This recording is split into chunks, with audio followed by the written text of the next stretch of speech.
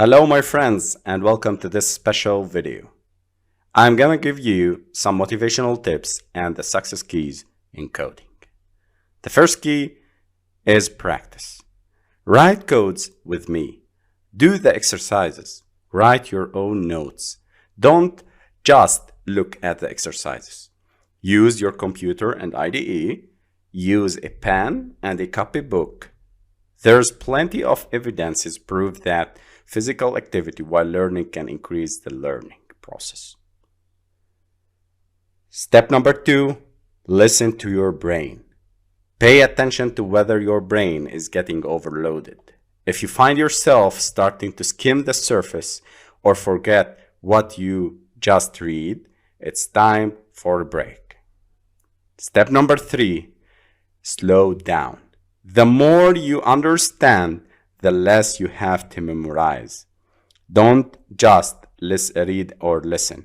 Stop and think. Step number 4, write a lot of codes.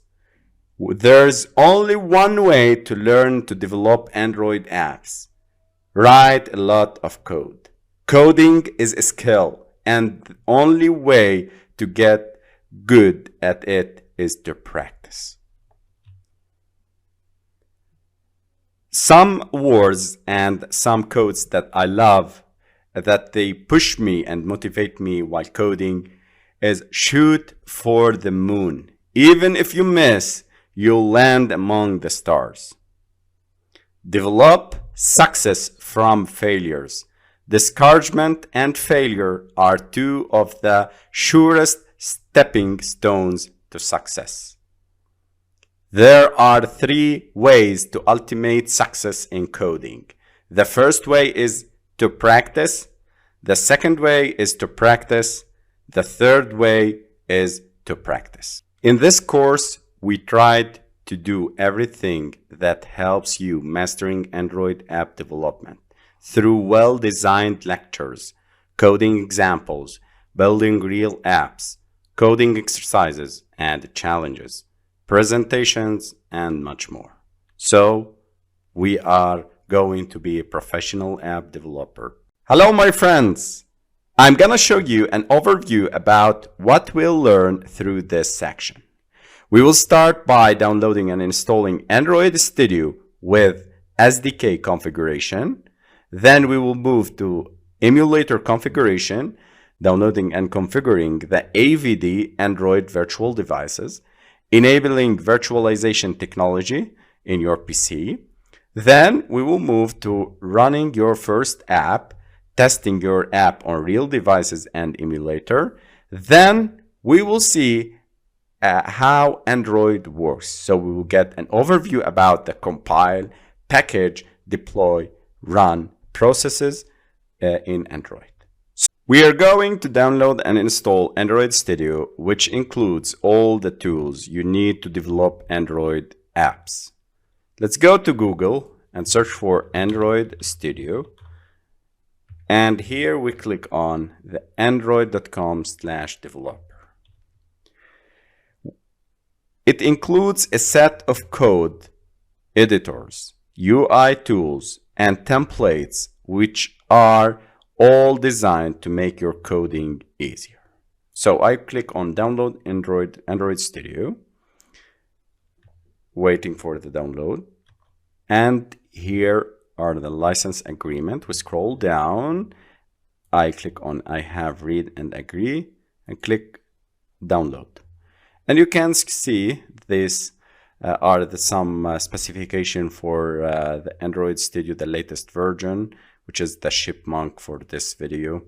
And you can see these are the previous and for other platform, if you want to download for Windows, Mac 64, ARM, Linux, Chrome OS. So you can click on these to download it on other platforms.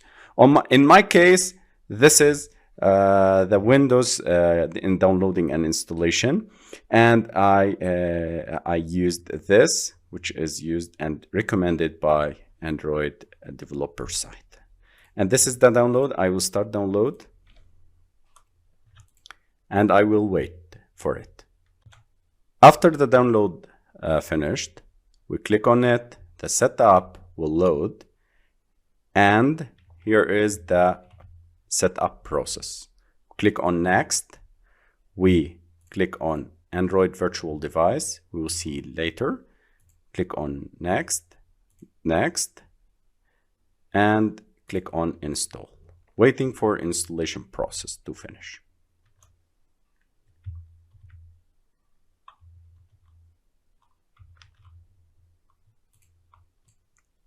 After that, we click on next and start Android Studio.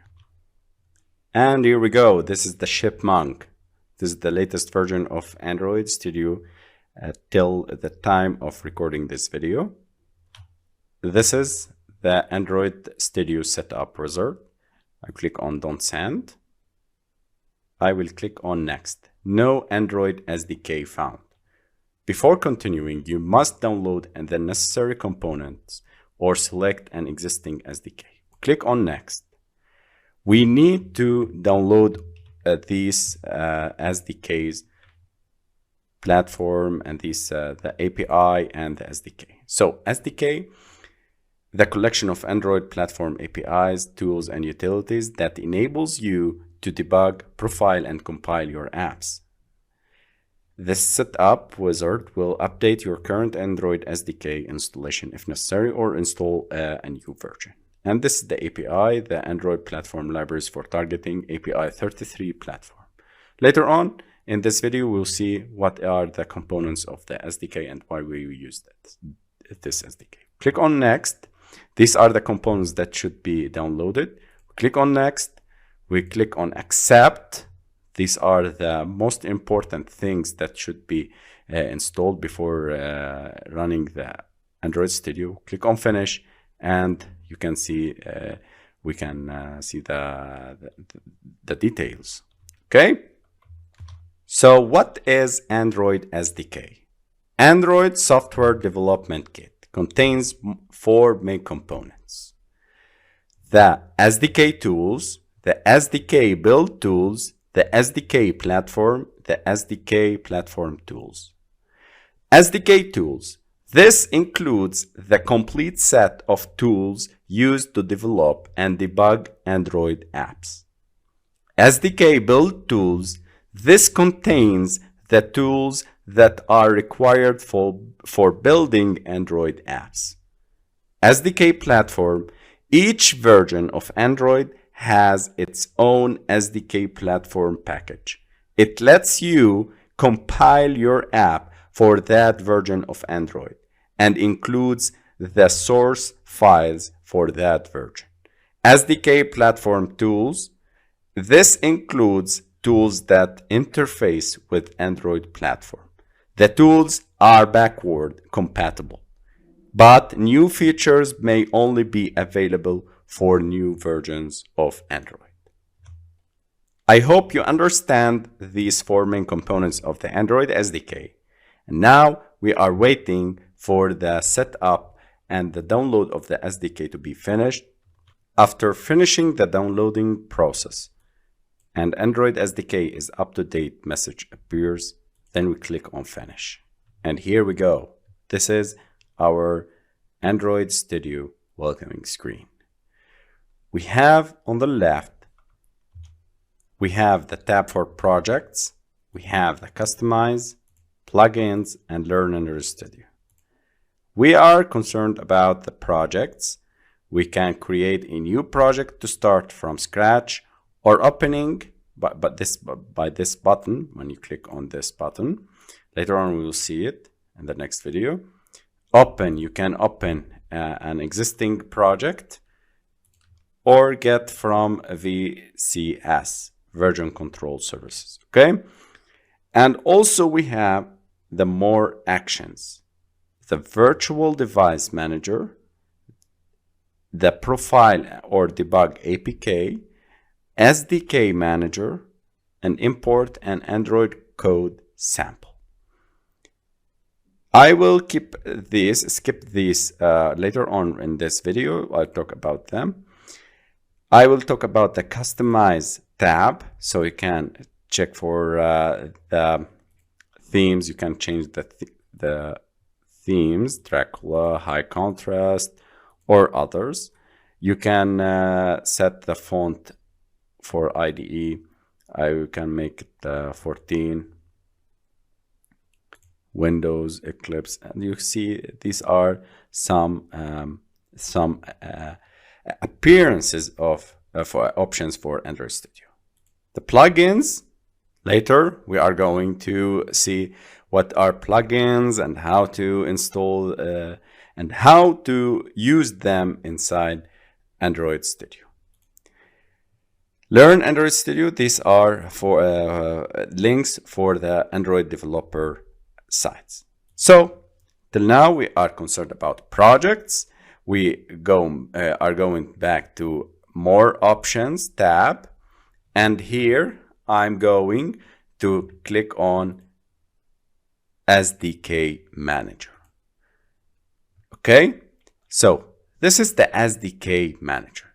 We have lectured before about it, and we have learned what are the components of the SDK. Here we have the Android platform installed, 33. I don't prefer to download the latest unstable versions. I always download the latest stable versions of the SDK. So these are by default. We have installed it in this video. The SDK tools, these are the build tools. I prefer using the latest versions, in this case, the SDK build tools. It's installed. And if we scroll down, you can choose other options. And here we have the Android emulator installed, and Android SDK platform tools are installed.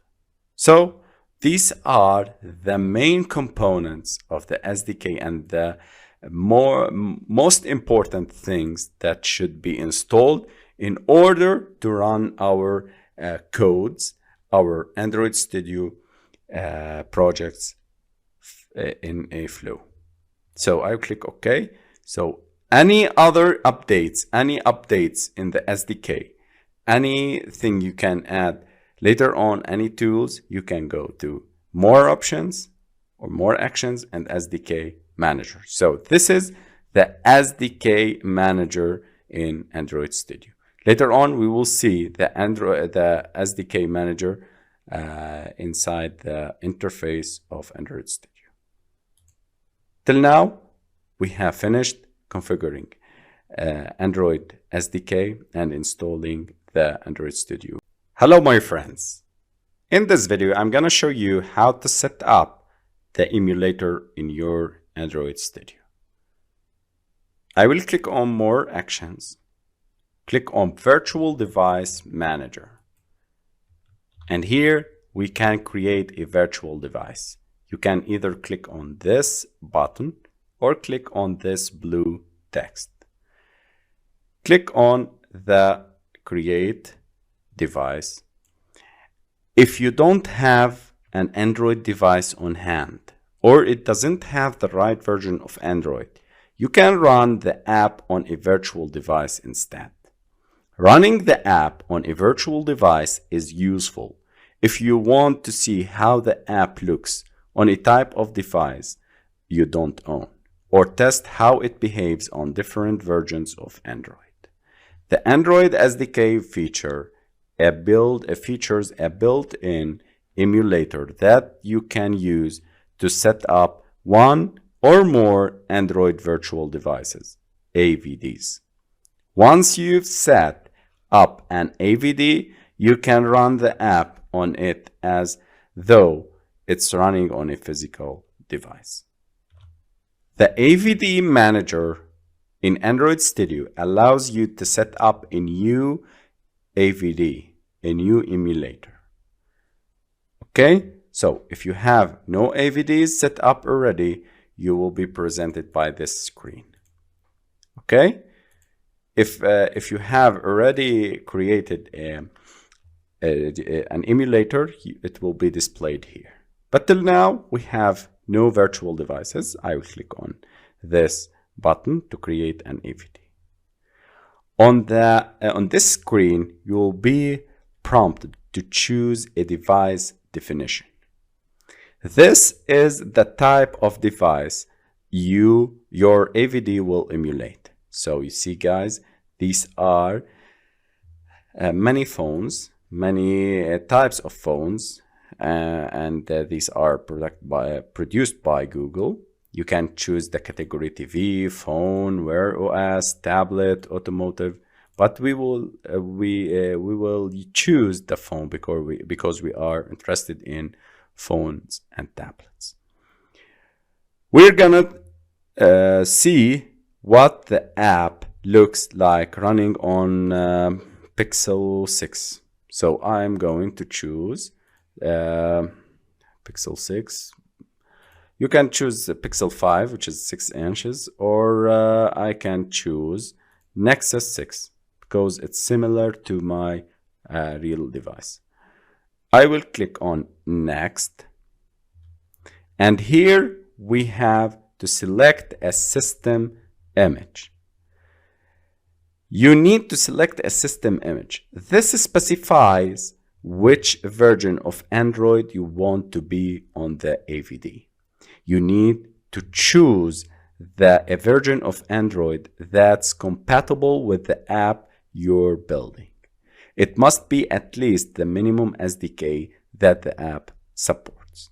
But till now, I prefer using the latest versions of Android. So I will click on Android here. Okay. I will click on this and accept the license agreement. After the download and install processes finished, click on Finish. And here we are, wait for refreshing. And then we select this. And we are good. So we downloaded the API or the system image. Now we click on Next. Here we need to verify the configurations. In this screen, you'll be asked to verify the configuration. This screen summarizes the options you choose over the last few screens and gives you the option of changing them and accepting the options and clicking on Finish button. You can name your AVD name your device whatever you want. You can change the density pixels, the Nexus 6, which is the device. You can change the Android system image. Also, you can see and set up the startup orientation, portrait or landscape. Set the initial orientation of the device during the AVD emulation. You can also rotate the device screen. Later on, we'll see it. Also, the emulated performance, automatic hardware. We prefer automatic. Also, you can show advanced options, and here I prefer not to edit them. Okay, so we will name it as Nexus 6 API 33. Click on Finish, and congratulations, you have created the first emulator. And now we can run, edit, and see some options like duplicate, wipe data, cold boot now, show on disk, view details, and delete. Later on, we will change some settings for this device, but now we are clear to run it. So I will launch the emulator, and this is the screen waiting for booting. One of the questions that may be encountered or wondering, do I need to create a new AVD each time I create a new app? No. Once you've created the AVD, you can use it to run any app that can run that version of Android. Okay, and here we go. Congratulations, guys. We have created our very first emulator. Hello, my friends. In this video, I'm gonna create the first Kotlin application. So open Android Studio. The Android Studio welcome screen gives you a number of options. We want to create a new project, so make sure that the project option is selected, then click on Next Project. You need next to specify the type of Android Studio project you want to create. We're going to create an app with an empty activity that runs on phone and tablet. So make sure you select phone and tablet and choose the empty activity option. Later on, we will talk about all of these activities through the course, so don't worry. Till now, you are good with selecting the empty activity. Okay, click on Next. Here we have some options and labels we need to fill them. This is the name of the application. Okay, so you need to specify your name of application. I will name it as Hello Kotlin. This is the package name. You can make it whatever you want. Com, I will name it as com.mastercoding.hello-kotlin. Save location, this is all the project's file will be saved here in this path. The language, select Kotlin. We are using Kotlin. And here the minimum SDK, keep it as API 21. The minimum SDK is the lowest version the app will support. The app will run on devices with this level API or higher. It won't run on devices with a lower API. Then, when you are done, click on Finish. And this is Android Studio. Please wait for configuring the files and creating and syncing the project files. So once you create a new project, it takes Android Studio a minute or so to create the project. During this time, it does the following. It configures the project to your specifications. Android Studio look at the minimum SDK you want the app to support and includes all the fields or folders needed for the basic valid application. It also set up the package structure and the names of the app.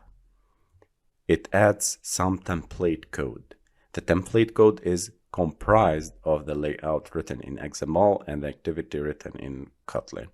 You will find out more in the next video, so don't worry, just wait for Gradle to finish and these these working bars and processes will finish soon.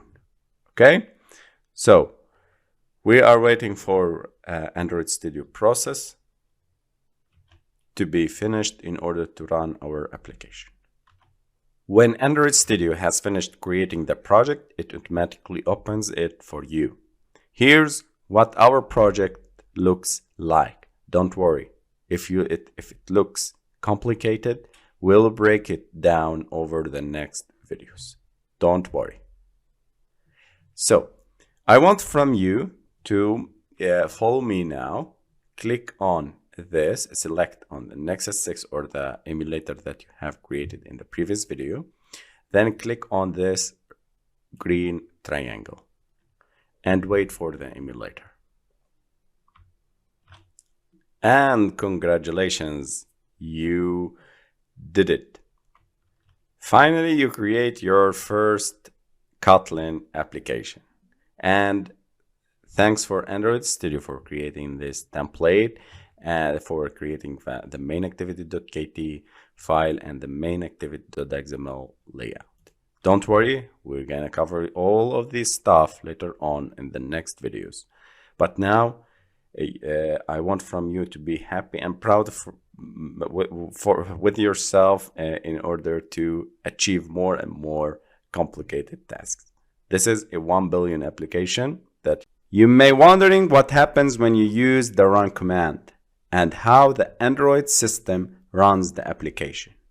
In this video, I'm gonna show you what are the steps that Android Studio use and follows in order to create an APK file, and that will be installed on the real device or the emulator and other devices. So let's see what happens when you use the run command. First step, it would be compiled. So the Java or Kotlin source files get compiled to Byte codes. Then APK creation, which is an Android application package or APK file, gets created. The APK file includes the compiled Kotlin files or Java files, along with any libraries and resources needed by the app. Resources means strings, drawables, images, videos, and others. Libraries, we'll see the external libraries, for example, the Glide library, which is used for displaying images faster, the Retrofit library, fetching data from internet and from the API. So we will use many libraries in building our projects later on. Till now, I want from you to understand that the first step is compile. The Kotlin Java source code will be compiled to bytecode. Then we create an APK file from the libraries, resources, and the bytecode. We mix them, and then the Android Studio will install the APK. If the device is virtual, Android Studio launches the emulator and waits until the AVD is active before installing the APK. If the device is physical, it just installs the APK. Then it will start the device with the main activity. So the last step is starting the device. The app is displayed on the device screen and it's all ready for you to play with. So these are the steps that Android Studio follows when you hit the run command. Let's see what happens when you run the application. So the emulator or the physical device get installed the APK or the application. Now what happens? Installing the app. Android Studio installs the app on the device. If the device is virtual, it waits for the emulator to start before installing the app. Then we start the main activity. Android starts the app's main activity. It uses the code in main activity.kt, which is for Kotlin, or the main activity.java, which is for Java version, if you are coding in Java or Kotlin, which Android Studio automatically included in the project to create a main activity object. Later on, we will see how to define the main activity, the launching activity in the manifest. So don't worry. Specifying the layout.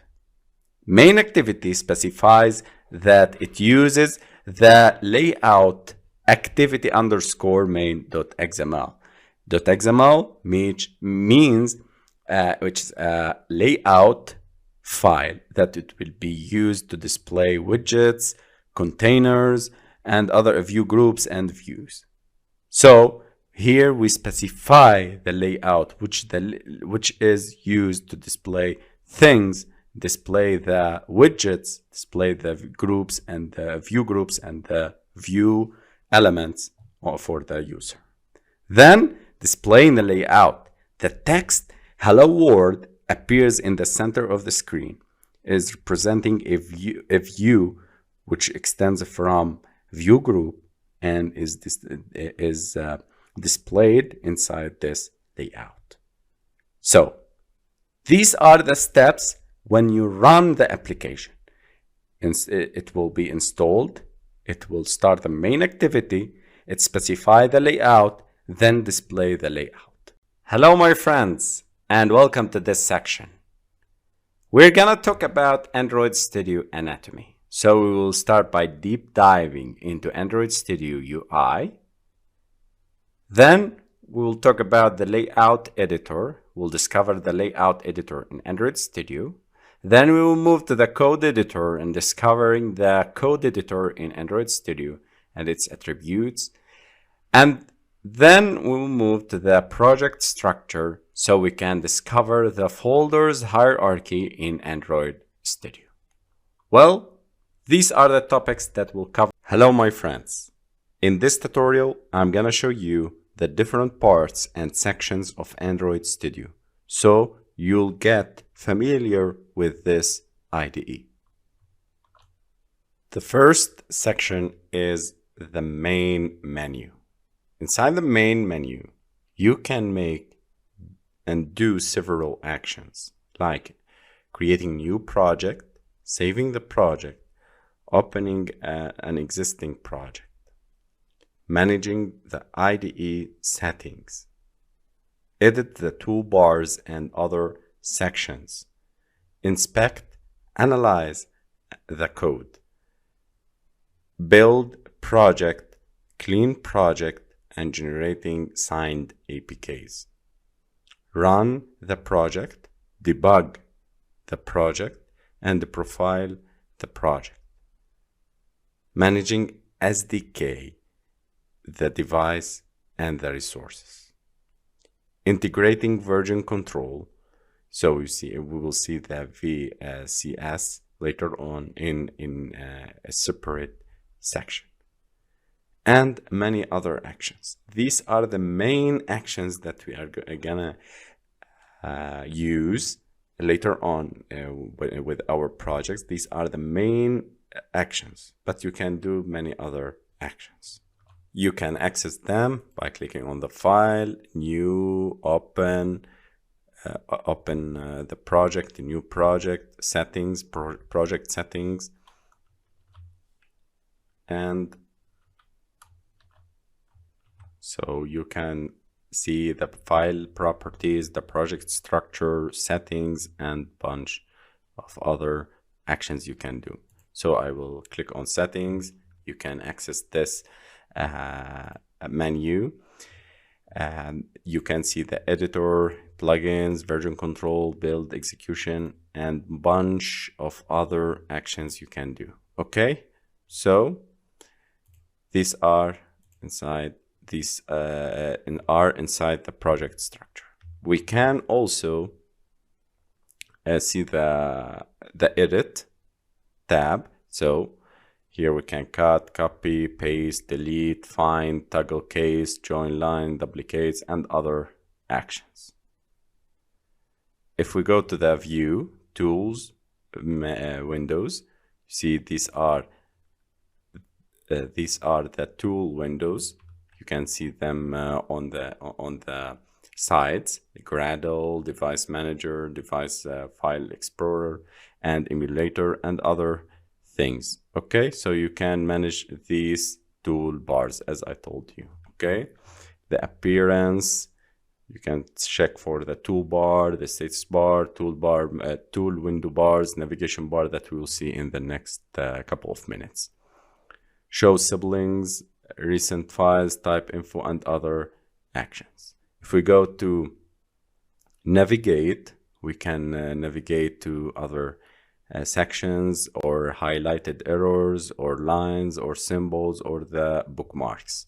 The code, we can check for the overriding methods. You can implement them, implement the methods of interface, or inheritance, or other things that we are going to see later on, and bunch of other actions. Refactoring, build the project.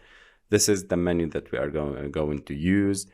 Make the project, analyze APK, generate signed APK or signed bundle, and clean the project. Run. We are going to run the project from here, debug, profile, and others. The tools, you can see the SDK manager here, the device manager here, the Kotlin, Groovy console, XML action, task and context, integrating Firebase. You can see we can integrate Firebase, the online database, the app links assistant, and other resource managers, and other bunch of useful things. The VCS, enable version control integration, and other integration on GitHub and other resources. Later on, we have a new section about it and a standalone section, the window and the help. Okay, these are the main actions inside Android Studio you can do. Let's move to another section. The navigation bar helps you navigate through your project and open files for editing. It provides a more compact view of the structure visible in the project window. The toolbar lets you carry out a wide range of actions, including running your app and launching Android tools. It contains shortcuts for the main menu actions. Think about it as the most useful shortcuts from the main menu.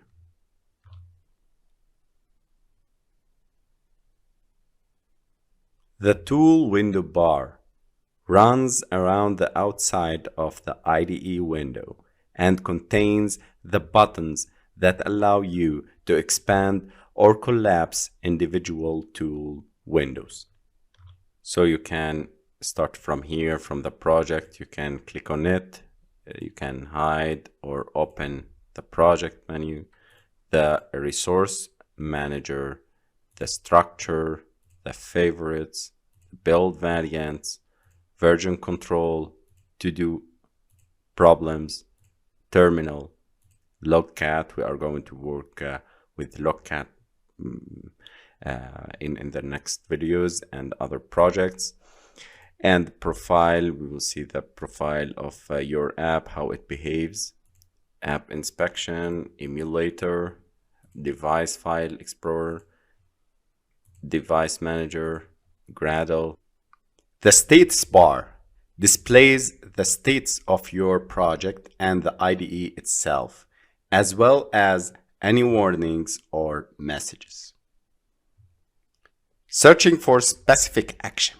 At any time, you can search across your source code, databases, actions, elements of the user interface, and so on by double pressing the Shift key or clicking the magnifying glass in the upper right hand corner of Android Studio window.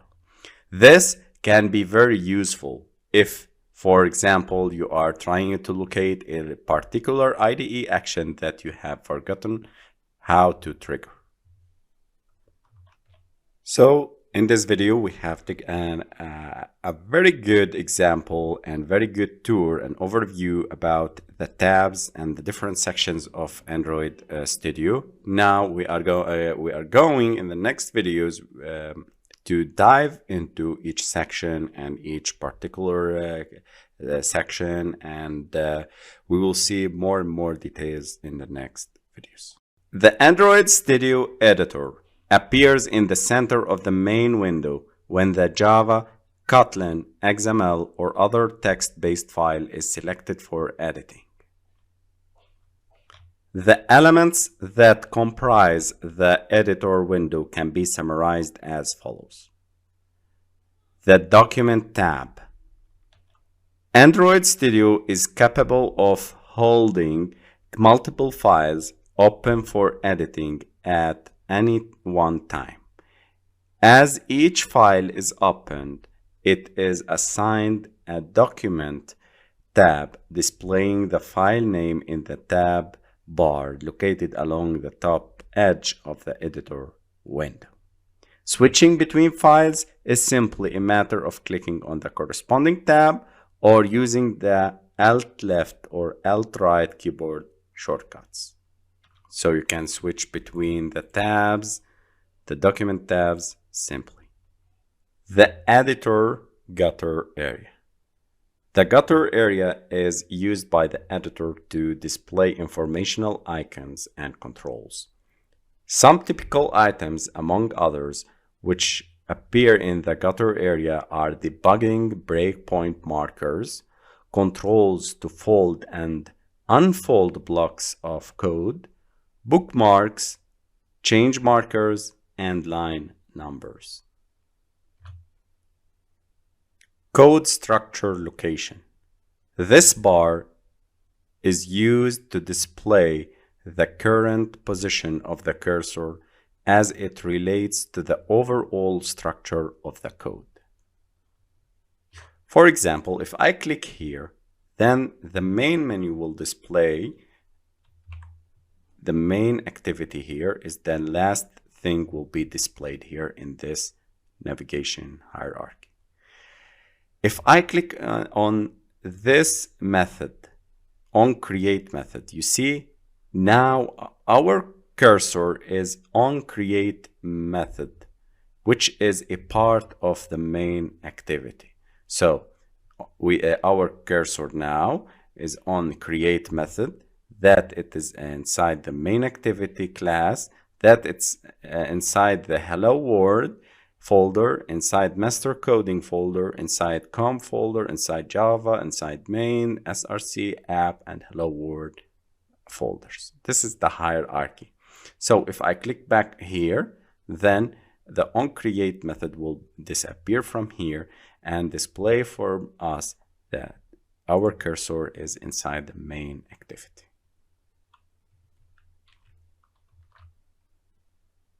The editor area. This is the main area where the code is displayed, entered, and edited by the user. The validation and marker sidebar. Android Studio incorporates a feature referred to as on-the-fly code analysis. What this essentially means is that as you are typing the code, the editor is analyzing the code to check for warnings and syntax error.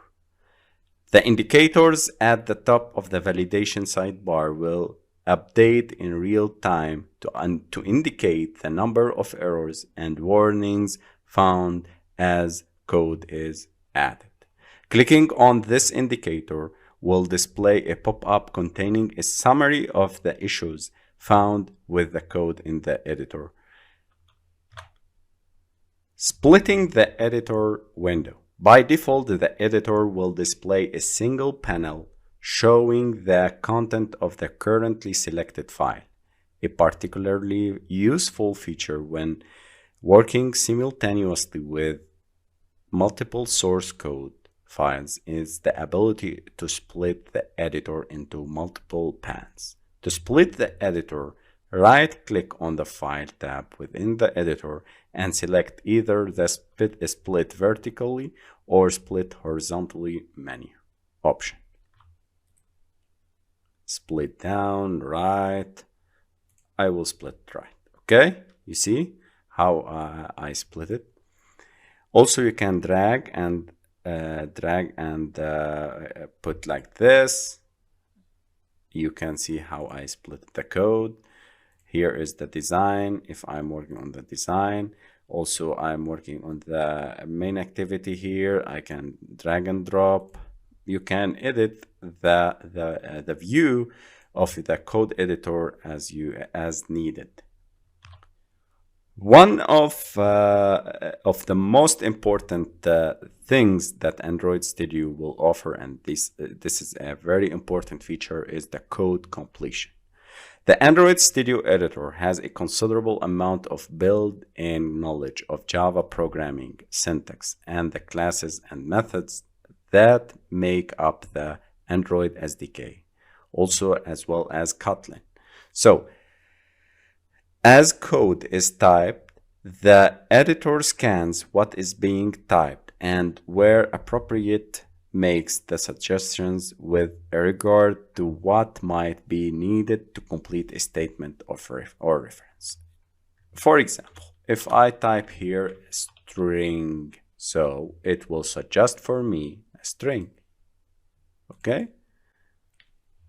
If I type an int, these are the basic variables in Java. You can put alt, control and space in order to get this menu. Okay.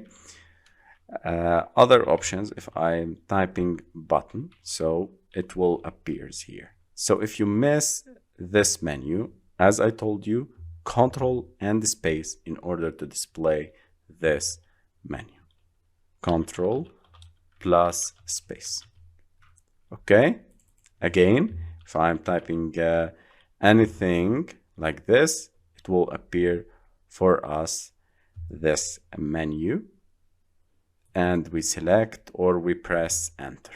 Okay, I will repeat it. Text, I press enter, so it will insert the text view and complete it.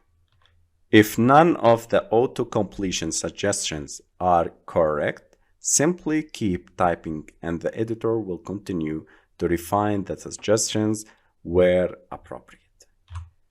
Other features for Android Studio is the code generation. In addition to completing code as it is typed, the editor can, under certain conditions, also generate the code for you. The list of available code generation options can be accessed using the Alt insert in Windows or Command and N on Mac OS. Keyboard shortcut when the cursor is at the location in the file where the code is to be generated. For example, if I need to generate the code, I will generate it here, Alt plus insert, and you can select a bunch of code generators for you. Later on, we will see the constructor to string, overriding methods, implementing methods, getters, setters, and bunch of other generated code generator features inside and options inside Android Studio Editor. So for testing, I will use the override methods. I will select here onStop method. I will select it, and here the code will be generated directly for you. Okay, despite you will go and type protected void onStop super.onStop, it will generate it for you. Okay, so this is for the code generation. I will put here code completion. This is used by control and space, and code generation is done by window plus insert. Other feature in Android Studio Editor is code folding. Once a source code file reaches a certain size, even the most carefully formatted and well-organized code can become overwhelming and difficult to navigate. Android Studio takes the view that it is not always necessary to have the content of every code block visible to at all the time. So, if I need to fold this code, I will click on this, and the onCreate method will be folded. If I need to unfold, I will click on this plus sign. So here it will tell us, it tells us that this method is from here to here and can be folded like this way. So you see, guys, this is this method is from here to here. So this curly braces indicates the beginning of the method, and this curly braces indicate the end of the method. So if I need to fold this method, I need to click on this minus sign. If I need to unfold the method, I will click on plus sign. Hello, my friends. In this video, I'm going to talk about the layout editor in Android Studio. When you create a new project, Android Studio will create by default two files, main activity.java or .kt if you are working with Kotlin, and activity_main.xml. If we click on this document, activity_main, we will find this layout editor. So this is the layout editor. With Android Studio Layout Editor, we can build layouts by dragging components onto the screen instead of writing the layout XML by hand. Don't worry, you can still switch view and edit XML with Text Editor. Layout Editor is one of the companions in Android Studio that will follow us through the whole journey of app design. For a beginner, this is one of the places where to start building apps. In Layout Editor, you can design screens and add components that you will use later in the code. So we have to get used to it to start building our apps. With Android Studio Layout Editor, you can add components to the layout using drag and drop, add and change all attributes, properties for components, view and edit constraints for layouts, prepare a responsive design with preview, edit XML code for layout. Let's start diving into the layout editor components and sections. We will first start with the palette, which provides a list of components and layouts that you can drag into your layout in the editor. Here you find buttons, text views, spinners, image views, recycler view, image view, scroll view, layouts, widgets, and other containers, and etc. And we will go through these components later through this course. The component tree shows the view hierarchy for your layout. Click any item or click an item here to see it selected in the editor.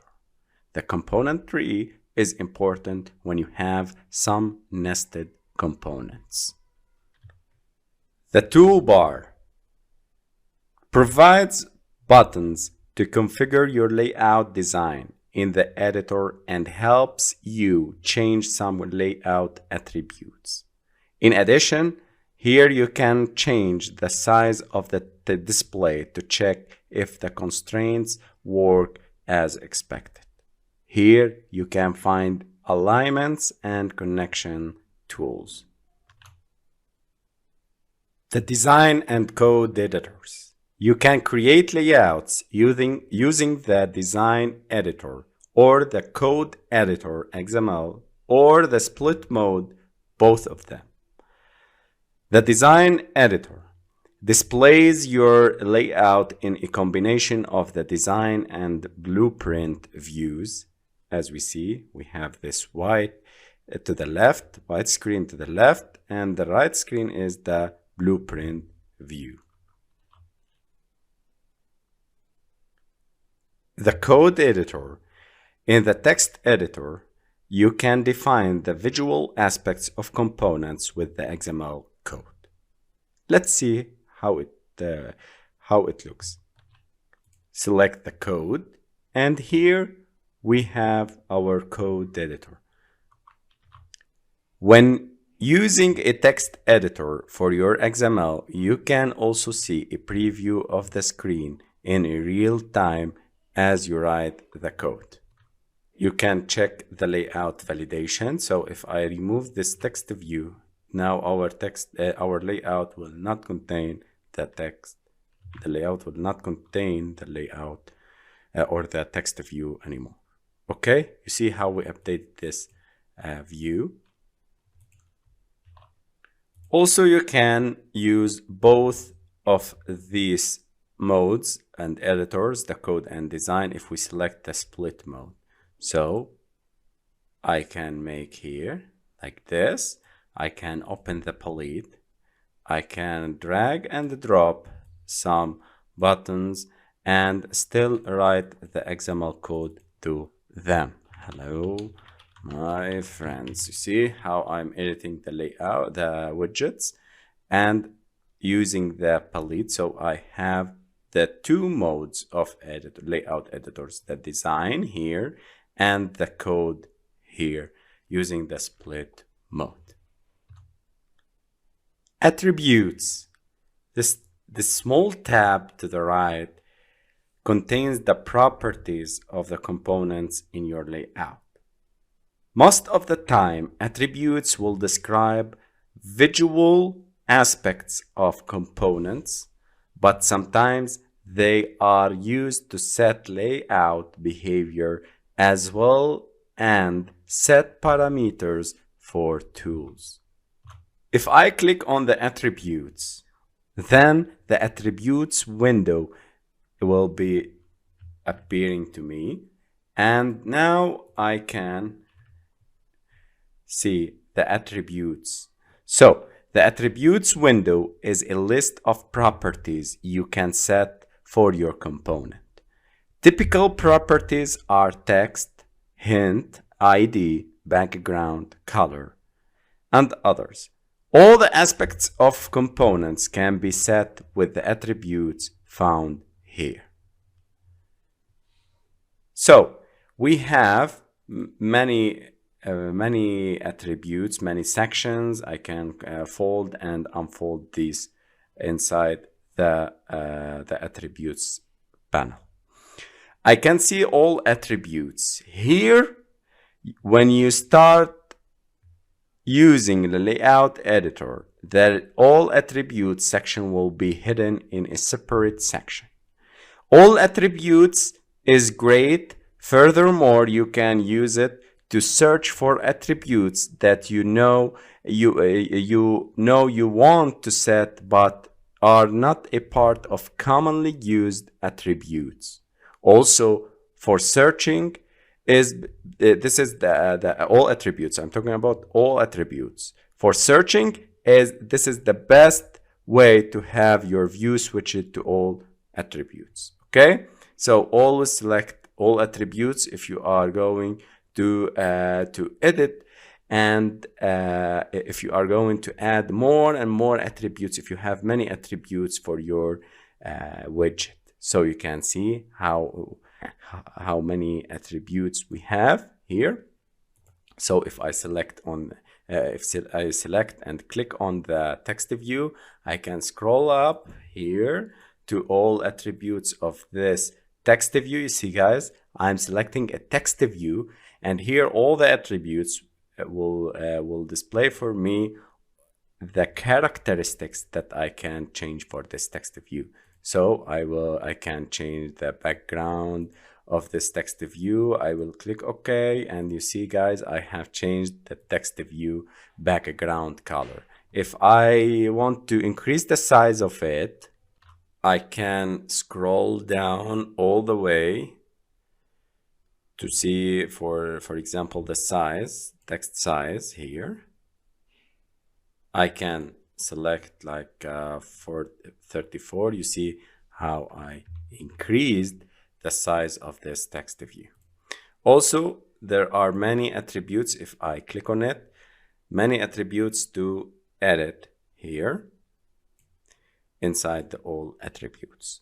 So when using all attributes, here is it will display for you all the attributes, all the characteristics available to edit for this widget. We have another one is called declared attributes. So the declared attributes is a section which lists attributes specified in the layout file. When you add a value to a new attribute for a component on the layout, this attribute will become a part of this list. In addition, this means that it will be quicker to find all the used attributes.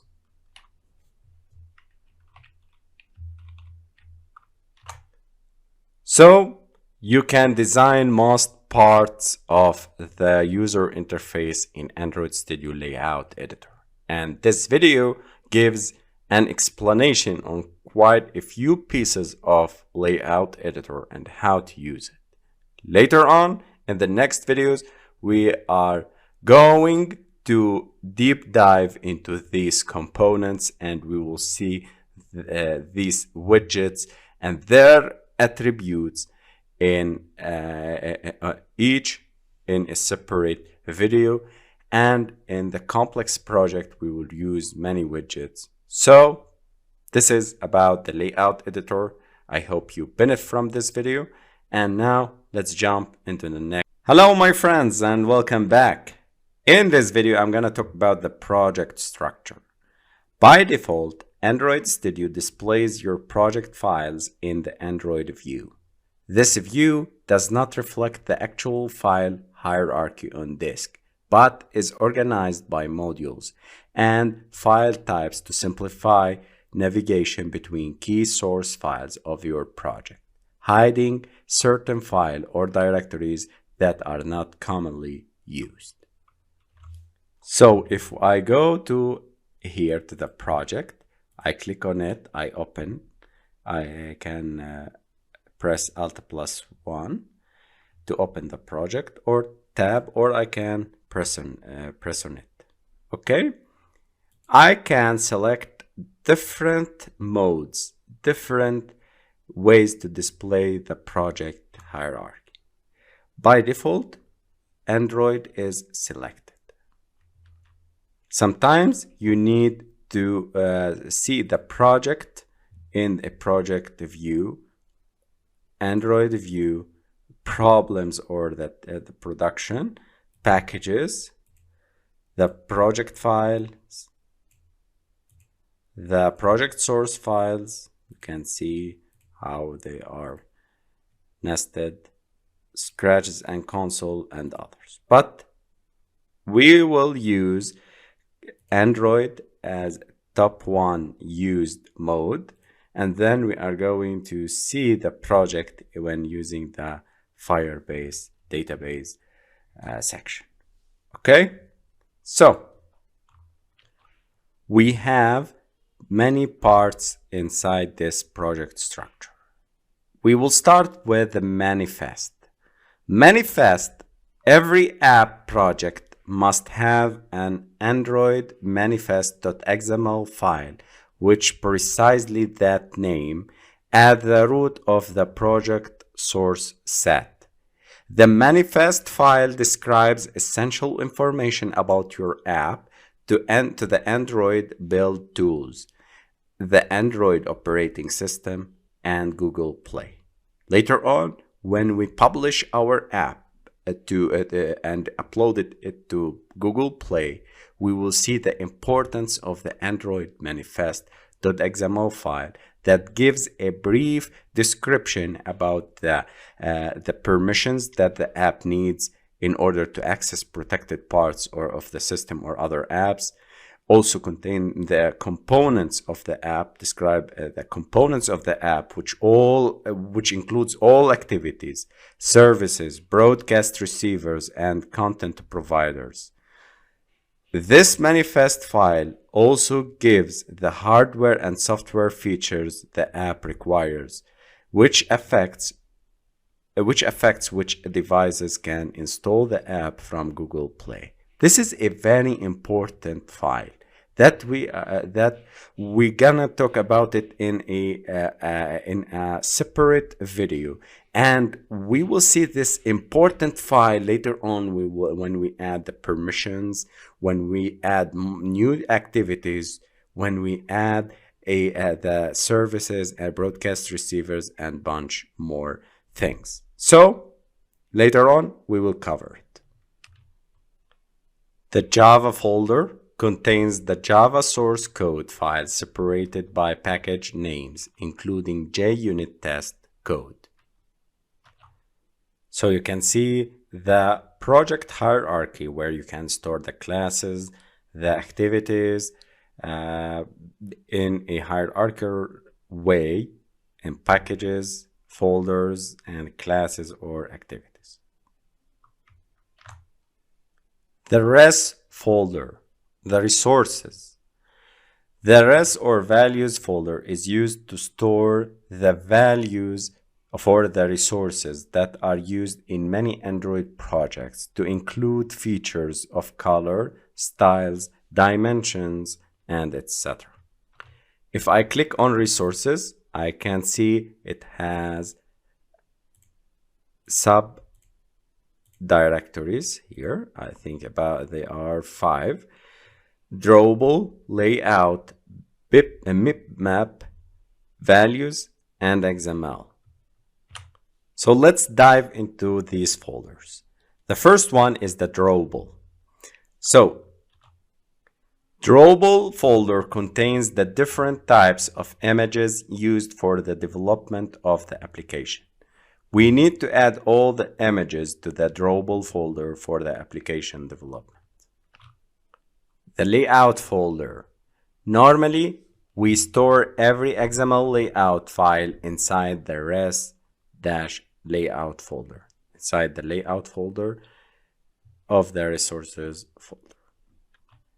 The map folder. The map folders are for placing your app launcher icons, which are shown on the home screen in only. So this folder is used for the icon, for displaying and creating the icon for your app. Any other drawable assets you use should be placed in the relevant drawable folders as before. So there are two different concepts you should know. Map folder is for displaying the and placing your app launcher icons, the icons for your app, for the launcher icon for your app. And the drawable folder should contains all the other assets. Okay, all images except the icon of the of your app. So the icon of the app should be stored inside the map folder, and all the other assets from videos, video images and other assets should be stored inside the drawable. And by the way, if you have videos, you can create a new assets folder.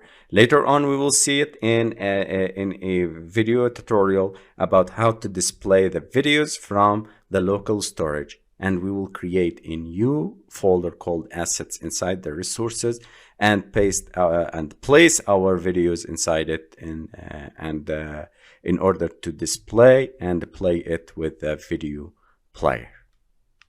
If we move down, we will see the values folder that contains the colors.xml, strings.xml, and themes. Okay, so let's start with the colors.xml. Colors.xml is an XML file which is used to store the colors for the resources. An Android project contains 3 essential colors, namely color primary dark, and color accent. If we continue down to the strings.xml, we find this amazing and very important file, because it's one of the most important as well as widely used values file is the string.xml due to its applicability in the Android project. Basic function of this XML, strings.xml file, is to define the strings in one file so that it's easy to use same string in different positions in Android project. Plus, it makes the project looks less messy. Later on, we will see this strings.xml folder and file, and we will see how we can make a translation and localization of your app in different languages using this amazing file.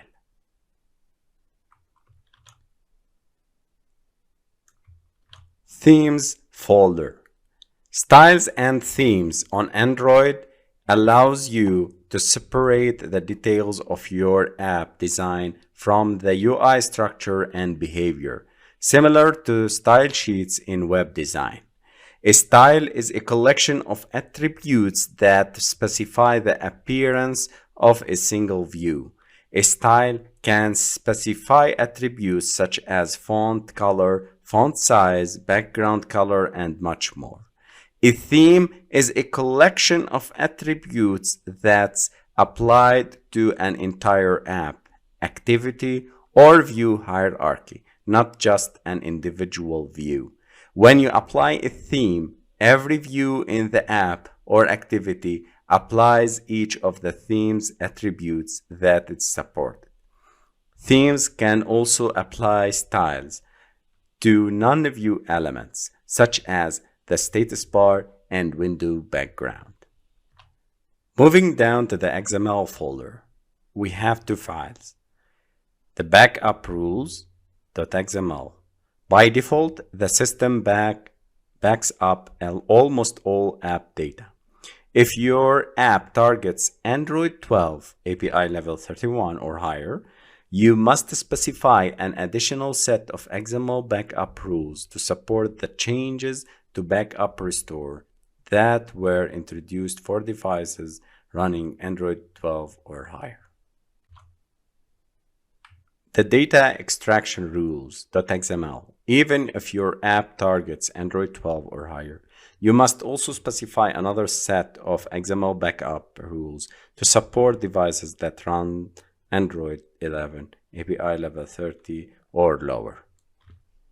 And the last folder is the Gradle. The Android build system compiles app resources and source code and packages them into APKs or Android app bundles that you can test, deploy, sign, and distribute. Android Studio uses Gradle, an advanced build toolkit, to automate and manage the build process while allowing you to define flexible custom build configurations. Each build configuration can define its own set of code and resources while reusing the parts common to all versions of your app. The Android build plugin for Gradle works with the build toolkit to provide processes and configurable settings that are specific to building and testing Android applications. Don't worry, we are going to use this Gradle folder in every custom or complex applications that uses the third-party libraries and other dependencies. So we're gonna dive into this folder later on. Hello, my friends. In this video, I'm gonna show you how to run Kotlin projects in Android Studio. Make sure you select projects from the welcome screen of Android Studio.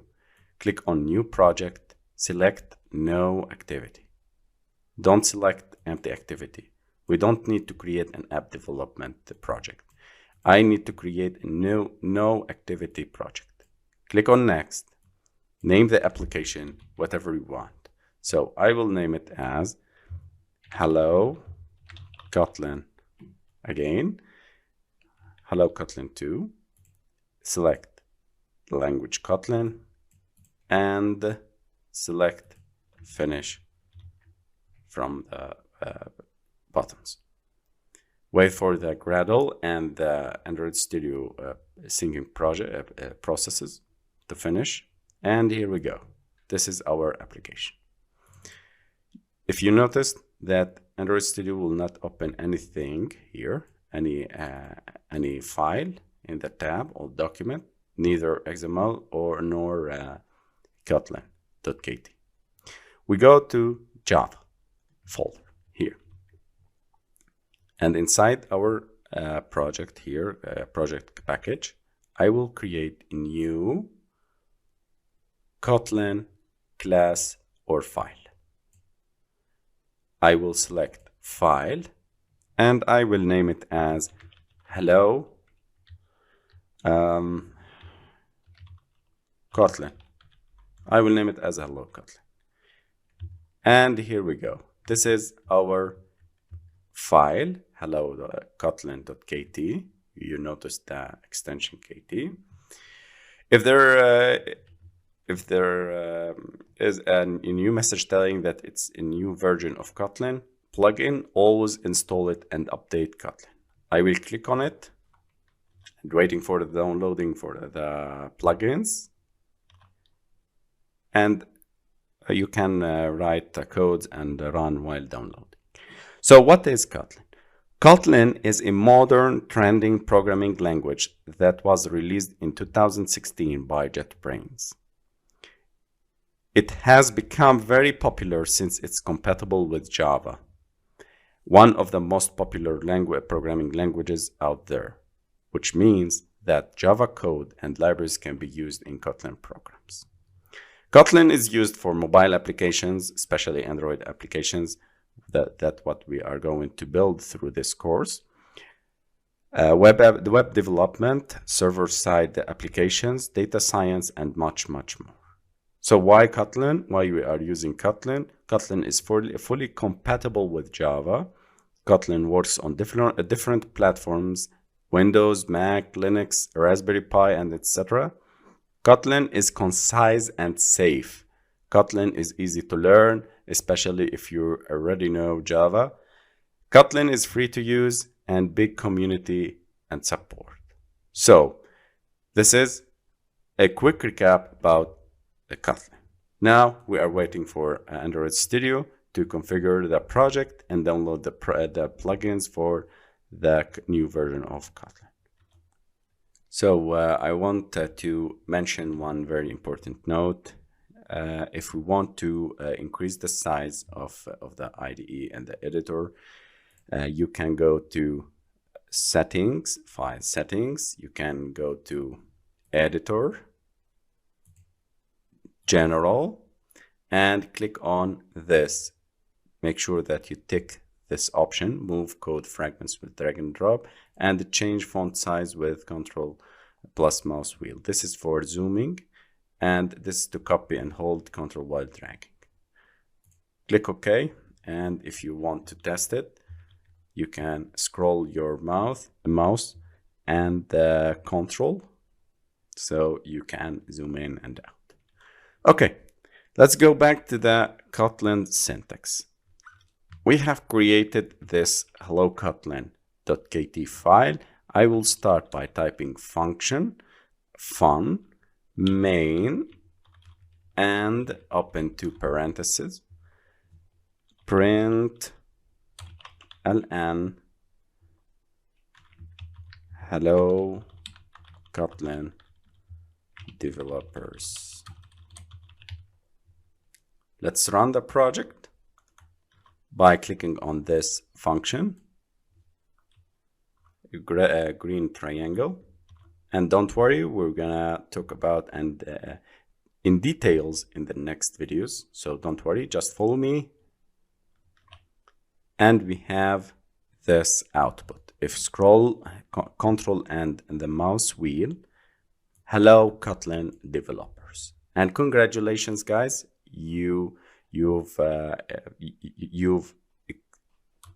succeeded in creating this very first Kotlin project in Android Studio. So this is how we run Kotlin projects in Android Studio. I want from you now to get your copybook and start writing the notes that I will mention in the next videos. So congratulations. let's start diving into the syntax and into the Kotlin. In this video, we're gonna talk about Kotlin syntax. In the previous video, we created a Kotlin file called hello-kotlin.kt, and we used the following code to print hello Kotlin developers to the screen. Let's dive into the syntax of this code. Let's start by the function. The fun keyword, we use this fun in orange color. The fun keyword is used to declare a function. A function is a block of code designed to perform a particular task. In this example, it declares the main function. So what is the main function? The main function is something you will use in every Kotlin program. This function is used to execute code. Any code inside the main function's curly brackets will be executed. Okay? This is a concept I want from you to understand it. The println method. For example, the println method or function is inside the main function, meaning that this will be executed. I told you that everything inside the main method will be executed. And the println is a line that it's found present inside the main method. Hello, my friends. In this video, I'm going to talk about Kotlin output or printing text in Kotlin. The println function is used to output values and print text in Kotlin.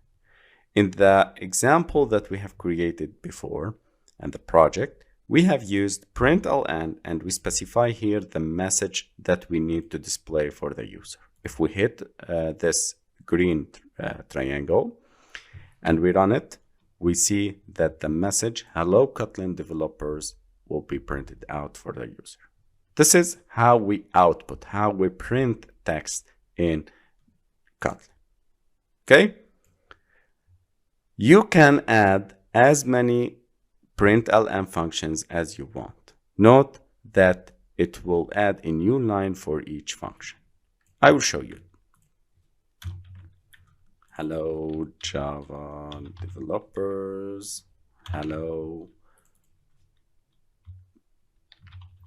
app developers, and so on. If we run the project, we see that these messages are printed out. You can also print numbers and perform mathematical calculations using the println. Okay, so I will remove this text.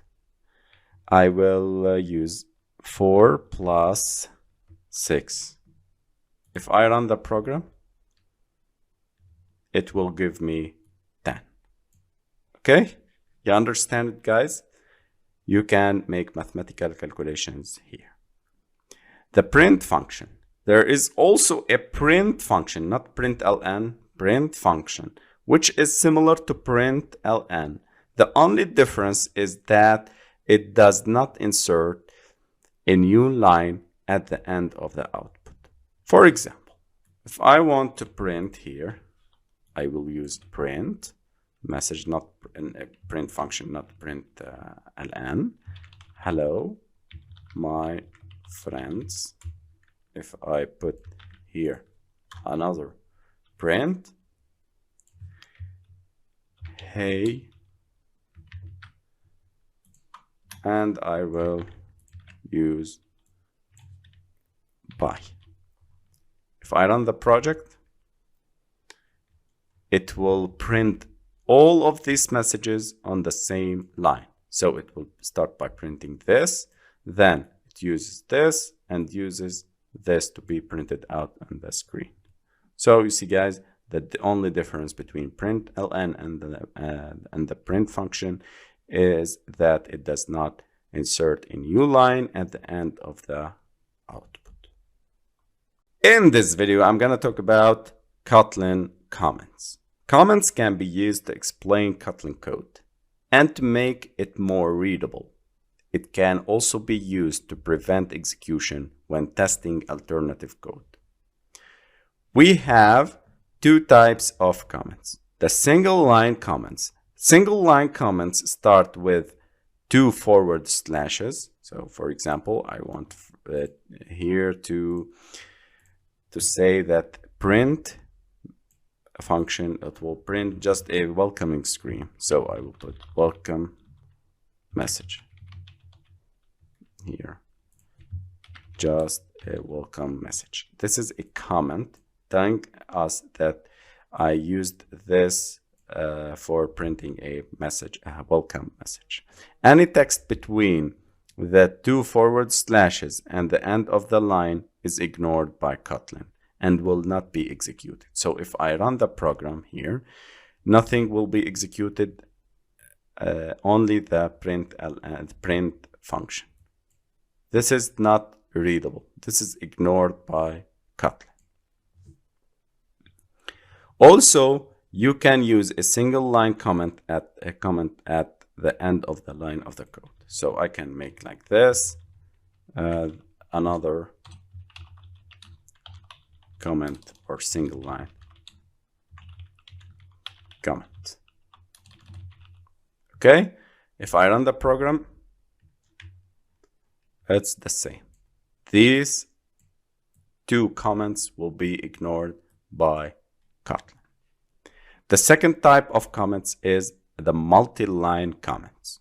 Multi-line comments start with the forward slash and the asterisk and ends with asterisk and forward slash.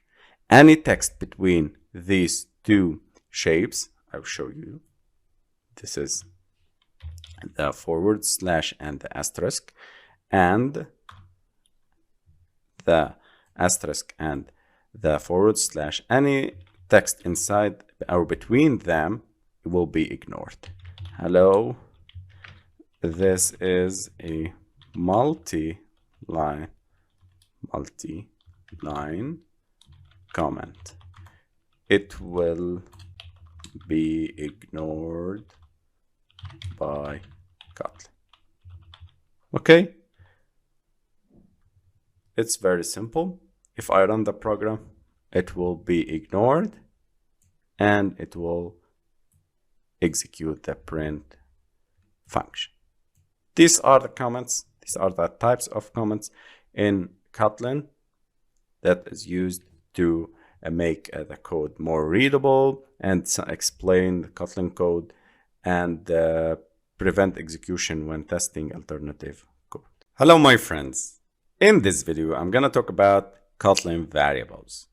Variables are containers for storing data values. To create a variable, use var or val keywords and assign a value to it with the equal sign. Let me show you. I will create a comment here for the variables. Var and the variable name equal to value. This is the general syntax of creating a variable var. For the val, variable name equal to the value. I want from you to open your copybook and start typing and writing these nodes because they are very important. Okay, guys, these are the general form of creating variables in Kotlin. I will start creating my first variable. So following this formula, I will create a var variable called name equal to John.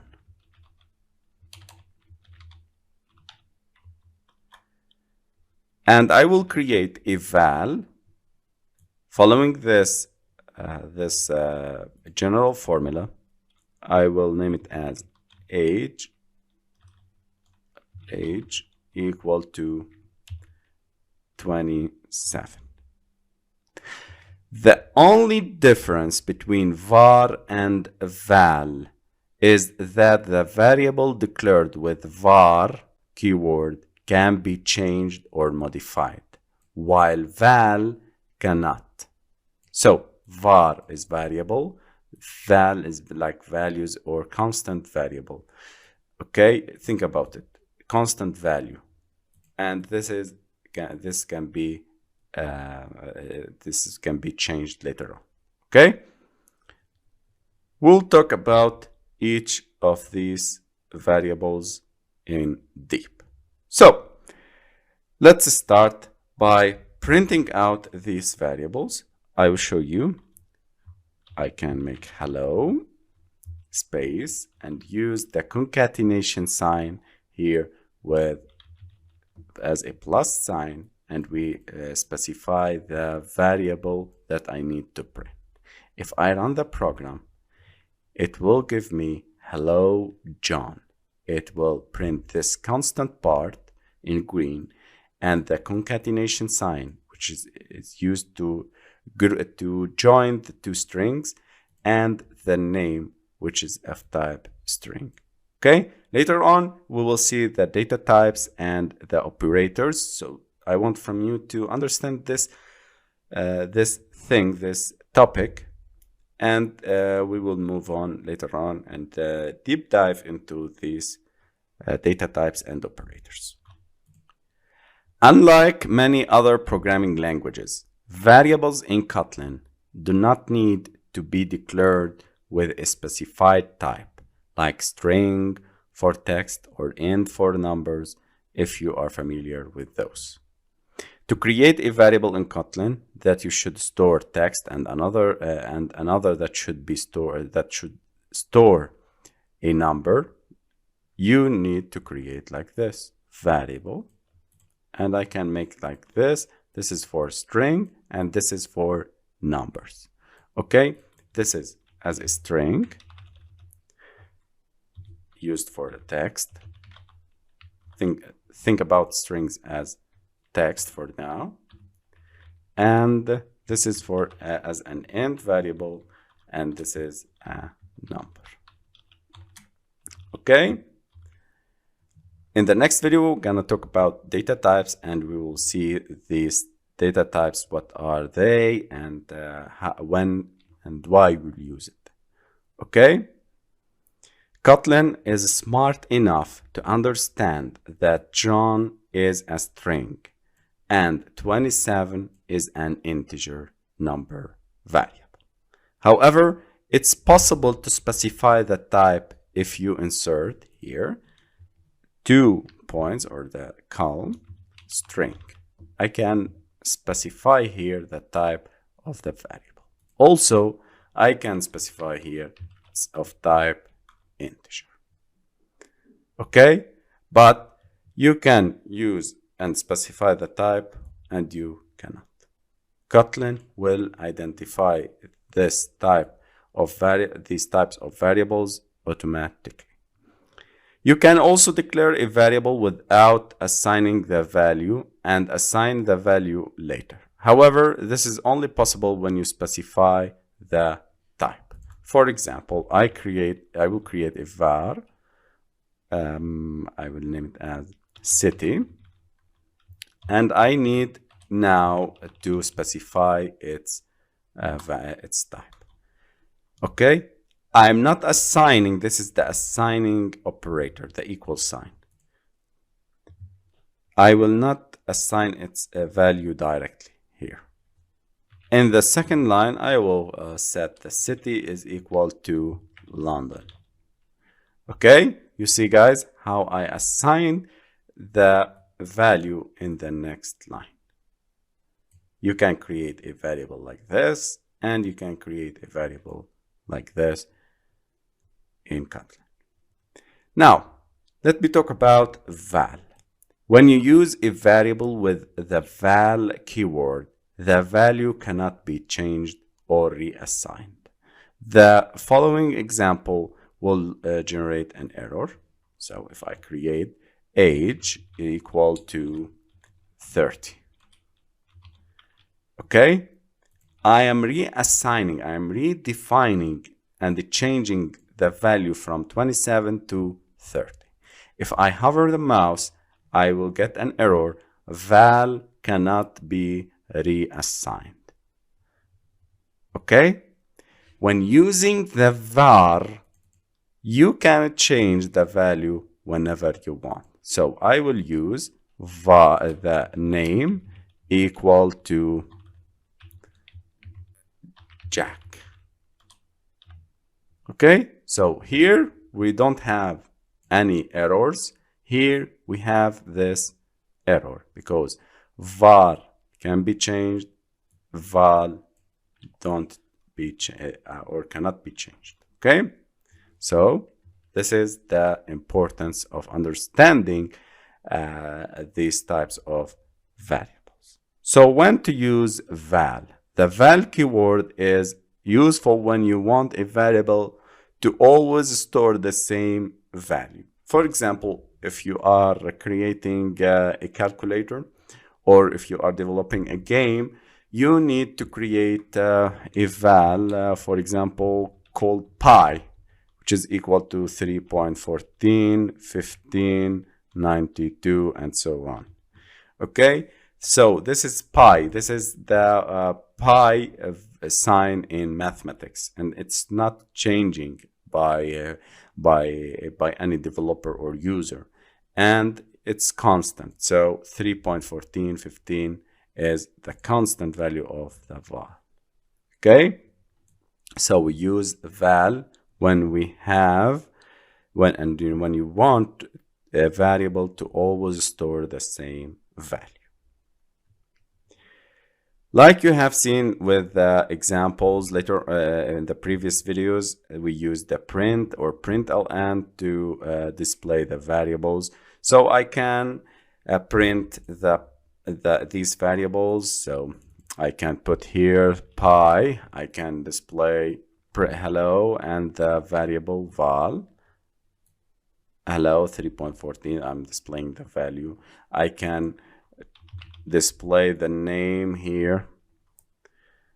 So hello Jack. So you see guys, name was John and then it becomes a Jack and we print it here. So you also use the plus sign character to add a variable to another variable. Okay, so for example, name2, I will create var name2 equal Smith. Okay, I can join these two variables. This is done by name plus name2. If I run the program, I can get that this is the variable name Jack and this is the second variable Smith is joined together with one word. And for the numeric values, the plus sign character works as a mathematical operator. I can add 4 plus 6, for example. I will get the result 10, and also I can add the variables. If I create here var x equal to 6 and var y equal to 10,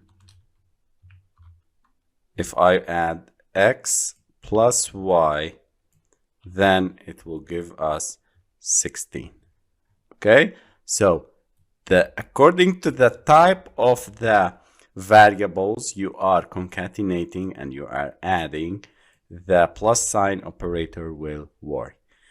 For strings, it will add the strings together by joining the strings in one string. And for variables, in numerical variables, it will make the operation, the addition operation. Okay?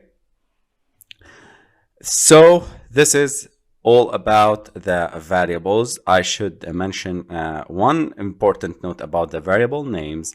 A variable can have a short name like X or Y, or more descriptive name, age, sum, total volume, and others. The general rule for Kotlin variables are names can contain letters, digits, underscores, and $sign. Names should start with a letter.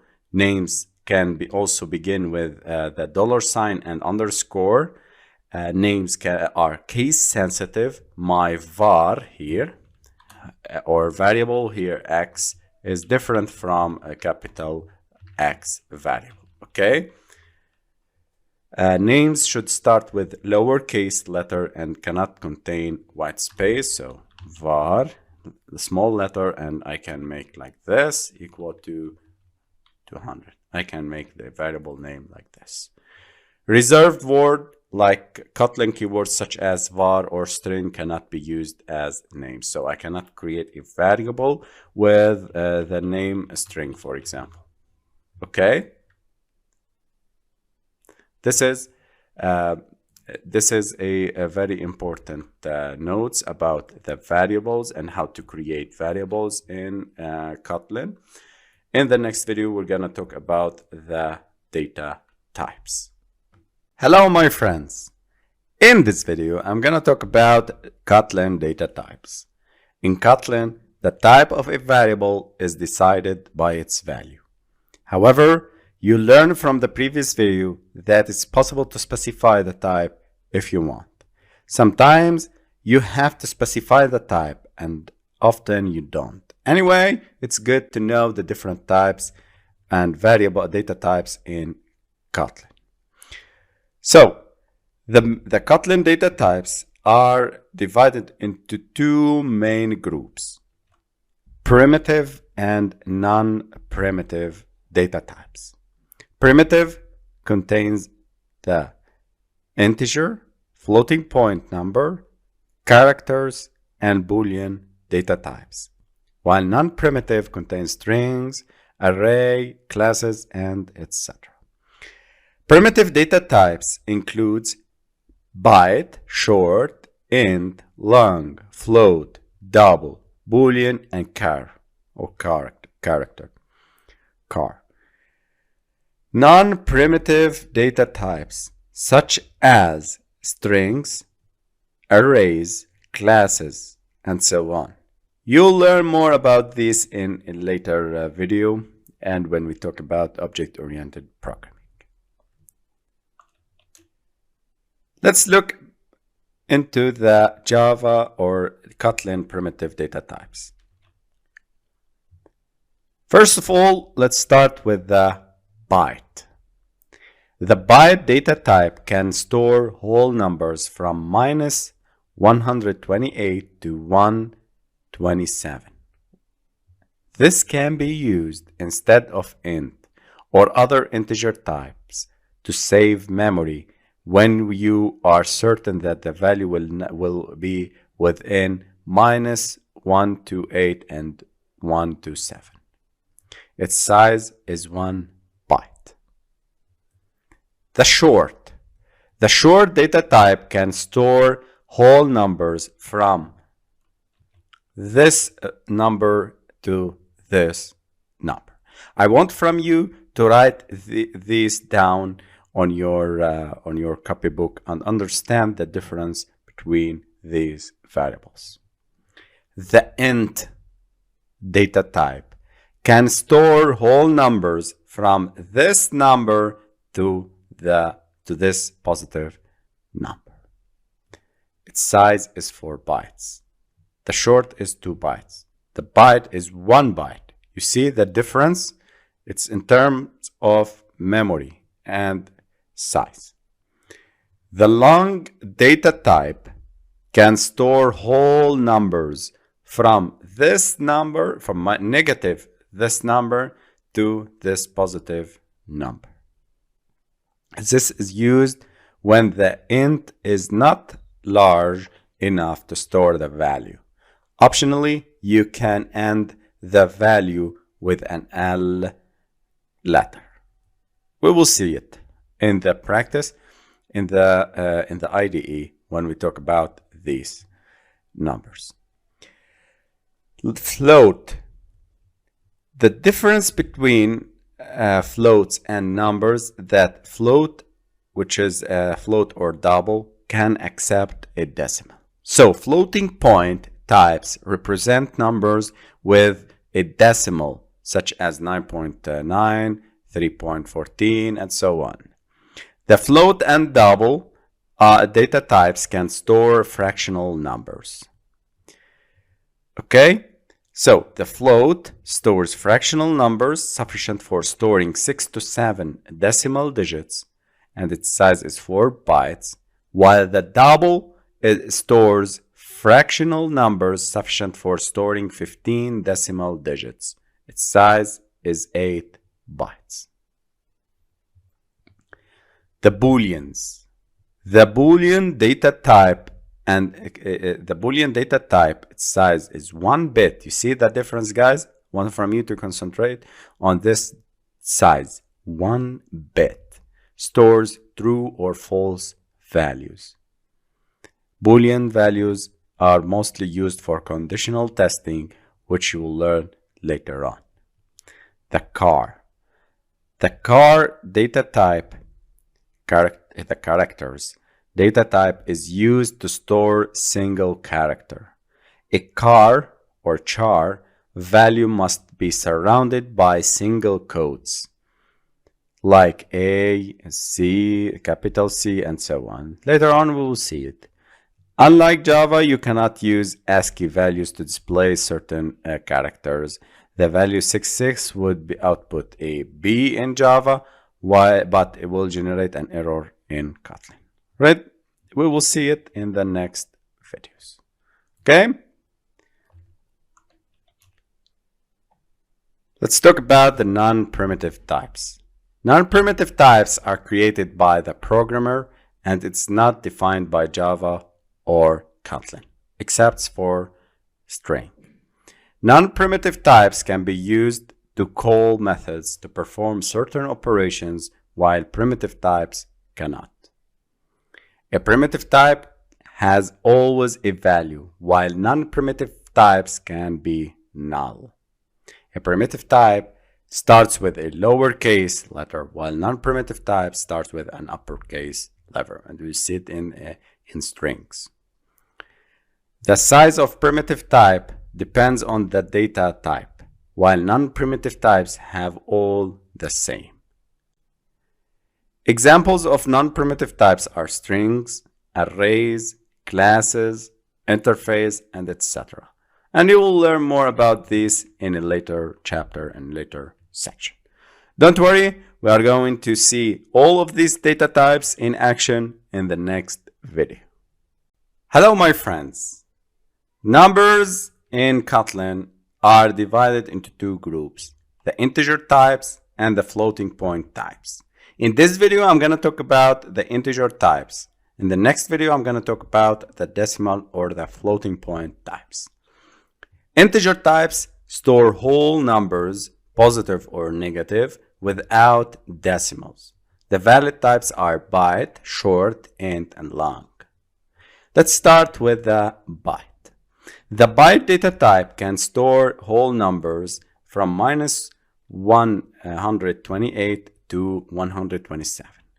This is used instead of integer or other integer types to save memory when you are certain that the value will be within this range. So in order to create the byte, let me make a comment here. The byte, its range is from -128 to 127. Starting by val or var, whatever you want. I will make it as B, and you can make here the data type byte equal to 100. I can print this variable by specifying it directly. If I run the program now, it will give me 100. So I printed the variable B of type byte. What happens if I exceeds the range, if I put 130? There is an error here telling me that the integer literal does not conform to the expected type byte. So it's out of the range. If I put 1 to 7, it will accept. 1 to 8 will refuse. Okay? This is about the byte. This is how we create the byte variable. Let's create the second type, which is the short. The short variable will be used to store whole numbers from this number to this number.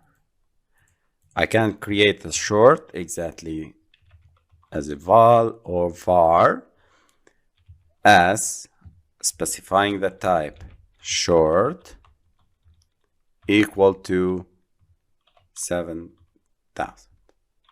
I can print as, let me show you, and here we go. We have 7,000. Okay, this is about the short. The integer. How to create the integers. Integers. The int data type can store whole numbers from this number to this number. It's used to store variables and numbers between these numbers in this range. Okay, so in order to create an int, I start by val I of type integer or int, used in Kotlin, you see, equal the assigned. Okay, I can print I. Okay, I will remove this, run the program, and here we go. We printed the integer I. The fourth type of numbers is called long. The long data type can store whole numbers from this number to this number. Okay? So, this is used when int is not large enough to store the value. Optionally, you can end the value with al. So in order to create val of type long, I will name it as al. I will specify its type as long equal to this number, and I will end it with capital L. Print L. Let me run. And here we go. This is our number. So I prefer, when using long data type, to end it with L, capital L word. The difference between int and long. The whole number is an int as long as it's up to this range. If it goes beyond that, it's defined as long. Okay, I should mention it for you. So for example, if I put here this number, this is an integer. If I exceed it by 1, it becomes a long. So I should define it as long. Okay, this is a very important point about the difference between long and integers. So these are the 4 numbers, the 4 data types that they are included in the group of numbers. Hello, my friends. We saw in the previous video the 4 types of numbers. In this video, I'm going to talk about the decimal numbers, the float and double. Floating point types represent numbers with a decimal, such as 9.9, 38.14, and so on. The float and double data types can store fractional numbers. Let's start by creating the variables of type float and doubles. Okay, so here I will create a variable of float, val f 2 points, or the column. I will specify the type float equal to 3.1415. This is the pi in mathematics. So there is a very important note here that I should mention. If I hover the mouse here over the error, I'll get an error telling me the floating point literal does not conform to the expected data type float. What is the solution? Is to add the capital F at the end of this float. Later on, I will discuss it in this video. But till now, please concentrate with me how to create the floats and how to print them. This is the print method. I specify f, and here I missed the print l from the previous video. And here we go. We are printing the float. In order to create another type of decimals, which is the double, I will create val d of type double equal to 990.4.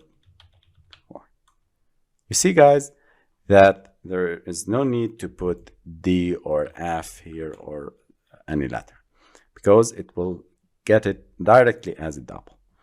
Print d, I will print this double, and here we go. We have this data. Okay, this is very important thing that I should mention for the float, that if you are going to create a float, you should put f here, exactly like long, but long is optional to put l here. We see that here when making integers int, we see that it is long and no need to put l here. Okay, but in float it's mandatory to end it with f. Hello my friends, in this video I'm going to talk about booleans. Very often in programming you will need a data type that can only have one of two values, like yes or no, on or off, true or false.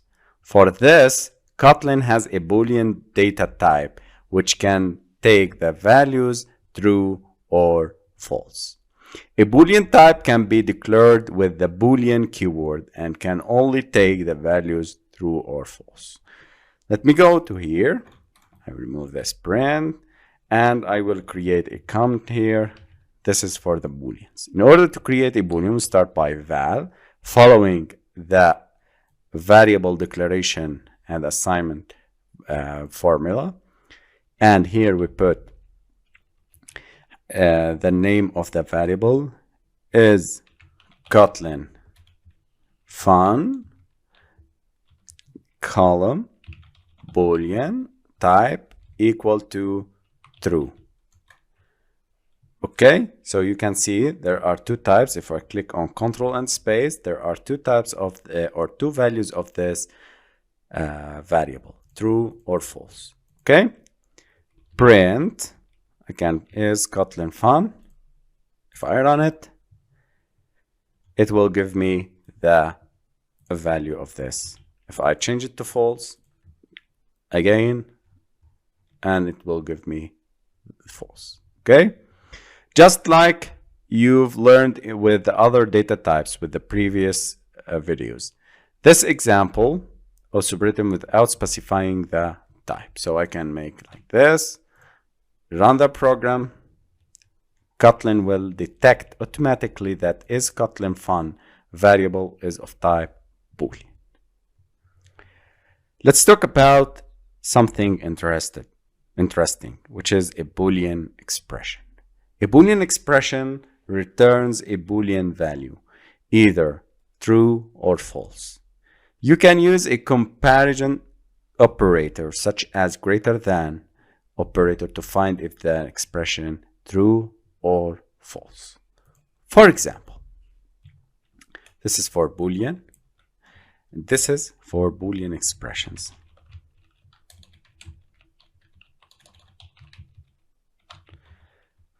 I will create a variable x, val y equal to 5, print x greater than y. This will return true because 10 is greater than 5. If we run the program, it will give me true. If I change it to less than, it will give me false. This is a Boolean expression which returns either true or false. So the result of this comparison will return either true or false. Okay? Also, you can see the assignment operator equal to, later on we'll talk about the operators. We'll see all of these comparison operators. Okay, it will return false because 10 is not equal to 5. You see, this is the Boolean expressions. And this is how we create a Boolean variable inside Kotlin programming languages. Hello, my friends. In this video, I'm going to talk about the last primitive data type, which is characters. The character data type is used to store a single character. A char value must be surrounded by single quotes, like capital A or small c. For example, I start by val, my grade equal, before I will assign it as a car, equal to B. If I put another letter, it will not accept it because it accepts only one letter. If I want to print this char, I use the print. And here it will print for me the character. Okay? This is how we can create a character variable in Kotlin. Unlike Java, you cannot use ASCII values to display certain characters. The value 66 would output a B in Java. So if I put 66 here, in Java, it will accept it and it will print B. But in Kotlin, it will generate an error telling that the integer literal does not conform the expected type char.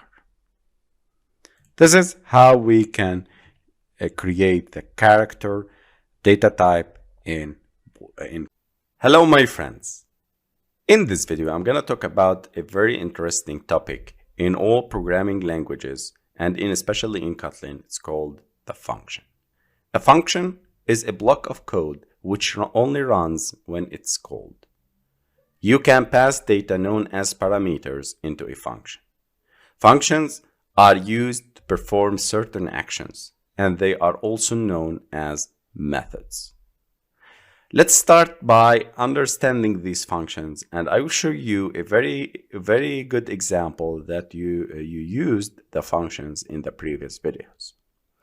So it turns out you already know what a function is. You've been using it the whole time through this course. Yes. For example, the println method or print method. Here I will display a message telling hello my friends. If I run it, it will display for me the message here.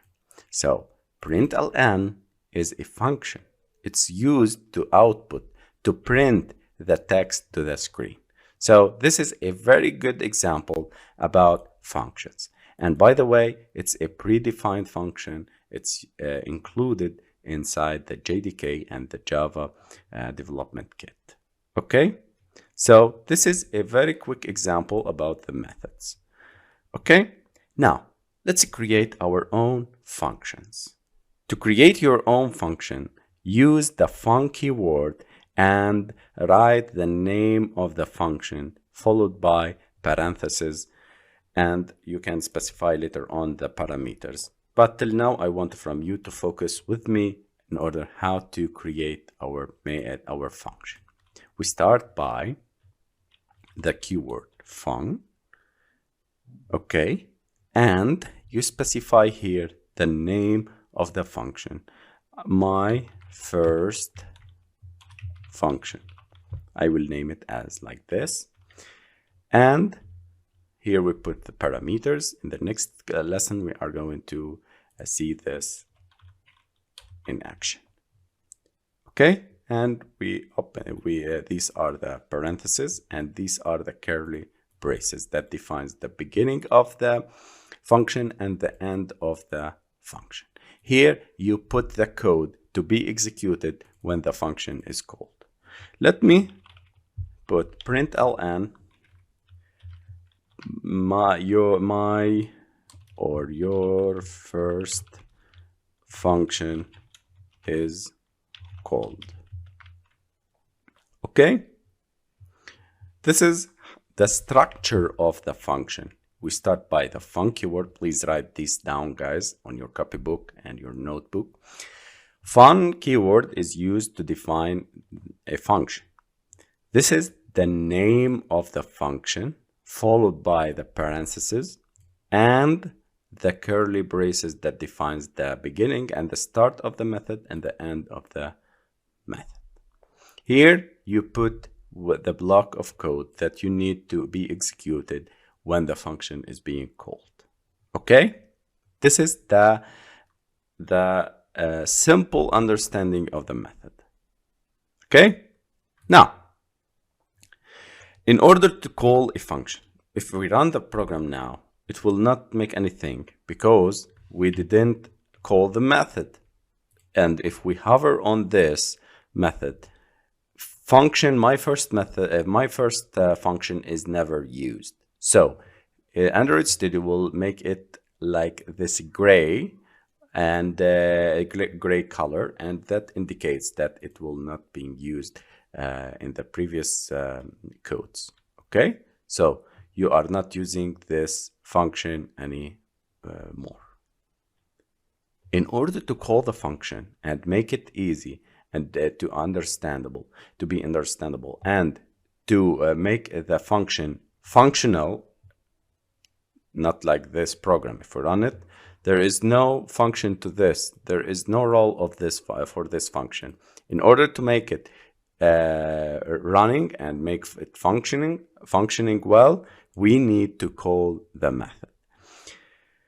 We have created now this function. To call the function, write the name of the function followed by 2 parentheses. Going up to the main function, we call the methods here, and we type the name of the function, my first function, followed by the parentheses. Okay, if I run the program now, it will give me a message, your first function is called. So we have run this function by calling it inside the main function. Okay, we can call the function multiple times, so I can paste it like this 3 times. If I run it, it will give me 3 lines telling us that your first function is called. Okay, this is about function creation and calling. Just one notice I want you to understand. If you see that when we call the method my first function, the color here in the IDE is changed from gray to yellow. So this will indicate that my first function is used. If I remove the calling of my first function, the color of this will be changing to gray, telling us if we hover the mouse, it will tell us the function is never used. Okay, these are some tricks, these are some hints Android Studio and this IDE will give to you. Hello my friends. In the previous video we have learned how to create and call a function. In this video I'm going to talk about function parameters. Information can be passed to functions as parameters. Parameters are specified after the function name, inside the parentheses. You can add as many parameters as you want. Just separate them with a comma. Just note that you must specify the type of each parameter, either an int, string, and other types. Let's see an example about function parameters. This function that we have created before, I will start making like this. First, name, 2 points, and string. Okay? And here, I will put hello, and I will call fname. Okay? There is an error here if you notice that no value passed for parameter fname. This example, I am passing if a parameter of type string called fname to the function myFirstFunction, and when the function is called, we should pass along the first name, the fname parameter, which is used inside the function to print the full name. If I run the program here, there is an error because I should specify the fname, the first name, the parameter of type string. Okay, so here I need to pass hello Jack. So I pass the first name Jack, it will print for me hello Jack. If I run it, you can see that it is using the Jack string as a parameter, and we typed hello Jack successfully. Okay, this is the function parameter. When a parameter is passed to the function, it's called argument. So we call Jack as an argument. So I want from you to concentrate and to differentiate also between two concepts. When the parameter is passed to the function, it's called argument. So Jack is an argument and fname is a parameter. Okay? We can pass many parameters as you like. So I will pass here age. It's of type int. Hello fname plus your age is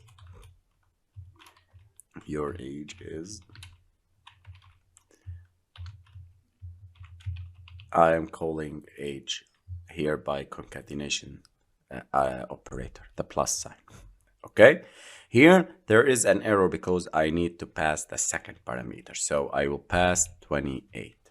If I run the program, here it will give me hello Jack, your age is 28. Okay, you see how the function parameters works and how to pass multiple parameters.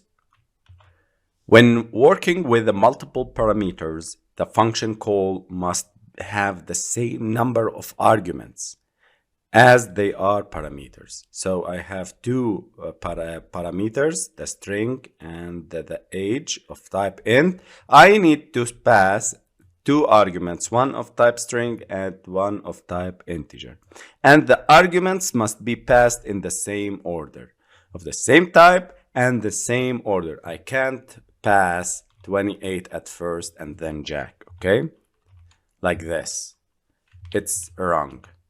I need to pass the same parameter with the same order. Hello, my friends. In the previous video, we have learned how to create functions and how to pass parameters to them. In this video, I'm gonna show you how to create a function that returns a value. To return a value, use the return keyword and specify the return type after the function's parentheses, int, string, and other types. Let's take an example. Here, this is an ordinary function that it's of type void that will not return anything. It's just print the name and the age. I will create a function, fun. I will name it as add two numbers, and I will pass the first parameter of x of type int and the second parameter y of type int. And here we specify the code block of this function. And the returning type, we should put 2 points, this is the column, and we should specify the type of the returning type after these two parentheses. So it will return for us an int. You see, guys, that there is an error here that tells us a return expression required in the function with a block body. So we need to put a return statement that will return. So when we call this function will return a value of type int. For example, return x plus y. Okay, this function will be adding two variables. Okay, I will put it like this in order to see it more clear. Now, let me call the function in the main method. Again, in the main method, add two numbers. I will add 5. This is the x and this is the y7. Please don't write x here and don't write y. These are hints automatically generated by the IDE, by Android Studio. So just put 5. Okay, it will be generating for you these hints. So just put 5 and 7. It will generate for you these two hints. Don't write x 2 points or the column 5 and y column 7. Please don't write them, because many people asked me these questions. If I run the program here, it will call the function add two numbers.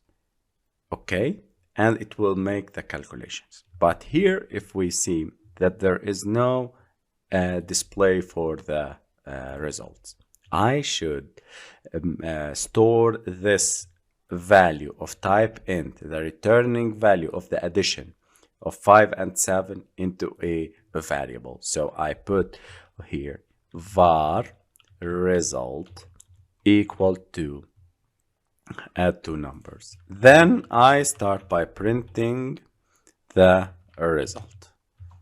Okay, so I stored the result of addition of two numbers inside a variable called result, and then I print it. Okay, if I run the program again, it will give me the result of addition 5 and 7. If I check 666, if I run it, it will give me 673. So our calculator is working fine. Okay, so this is about the returning values of functions. There is one note, I should mention it, but we will not use it many in our projects. There is also a shorter syntax for returning values. You can use the operator equal instead of return without specifying the return type. Kotlin is smart enough to automatically find out what is. So I can make like this, and despite using the return, I will put equal. If I run the program, it will give me again the result. So I put directly equal or it's just a shortcut and a shorter syntax for the return values syntax. Hello, my friends. Now let's move to OOP. OOP stands for Object-Oriented Programming. Procedural programming is about writing procedures or methods that perform operations on the data, while object-oriented programming is about creating objects that contain both data and methods. Object-oriented programming has several advantages over procedural programming. OOP is faster and easier to execute. OOP provides a clear structure for the programs. OOP helps to keep the Kotlin dry, don't repeat yourself, and makes the code easier to maintain, modify, and debug. Don't repeat yourself or dry principle is about reducing the repetition of code. You should extract out the codes that are common for the application and place them at a single place and reuse them instead of repeating it. OOP makes it possible to create full reusable applications with less code and shorter development time. What are the main OOP concepts that we are going to cover in this section? The classes, the objects, the constructors, the class functions, inheritance, polymorphism, encapsulation, interfaces, and abstraction, and other topics and concepts. So these are the main OOP concepts, and I will see you in the next videos. Let's try to understand the OOP because it's very important and it's the core of our programming skills later on. Hello, my friends. Let's talk about classes and objects. Classes and objects are the two main aspects of object-oriented programming. So a class is a template for objects, and an object is an instance of a class. When the individual objects are created, they inherit all the variables and methods from the class. I want from you to concentrate with this picture. The class, it represents as a blueprint or a template for objects, and an object is this car, this red car. We can make another object, which is the green car. We can make blue car. These are different objects, but the class is the same. It's a blueprint. It's a template for objects, and an object is an instance of a class. Everything in Kotlin is associated with the classes and objects, along with its properties and functions. For example, in real life, a car is an object. The car has properties such as brand, weight, color, and functions such as drive and brake.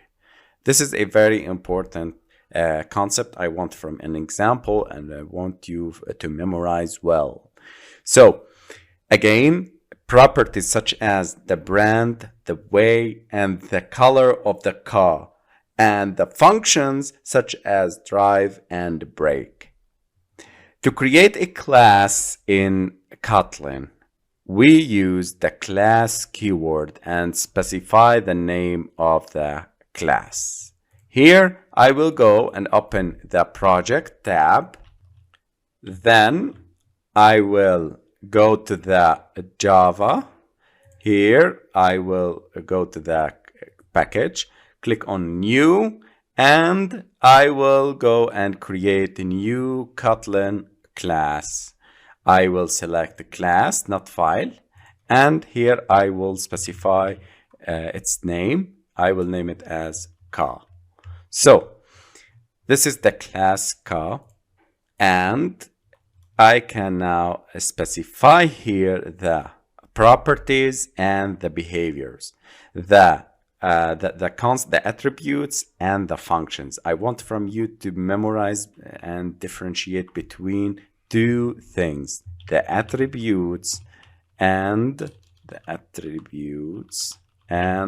the behaviors or the functions. Okay, We will see them in deep later on, but I want from you to concentrate with me and write these notes on your copybook and notebook. A property is basically a variable that belongs to the class, attributes or property, okay? These attributes, they are variables that belongs to class. They are variables that belongs to the class. Please, guys, write these notes and these comments on your copybook and to memorize them fast. Okay? The functions, they are the behaviors that we specify for the class and how it will act and what is the job of this class. Okay, so we create a class by specifying the keyword class at the beginning, and you can specify the name of the class here. You can also make like this inside the file, hello Kotlin, but I prefer making standalone classes because it's easy to maintain. Okay, so it's good to know it's considered good practice to start the name of a class with uppercase letter for better organization. Okay, this is the car class. Here I can specify the attributes, and here we can specify the functions. Let's start by making some attributes, by defining some attributes for this car. Var brand equal to I will make Ford cars at the var model or year equal to 2023, and I will specify the var of make a variable of a color, so color equal to red. I will make red cars of Ford brand. Let's define some functions for this class. Fun, drive, I will just print ln, a message telling us that I am driving. Okay, I can define another function called break. It will also display a message telling us that I am braking. I am making a break, pressing the brake. Okay, so we have three attributes, three variables that belong to the class car, and we have two functions that behaves in the car class. This is how we create classes. In the next video, we're gonna talk about how to create objects and start using these attributes and call these functions. Hello, my friends. In the previous video, we have learned how to create classes, how to create their attributes, and how to create their functions. In this video, we're gonna talk about the objects, how to create objects of classes, and how to use their attributes and functions. Now we can use the class named car to create objects. Let's create an object of the car. As we said before, the class is a template and an object is an instance of the car or the class. Okay, so I'm going back to hello-kotlin.kt file. I'm going to make an instance of this class. We start by var c1 equal to car. Okay, this is how we create a car c1 object of a car class. Okay, this is the car. You see, its color changed from gray to white because we have used it here to create an object. Now, This is, let me make a comment here. Please, guys, write these notes, these topics, these comments into your notebook, because they are very helpful to memorize everything in Kotlin later on. I'm creating an object C1 of the car class. We initialize it in Kotlin like this, var, the name of the object, the assign operator equal, and here is the class name, and we specify the constructor. In the next videos, we are going to talk about constructors. Okay? Now, how to access the attributes and the properties of the objects. We said that we have three variables, three attributes, the brand, the year, and the color. Here, we can access the attributes by using the dot syntax, just like we did to access array and string properties. So we specify the name of the object, we put the dot here, and we get the three attributes, the brand, the color, and the year. Okay, so I need to print the year. Okay, so what I need to make, I need to put print, and let me run the program now. It will give us the year 2023. And here we go. This is 2023 because we have created an object having the three attributes, the brand, year, and the color, as just as we specified it in that class. Because the C1 object is an instance of this template, this class.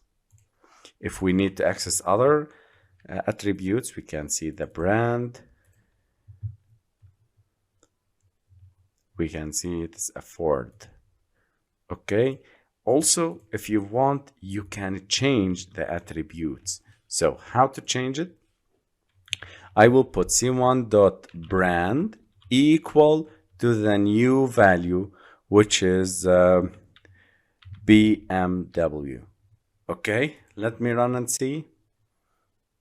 Now the object C1 has the brand attribute BMW, not Ford. So it's initialized by Ford, then it's changed to BMW, and then when we print it, it will give me BMW.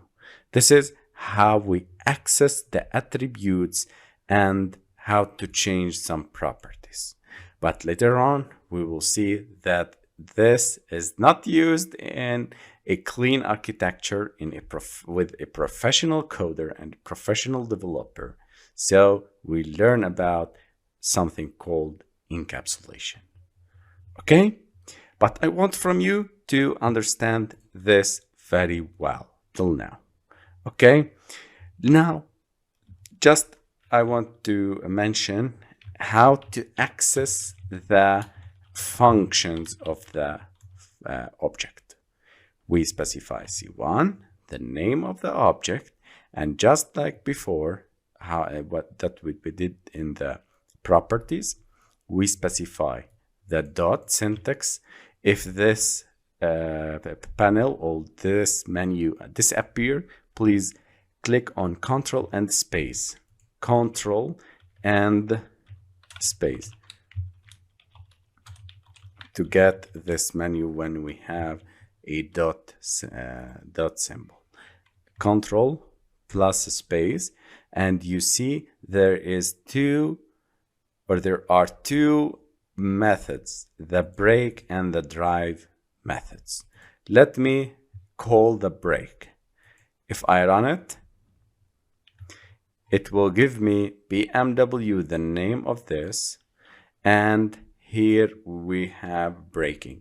Let me make it more clear. And here is breaking because I called the method break.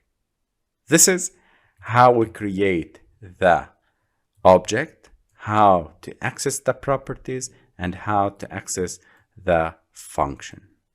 In the next videos, we're going to talk about constructors, class functions, inheritance, and the encapsulation concept. Hello, my friends. In the previous video, we created an object of class and specified the properties inside the class. Just like this, brand attribute is assigned to BMW value. So, in Kotlin, there's a faster way of doing this by using a constructor. And by the way, this is not a line of code of a professional developer. This is not a clean architecture, not a clean coding. This is not accepted in modern companies and modern programs. This is just for demonstrating how to access the properties. Now we are developing our skills in order to become more and more professional. In this video, I'm going to talk about constructors in Kotlin. A constructor is like a special function, and it's defined by using two parentheses after the class name. You can specify the properties inside the parentheses just like passing parameters into a regular function. The constructor will initialize the properties when you create an object of a class. For example, this class Ka has 3 attributes: the brand, year, and color. And since it's a template, not all the instances of a Ka contain the brand as for the year 2023, color equal to red. These are for this specific template, and these are values. So values are susceptible to be to change and become more and more variant. These are variables.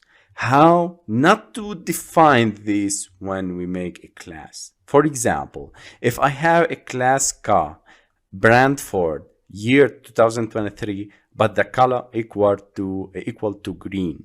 So should I create a class car green or car 2 that contains a color green? No. Please pay attention with me.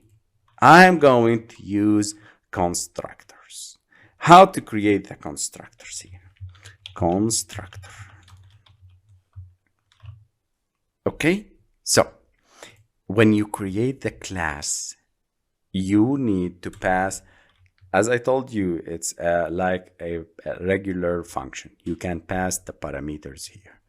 Okay, so we start by var brand. I don't need to specify this as a Ford here. Maybe it's BMW, maybe Mercedes when we create an object of a car. So I need to remove this. Okay, it's of type string. We put comma between the attributes. Var, I can go to next line by print and tab. Var year 2 points or a dot. It's of type. Let me make it as of type integer. Okay, integer is good. It's of type integer, sorry. And here I will create a var color 2 points, 2 dots, and it's of type string.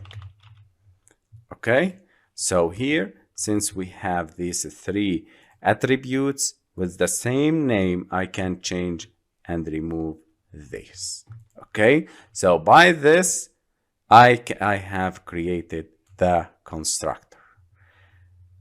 it's easier to specify multiple objects of one class. So the constructor will initialize the properties when you create an object of a class. Let me show you. If we go back to the main function in the Hello Kotlin, if we look here, there is a red error. If we hover, no value passed for parameter brand, no value passed for parameter color, no value passed for the parameter year. So we need to pass the values. Here we can specify the brand. Just guys, I want from you to understand that I don't need to write brand. Okay, I need to specify directly the two codes, and we put the value of it. Here, since we have string int string, and we have learned before, in order to pass the parameters, we should pass them in the same order with the same type. So we start by the string for the brand BMW. The second, I separate it by comma. The year is 2025, and comma, we need to specify the color. And here is a hint that shows us that we have three parameters. The first one is the string, the second is int, and the third is a string. So the color is gray.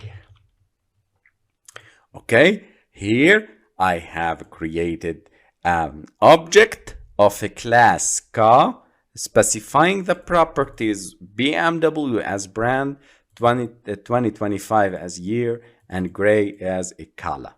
Okay, and it's even easier to specify multiple objects. So if I need to create a var c2 equal to car, and I specify here the brand is Ferrari, I put 2020, and the color is red.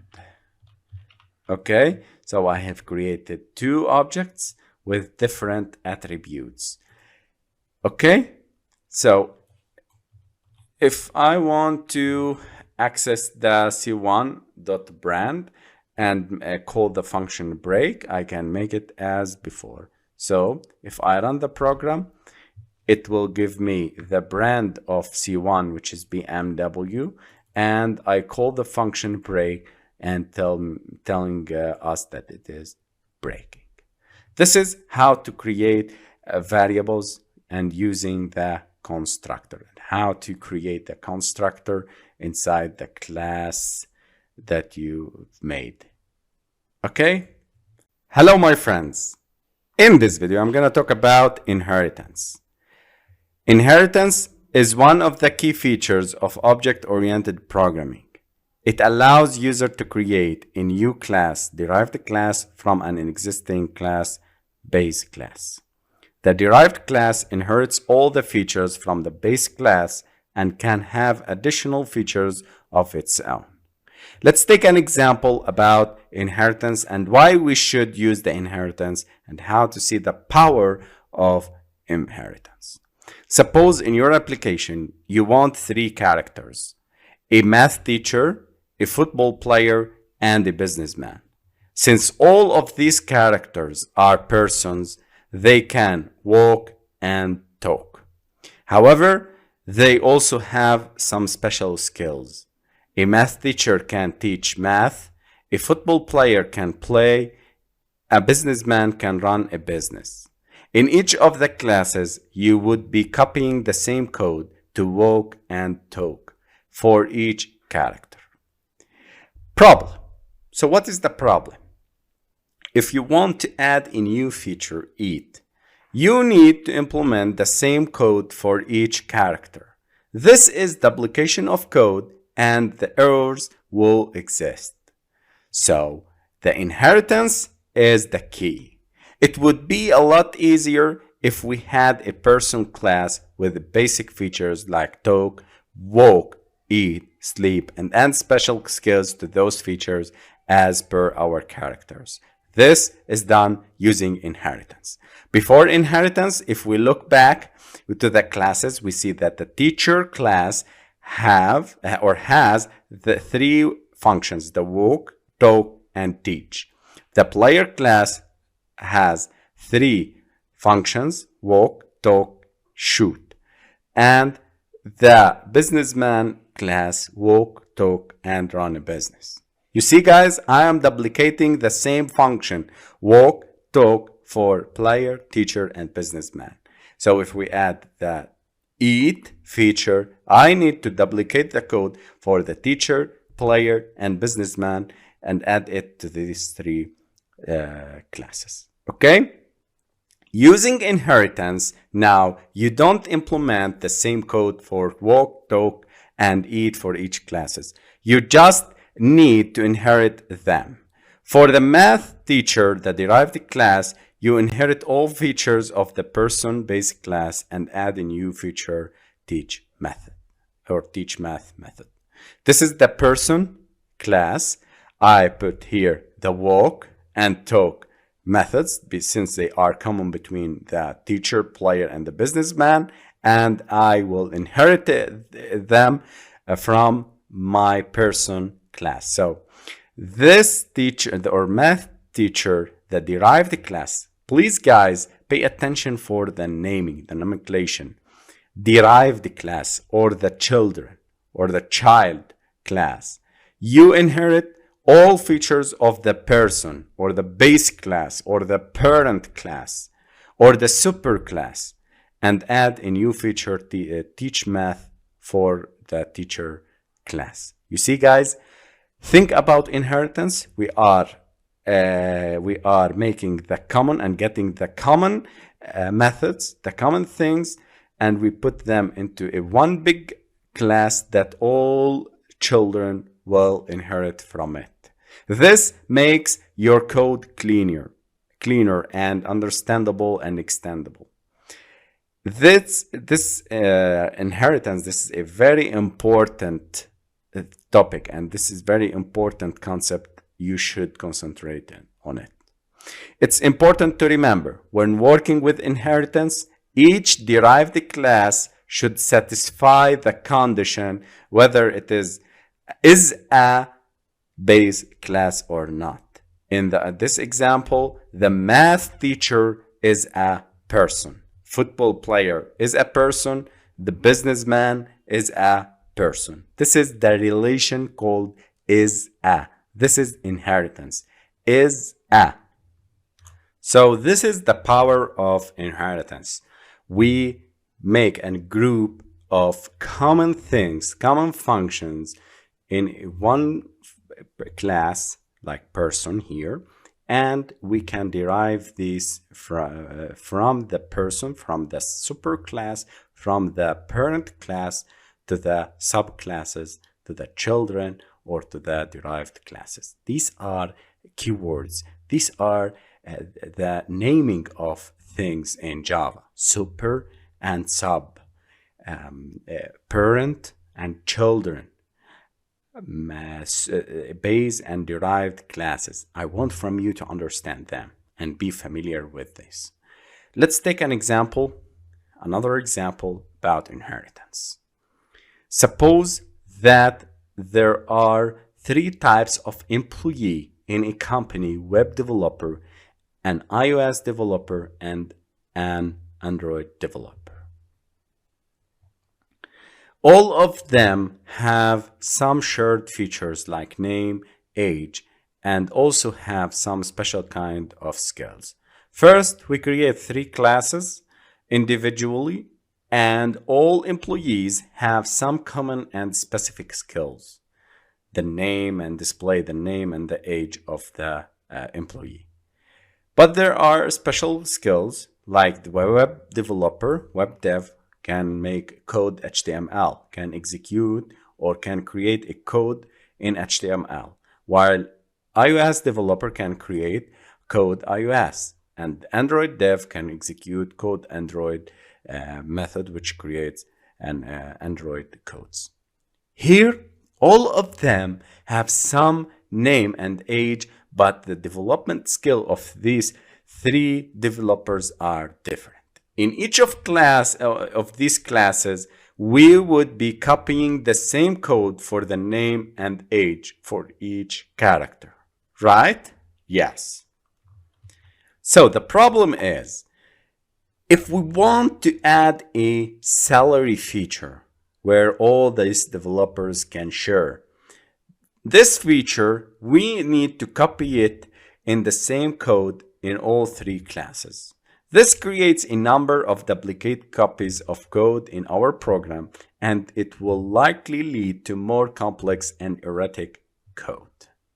The solution comes with the inheritance. So by using inheritance, the task becomes easier. We can create a new base class called employee, which contains the common features among these classes, the web, iOS, and Android developers. These functions are the name, age, and salary because they are common. These three classes can then inherit common features from the base class and can add some special features for their own. We can easily add the salary feature without duplicate copies in the employee class.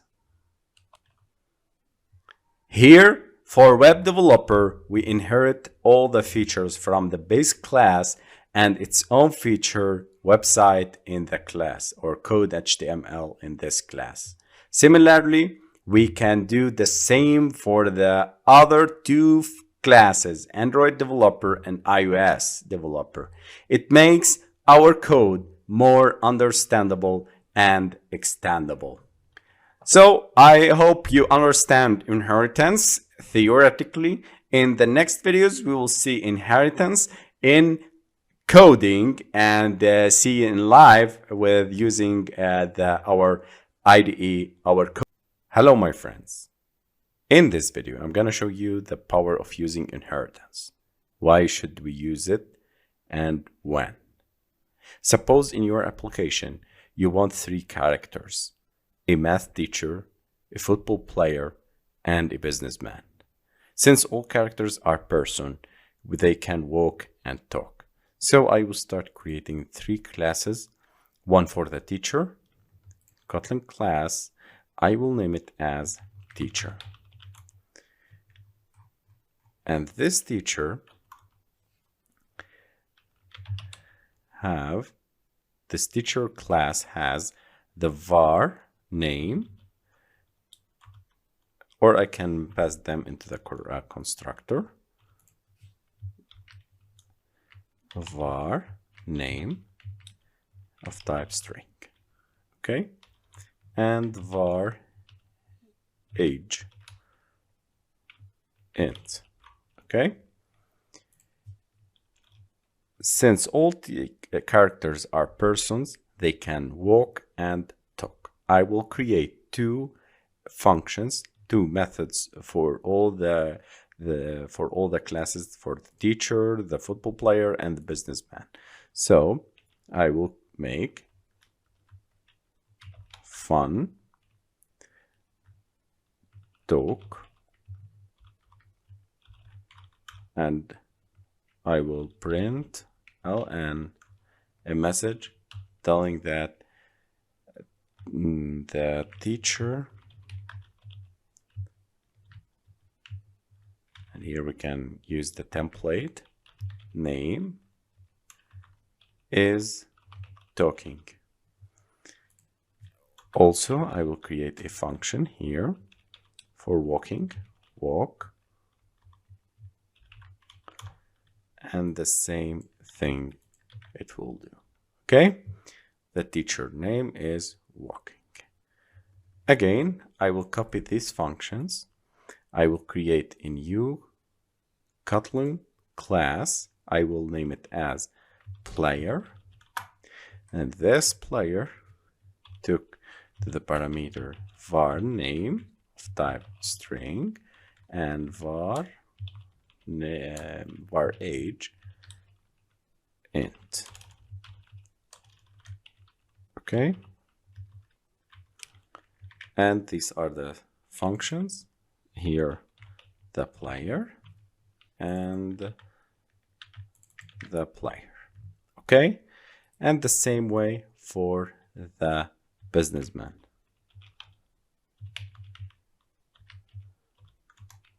This businessman took into the parameter for creating the constructor. Sorry, I have created a Java class. Sorry, I need to create Kotlin class. Businessman. This businessman will take into parameter the var name and a var age of type int. Till now, everything is working fine. And I have here the functions talk and walk. Here, the business man is walking, and here is walking.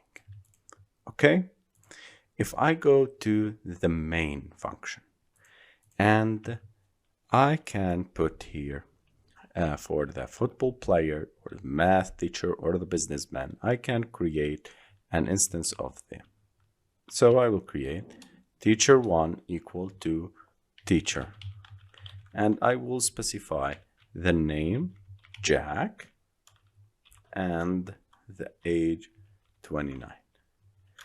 Now t1 dot walk and talk, I can print them. So if I call the talk method inside the t1 object, it will give me the result that the teacher Jack is talking. Amazing. This is the result, and this is the expected result. However, since all the characters are persons, they can walk and talk. However, they also have some special skills. A math teacher can teach math, a football player can play football, and a businessman can run a business. You can individually create 3 classes who can walk, talk, and perform their special skills, as we have done here. Okay, so I copy the talk and walk methods the same way for the player and the same way for the businessman.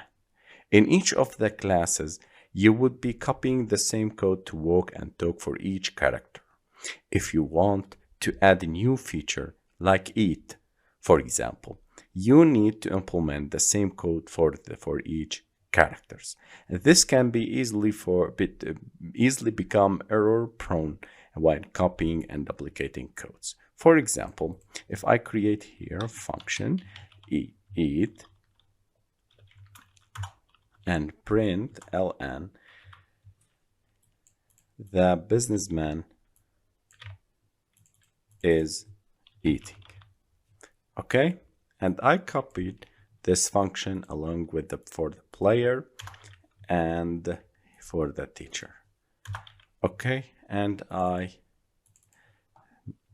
teacher here. Okay, I change it. Suppose that I missed to correct this inside the player. So the eat function will give me, if I create a player here, please concentrate with me, var player1 equal to player, I will name John and age 20. Then p1 dot eat.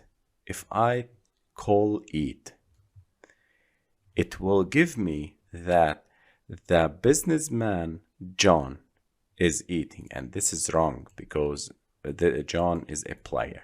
If we go to player, we see that there is an error. By mistake, I have missed this. So I want from you to understand, if you add more and more features, you are like, you will come exposed to errors, and your code will have more and will contain many errors. It would be a lot easier if we had a person class with basic features like talk, walk, and eat, sleep, and add special skills to those features as per our characters. This is done using inheritance. This is an example without inheritance, and these are functions, the common functions that are common between all the persons, the teacher, player, and the businessman. Actually, a teacher is a businessman. A teacher is a person. Player is a person. Businessman is a person. So using inheritance, now you don't implement the same code for walk, talk, or eat or other functions for each class. You just need to inherit them. This is done by creating a very important concept, which is the class, the parent class. Okay, so teacher, player, and businessman become the children of the parent class, which is person. I will create a new Kotlin class here, and I will try to make this. This will represent the parent class. In order to allow other classes to inherit from it, we start by the keyword open. Open class person. Here we pass the parameters of the constructors, and I will specify the var name as a string, and I can specify the age, var age of type int. Okay, so the person accepts the name and the age, and I will start by initialized, print the person, and here the name template is, or the person name like this, and the person age is like this. Okay, now I need to modify the other classes to tell Kotlin that, hey, the businessman, the player, and the teacher classes are inheriting from the person. So I will go to the teacher, I will remove this, and here we put 2 dots or the semicolon, and we specify the class that we are inheriting from. It's of person, and we specify the parameters here, which are the name and the age. Okay, and we remove the variables here, the var keywords, and everything will be fine. This teacher class is inheriting from the person class. Now I can move all of these. I will cut them and I will move them into the person here, and here we can specify that the person is, or I can make like this, is walking and talking and eating. Okay, this is for the person. For the player, I will remove all of these in the same way. Var, I will remove these and put here the person class, and I will specify the name and the age. Okay. For the businessman also, I will remove these because they are common and we can inherit them all from the class person. Okay. So person, and I will specify the name and age. Now, if I go to the Kotlin, hello Kotlin KT, I can create var t1 or a player. I will remove this. If I run the program, everything is working fine. The person, let me put like that, these lines to be more pretty and easy to understand. Okay, if I run the program now, again, without changing anything, the person name is John, the person age is 20. These are initialized when we create a new person object, because we initialize these, and we print the name and the age. Now, when we call the method eat, then it will display for us eat function, but eat function is from the person and we are calling p1, which is a player. But remember, a player is a person, so it inherits from the person the function eat, walk, and talk. So a teacher can do all of these three functions. The player can do them also, and the businessman can do these three functions. Okay. One thing I should remember you, that you should notice this open keyword before the base class or the parent class. It's important. By default, classes in Kotlin are final. If we look on the businessman class or player or teacher, by default, classes in Kotlin are final. If you are familiar with the Java, you know that final classes cannot be subclassed. So you can't create a class that inherits from teacher unless you put the keyword open. By using the open annotation on a class, compiler allows you to derive new classes from it. Okay, this is a very good example about inheritance in Java. In the next videos, we will continue with these examples and exercises to understand the inheritance, polymorphism, encapsulations. Hello, my friends. In this video, I'm going to talk about secondary constructors.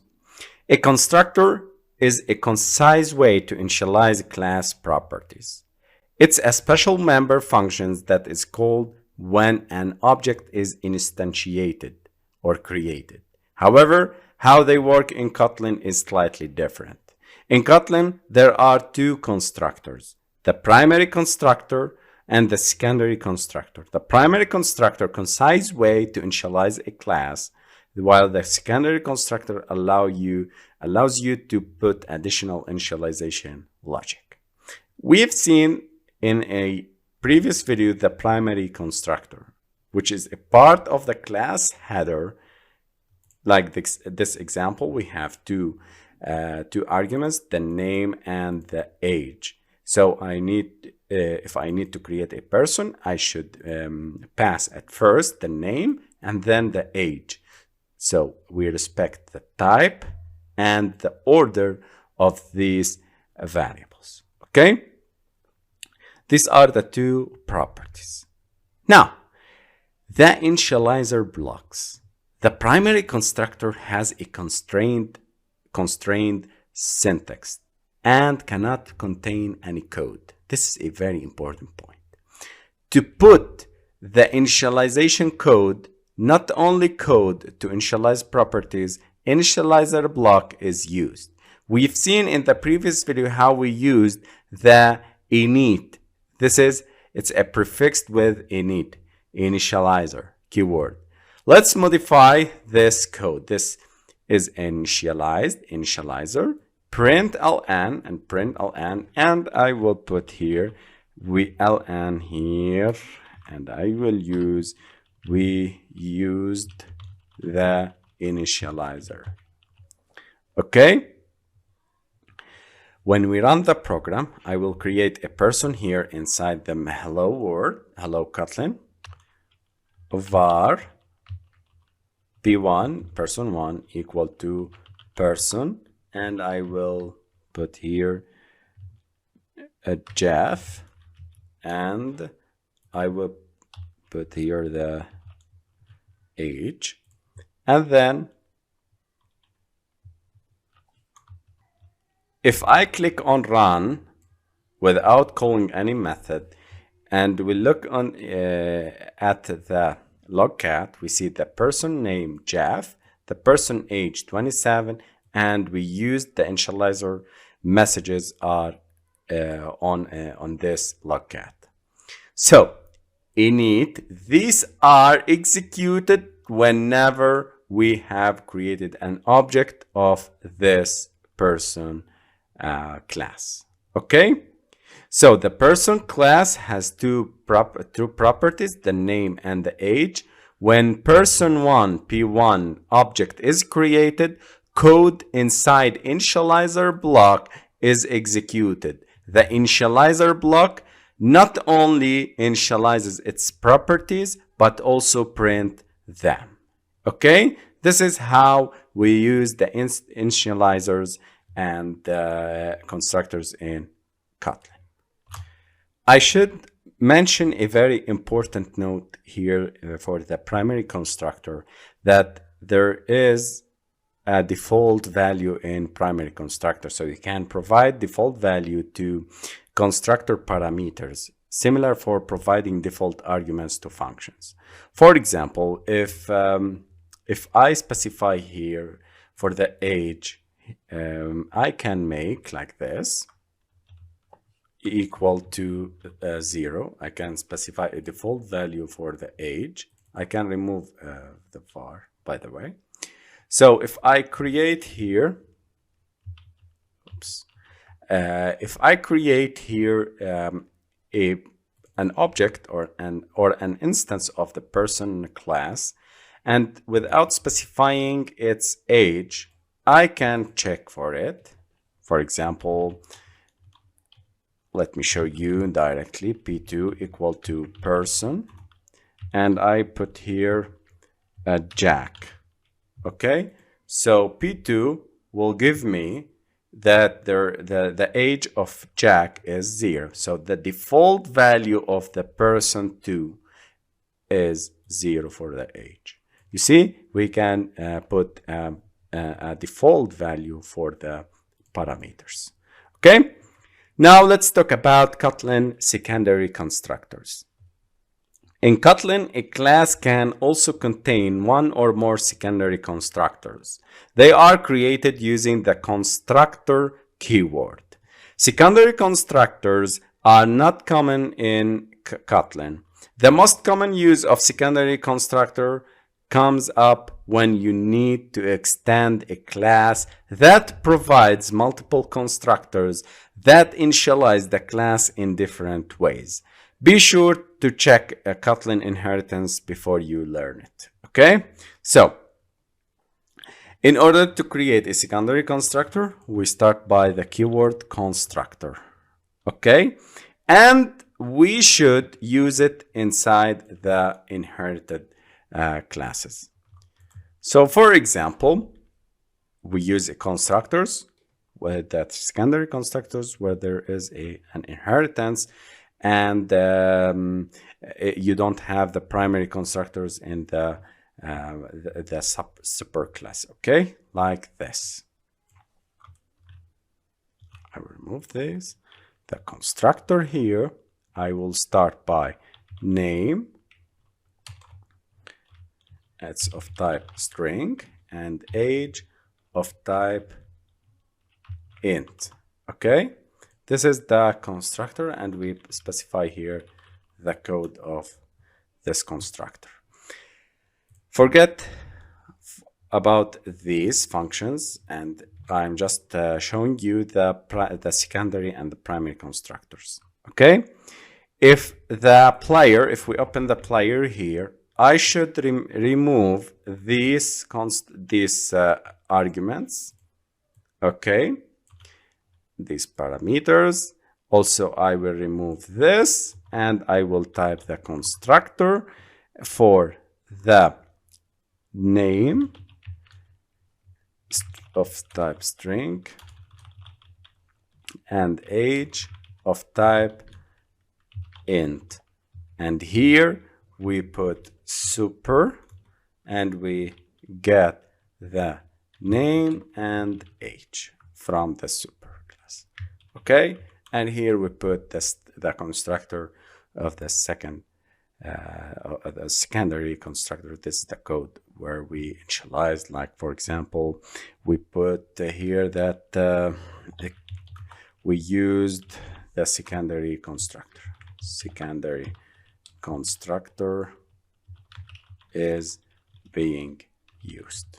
Okay, this is the secondary constructor. You should mention it when you have the inheritance and the parent class don't have the primary constructor. But this is not common in Kotlin. I want from you to understand that we use it, these type of constructors, the secondary constructors, for when you have an inheritance and we don't have the primary constructors, okay, in the parent class. Hello, my friends. In this video, I'm going to talk about super keyword. If the derived class contains a primary constructor, then we need to initialize the base constructor using the parameters of the derived class. If the math teacher class doesn't have a primary constructor but a secondary constructor instead, the secondary constructor can be preceded by the super keyword. The super keyword will call the constructor of the super or parent class to initialize the properties of the parent class. In this example, we have the employee here as a superclass and the math teacher as a subclass. We see that in the superclass we have a constructor which took into the parameter the string as name and name as a string and age as integer. In the subclass we don't have here this is a class, a derived class. It inherits from employee. We don't have a primary constructor. We have a secondary constructor. It should, for the math teacher, if it doesn't have a primary constructor but secondary constructor instead, this is a secondary constructor, the secondary constructor can be preceded by the super keyword. You see, guys, this is the name, this is the age, and this is the salary. But the string and age are inherited from employee. So we can put here the super keyword that contains the name and age, telling that these properties are inherited from the employee, which is the super class. Hello, my friends. In this video, I'm going to talk about getters and setters. In programming, getters are used for getting value of the property. Similarly, setters are used for setting value of the property. In Kotlin, getters and setters are optional and are auto-generated if you don't create them in your program. How getters and setters work. Let me show you an example. If I create a new Kotlin class here, I will name it as person. Inside this class person, I will create a var name of type string, okay, equal to Jack, for example. It's equivalent to this writing. So if I write like this, please, guys, write this very important note on your copybook in order to memorize them fast later on. It's equivalent to, making this note, is equivalent to get equal to field, and set, this is for the, this is the getter, let me mark it, and this is the setter, set value of the field equal to value. Okay, this is for the setters. Okay, when you instantiate an object of person class and initialize the name property, it's passed to the setter's parameter value and sets the field to value. For example, if I go to the main here, I will create a new person, p1 equal to, or var, sorry, we start by var, person p1 equal to person, and I will initialize it to Jack. Okay, here I can put the default value, or I can make like this, p1 dot name equal to Jack. I can use constructors, or I can access the field. Now, when you access the name property of the object, you will get field because of the code get equal to field. Okay, this is the field. This is how we access the field. Okay, you see how we set the value. It's passed to the setter's parameter value and set the field to value. And of course, if you want to print it, it will access this value and this field, and the name property of the object is accessed, so you will get the field because the code get equal to field. So we set the value here, and if I need to print it, we need to use this get method. Okay, so this is very similar, and these codes are auto-generated, so you can put them or you cannot because they are auto-generated. Okay, so if I run the program here, if I print p1 dot name, I run it. Here I am accessing, I am getting, I'm calling the get method.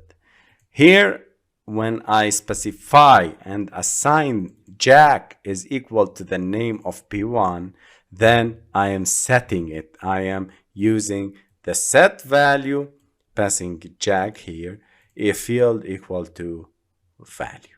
Okay, so these are the getters and setters in Kotlin. Hello, my friends. In this video, I'm going to talk about visibility modifiers in Kotlin. Visibility modifiers are keywords that set the visibility, the accessibility of classes, objects, interfaces, constructors, functions, properties, and their setters. Let's talk about these keywords. There are four visibility modifiers: the public, private, internal, and protected. A package organizes a set of related functions, properties, and classes, objects, and interfaces. If we look here, there is a package. Okay, if I need to create a new, I can create a new package from here. So you can select new, I can create a package. Please bear in mind you can create packages, and I will show you later on. So we are on the app folder or a package, Java folder or package, com.mastercoding.hello-kotlin2 package or folder. So think about a package as a folder on your computer. Okay, let's see and understand these pub visibility modifiers. The public When you use the public keyword or modifier, you are setting the visibility to public, which means that the declarations are visible everywhere. If you use private, visible inside the file containing the declaration. Internal, visible inside the same module, a set of Kotlin files compiled together. Protected, not available for packages, used for subclasses. Don't worry, we will see them in more details. Okay? And note that if the visibility modifier is not specified, it's public by default. So at the level of packages, public is visible everywhere. Private is visible inside the containing folder or file. The internal is visible in the same module, and protected is not available for packages. Okay? We don't use protected for packages. It's used for subclasses. We can use these for at the level or inside classes and interfaces. So when you see public, private, protected, internal keywords inside classes and interface, you can think about these as public, visible to any client who can see the declaring class. Private, visible inside the class only. Protected, visible inside the class and its subclasses. Internal, visible to any client inside the module that can see the declaring class. Note, if you override a protected member in the derived class without specifying its visibility will also be protected. Let's take an example. If I open the person here, person class that I have created in the previous video. If I specify var name, okay, I will remove these getters. If I specify here and I create an object, an attribute of var and name as its name, var a equal to Jack or var name equal to Jack. It's public by default. So this is a public.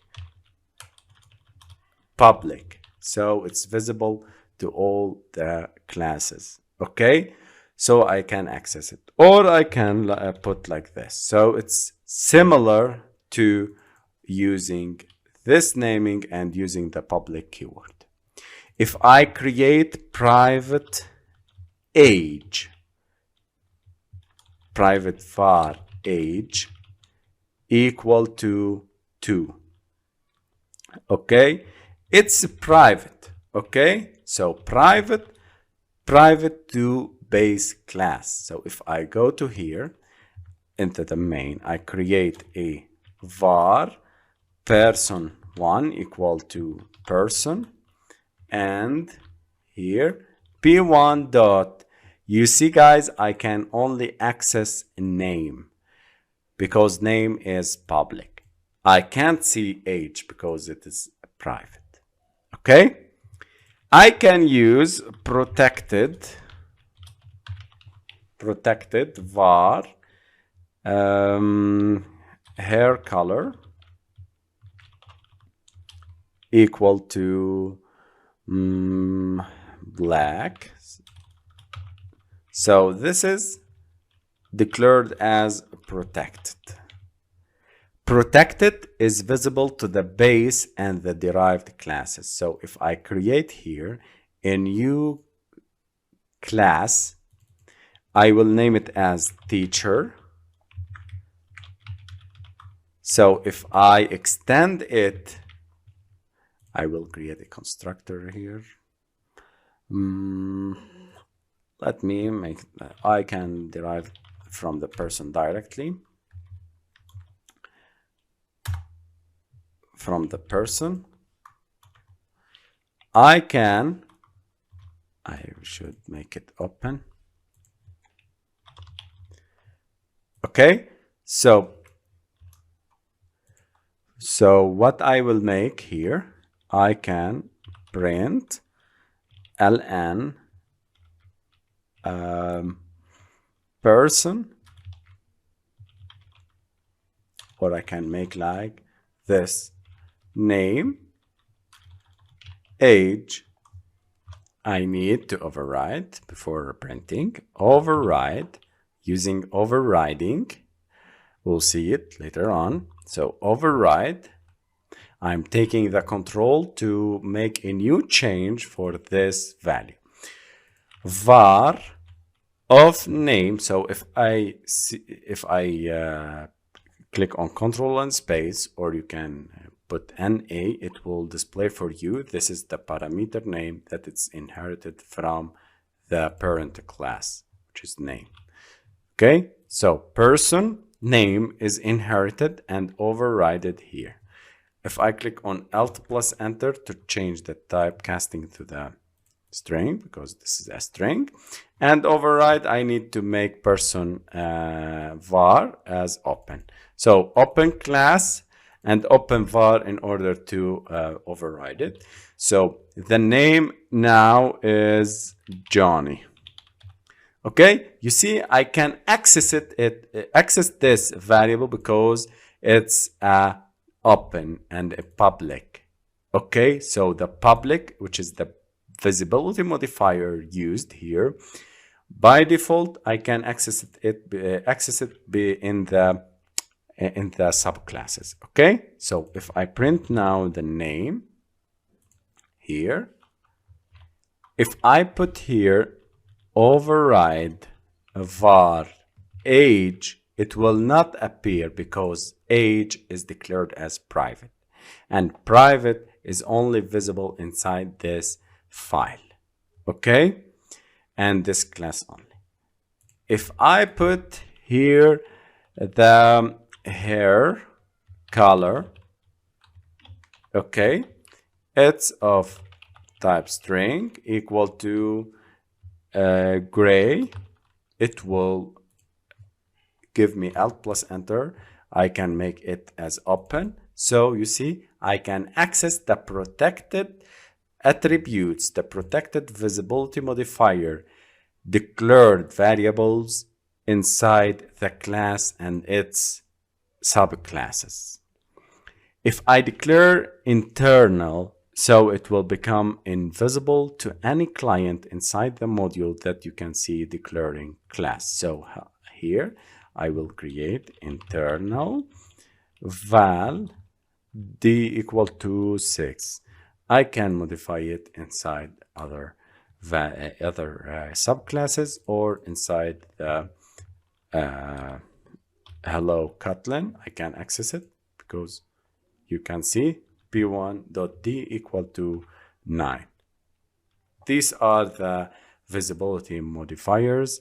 These are how the ways that we can access and how to prevent and how to set the accessibility and how to prevent other classes or other modules or other packages from accessing our class attributes and functions and interfaces and others. Hello, my friends. In this video, I'm going to talk about a very important concept in Kotlin, which is abstraction. Data abstraction is the process of hiding certain details and showing only essential information to the user. Abstraction can be achieved with either abstract classes or interfaces. In this video, I'm going to talk about abstract classes, and in the next video, I'm going to talk about interfaces. Like Java, abstract keyword is used to declare abstract classes in Kotlin. An abstract class cannot be instantiated. You cannot create objects from an abstract class. This is very important note. So you can't create objects from an abstract class. However, you can inherit subclasses from them. Okay? The members, properties, and methods of an abstract class are non-abstract unless you explicitly use abstract keyword to make them abstract. Let's take an example about abstract classes. In this package, I will create a new Kotlin class, I will name it as a person. In the same example as before, I will create a class here called person. But here I will create it as an abstract. So I use the keyword abstract to say that this class person is an abstract class. Okay. So inside this class, I can create variables and other methods like a normal class, but there is a very important difference is the abstract keyword, the abstract functions that I can create in this class that force the children, the subclasses of this class to inherit and implement them. We will show everything step by step. No, don't worry, please guys follow me. Int var of age equal to 30. I will create this age, and function display age. I will display age. I will print ln my age, okay. My age is, I can make like this. I use templates, string templates here, okay. Now, the very important difference between abstract classes and the other classes is the abstract functions. So I can declare abstract functions, abstract fun display welcome or display greetings. This will not accept the body of a method.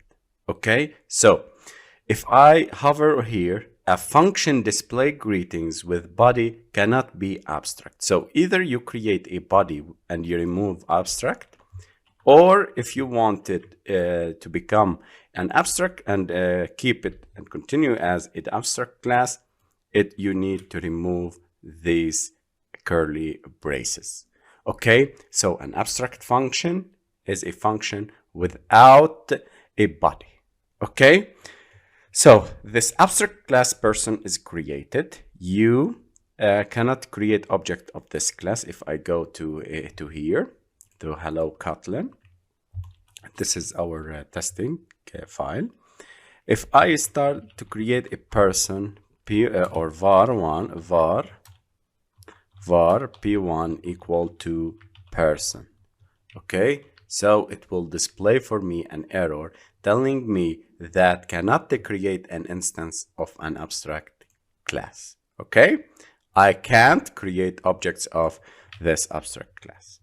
The class has a non-abstract property, which is the age, and non-abstract method, which is the display age function. If you need to override these members in the subclasses, you should be marked with open. So if I need to override them later on in the subclasses, I need to put open here. The class has an abstract method called display greetings. It doesn't have any implementation and must be overridden in this subclasses. Okay, in subclasses. For example, if I create a new Java class here, I create new Kotlin classes. I name it as a teacher, okay? And this teacher, it took into the parameter name and of type string, and here it will inherit from a person. So there is an error. If I hover here, it will show me this message. Class teacher is not abstract and does not implement abstract-based class member display greetings. Okay, so I need to implement this function. Implement members, click on it and click OK. And here we go. We overrided the display greetings method that it's declared as an abstract method inside this abstract class. Okay, so think about abstract as a force to implement the functions.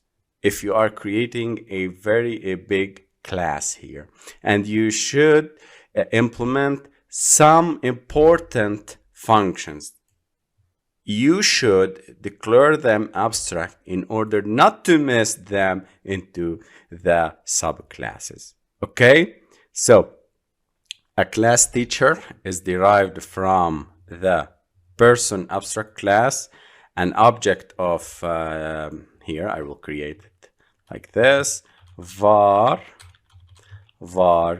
p1 equal to teacher, and I will pass the name of this teacher as Jack. p1 dot, you see it inherit the age attribute, it inherits the display greetings function and display age function. Okay, I will display greetings. If I run the program, it will display for me a hello teacher method, because it forces, this abstract class forces all of its children, all of its subclasses to override the display greetings. Here I should print hello teacher. I run the program again, and here we go. We are calling the function that it is an abstract and declare an abstract inside this abstract class. Okay, so non-abstract functions are not obligatory to implement them in the subclasses, while the abstract functions are very important, and you should and you must implement them inside the subclass, and otherwise it will be displaying an error for you. So this is the abstraction in Kotlin. In the next video, we're gonna show you a very important concept of abstraction, which is interfaces. Hello, my friends. In this video, I'm gonna talk about interfaces. Kotlin interfaces are similar to abstract classes. However, interfaces cannot store state, whereas abstract classes can. Meaning, interfaces may have property, but it needs to be abstract or has to provide accessor implementations, whereas it's not mandatory for property of an abstract class to be abstract. And we have seen this in the person abstract class. We said that these are non-abstract, and they can be like this, and you can write these codes without using the abstract. While if we use the abstract keyword, we should implement it. We are forcing the subclasses from person class to implement and override the declared functions as abstract.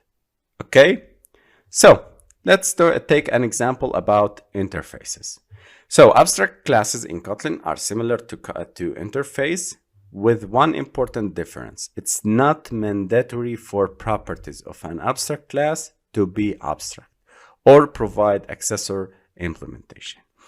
We will see that the interface is mandatory implementing all its functions. Okay, let's create an interface. Here I will create new Kotlin file. I will select Kotlin interface, and here I will create a vehicle. This interface vehicle will have has this variable. I will make it like this, or I will change the speed speed value equal to, or it's of type int, or I can make it like this. Okay. Function start engine. Okay. And function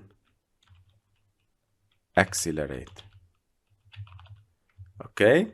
This accelerate function will contain, will increase the speed or print ln. I will display a message just for demonstrating. Accelerating. Okay.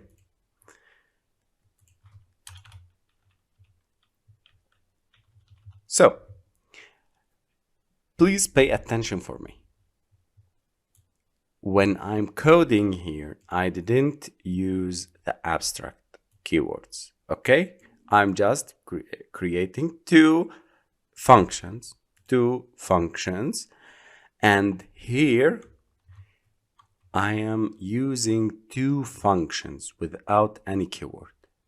An ordinary function. Okay, I will add this body here as starting engine in order to display what's happening to the objects that we will create. Okay, so if I go to here and I will create a new Kotlin class, I will name it as Ka, and this Ka will implement the interface vehicle. So I specify this. I don't specify like this because it's an interface. I don't put here the parentheses. If I hover here, I have this message telling me that the class Ka is not abstract and does not implement abstract member speed value that it's defined inside the vehicle interface. So if I implement as constructor parameter, I will click OK and everything will work fine. Okay, so you should implement these values here and override the value speed, and here, or I can remove this and I can override it here. Okay, override val speed. Okay, I'm overriding it int equal to 25. Okay, you can override like this. Think about the start engine and accelerate functions. If I remove these and I put 2 points string, so I'm telling that I need to return a string. So here there is an error. If I hover again and see what's the error, car class is not abstract and does not implement abstract member, which is the function start engine. If I click on implement, I will need to implement the start engine and override it in order to get everything working fine. Okay, so this override function start engine string, returning string, it will return starting the engine. Okay, so whenever you don't specify what is the function, if you don't specify the body of this function, you are forced, you are mandatory implementing this function inside the subclasses or the classes that implement this interface. So if I remove the body of this function and I don't put any returning type for it, it will display for me in the class Ka, which implement the vehicle interface, an error telling me that I should implement the method accelerate. So Again, guys, implement the members, accelerate, and here we go. We should accelerate. We should implement the accelerate function because it doesn't have here, it doesn't has any body inside this function.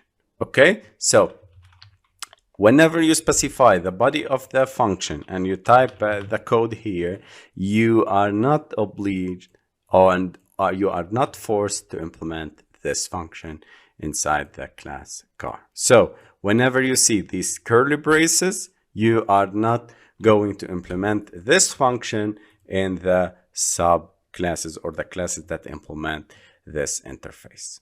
Okay, this is a very important note. So I will not implement this function. I will put like this, println accelerating.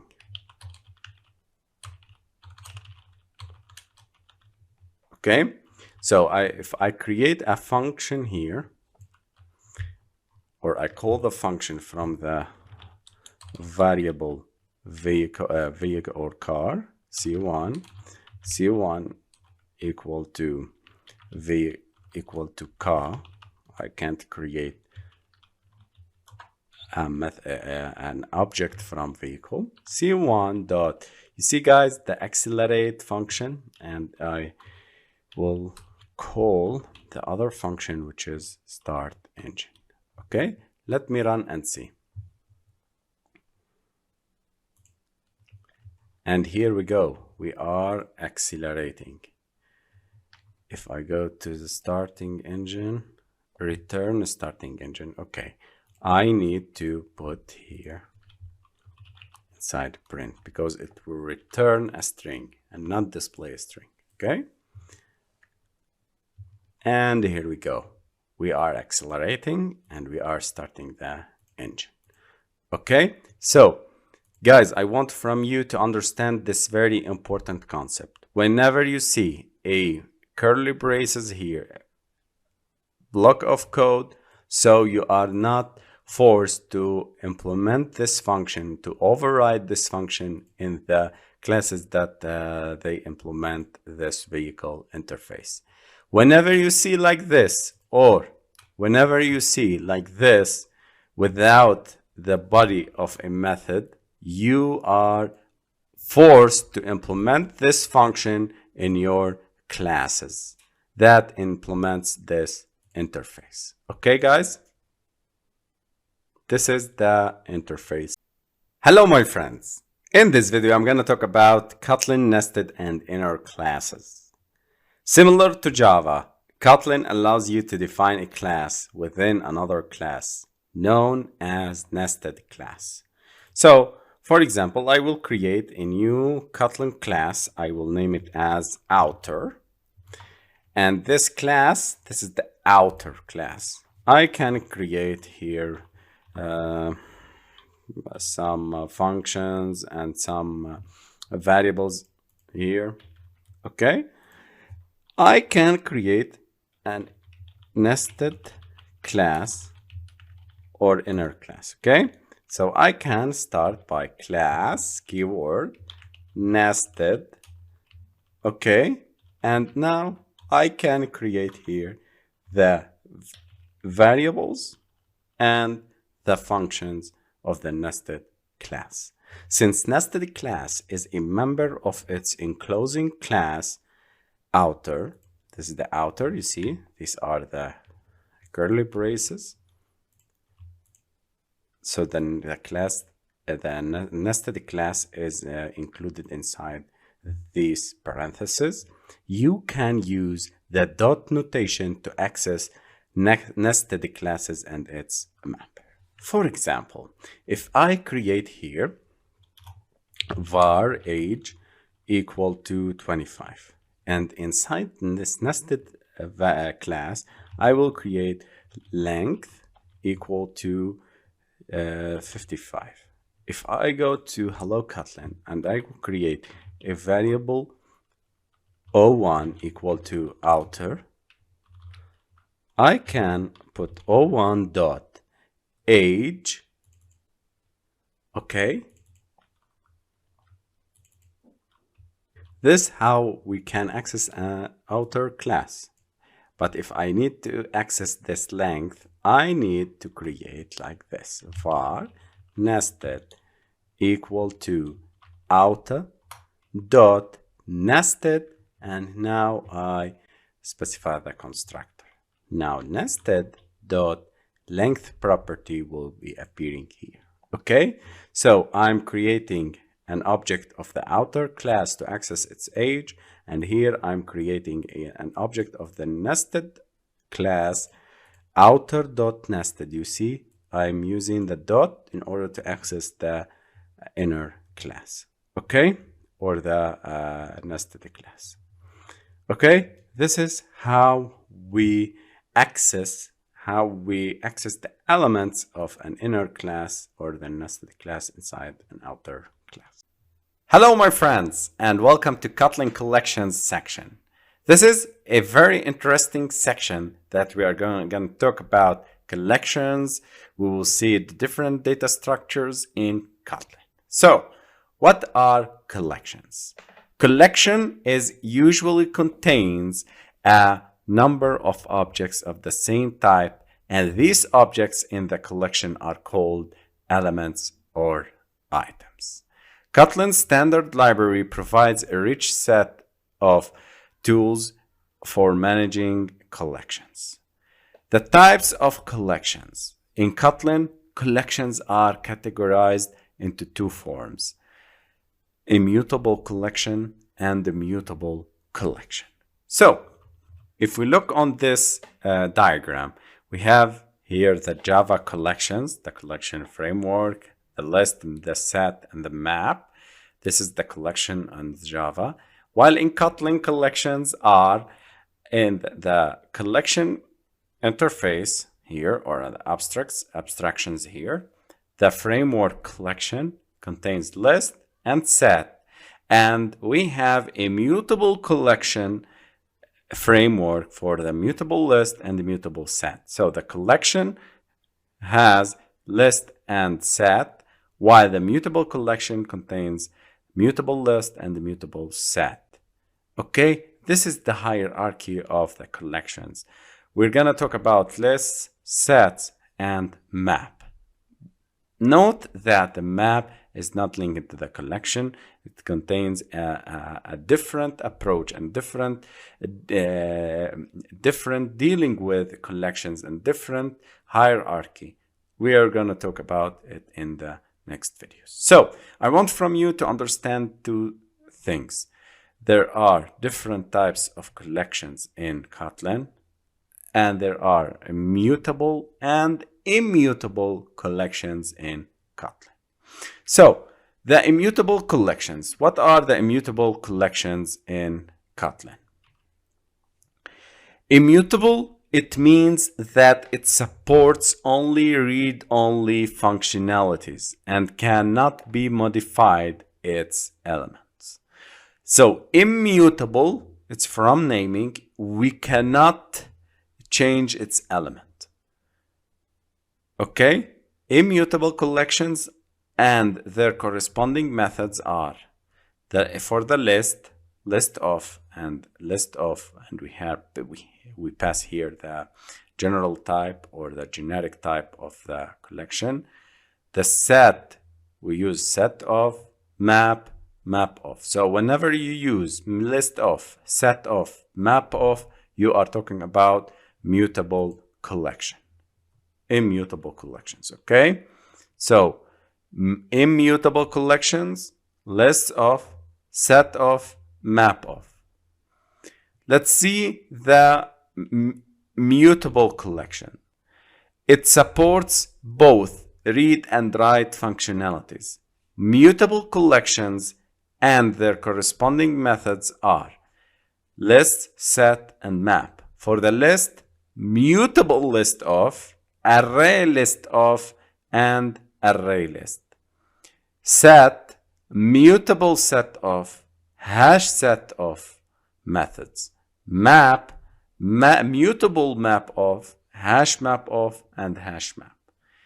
We will see these in details in the next videos, and we'll talk about every collection, the list, the set, and the map, whether it's immutable and immutable. Hello, my friends. Welcome back. In this video, I'm going to talk about lists, specifically the immutable lists. Lists are unordered collections in which we can access elements or items by using indices. Indices means an integer numbers that define a position for each element. Elements can be repeated in a list any number of times. So the elements can be repeated. We have it as an ordered collection, so we can access the elements directly by using the indices. And for immutable lists, we cannot perform add or remove operations. Okay, so immutable, we cannot add or remove things and elements from it because it's an immutable. In order to create the immutable lists, we start by val immutable list. You can name it whatever you want. I will name it immutable list, list1 equal to list of. Here we specify, when you see list of, you can directly know that it's an immutable list. Here we can specify the generic type of this list. It can be an integer, it can be of type string, or whatever you want. I prefer starting by integers. A list of integers, 4, 5, 6. If I put string, it will give me an error because I specified the generic type, which defines the type of elements that this list should contain. Okay? Now, if I put list1 dot add, it will give me an error because it's an immutable list that will not allow the addition or removing from this list. Okay, so these elements are these elements of this list. We cannot change them. We cannot add or remove these elements. Okay, in order to print all the elements of this list, we use the for each loop. So for each item in list1, and we've seen this for loop, for loop in many videos before, I need to print all these items. Okay, so print ln these items. If I run the program now, I have created a list, immutable list contains 4, 23, and 1 as elements inside it. Okay, so we succeeded in accessing the elements of this list by printing each item alone. Okay, I can create here, I can remove also this generic type because we have 4, 23, and 1, and Kotlin will detect it directly as a list of integers. If I can make strings like this, a list of strings. So Jack, these are names, Jack, John, Mike.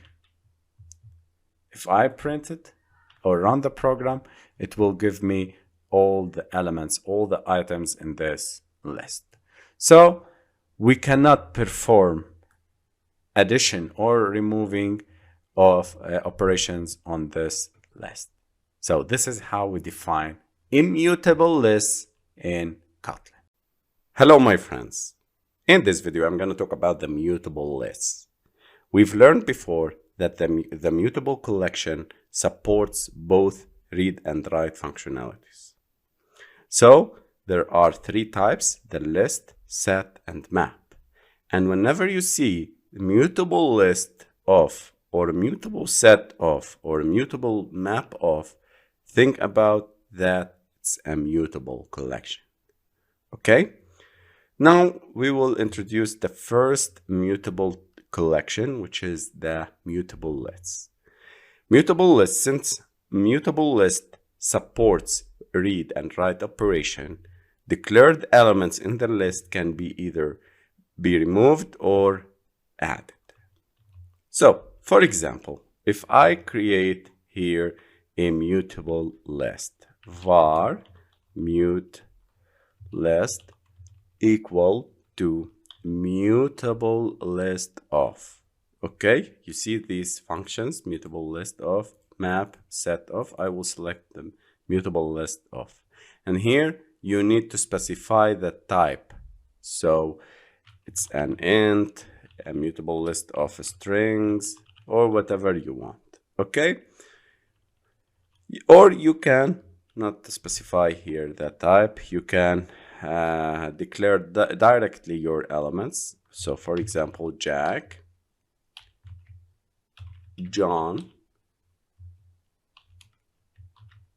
and Mike. Okay, we can now modify the elements of this list, modifying the elements. So I specify here the name of the list with these square brackets, and I will specify the index. Again, it's similar to the array. We start by 0 from here, which indicates the element, and index 0, which is the first element, index 2, and index 1. John is an index 1, Mike is an index 2. Okay, so I will change Mike. I specify the index 2, which refers to the third element. Okay, I want from you to understand the numbering in Kotlin. Mutable list to equal to JSON. Okay, so I changed Mike to JSON. Okay, so if I print now the mutable list at index 2,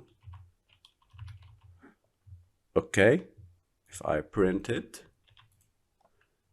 it will give me, I will comment this before, it will give me JSON and not Mike because it's changed, it's being modified. Okay, so click run,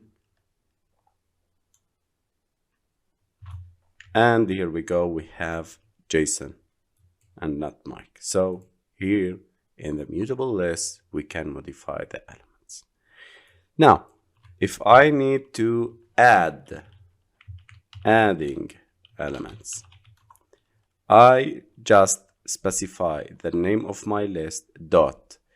There are a bunch of methods: add, replace, add all, remove, add, size, get, and so on. I will use the add function now.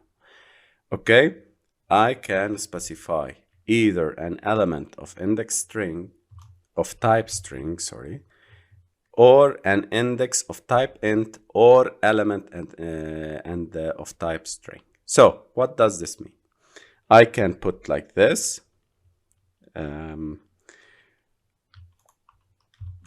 Roy,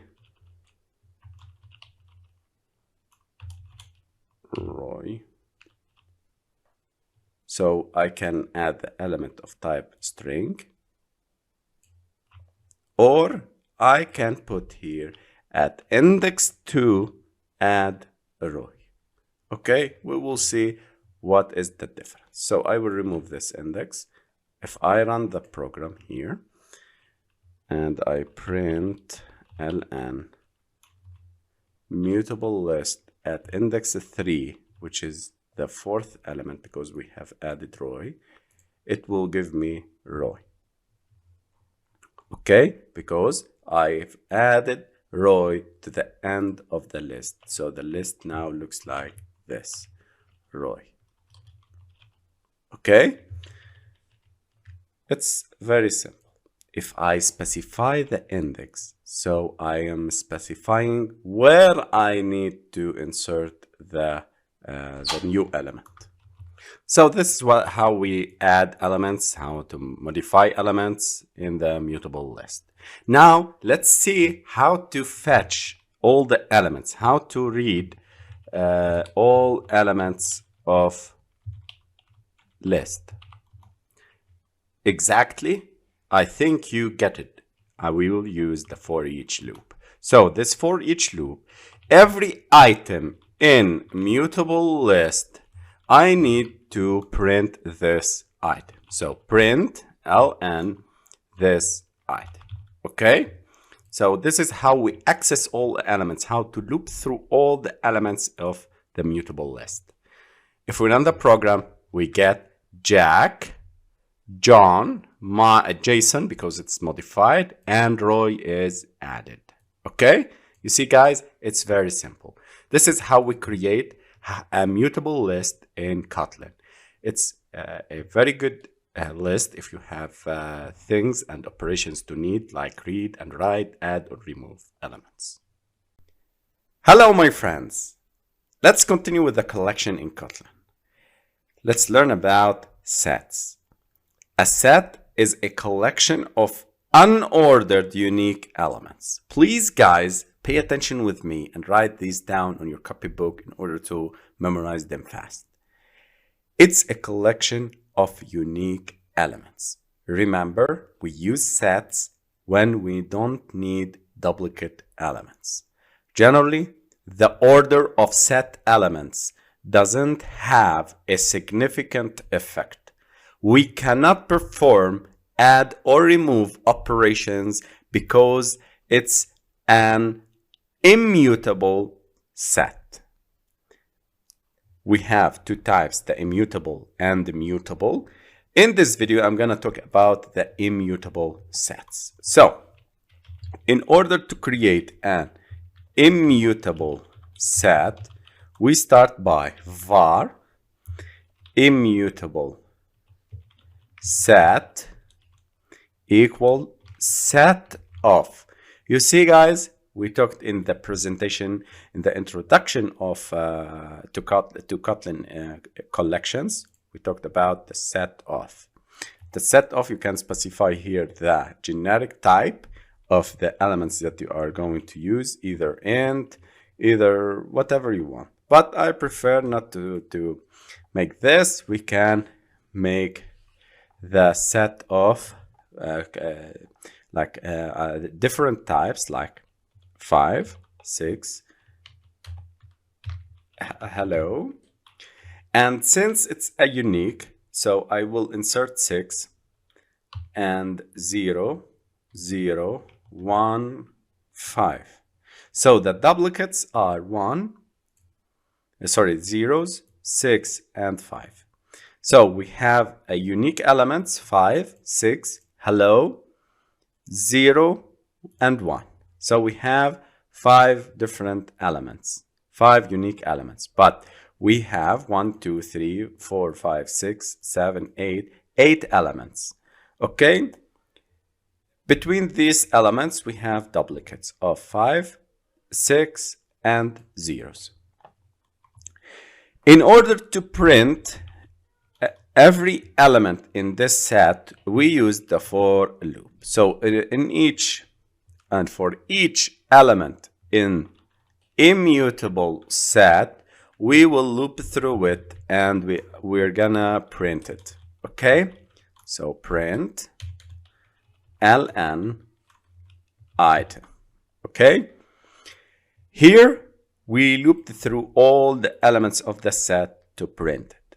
And this is the for each loop that we have talked about it, and we have used it inside the lists. Okay? So pay attention when we run the program. I want from you to notice that only the unique elements are being printed. You see, guys, we didn't print 2 times 5, and we didn't print 2 times 6 or 0. Okay? So we print only the unique elements. In this set, we have 8 elements, but we have 5 of these 8 elements are unique. So the sets are used when you need to print or to deal with unique elements. Okay? Another important note that I should mention, since we are dealing with immutable sets, so immutable collection didn't accept the add or remove. Okay, so I cannot put add, I cannot put remove. So this is prohibited in the immutable sets. Later on in the next video, we're going to talk about the mutable sets, and we'll see how to add and remove elements from the set. So this is all for the immutable sets in Kotlin. Hello, my friends. In the previous video, we've learned about the sets, specifically the immutable sets. In this video, I'm going to talk about the mutable sets. So as a revision, a set is a collection of unordered unique elements. It's a collection of unique elements, no duplicate element. Okay, so the mutable set supports both read and write functionality. We can access, add, or remove elements from this collection easily, and it will preserve the order of elements. So let's learn how to create a mutable set. I will comment these from the previous video, and I will create here the mutable set. In order to create a mutable set, we start by the var mutable set, you can name it whatever you want, equal to mutable set of. Okay, you use mutable set of, and you can specify here what type of the generics and what type of elements you will create. So I will specify int, for example. I can put 8.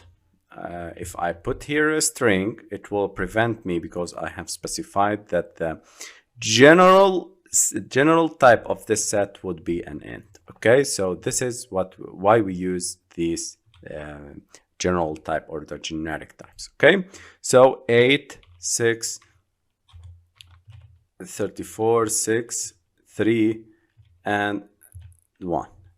6 is the duplicate elements. I intentionally write it because I need to show you that the set is used to store only the duplicate element, the unique elements. It will not print for me 6 2 times. It will print for me 6 1 time. Okay, so in order to access the elements inside the inset, we can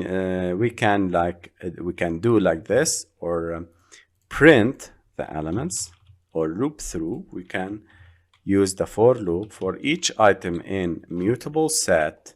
Here, what we are going to make, we are going to print ln this item. Okay, so if I run the program now, it will give me 8, 6, 32, 34, and 1. And 6 is written 1 time. Okay, so we have 6 elements. We print only 5 elements because 6 is duplicate, so it will only print it 1 time.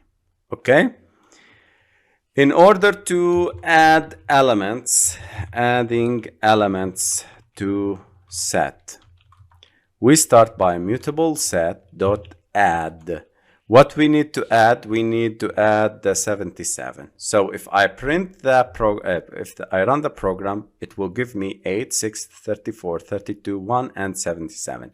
You see, I have added this element to here. Now let's try to add an existing element to check if it is awake or not. So I will add number 8. Okay, 8 is presented here, and I'm adding here 8. Let me check if it will add it or not, and will not add it because 8 is found before, so it will not make a duplicate elements printing. Okay, so we use sets for storing the unique elements to print to have a collection of only unique elements. Okay, it will not accept this. It will accept only the unique elements. Okay, now let me remove elements. Mutable set dot remove. Remove. What we need to remove the element 8 or 77. If I run the program, then 77 will not be presented. Here, I should specify the element. Okay, so this is the element. This is all about the mutable sets. I hope you understand well. Later on, we will see it in the applications. We will use it in applications and exactly in maps applications. Hello, my friends, and welcome back. In this video, I'm going to talk about the maps.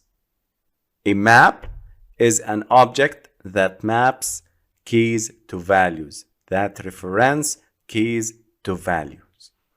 Okay, please write these notes on your copybook in order to memorize them fast.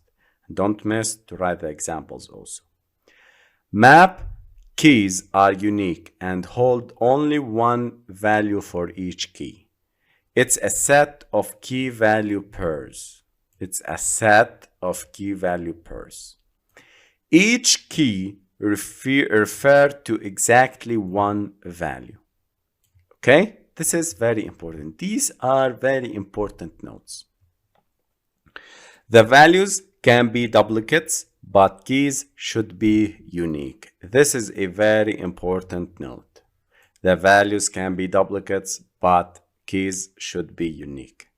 Maps are used to store logically connections between two objects. For example, a student ID and their name. So the ID would be a unique and their name could be duplicate. Okay? As it's an immutable, its size is fixed and its method supports read-only access. I will talk in this video about the immutable maps, and in the next video we're gonna talk about the mutable maps. So in order to create a immutable map, we start by var immutable map equal to map of, and here we can specify the generic type. But I need from you to understand this and pay attention for this. I specify here the unique element, which is the key. I will start by 1, 2, this is the operator, and I specify here to check. So you see this, I'm using the to operator in order to tell Android Studio or the compiler that 1 is the key that referred to Jack, that maps to Jack element, this value element. Okay, so this is the key and this is the value. I'm mapping the key to this value. In order to add more elements, I separate them by comma. To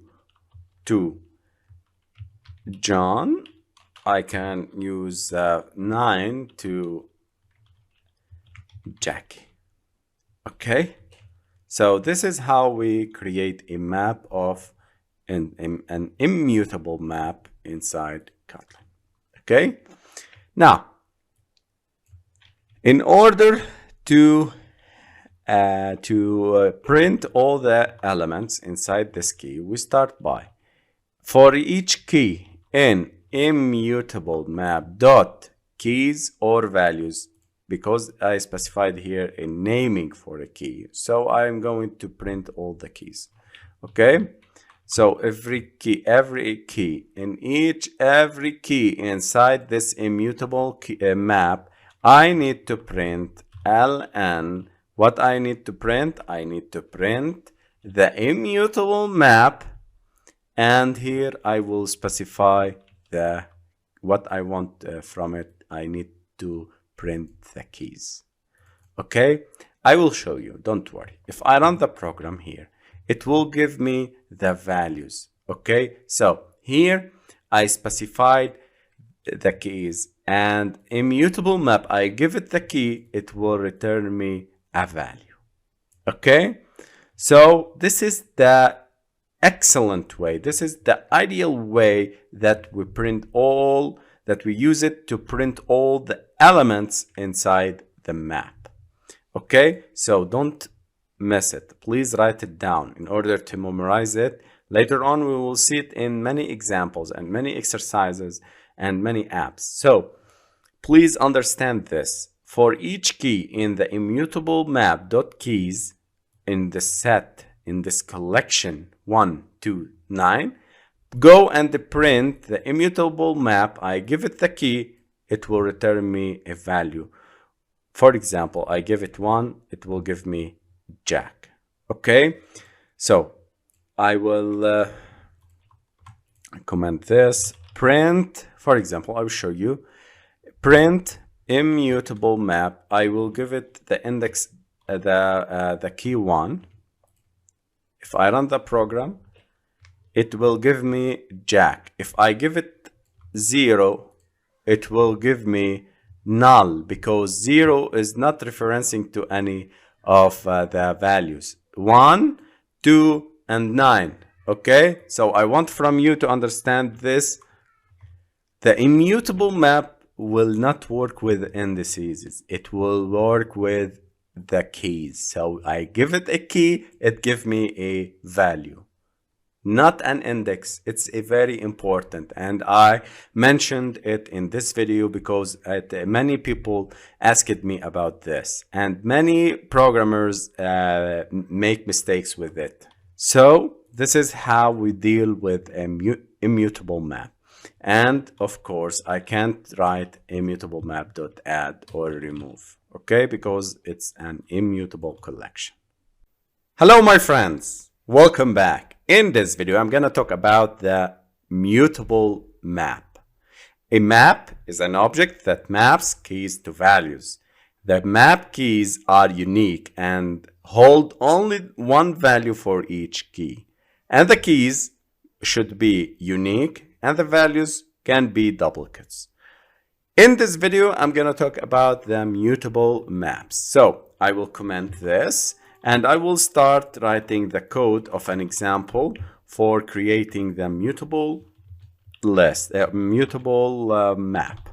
So since it's a mutable map, so it supports functionalities like put, remove, and clear, and so on. So we can add, remove elements from this map. In order to create a map, we start by var mutable map equal to mutable map of, and I can create here and specify here the general types, the generic types, and the type expected to be. So if I want to be precise, and I can specify int for the keys and comma, the values would be strings. Okay, here I make exactly that what we have done in the immutable map.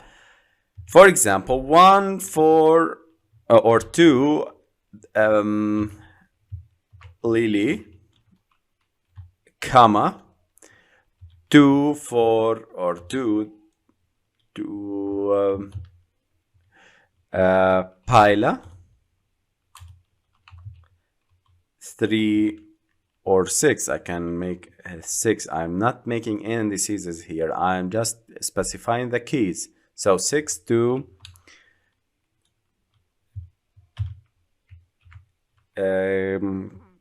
Kitty. Okay, so this is a map that we have 3 elements. The key 1 referred to Lily, 2 will refer to Pila, 6 will refer to Kitty. Okay, so in order to add elements to map, I will use the mutable map here, mutable map dot a put. So I will not use the add, I use the put. Here I specify the key and value. So I need to specify a key of type int and the value of type string. So I specify a key for as comma. I specify here the string, which is Jack. Okay, so the elements having these keys will be representing for Jack. Okay, so this element will be created. It holds the key as 4 and the value as Jack. Okay, in order to remove elements, we use mutable map dot remove, and here we specify either a key and a value, but I prefer using the key. So I can remove from here 6. Okay, so I specify 6, the key. Okay, in order to print the elements inside this mutable map, so I will loop through the elements of the map. For each item in mutable map dot values, in each of these values I'm going to print ln the item. Here I am not going to use the values. I'm not going to use the keys as before. I can use the values. So if I run the program, it will give me the values of this map: Lily, Pila, Kitty, and the Jack that it's added recently. Okay, so this is how we use the immutable maps and the mutable maps in Kotlin and how we create them. And by the way, we're gonna use this type of collections in complex applications. Hello, my friends, and welcome to coding exercise number 1. In this exercise, we are asked to write a program that gets from the user 2 numbers and displays their division and remainder. I want from you to pause the video and think about how to write such a program in Kotlin. And by the way, I'm waiting your solutions in the comment below. So copy and paste your solutions and I can help you if there is an error or any mistake. Let's create a new project in Android Studio. I choose a new or no activity. I will name my project Kotlin exercises, and language is Kotlin. I click on finish and everything should be working fine. Waiting Android Studio to set up the project and generate the Gradle build. Then let's go to the app, Java, Kotlin exercises. I need to create a new Kotlin file here. I will name it as exercise. Okay, and inside this exercise I'll create main function, and here we start writing our codes. I hope you pause the video and think about this exercise, how to get input from the user, how to get the division and the remainder of these 2 numbers. So I will start by creating and getting the numbers from the user. So I will create a var scan or s1 equal to scanner object. Okay, and here I will use system.in. This is how we get the input from the user. Okay, we use the scanner object. This is an object that we will use later on in the next lines, but I need to print for the user a message telling him, please enter a number. Then I will var x equal to s1 dot next int.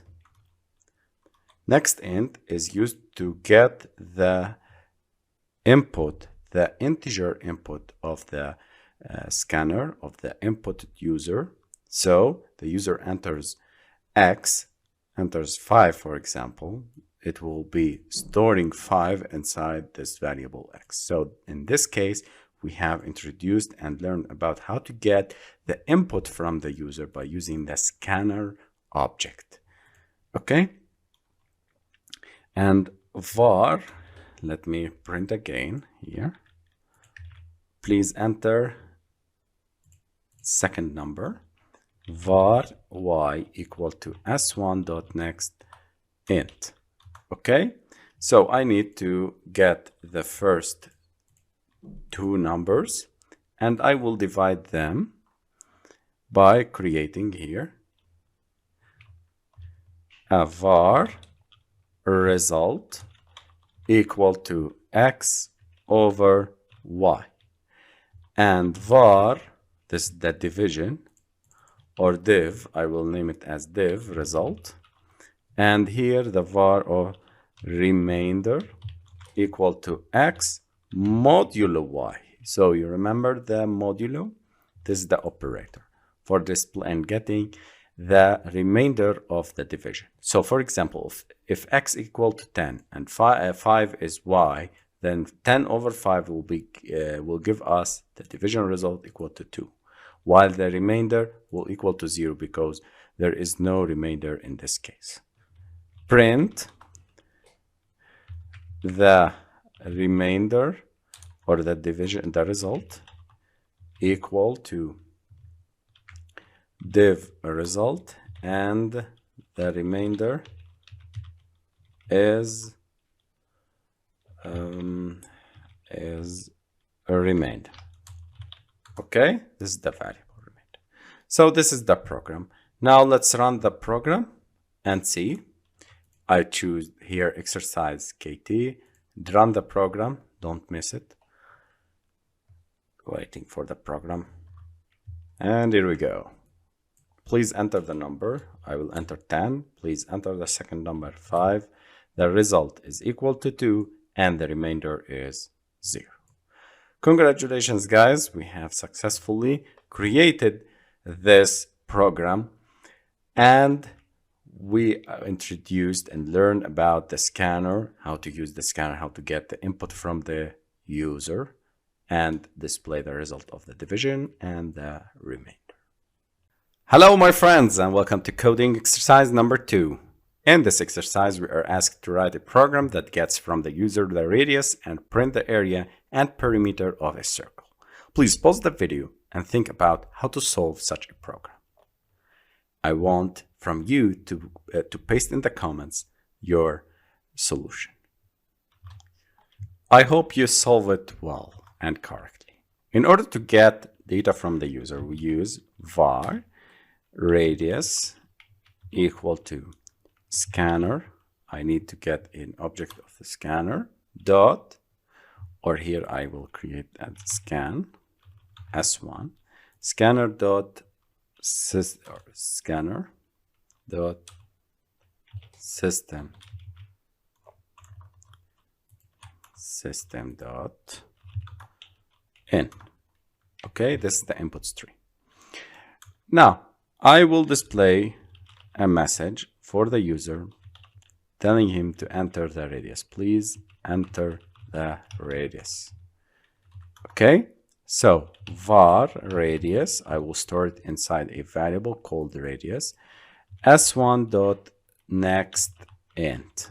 Okay, then I will make the calculation for this area and the perimeter. I will create a double here, var perimeter equal to, or of type double, I will specify it, double equal to 2 times 3.14, which is pi 1415, times radius. So 2 pi r. This is the perimeter. And the variable area of type double, I will make equal to radius times radius times 3.14 and 15. This is pi, the value of pi. So the perimeter 2 pi r, the area is pi r square. Okay, now let's display the area and the perimeter result for the user. I will check the area and the perimeter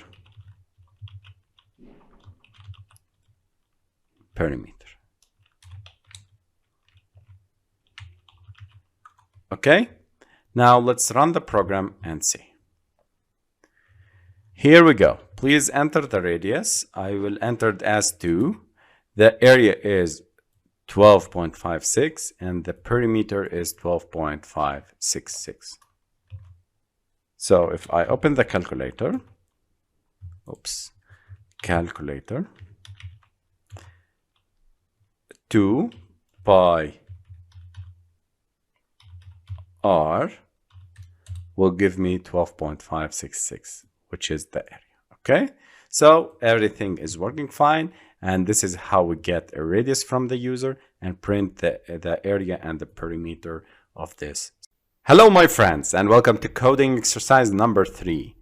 We are asked to write a program to swap two variables. If the user enters a equal to 5 and b equal to 6, I need to display b equal to 5 and a equal to 6. I need to swipe the value of these two variables. Pause the video and think about how to solve such a program. So before we start, I'm waiting your solutions in the comment below. So please paste your solutions in the comment below so I can help you if you have any trouble. I start by a, declaring some variables var a, b, and temp. I need to create these three variables. Okay, this is of type int, this is of type int, and this is of type int. Okay,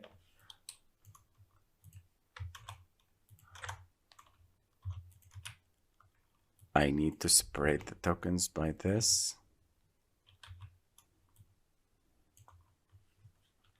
Var b of type int, var temp of type int. Okay, now I will display for the user to enter the numbers. So print enter the two numbers. I will use the scanner var scan or s1 equal to scanner dot or system dot in, alt plus enter to import the package, java.util.all. This asterisk will import all the classes. So var x equal to s1.nextInt and var, these are variables a, so a here, a, I have declared it, and b equal to s1.nextInt. Okay, so these are the two variables. I am storing them here. Or I can directly remove these and start by typing like this, var b. Okay, now in order to swap the variables, I need to use the temp, the help of temp variable. So temp now equal to a, and a equal to b, and now b equal to temp. Okay, I'm using a temporary variable in order to store temporarily the value of a. then assign a equal to b, b equal to temp, and this will result in swapping the variables. Print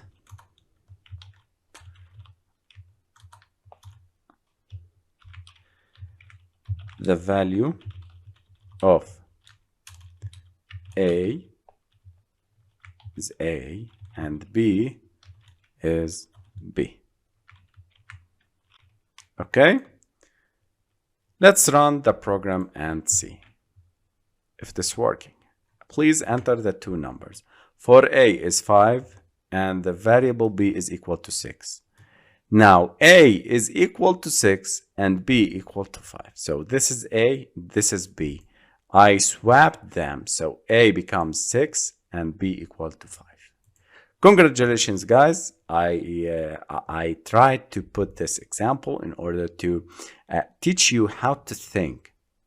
We used a temporary variable in order to solve such a program and this problem. Hello, my friends, and welcome to coding exercise number 4.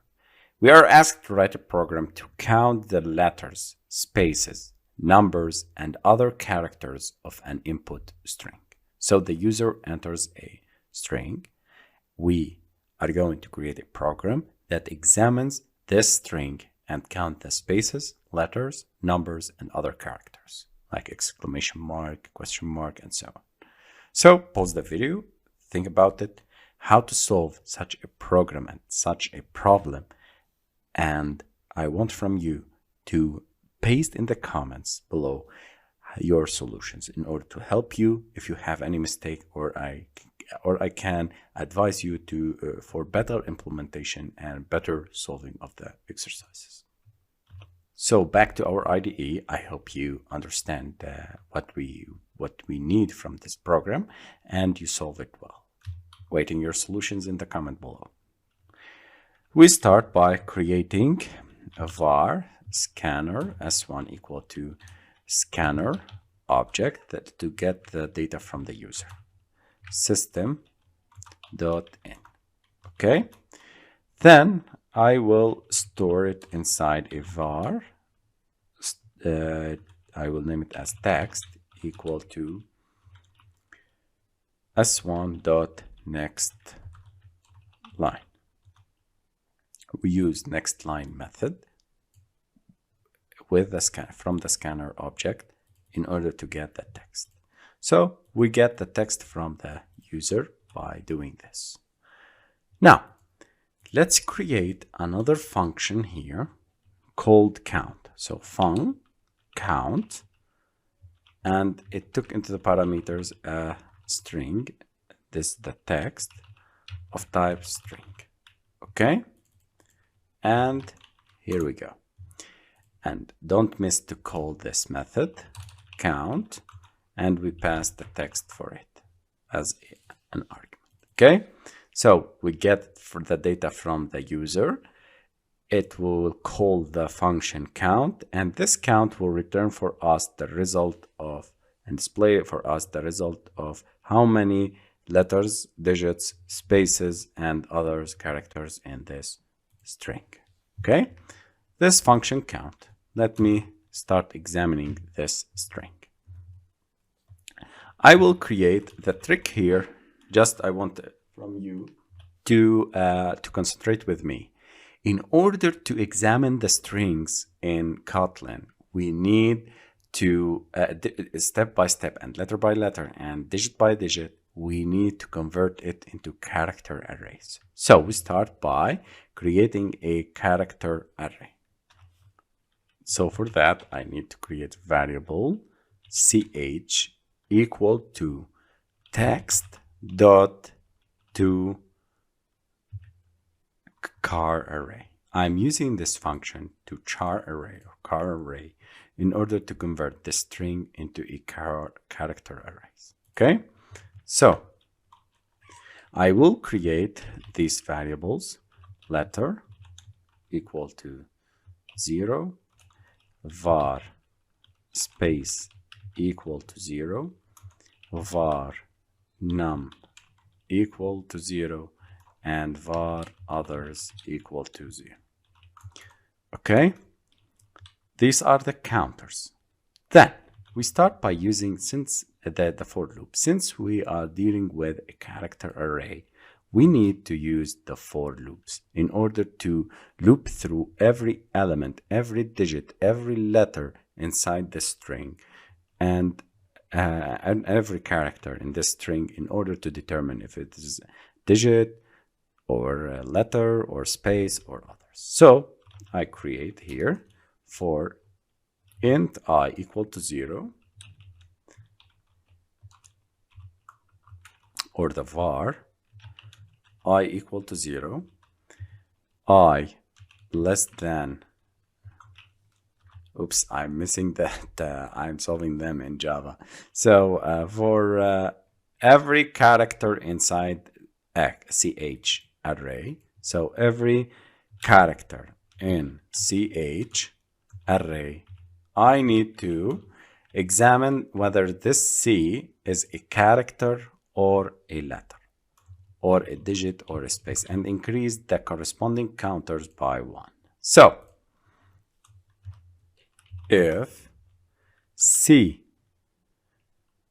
or character is letter, I'm using the character class, I'm using isLetter method inside this class in order to check this character.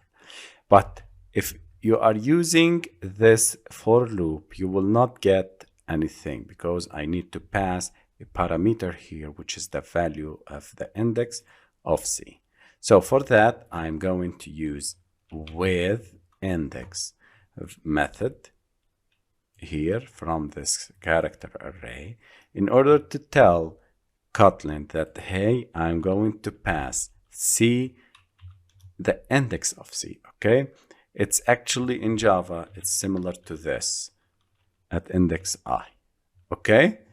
But here in Kotlin, we don't have index, we have this for loop. If we use the method with index, we can get the index of character. So if it is true, if it is a letter, increase letter by 1, okay? Else, or else if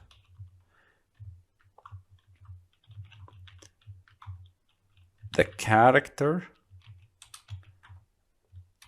dot is digit, then we need to pass C dot index.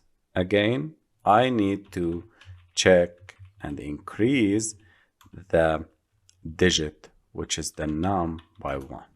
Okay, so the numbers will be increased by 1 if it is a digit. If it's a letter, it will be increasing the letter count. Else if I am going to check for spaces. So character dot spaces is space character, C dot index. I'm going to check for and increase for the space counter. Else it would be others. So I will be increasing the others variable and others counter by 1. Now let's display the result here. So print outside this loop, print spaces, or let's start by letters, letter,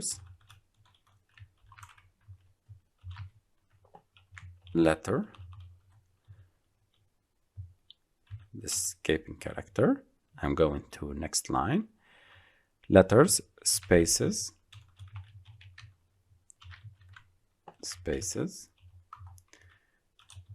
going to next line,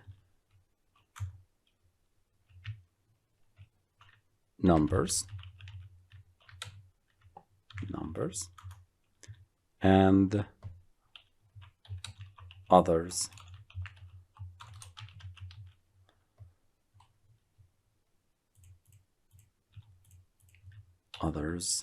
it would be the others variable.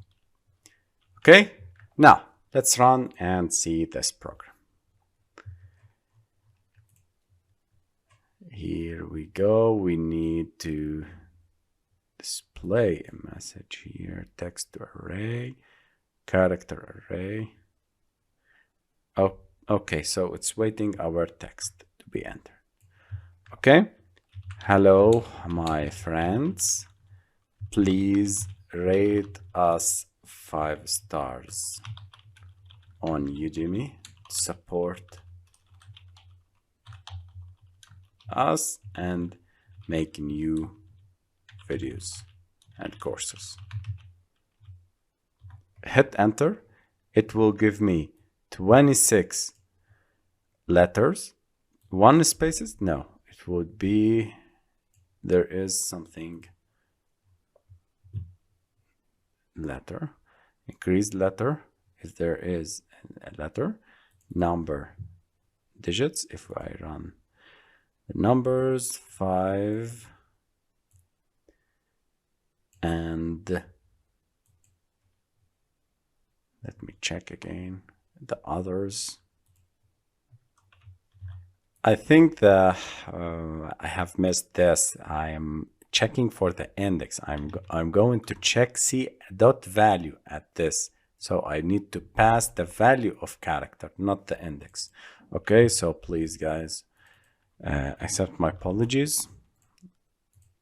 Run the program again, and hello my friends, please rate us 5 stars to push us forward to make new courses.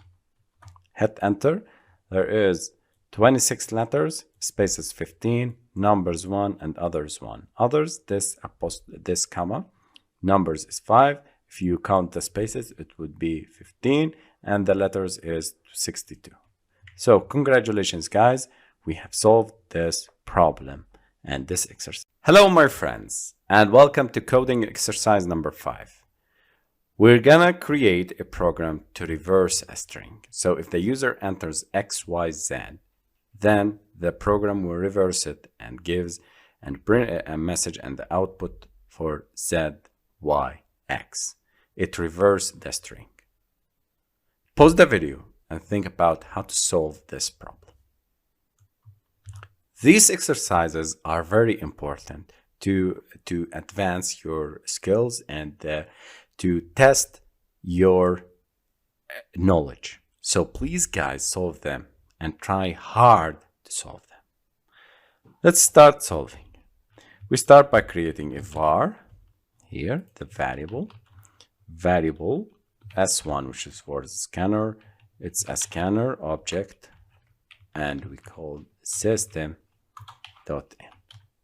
Okay. This is for input string.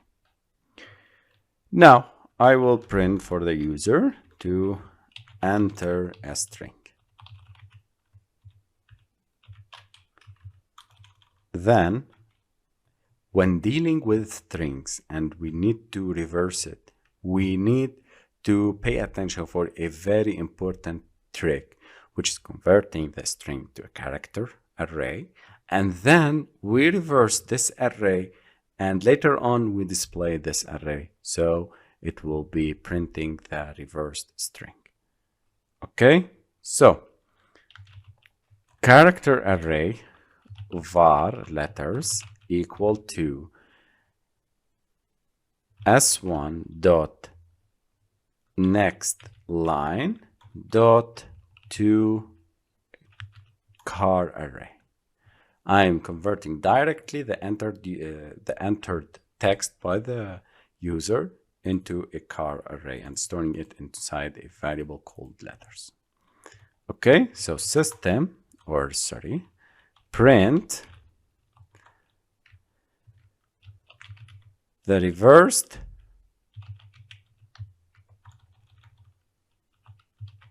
string I need to display this character array. Now this array contains the string XYZ. X at index 0, Y is at index 1, z at index 2. So I need to reverse this string. I will start by int I equal to letters dot length, letters dot size, and this is the for loop. But we don't start by this because we are in Kotlin. So we need to. So I will start by the string, the letters dot indices dot for each. I'm using this for each loop in order to reverse every letter. So there are many ways to reverse a string. So in Kotlin, you can use for each. You can use the for loop. I will show you at first the for loop, and then how to start by the indices and how to go down from the end and go back to the start. Okay, so I'm reversing it. So for I in letters dot size -1 down to, this is a keyword that we use it in the for loops in order to count down from the end to the start, going back from the end to the start, to 0. Okay, so we use the reverse. I will create here var reverse equal to empty spaces, reverse plus equal to I, or letters, at index I. Okay, then I need to display the reverse.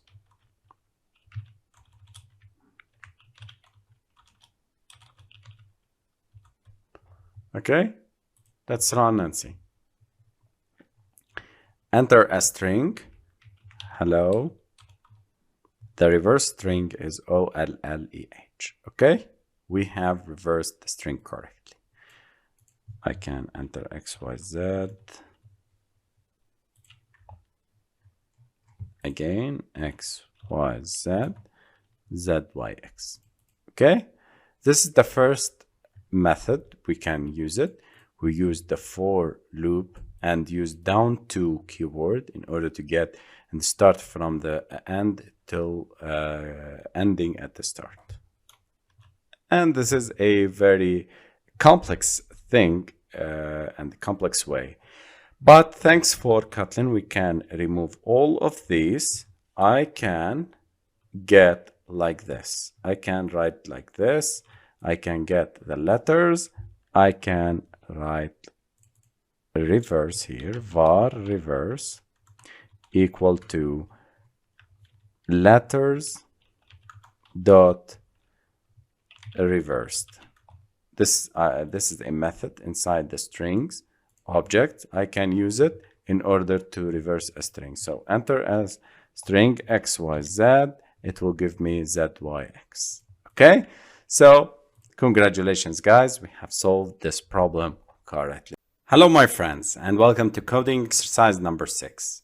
We are asked to write a program to multiply corresponding elements of two arrays of integers. For example, if we have these two arrays, the first array contains these elements 1, 3, -5, and 4. The second array contains these elements 1, 4, -5, -2. If we multiply the first element by the first element of the second array, it will give me 1. 3 times 4, 12. -5 times -5 is 25. And 4 times -2, it will give me -8. So pause the video and think about how to solve this exercise. I hope you solve it well. I'm waiting your comments below and for your solutions, okay? So I will start by creating the var left array, or array number 1, equal to array of 1 3 1 3 5 or -5 and 4. This is the example that we've taken in the presentation. Array 2 equal to array of 1 4 -5 -2. Okay, I need now to multiply the first element of this array with the first element of the second array. How to do that? I need a for loop. So for each loop, yes, for every element I in array 1 dot with index, I need the index. I will show you how to get the values. I need to create here a variable var result equal to 0, and this result array, the result is equal to the previous result, and the result I will make it as a string. Okay, so this result is equal to the old result, which is the space here, empty space or empty string, array 1 at index I dot index, because that I used with index, plus array, I will add this in the bracket,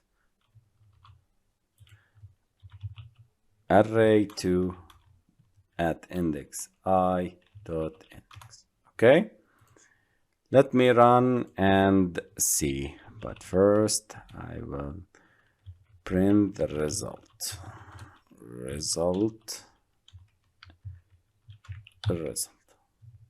Let's run and see. And here we go.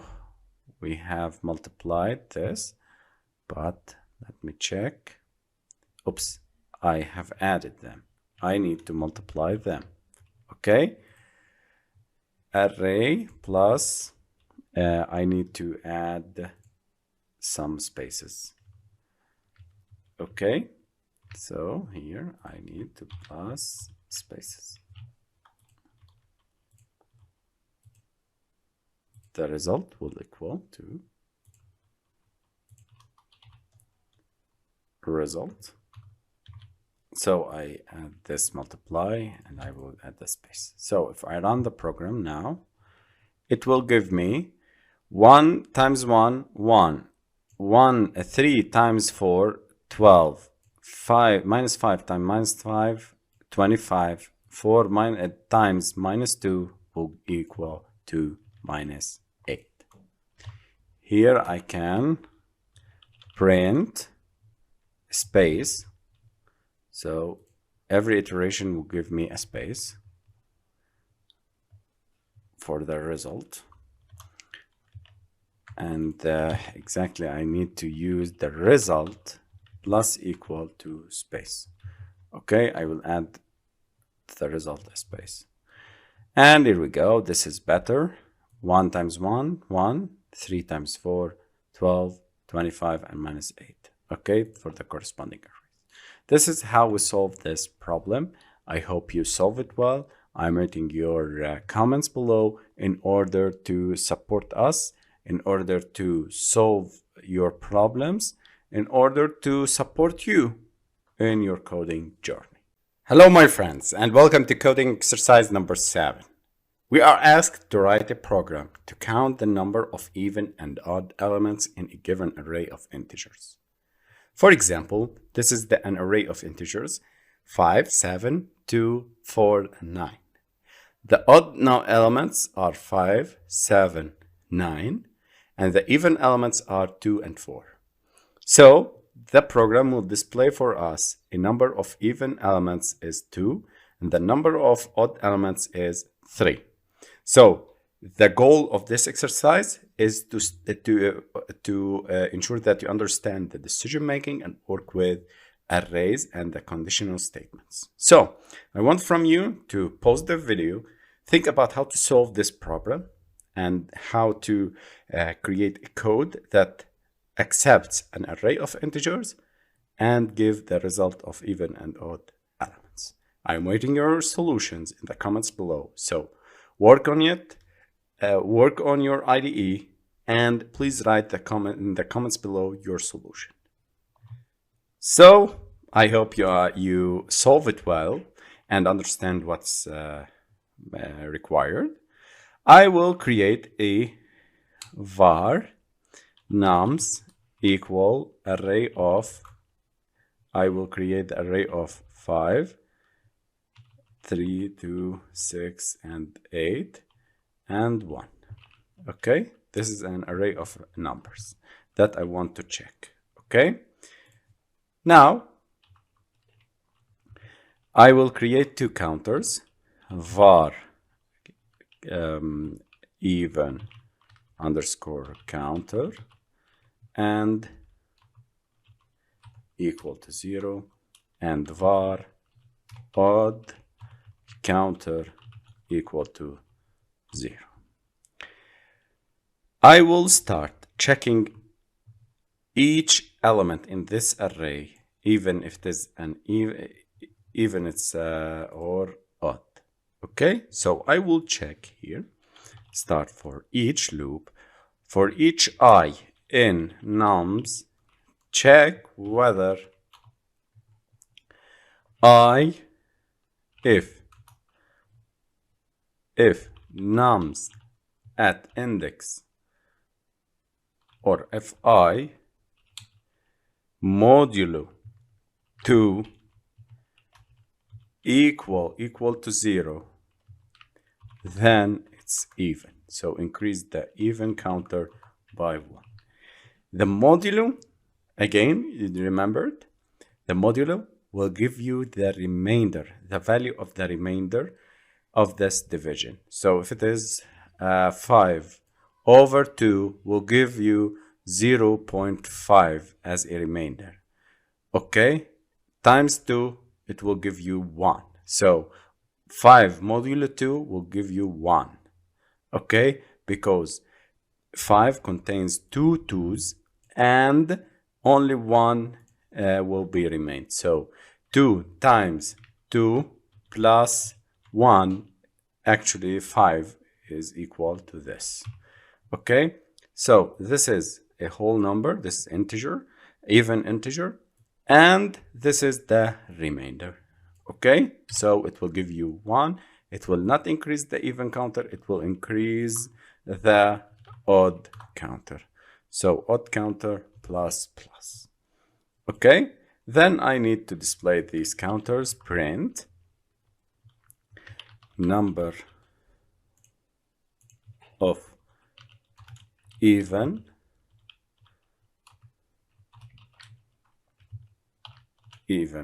counter and number of odd is odd. Okay, guys, this is very simple. Okay, now let's run the program and see. This is our array. We have 2, 6, and 8, 3 odd and 3 even. And here we go. Number of even 3 and number of odd is 3. Okay, so congratulations guys, we have solved it. I hope you understand well and understand how the for loops and the decision making and the conditional statements works and how this algorithm works. Hello my friends and welcome to coding exercise number 8. In this exercise we are asked to write a program that takes 3 numbers from the user and prints the greatest number among these 3 numbers. Please pause the video and think about how to solve such an exercise. I want from you to paste in the comments below your solution in order to help you solve any error or understand everything and every concept. Make sure you are understanding well from this exercises and from this course. I hope you solve it well and find the solution. I'm waiting your solutions in the comment below, okay? Don't be shy. Please, guys, if you write one line of code, please paste it in the comments below in order to help you. In order to get data from the user, we need to use the help of scanner. So I will create a var s1 equal to scanner, and I will use system.in. Don't miss to import java.util.this asterisk. This means that we are importing everything from the util package. Print, enter the first number, var x equal to s1 dot next int. In this case, I'm listening to the user input. If the user enters the first number and click enter, it will be stored inside a variable called x. Again, I will create this 3 times because I need to get 3 variables, variable y and variable z. Please enter the second number and the third number. Okay, so here we will start the comparison. If num1 or x greater than y, and if x greater than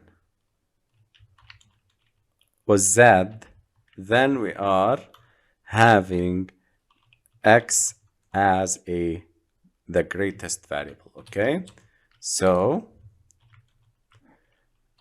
x is the greatest. Okay, this is the first case. I compared it with y. If it is greater than y, I will continue to compare it with that. So if it is greater than y and greater than z, so x is the greatest. Again, I will copy this and paste it here. If y is greater than x and x here, sorry, y is greater than z, then y is the greatest. Again, I will copy and paste it. If z, I compare it with x at first, and then I compare it with y. Z greater than y, then z is the greatest. Okay, this is the 3 comparisons, and actually they are 6 because I'm comparing x, comparing z together. 2, 2, 2, 2, and 2, 2 here. So 6 comparisons. Click run and let's see how the program will behave. Enter the first number. I will enter 14. Enter the second number 5. Enter the third number will be 8. Click enter. 14 is the greatest. If I run the program again, 5, 6, and 88, it will give you 88 is the greatest. Okay, so in this case, we have learned how we compare the numbers, how we divide the algorithm in order to detect the greatest number among these 3 elements. Later on, we can use the math.maximum function in order to detect the maximum between the numbers. Hello, my friends. In this video, I'm gonna talk about views. A view is a simple building block of a user interface. It's a small rectangular box that can be TextView, EditText, or even a button. It occupies the area on the screen in a rectangular area, and it's responsible for drawing and event handling, exactly like this image. So, view, all the Android GUI elements are subclasses of the view object. User interfaces are composed of a combination of views. A view is a Java class or a Kotlin class that inherits directly from the Java object class, the root of the Java class hierarchy. Views are the basic building block for all Android GUI elements and serve as the base class for all GUI widgets. So, for example, what this complicated image and hierarchy displaying for me? I need from you to understand one thing, that the view is the parent class. We have TextView, we have analog clock, ImageView, progress bar, and other view groups. I will talk about it in the next slides, but I want from you now to concentrate with me with these widgets: the TextView, EditText, button, text clock, digital clock, chronometer, image button, and checkbox, radio button, switch, toggle button. I don't want from you to understand and memorize this hierarchy. You can write it down on your copybook, but I want from you to understand that the EditText is a view, button is a view, TextView is a view, ImageView is a view. These widgets, these views, we're gonna talk about them in details in the next videos. Okay, so this is the hierarchy of the view. Now let's talk about the view group. View group is a special subclass of the view class that serves as a container for multiple views. It's very important. Please write it down on your copybook, this note. It's a container for multiple views. There are several useful widgets that extend the view group class. Most are actually subclasses of another view group known as layouts. So the layouts that we have seen them here, the absolute layout, linear, grid layout, relative, framework, and the constraint layouts and other layouts that we'll see them in the next videos are extending from the view group that in turn extends from the view. Okay, I want to from you to understand these concepts. So view group layouts are special type of view group that serve as the framework for organizing an app's multiple views on the device screen. So the layout is responsible for organizing the views, the multiple views on the screen.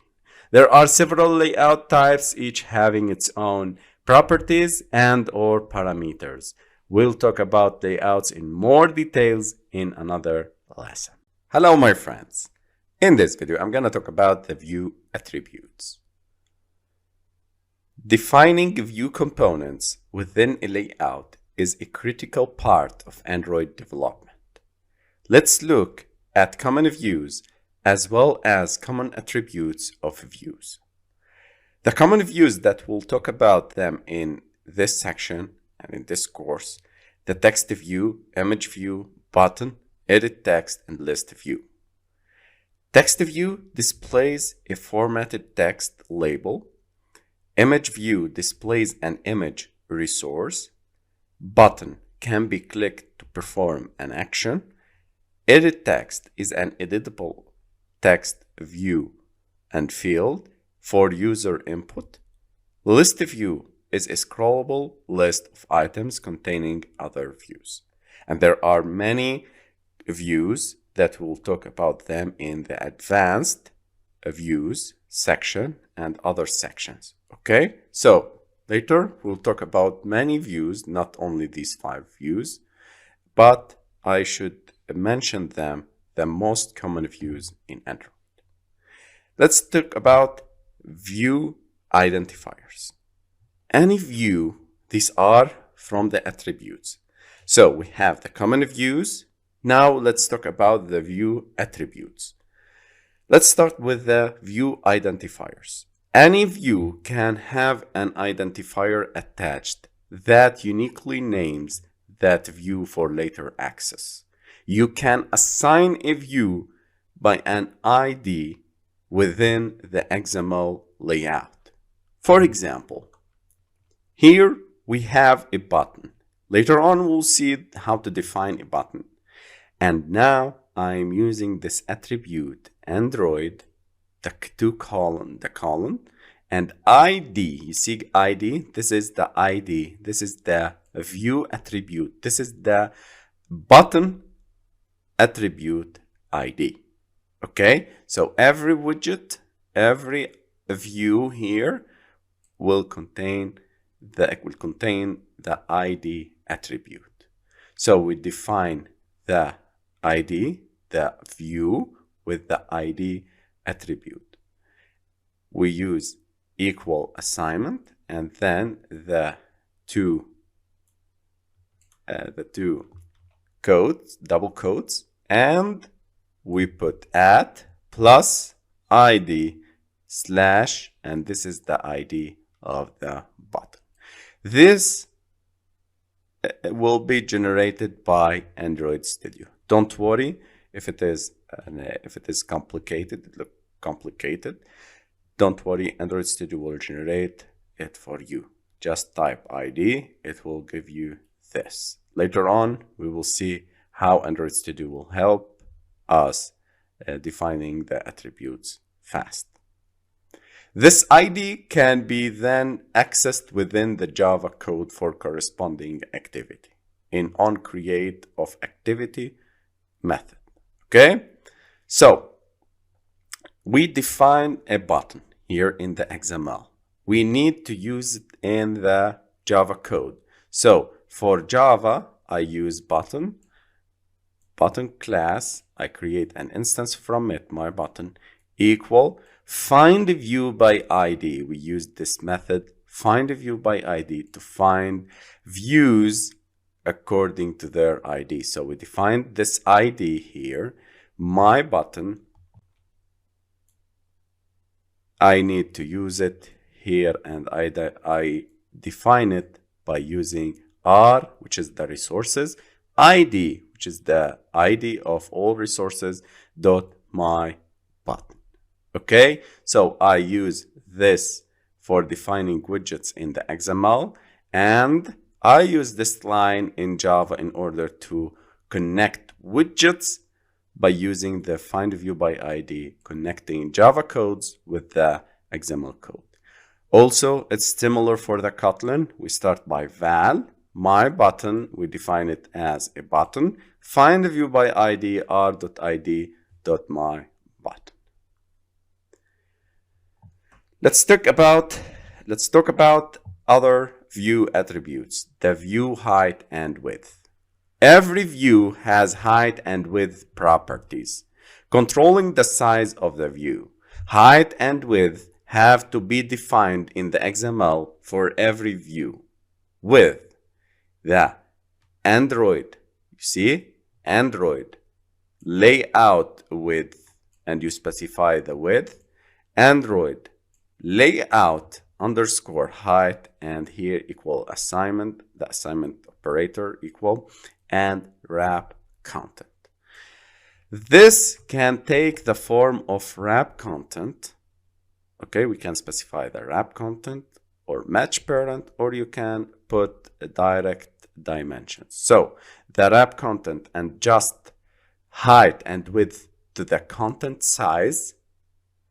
Match parent, adjust the height and width to full size of parent container and a dimension value such as 165 or 120 dp. You can identify its dimension in density pixels in and other forms, but we prefer using the dp. Okay, please write these notes on your copybook in order to memorize them fast. The views, margin, and padding. These are some attributes for the views. So, margins and paddings values for views allows us to position and displace elements in a layout. Layout margin defines the amount of space around the outside of a view. Padding defines the amount of space around the content or children of a view. Later on, we will see them in action. Don't worry, we will concentrate on these two topics and these attributes in the later videos. Other view attributes. Every view has many different attributes which can be applied to manage various properties. We have talked about the common attributes, or certain properties are shared across many views, such as Android layout width. So we can see them among this attribute, the layout width, among all the views. Other properties are based on the views function, such as the text color. The text color, for example, is for the text view. You can see it in the text view and the button, but you can't find it in the list view, for example, or other advanced views. Okay, so you can think about there are common attributes for and shared among all the views, and there are other properties. Every view every view contains its own property. Okay, we can see the attribute the background, which makes the background of the view. You can use like this, for example. This is for the black. And on click, for example, method to invoke when clicked. Visibility controls how view appears. Android hint text to display when empty. Android text display text in the view. Text color of the text. Text size of the text. Text style of the text formatting, for example, bold. Okay, so these are the view attributes. In the next videos, we're gonna talk about the views. We will see the views, how to create them, and how to use these attributes in these. Hello, my friends. In this video, I'm gonna talk about the text view. Text view is a simple widget that is seen in every Android application. This widget is used to display simple text within the Android application. We can add custom styling to the text that we have to show. In this diagram, we see that the text view inherits from the view, and text view has many children. So let's jump into Android Studio and start learning how to create and edit and manage the Android text view. Open your Android Studio and create a new project, empty activity, and then click on Next. Let's name it as Views App. This app will allow us to create the widgets and the views and deal with them. So this app will allow us for the next few videos to deal with the views. The package name as you want, the save location as you want, select the language Kotlin, minimum SDK 21, and click on finish and wait for Android Studio to finish building and the Gradle to finish its build. So we can see that there are two files. the main activity.kt and the activity_main.xml. Okay, so let's start working on this main activity, the layout, and then we will move to the main activity to start linking the widgets and the views that we have created. Okay, now let's hide the project.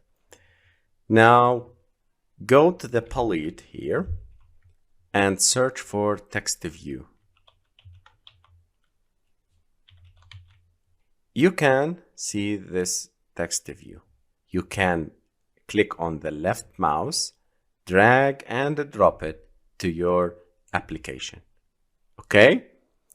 By the way, I can click on this and click on delete, so I delete the widget. Okay? Or Control Z to undo. Or you can go to here to the hello world and we click on the component tree, click on delete. You can delete it like this. Okay, now this is the TextView that we've added. Later on we will talk about the constraints. You can click on this circle when it's appeared, this bold circle. You can click on it and keep dragging it to add the constraints, and also in the same way I'm adding the constraints. Okay, or you can click on this. I will show you. You can click on this button, infer constraints, in order to add the constraints and anchor this widget on your view. So you can drag it and drop it in order to change its position and its display position. Okay, later on we'll talk about the constraint layouts. Don't worry, we will see it in fully detailed. Okay, now if we click on the TextView, we can see here on the right section that there are attributes. Every view, this is a very important point, guys. Please concentrate with me. Every view has many different attributes which can be applied to manage various properties. Certain properties are shared across many views, such as Android layout width, and other properties are based on the views function, such as the text color for the text view, the on-click for the buttons, and so on. Okay? We see on the right here that there are many attributes. If I click on this triangle, this arrow, I will collapse them, and later on I will expand them to discuss them. There is a very important ID attribute that we cannot skip it, because we need to give this text view an ID, and the ID will give a unique identifier for this widget in order to detect it and find it when we call findViewById method. I will name it as TextView. You can add whatever you want, the ID. You can name it whatever you want. The declared attributes section will give you the attributes that are declared till now. So if you add new attributes to this TextView, it will appear here. Okay, this is the width, this is the height. The width will give you the width of this view. So if I click on it, I use the match constraint, you can see the width of the text view is changed. If I click on the height match constraint, it will give you that it is it's hiding with the constraint. So if I click on this and drag it till here, so I can see that the text view is on the full screen.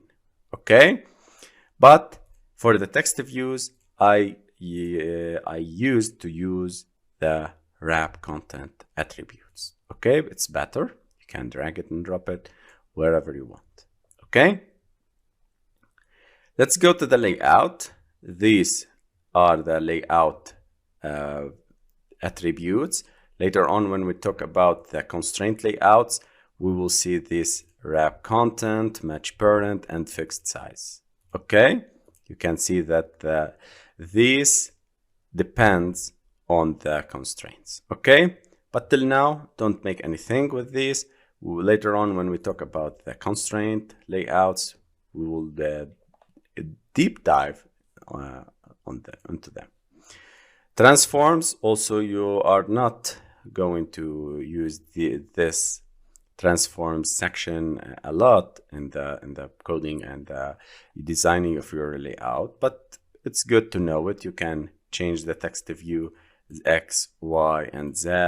You can see that the text view here is changed, so you can make its transformation 3D transformation. Okay, but I don't think that you are going to make this transformation for your text view, and I didn't use it in any of my apps. The common attributes, the minimum width, height, alpha, but I don't also use this. I don't use it many. All attributes. This is the very important thing that I should mention here. The all attributes. This is a big section for all the attributes that this text view will contain and can edit the text view attributes.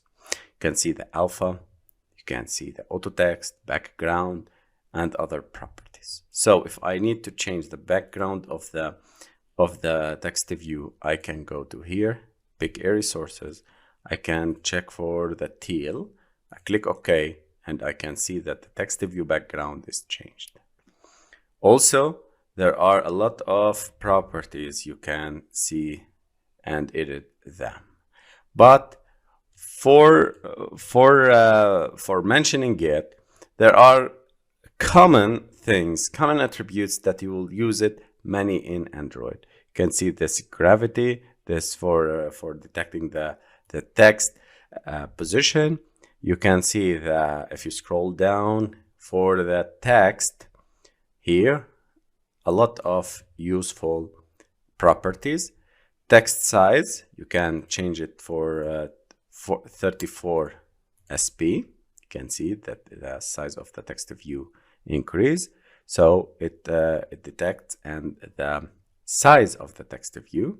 Text alignment, we can make it a center inside the layout and inside the borders. The text style could be bold. If I check on this, you can see that the text is changed to bold, and a lot of useful things. Okay, so this is all about the text view attributes and the attributes of this amazing view. Okay, I can change the color of the text view, you can see, and so on. Okay, this is if you are using, this is the way if you are using the visual UI editor. You can go to the code tab here or the split mode. If I go to the code or I split the split mode, I can see the XML code. So this is the constraint layout. This is the big container. Think about layouts as a container. The text view, this is the attribute that we have created. This is the view with its attributes that we have defined before. Okay, so if I change the text view, you can see there are a lot of things will be changed. Okay, you can see it's changing. Okay, now I should mention one important thing. You can write the attributes here. Like, for example, if I remove this, the text view will be reset to its default. So I can write Android. I can select here, if I put these two dots, I can select Control and space, I can select the attributes here. So these are the whole attributes, all attributes that we've seen in the layout editor, the visual UI editor. Okay, so I can say text size equal to 72 sp. Okay, you can see that we have created a text view with 72 sp, and also the text style, text color, alignment, text. Hello, my friends. Okay, you can see that I'm changing the text view attributes directly in the XML, or you can go to the design tab and change it from here, from the attributes panel. Okay, this is how we deal with views in Android Studio. I apologize for making this video lengthy, but I should mention all things in order not to repeat these attributes and repeat these steps in the next videos and make it redundant topics. So please guys, pay attention with me and for every step, because we are going to repeat all these steps in the next videos and in all our apps. Okay, so when defining the text view, if you finished creating and adding the attributes for this text view or any widget, we need to declare it in the main activity or in the corresponding activity that we've created for it. So we go to here to the main activity and we can see the onCreate method. Okay, so in order to declare and initialize the widgets in Android Kotlin, we need to specify the variable or the object of which view we've created an instance from it. Also, we need to add some listeners, some actions to it in later videos. But for text view, we don't need to add clicks or touch events.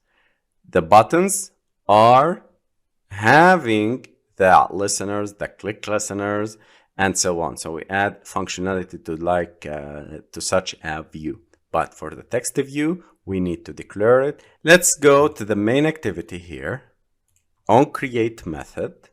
So if you see here, we can notice that we are on the onCreate method working. Okay, this is the navigation. We start by typing val. This is the instance of this button or text view or any view. I will name it as text view, and this text view is an instance from text view equal to find the view by ID r.id.textView. Okay, this is how we declare and initialize the widgets and the views in Android Studio. We start by val, the name of this text view, the corresponding class of the text view. So we are inheriting from, or it's an instance from the text view. This is the class, the parent class. So we are creating an instance of it called text view. I will name it as text view or TV, text view. So text view TV instance is equal to find view by ID. This is the method that it's used to find and locate the views corresponded to the text view and link it with the ID, which is in the XML. If we go to here and click on it, we can see that the ID here is called text view. So I will name it as text view 100. I click OK and refactor. If I go back to the main activity and click here to the text view 100. So I need from you to differentiate the concepts. Okay, guys. So the TV, the name of the text view, I am making it as a text view instance find the view by ID to find it from the layout, widgets and the view declared views, R, which is the resources, ID, using the IDs because I'm finding it by the ID, and the ID that I'm going to search for is called TextView 100. So I'm linking this TextView to the main activity using this declaration. Now I can see that tv.id layout, I can change some attributes here. Okay, I will use a very important thing called set text attribute. I will name it as hey, rate us 5 stars on Udemy. Okay, if you design this in the before running and in the initial state, it will display hello my friends, but when acting and when running the application, it will change the text to this. Let's see. If I run the program here, if I click on Nexus 6 and run the program, the emulator here, I can see this is the initial state. It will be changed to the main activity.kt. Okay, and here we go. It's the app is launching. Now we've changed that the initial text, the hello my friends, to hey, rate us 5 stars on Udemy. This is our application. This is the first application having the text view with a custom attributes. So congratulations guys, we've succeeded in creating this view and play with its attributes in Android Studio using Kotlin. Okay, the next videos we're gonna make it fast because we've learned about the text view and how to edit some attributes. Hello my friends, in this video I'm gonna talk about the EditText. EditText is a subclass of TextView with the text editing operations. We often use EditText in our applications in order to provide an input or text field, especially in forms. The simplest example of EditText is login or sign in form. We see that the EditText inherits from the TextView, which in turn inherits from the view. So the attributes of the EditText is the same as the TextView. So I will not go deep in the attributes of EditText because we've lectured before on these attributes in the TextView lesson. Let's jump into Android Studio and go to the main activity, XML. I will show you how to search for EditText here. We can see EditText. We can see a bunch of options. We can select a plain text, a password, email, phone. If you are adding only numbers or allowing the user to enter only numbers, you can select number, and you can drag and drop in the same way before. So I prefer using the plain text. If you are using the sign in form or login form, you can drag and drop it here in order to add it into your layout. Also, you can infer the constraints, so your app is displaying this edit text in the current position. But I will go to the split mode. I will remove everything and I will show you in XML how to define the edit text. So in the previous video, I showed you how to drag and drop. In this video, I will show you the XML editing. So I will start by the edit text. I will create edit text match parent for the width and wrap content for the height. You can see that there is a text view created. I will give it an ID. If you type ID, you can select ID from here and you can select an @ plus ID. This is the form. This is the constant form in order to identify things in Android XML. So ID, I will name it as EditText1. Okay, now this text view or edit text is adding these attributes. I can use hint, Android hint, this for display a small text without input. This is a hint. This is like a remark to what you need to enter. Please enter your name. Okay, you can see that the text view is displaying now, please enter your name, as a hint. So whenever the user click on this text view or edit text, it will remove this hint. Okay, this is just a hint. Now I will add some constraints. I will drag this circle to the border and drag this circle to the border and drag it down and drag this circle and go down to add some constraints. Or you can add the constraints here. Okay, like this. These are the constraint attributes. I prefer adding the constraints visually because it's simple.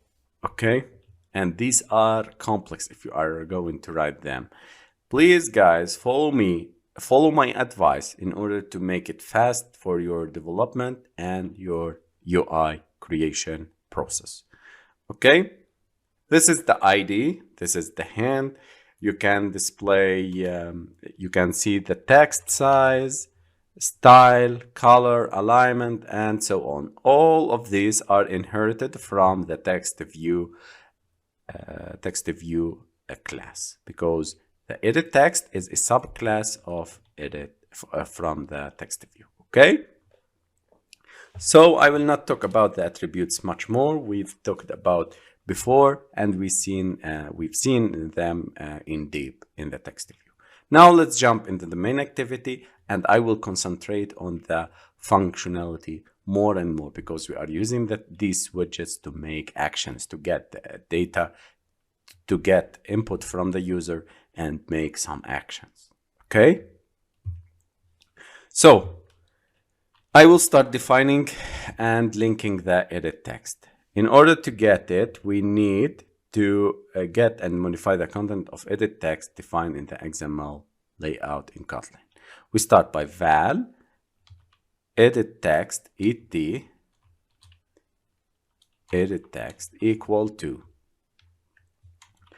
I can put like this, edit text, it's an edit text, equal find view by ID r.id.editText1, or I can use like this, edit text equal to find view by ID. So I should mention what is the type of this variable. It's of edit text. Okay, r.id.editText1. Okay, this is similar to this. Okay, these are two different but similar in action and job. Okay, we need to find the edit text by using its ID. Either you can write this or you can write this. Okay, I prefer writing like this. This edit text ED. Okay, now when the user enters some input, we need to get this input, this data from the user, from the edit text. Okay, so getting the data from or input from edit text. I'm writing this note in order to allow you to write it down on your copybook, because it's very important, and make sure that you save it. et.text.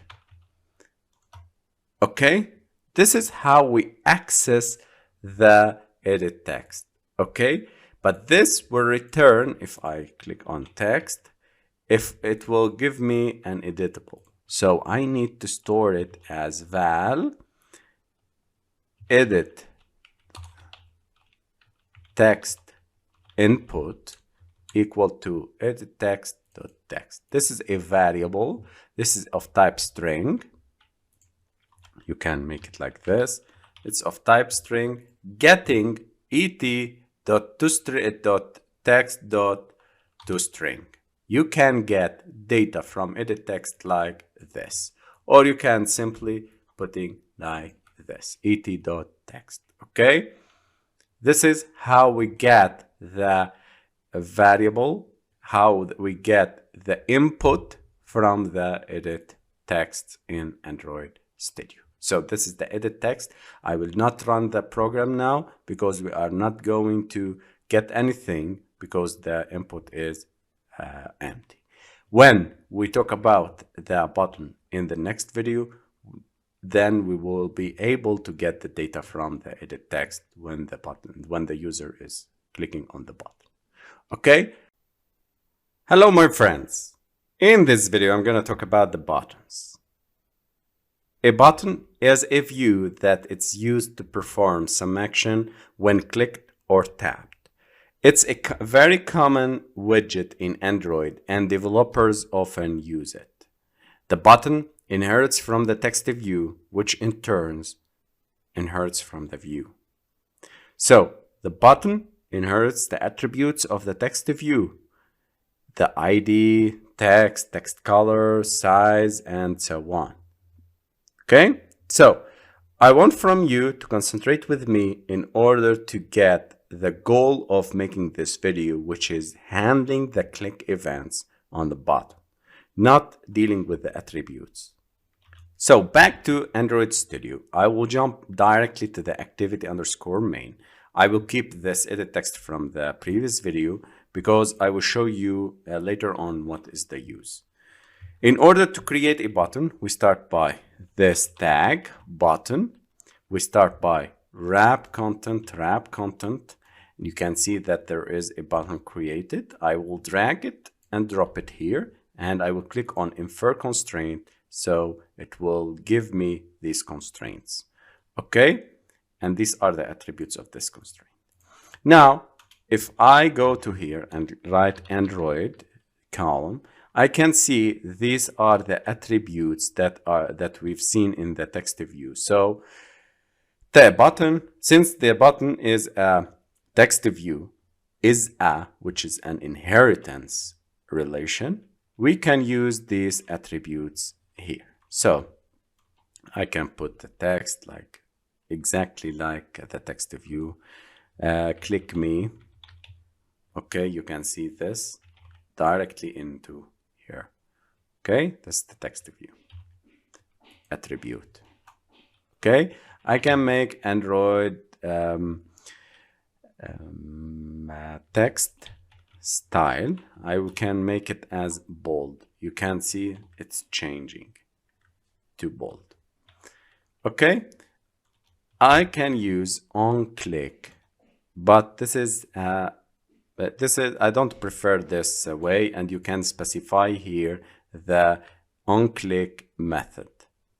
So when the user click on it, it will directly go and execute the name of the function here. But I don't prefer this way. I will show you a very simple way.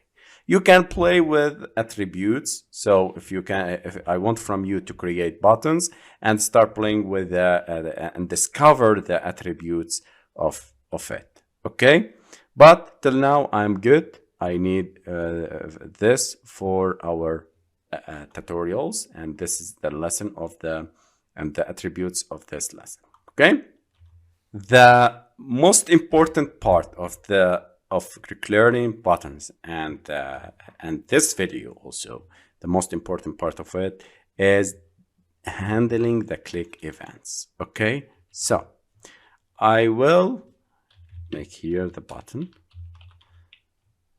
In order to declare a button variable, I am going to make val btn or whatever you want button equal to find view by id r.id.button.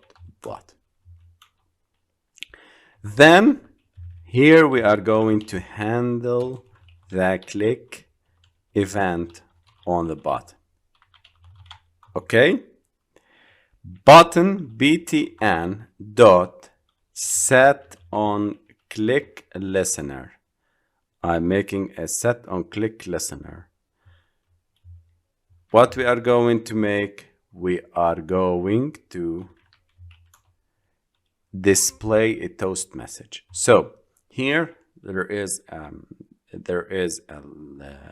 anonymous class that's passed in the onSet on click listener and an interface, but I want from you to concentrate with this btn.set on click listener. I need to display a message, or here we can make the code to be executed. Execute this code when the button is clicked. Okay, guys, so btn.set on click listener, I'm waiting for the user to click on it. If the user click on it, I'm going to execute this block of code included in between these two curly braces. Okay, so I will create a toast message. We will learn about toast messages in the next video. So make text, I will pass 3 parameters: the context, the message, and the duration. So first I would use this at main activity r dot string, or I can make the text like the button. I will click on enter to go down. The button is clicked, and the third parameter is the length. So I will use there are two options: the length short and the length long. So toast dot long or short, I will make it long.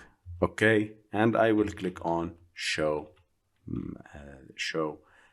I will call the show method again. Okay, so this is toast, this is the make text, and I will pass the 3 parameters, and then I will click on I will call the show method in order to show the toast.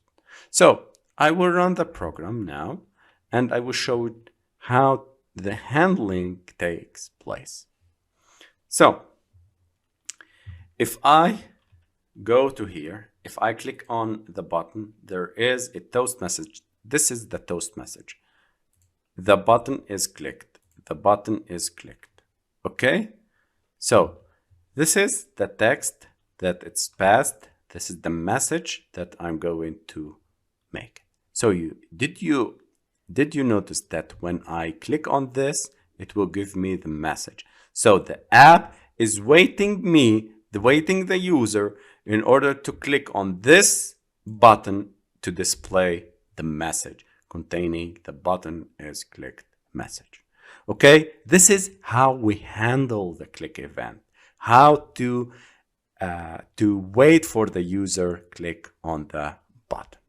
Okay, so congratulations, guys. We've handled the click events and we have created the button directly and handle the click events of this button.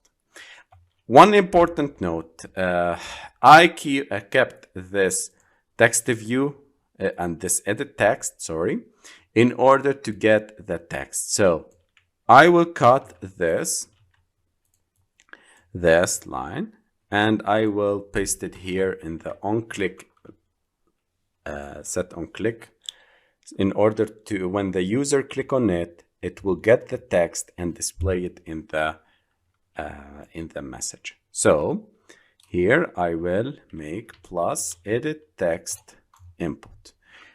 When the user enters here his name and click on the button, it will display his name in a toast message. Okay, so if I run the program now,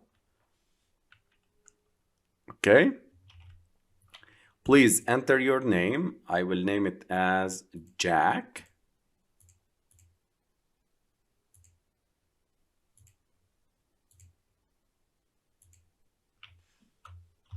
and I click on this button, it will display for me a toast message telling Jack.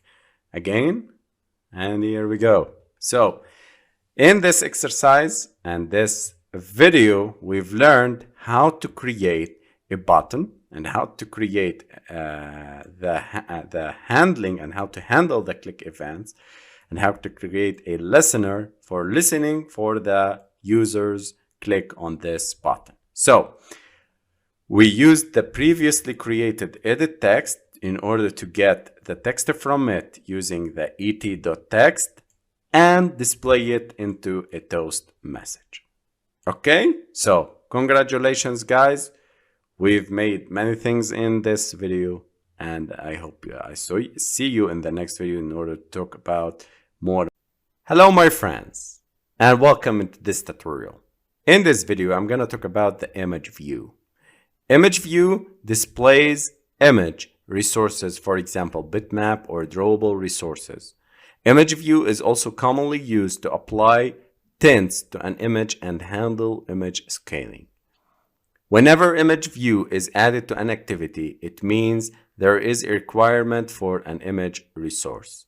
Thus, it's obvious to provide an image file to that image view class. It can be done by adding an image file that is present in the Android Studio itself, or we can add our own image file.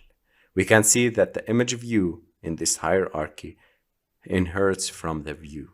So, an image view is a view. Let's jump into Android Studio and see how to create image views and display images in Android. So I will jump directly into the main activity, XML, and I will create an image view tag. Click enter. I will make wrap content. I will give it an ID, image, or img. Okay, and there is an attribute that this image view should mention. This is the source. Okay, so resource or src Android src. Okay, this is the resource of the image from where we are going to display a resource, this images. Okay, you can see that there are a lot of things included inside the Android Studio.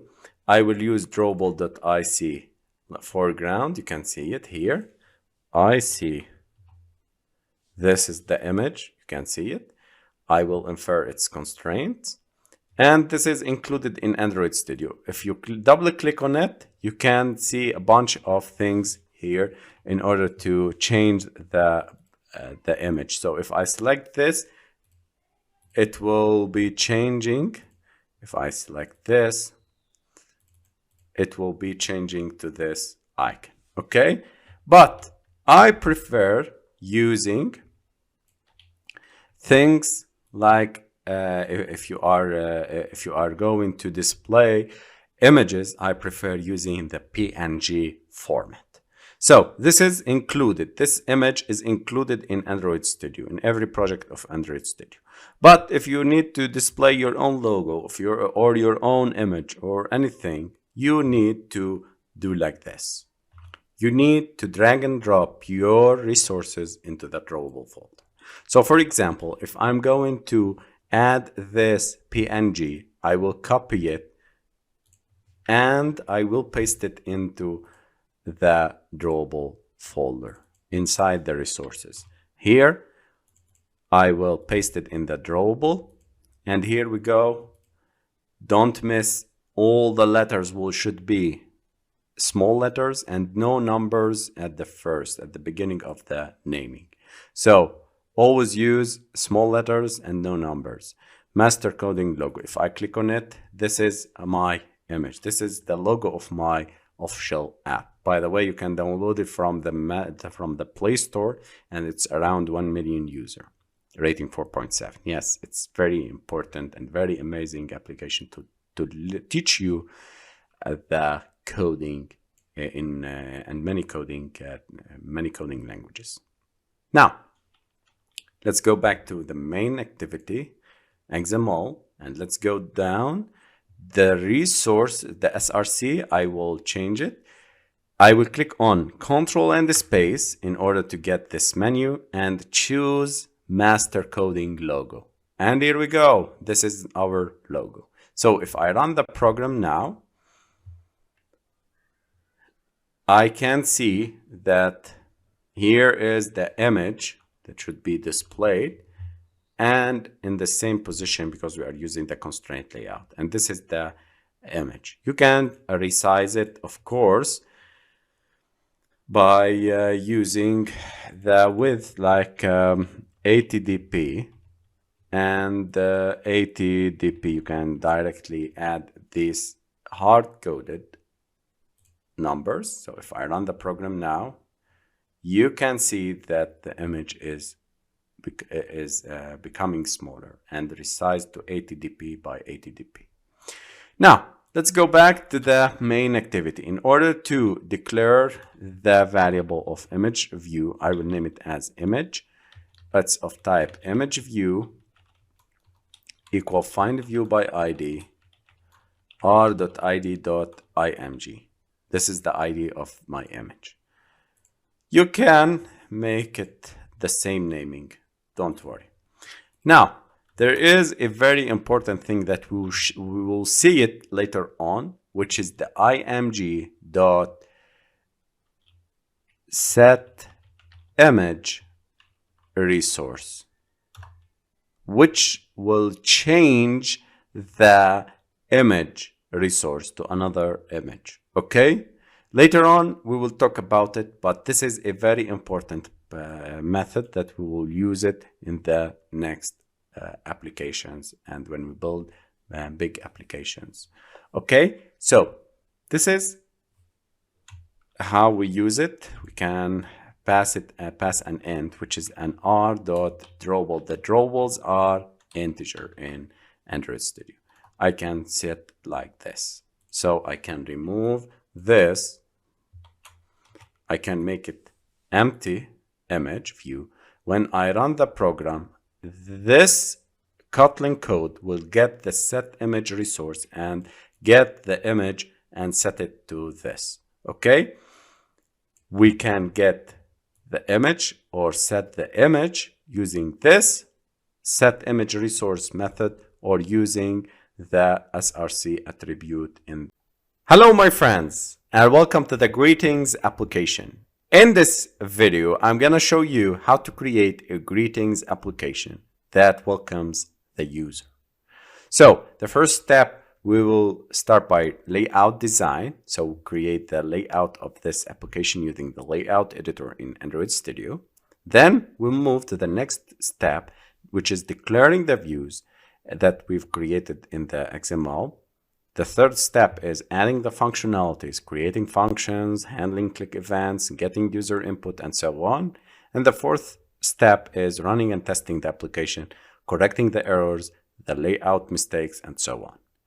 I want from you to write these steps down on your copybook because these steps will follow in all of our applications.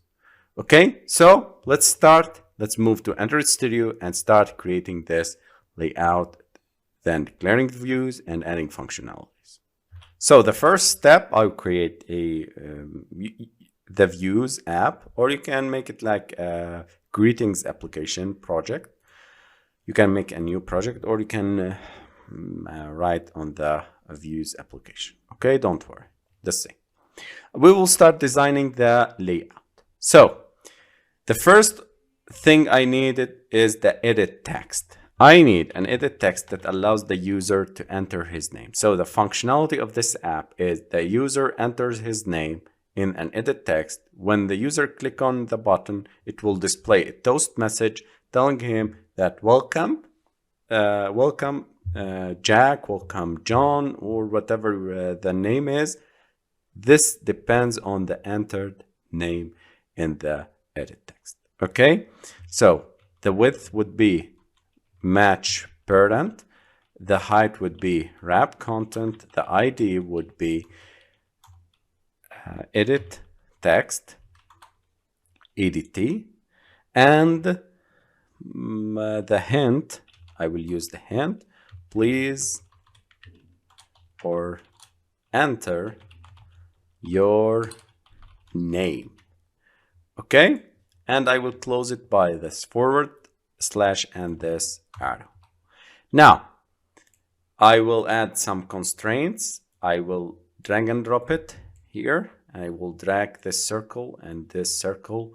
So these are the attributes of the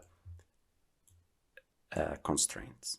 Okay, this is the constraint layout attributes for the edit text. Now I need a button, so I will create a button. Wrap content ID is btn, and the text inside it is called say hello. The background color, I prefer using the teal 700. I will drag and drop it, or you can click on this infer constraint buttons. So you can see these are the constraints that are added directly.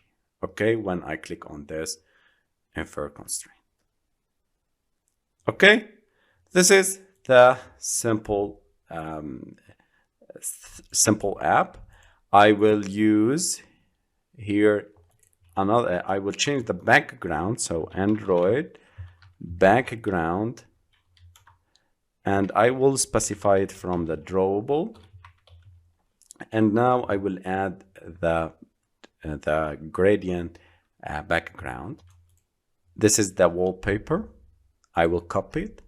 I will go to the drawables. I will paste it here, wallpaper 1. And now if I type the drawable / wallpaper 1, it would be applying this wallpaper to the background of this constraint layout. Okay, now it becomes better. In the main activity, this is the most important thing, which is handling the functionalities. So step number 1 is creating the layout. Step number 2, declaring the widgets, declaring the views, or initializing the widgets, the same. We have 2 widgets, the edit text, the val, edit text, edt, I will name it as edt, it's of type edit text equal to find a view by id, r.id.edt, and val btn. I will not make it a button in order to show you the different types. So find a view by id. Here I should pass the type parameter, which is a button. Okay, the same as before.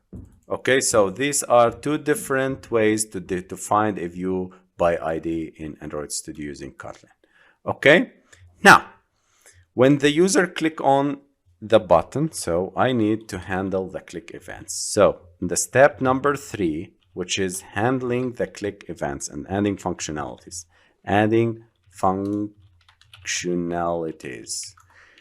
btn.set on click listener.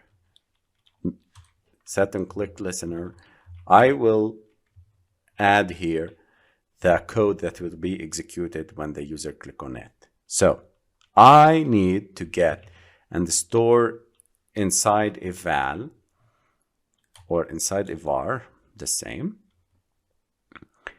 var entered text equal to edittext.edt.text. Okay, then I will display a toast message, create a toast message dot make text,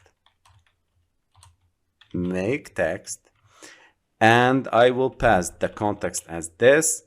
The second parameter is hello, and we need to use the enter text, I am making a concatenation here between the hello string and the variable that we've created and get it from the enter text. And the third parameter is the toast dot length long. Okay, and we call the message the show method here. Okay, the three parameters are the context, the text, and the length of the toast. Okay, and don't miss to call the show message. Okay, now let's move to the fourth step. I will run the program now in the emulator. And here we go. This is our application. If we enter the name Jack, if we click on say hello, the message hello Jack will appear. Okay, so hello Jack, if I change it to John, if I click on say hello, it will give me hello John. So congratulations guys, we've created the very first application, the functional and functioning application, which is the greetings application in Kotlin. So we've learned about the buttons, the image view, text views, and edit text, and how. Hello my friends, and welcome to the counter application.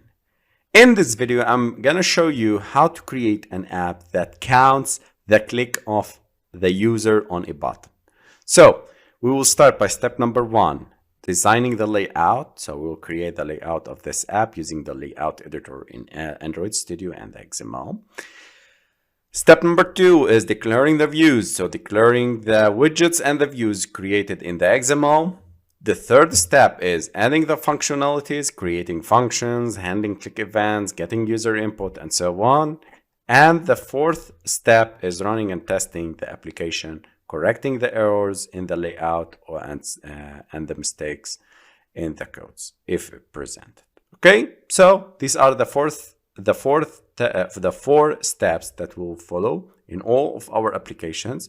So let's jump into Android Studio and start building this counter application. Let's create a new project or delete the previous widgets and the views from the previous greetings app. You can use the same project. I will copy this wallpaper called wallpaper 2. I will paste it in the drawable folder, paste, and now I can use it as a background here, drawable wallpaper 2. Okay, now I need a text view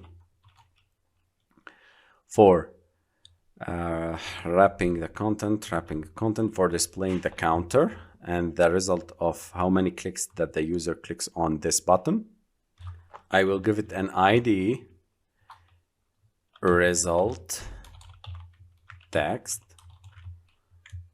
and I will give it text size like 48 SP. Always use SP as a unit for the text. Text, I will add 0. Okay, you can see that this is the text view. I will add infer constraints. I will click on infer constraints, and these are the constraints attributes. Now I need a button here, so the user will click on it. Wrap content, ID, it's btn, text as click me, and I will drag and drop it here and click on infer constraints. Okay, I will increase the size of this as 72. It's good. Now let's go to the main activity. Start by step number 2, declaring the widgets, val button btn, it's of type button, equal find view by id r.id.btn, val the text view, or I will name it as result txt. It's of type text view equal find view by id r.id dot result text, and this is the step number 2. Let's move to step number 3, which is adding the functionality. So btn.set on click listener, I will add here the block of code that would be executed when the user click on this button. So I will create a variable here, var counter equal to 0. Okay,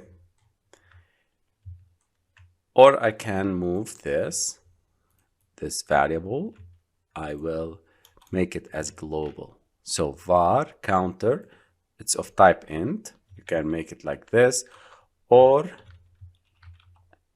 you can write like this, okay? Because Kotlin is smart enough to detect what is the type of this edit text, or what it is the type of this variable, sorry. Now I will create a function here outside the onCreate method. So if I click on this curly braces, it will give me this. This is the end, the closing curly braces. I will create here a function called increase counter. Okay, it will increase the counter by 1, and its returning type as int. Okay, so it's returning type as int, and we return counter, or I can like write like this, increase the counter by 1 and then return the counter. Okay, I'm increasing the counter by 1, and when the user click on it, it will increase the counter by 1, and this is returning an int. So I need to set the text view, which is the result text dot set text. I'm using this text view dot set text. I'm setting the text to, I need to add the empty quotes, double quotes, because I'm calling a function that it will directly return an int. And I will call the function increase counter. So you can see, guys, that I have called the method increase counter inside the set text method. Okay, let's run and see how this program will behave. Okay, click 1, 2, 3, 4, 5, 6, 7, 8, and 9, and so on. So you can see, guys, how we have succeeded in creating this functional app that will depends on a function called increase counter and set the result text, which is the edit text, after calling this function. I intentionally created this function in order to allow you to think about separating the codes and make functions. Not all the codes should be it will be written inside the onCreate method. Okay, guys, please start thinking about separating the codes in the functions. Okay, so it's very simple to write these like this: counter, increase it by 1, and set text to the counter. Okay, this is a simple way, but no need for the function. If I click on run, it's the same result. Okay, but I intentionally write this in a function in order to practice you in creating functions and call the. Hello, my friends, and welcome to the unit converter application. We're gonna create an application that converts the kilos that entered by the user to pounds. So the user enters a value and a number that represents the kilos. When the user click on Convert Now button, it will display for the user the result in pounds. And every 1 kilo is 2.2 pounds. So what are the steps that will follow? Step number 1 is layout design, creating the layout of this app using the layout editor in Android Studio. The second step is declaring views, which declaring the widgets and the views created in the XML and initializing them. Step number 3, adding functionalities, creating functions, handling click events, getting users input, and so on. And in this case is the conversion of making the conversion between kilos and pounds. The step number 4 is running and testing the application and correcting the errors and handle the possible errors that would encounter. So let's start building our application and jump into Android Studio. Open Android Studio and click on New Project, select Empty Activity, and here we'll name it as Unit Converter. The package is com.mastercoding.unitconverter. You can name it as whatever you want. The save location also whatever you want. Language is Kotlin. API is 21. Click on Finish and wait for Android Studio to finish loading and the build and the Gradle to finish its building progress. And here we go. Our project is ready. Let's start with the first step. This is the layout. I will remove this text view. I will go to the split mode, and here we go. This is the constraint layout. Don't miss to add this line of code if it is missing, okay? Now, this is the ending block and the ending tag of the constraint layout. Now let's change the background of this Android background, this layout. I will drag and drop this wallpaper or copy it into my drawable folder. Go to the project, resources folder, drawable, and click on paste. Click on OK. It's named as wallpaper. Always use small letters when naming the resources. Okay, the background I will specify it as drawable and select the wallpaper. And this is our application, wallpaper. This is the background of our application, wallpaper. Okay, it's pretty good. Now, I will create here an edit text for the user to enter the kilos values. Match parent for the width, the wrap content as height, ID would be kilo edit text, and I will use a hint telling the user please enter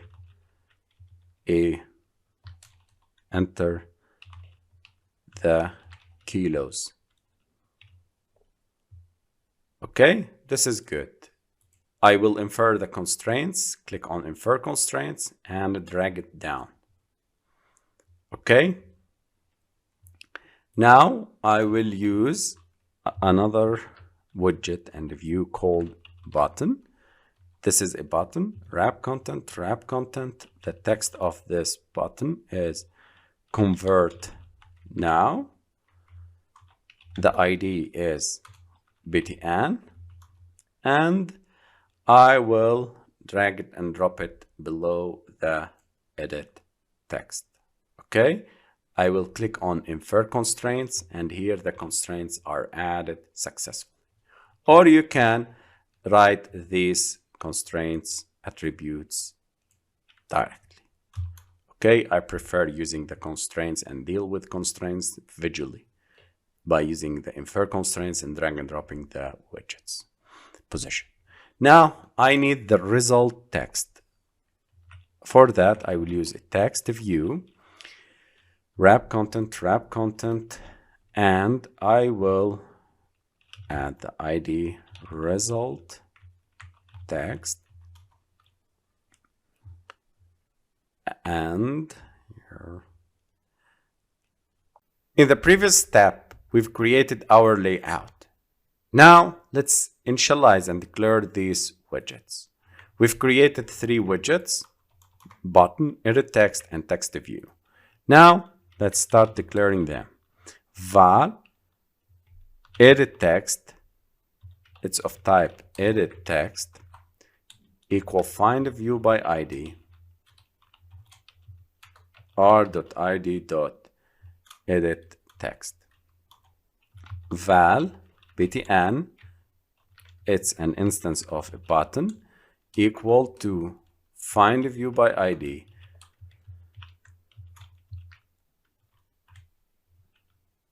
Alt plus enter to import the package here. So I'm importing android.widget button and android.editText r.id.button and val result text equal, or it's of type TextView find view by ID r.id.result text. Okay, this is how we declare the widgets, and don't miss to import these packages and the classes, the package widget and the class button, EditText, and TextView from Android package. Okay, this is how we declare the widgets. The third step is adding the functionality. So we're going to make the conversion between the entered text, which is in kilos, and displaying the result text, which is in pounds. So I will add the btn.set on click listener. This will call a function that it's called fun make conversion, make or convert to pounds. Okay, it will took an int as I will make it as doubles, so it will convert to pounds the entered kilos. Okay, so kilos, it's of type double,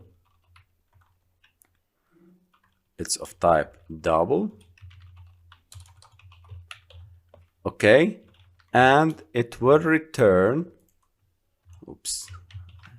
it's of type double, and it will return a double. Okay, so it will multiply the kilos by 2.2. So you can search for Google on Google how to convert kilos to pounds. It will give you this ratio. 1 kilogram is equal to 0.2 pounds. Okay, so we will return, or I will make it as a double, a var pounds equal to kilos times 2.2.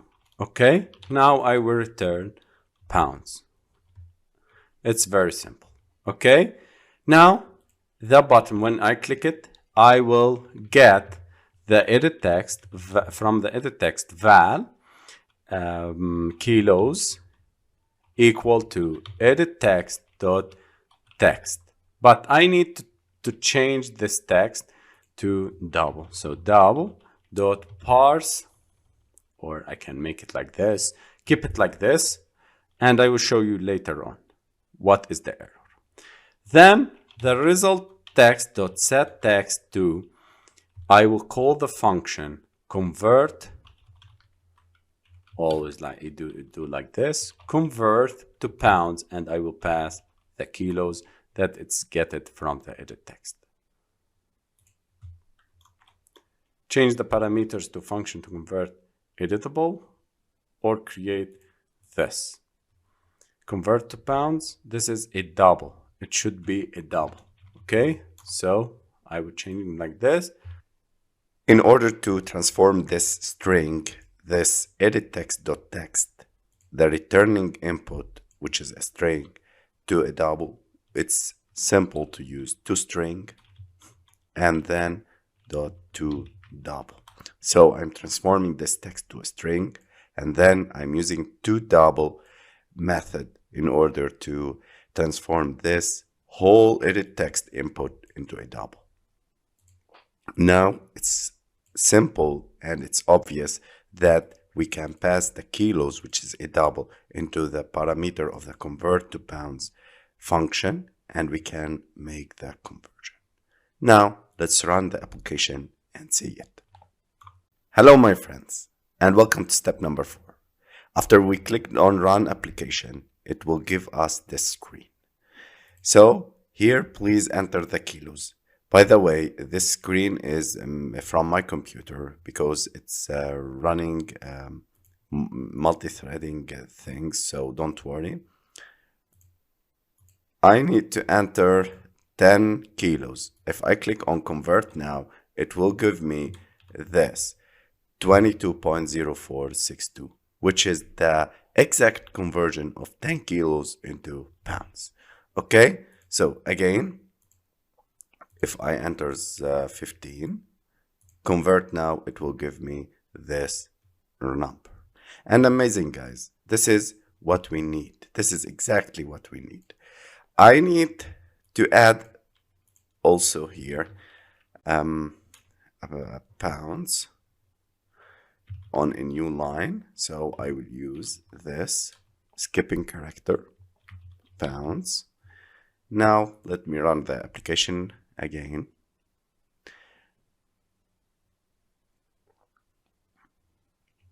If I put here 10, if I click on convert now, it will give me this. But there is an error that the layout, the text view is under the convert now button. How to solve it? We go to the main activity. We see that our error is in the layout. It's displaying under this. So when the size of this text view increased in a way that it exceeds its number, its size number, it will go up because I have added this constraint to the button. The solution is to click on Control and the red delete like notification, and this X and red circle will be appearing here, will appear. Now we drag it up and then we remove move it about 36. Now let me run and see. When using testing and the testing phase and running application phase, you need to pay attention for all the errors they may encounter. And here we go. This is the good layout because it will display everything in its place and with no overlays like before. Okay? This is how we improve our UI. How to improve the layouts. Okay, so congratulations guys, we have created our unit conversion application, and it's best practice to start solving applications and the application algorithms and problems. Okay, in this video I'm going to talk about the layouts. A layout defines the structure for a user interface in your application, such as in an activity. All elements in the layout are built using a hierarchy of view and view group objects. A view, just to remember a view usually draws something the user can see and interact with, whereas a view group is an invisible container that defines the layout structure for view and other view group objects. We see in this hierarchy that this view group is containing relative layout, grid layout, absolute layout, linear layout, frame layout, and other inherited children. So the view objects are usually called widgets and can be one of many subclasses such as button or text view. And we have seen the buttons and the text views in the previous videos. So the view is a button or text view or image view and so on. While the view group objects are usually called layouts, can be one of many types that provide a different layout structure such as linear layout, constraint layout, relative layout, and so on. I want from you to write these notes on your copybook in order to memorize them later on. Declaring your UI in XML allows you to separate the presentation of your application from the code that controls its behavior. Using XML files also makes it easy to provide different layouts for different screen sizes and orientations. Later on, we will see how to create a responsive layouts using the constraint layouts. How to create layouts. Each layout file must contain exactly one root element, which must be a view or a view group object. Once you've defined the root element, you can add additional layout objects or widgets such as child elements, like in this exercise or this image and this code, the text view and the button. These are the children of the root element, which is the linear layout. So for example, here's an XML layout that uses a vertical linear layout to hold a text view and a button. So you can add additional layout objects or widgets such as child elements to gradually build a view hierarchy that defines your layout. After you've declared your layout in XML, save the file with .xml extension in your Android projects resources /layout/directory. So it's with the name of your layout.xml directory, so it will be properly compiled. Okay, so we save the layouts in the resources/layout folder. Layout attributes. Every view and a view group object supports their own variety of XML attributes. Some attributes are specific to a view object. For example, TextView supports the text size attribute, but these attributes are also inherited by any view object that may extend this class. Some attributes are common to all view objects because they are inherited from the root view class, like the ID attribute. And other attributes are considered layout parameters, which are attributes that describe certain layout orientations of the view object as defined by the object's parent view group object. I know it may be complex and confusing, but don't worry, we will clarify everything in the next videos and we will see the layouts in action. I want from you to understand that there are common attributes between the layout and the view because they inherit from the view class. And there are layout parameters that we will see in the next couple of minutes, and we will define them like the width, the height, and so on. Let's start with the ID.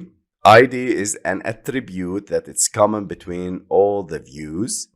Any view object may have an integer ID associated with it to uniquely identify the view within the tree.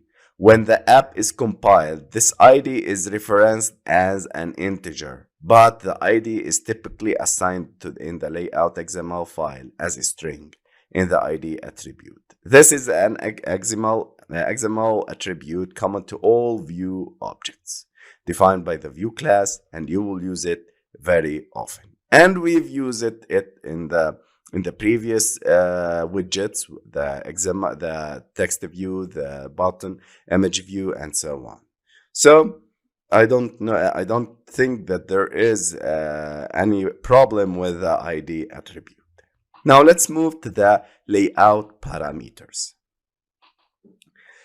XML layout attributes named layout underscore something define layout parameters for the view that are appropriate for the view group in which it resides.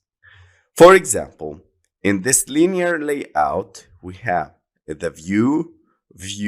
These are linear layouts with the layout parameters. And we can also see that there is a constraint layout containing also other views that are from the constraint layout passing the layout parameters. Every view group class implements a nested class that extends the ViewGroup.layout params, parameters. Okay, params mean parameters. This subclass contains property types that define the size and position for each child view as appropriate for the view group. Note that every layout parameters class has its own syntax for setting values. Each child element must define layout params that are appropriate to its parent, though it may also define different layout parameters for its own children. Okay? Later on, we will see these in action. Don't worry. The layout underscore width and layout underscore height. These are layout attributes. Layout underscore something. The something here is the width and a height. All view groups include a width and height property, and each view is required to define them. It's required. Very important point, guys. It's required to define them. Many layout parameters also include optional margins and borders. You can specify width and height with the exact measurement, though you probably won't want you to do this often. Okay, this is a very important thing that I should mention, that you should include in your layout parameters the layout width and the layout height. You can set the wrap content tells that your view to size itself to the dimensions required by its content, and the match parent tells your view to become as big as its parent view group will allow. The layout position, which is an attribute that the geometry of a view is that of a rectangle. A view has a location expressed as a pair of left and top coordinates and two dimensions expressed as width and height. The unit for a location and dimension is the pixel. Loading the XML resource. In the next video, we're gonna talk about this in details, and we will see that. Hello, my friends. When you compile your app, each XML layout file is compiled into a view resource. You should load the layout resource from your app code in your activity.onCreate method callback implementation. Do so by calling setContentView method, passing it the reference to your layout resource in the form of r.layout.layout file name. So, for example, if your XML layout is saved as main._layout.xml, you would load it for your activity like in Kotlin. We use in the onCreate method, we set the content view r.layout.main_layout, and in Java, set content view in the same way r.layout.main_layout. layout. So we set the content view method to the layout that we've created in the layout resources folder inside the onCreate function in Java and Kotlin. After you've declared your layout in XML, save the file with the .xml extension in your Android project's res and layout directory so it will properly compile.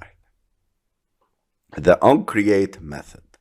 The onCreate method, callback method in your activity is called by the Android framework when your activity is launched. We will see this method later on when we talk about the app lifecycle. The common layouts in Android.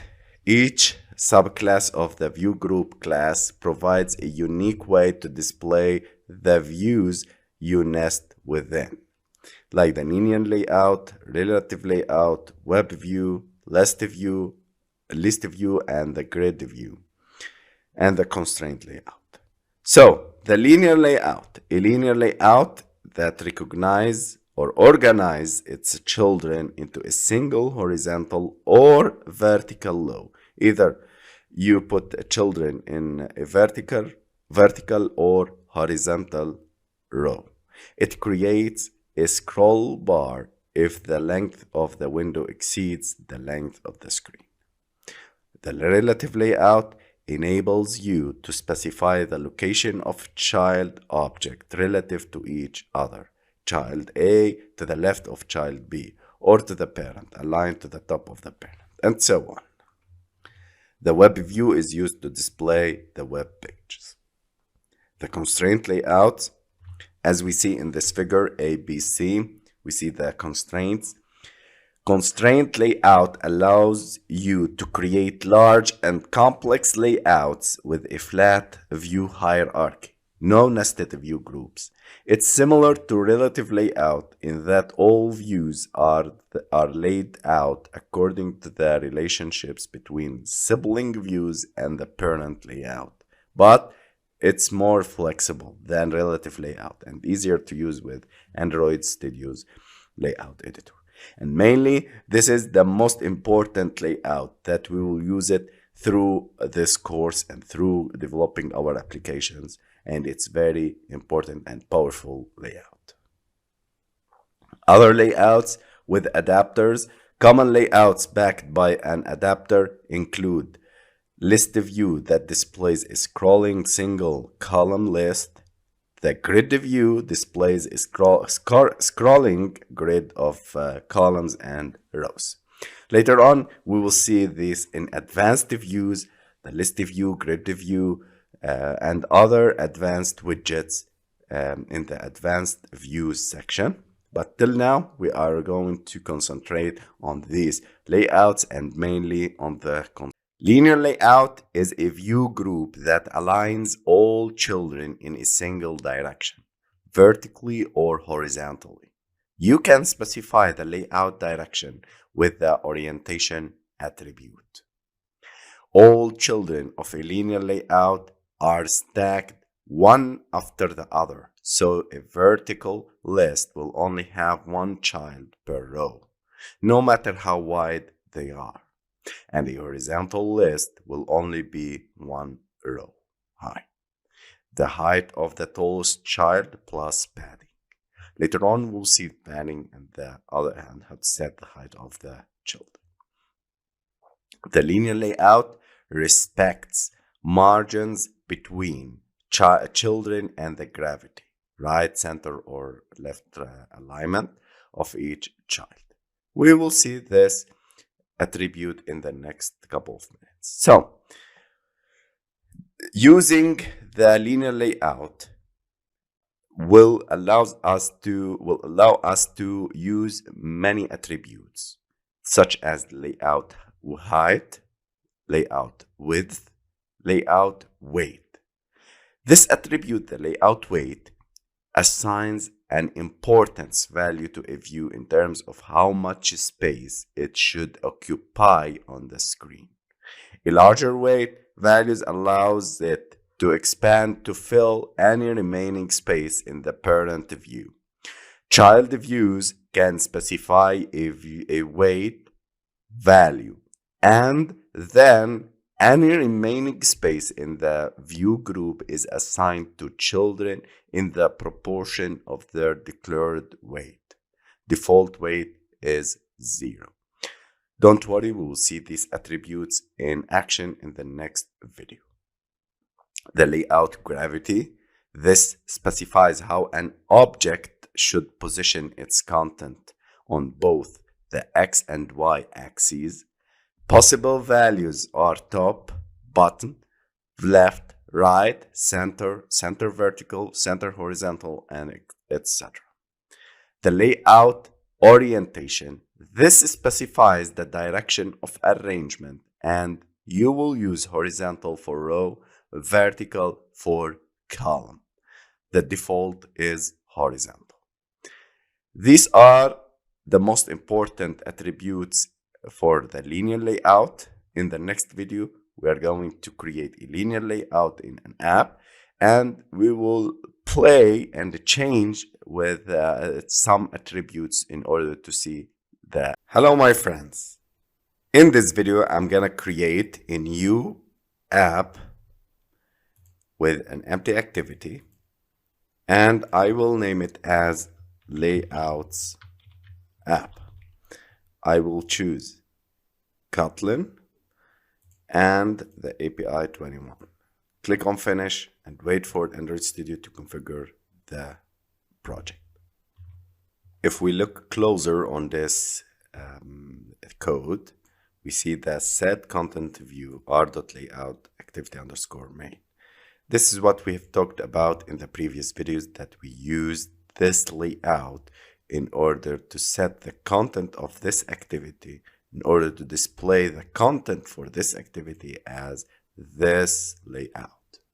Okay, so let's go to the split mode here, and we see this code of the constraint layout containing the TextView widget. One thing I should mention here, if we go to the design and we look at the component tree here, we see that the root is a constraint layout containing the text view. So if I want to add the layout, linear layout, okay, either horizontal or vertical, I will use a horizontal. I drag it and drop it under the constraint layout. We can see that the linear layout is a child of included inside the constraint layout, and the text view is included into the constraint layout. I can move the text view and drag and drop it under the linear layout. So the linear layout becomes the included a widget, or the widget that are included inside the constraint layouts are the linear layout, which is the parent, and the text view, which is included into the linear layout itself. Don't worry, we will see this in action. So, and in deep presentation, I will remove everything from here. Keep this line. This is as mandatory for defining the XML version. We start by to create the linear layout.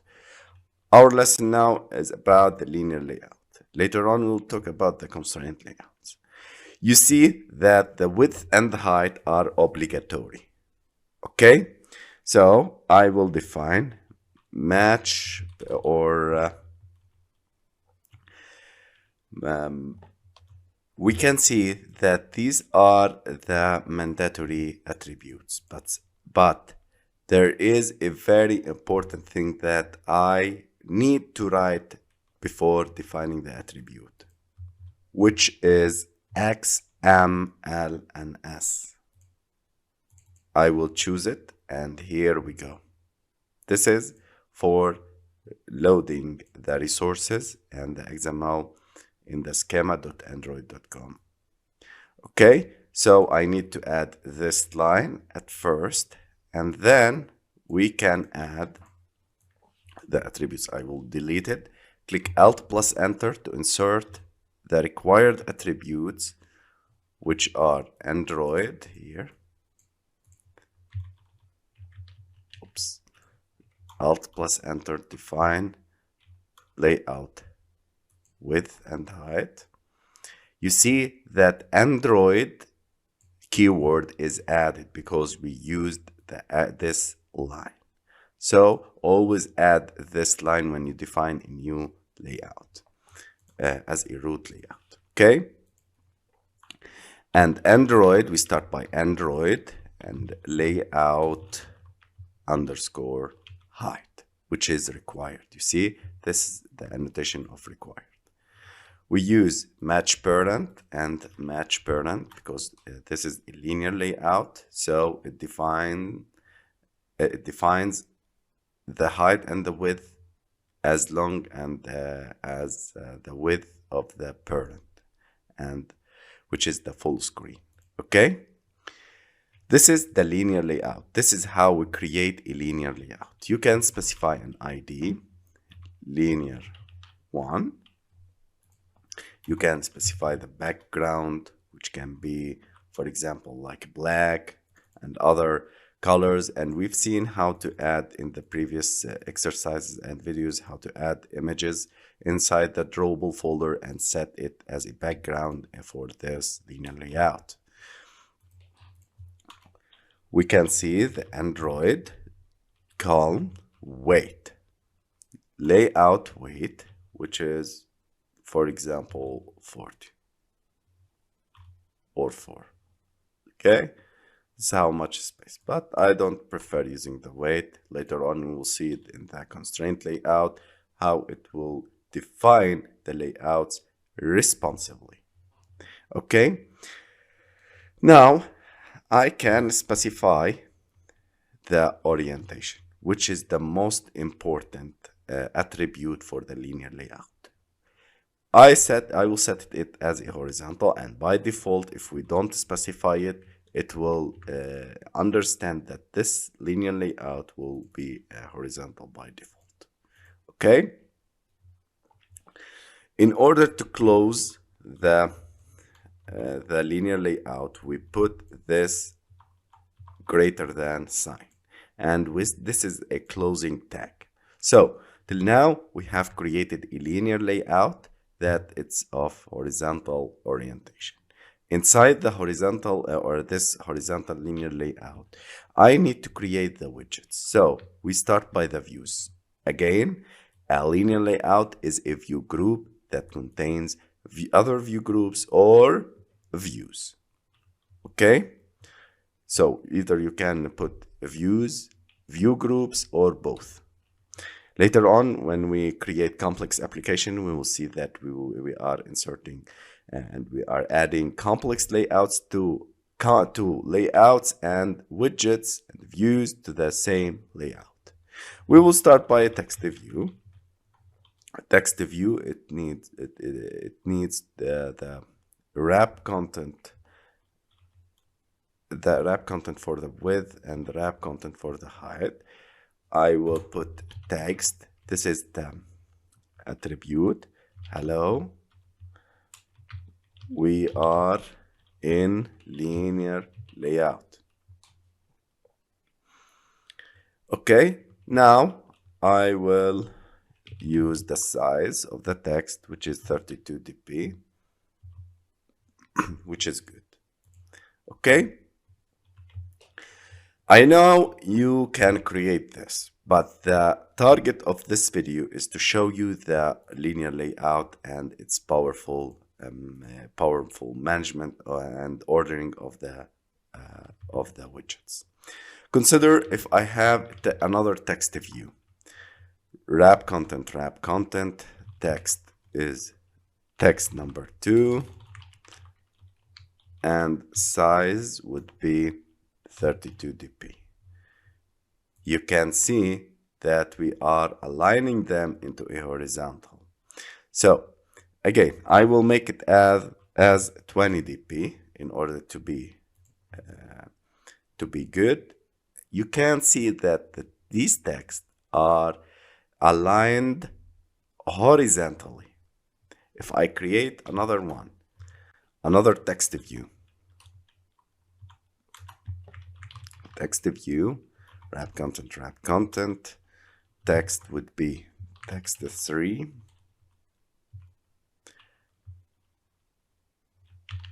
text size, would be 10 or 24 dp, and text would be text 3. You can see that these text views are aligned horizontally in this application. If I change the orientation from horizontal to vertical, you can see that the text views are changed in order to become a vertical, aligned in vertical way. You can see this is the first text, this is the second text, and this is the third text. Okay?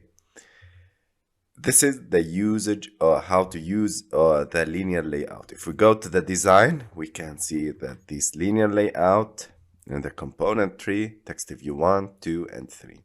If I need to change the order of these, I can drag text 3 to up, and you can see the text 3 is above text 1.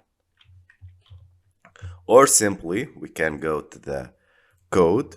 I can cut the text number 2 and paste it above at the root of at the top of the widgets included inside the linear layout. You can see text 2 is now above text 3 and then text 1. This is how we create and use the linear layout. Later on, we will see this linear layout in many projects. Okay, I can create a nested linear layout. So inside this linear layout, I can create another linear layout. Wrap content, and I will give it an ID linear 2. And inside this linear layout, I will create, don't miss the closing tag. I need to set the orientation to vertical, and inside this I will add buttons. Wrap content, text of the button would be button number 1, and I will close it. If I add another button here, it will be in a vertical way. Third button, and so on. If I change the vertical to horizontal, it will give me these buttons. Okay? If I need to add some spaces between these buttons in the vertical and horizontal way, I can use the padding attribute, which is I prefer using 4dp. This for the padding. And if I need to add spaces between the buttons itself, I will use margin, so it will be 4dp. The spaces,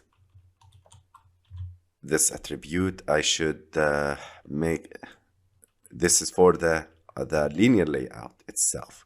Okay, if I copy this inside this button, it will be good. In the second button also be good, and the third button would be margin and padding. You can see that we have added some margins and padding for the first button, the second button, and the third button, and we have added for the whole layout the margins from above and the padding from inside it. Okay, this is how we style the applications using the linear layout.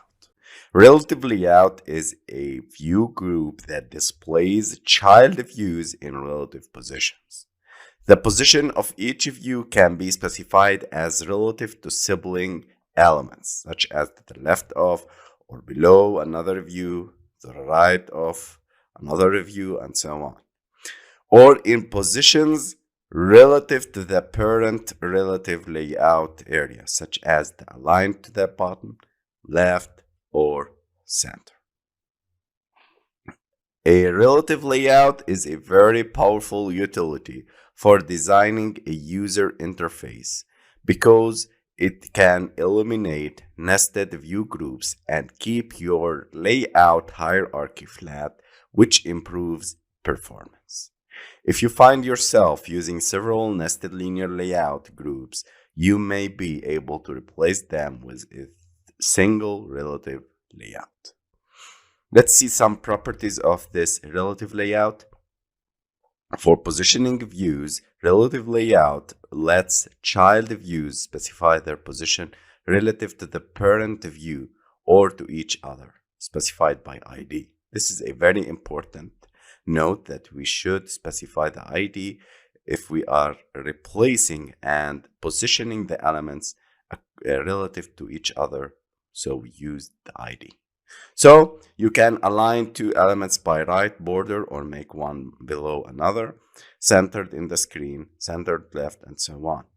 By default, all child views are drawn at the top left of the layout. So you must define the position of each view using the various layout properties available from layout, relative layout.layout params. Some of the properties of the relative layout: the Android layout align parent top. If true, this is an attribute. If its value is equal to true, makes the top edge of this view match the top edge of the parent. Android layout underscore below, the layout below attribute will position the top edge of this view below the view specified with a resource ID. This is very important attribute, and we will use it later on in many videos and in many apps, using and specifying a resource ID. The layout to right of attribute will position the left edge of this view to the right of the view specified with a resource ID. And layout center vertical, if it is true, it will center this child vertically within its parent. So this is some of the main attributes of the relative layout. In the next video, we will see the relative layout in Android Studio and deep dive and use these attributes to see this action and the action on the nested or the sibling views inside this. Hello, my friends. In this video, I'm gonna show you how to use the relative layout in Android Studio. I will remove all these linear layout and view groups elements, and in the main activity.xml, I will show you how to create and use the relative layout in Android Studio. We start by relative layout, or you can simply drag and drop from here a relative layout to your view. Okay, but there is an error here because I didn't specify some attributes to this relative layout. The first thing I need to add is XMLNS.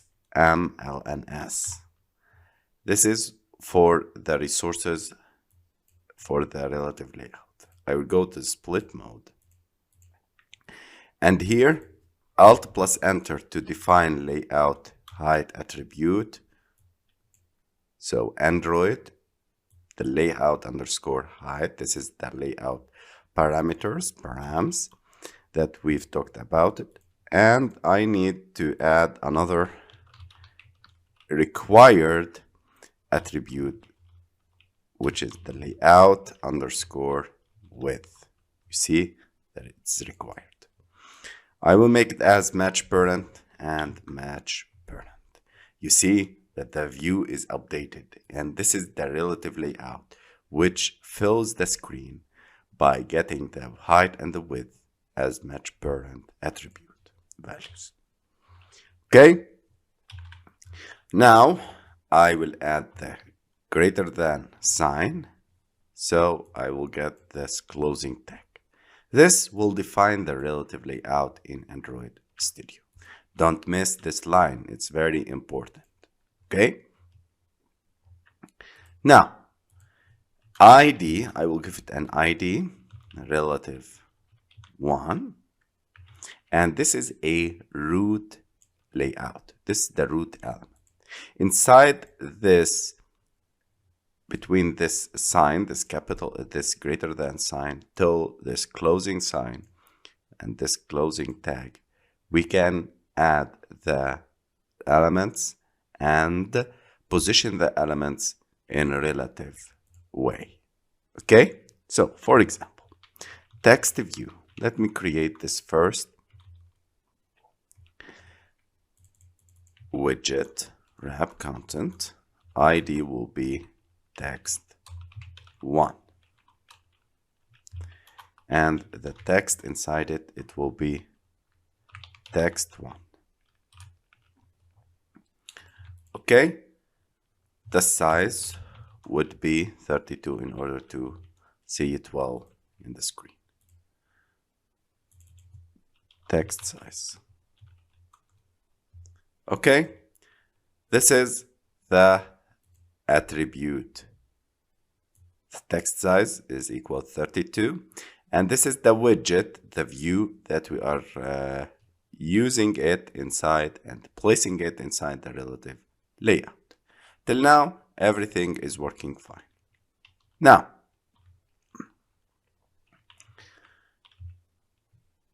use this sign for the widgets also. Now, let me add another widget, which is a button. Wrap content, text size, or text, click me, and the ID would be BTN. Okay? Till now, everything is working fine.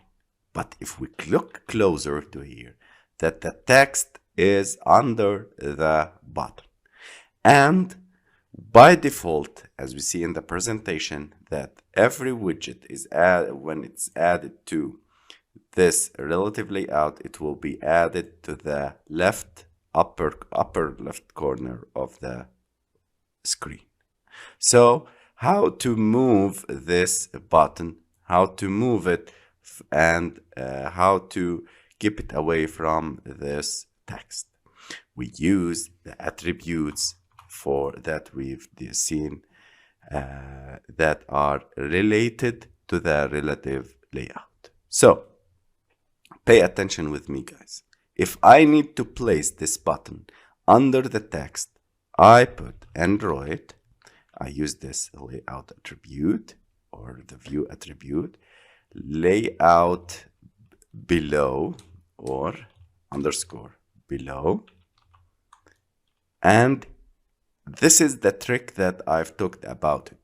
I need to specify the ID of the view that I should position this attribute or this view in relative to it. So this button is below the text view. Which a text view? The text view that have the ID text1. So if I put text1 here, it will give me the button is below the text view having an ID text1. Okay, it's very simple. If I create another view now, let me create another view called button, wrap content, text would be button 2 and ID will be btn2. I need to place it under the button 1. So I used below ID btn. So you can see that button 2 is placed under the button 1. I can also use layout, and these attributes, I can use many attributes: above, align base, button, and align left. So I used align left, or I will align right to the ID btn. Okay, this is how we align to the right. Okay,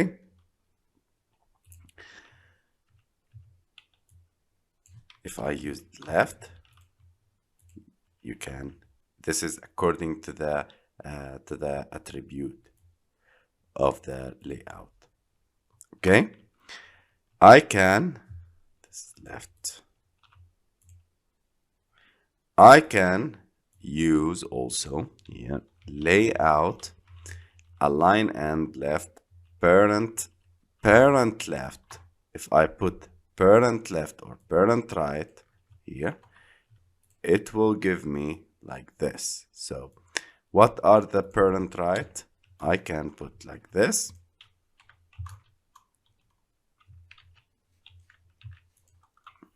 And use the parent that we need to that we should align it for it. Okay, I can also use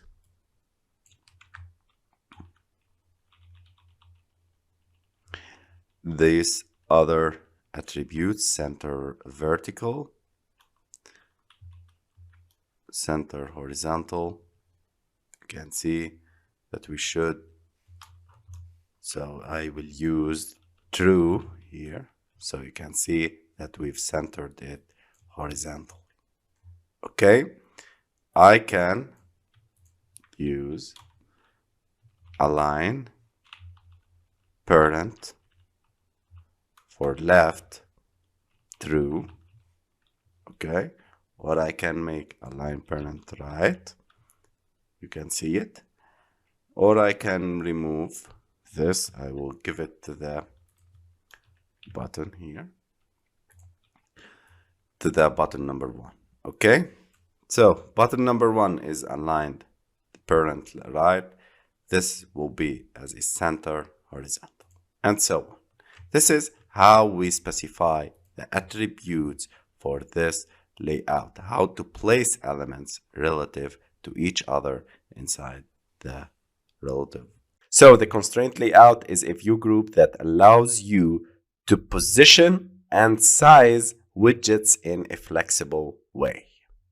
It's similar to relative layout in that all views are laid out according to relationships between sibling views and the parent layout. But it's more flexible than relative layout and easier to use with Android Studio's layout editor.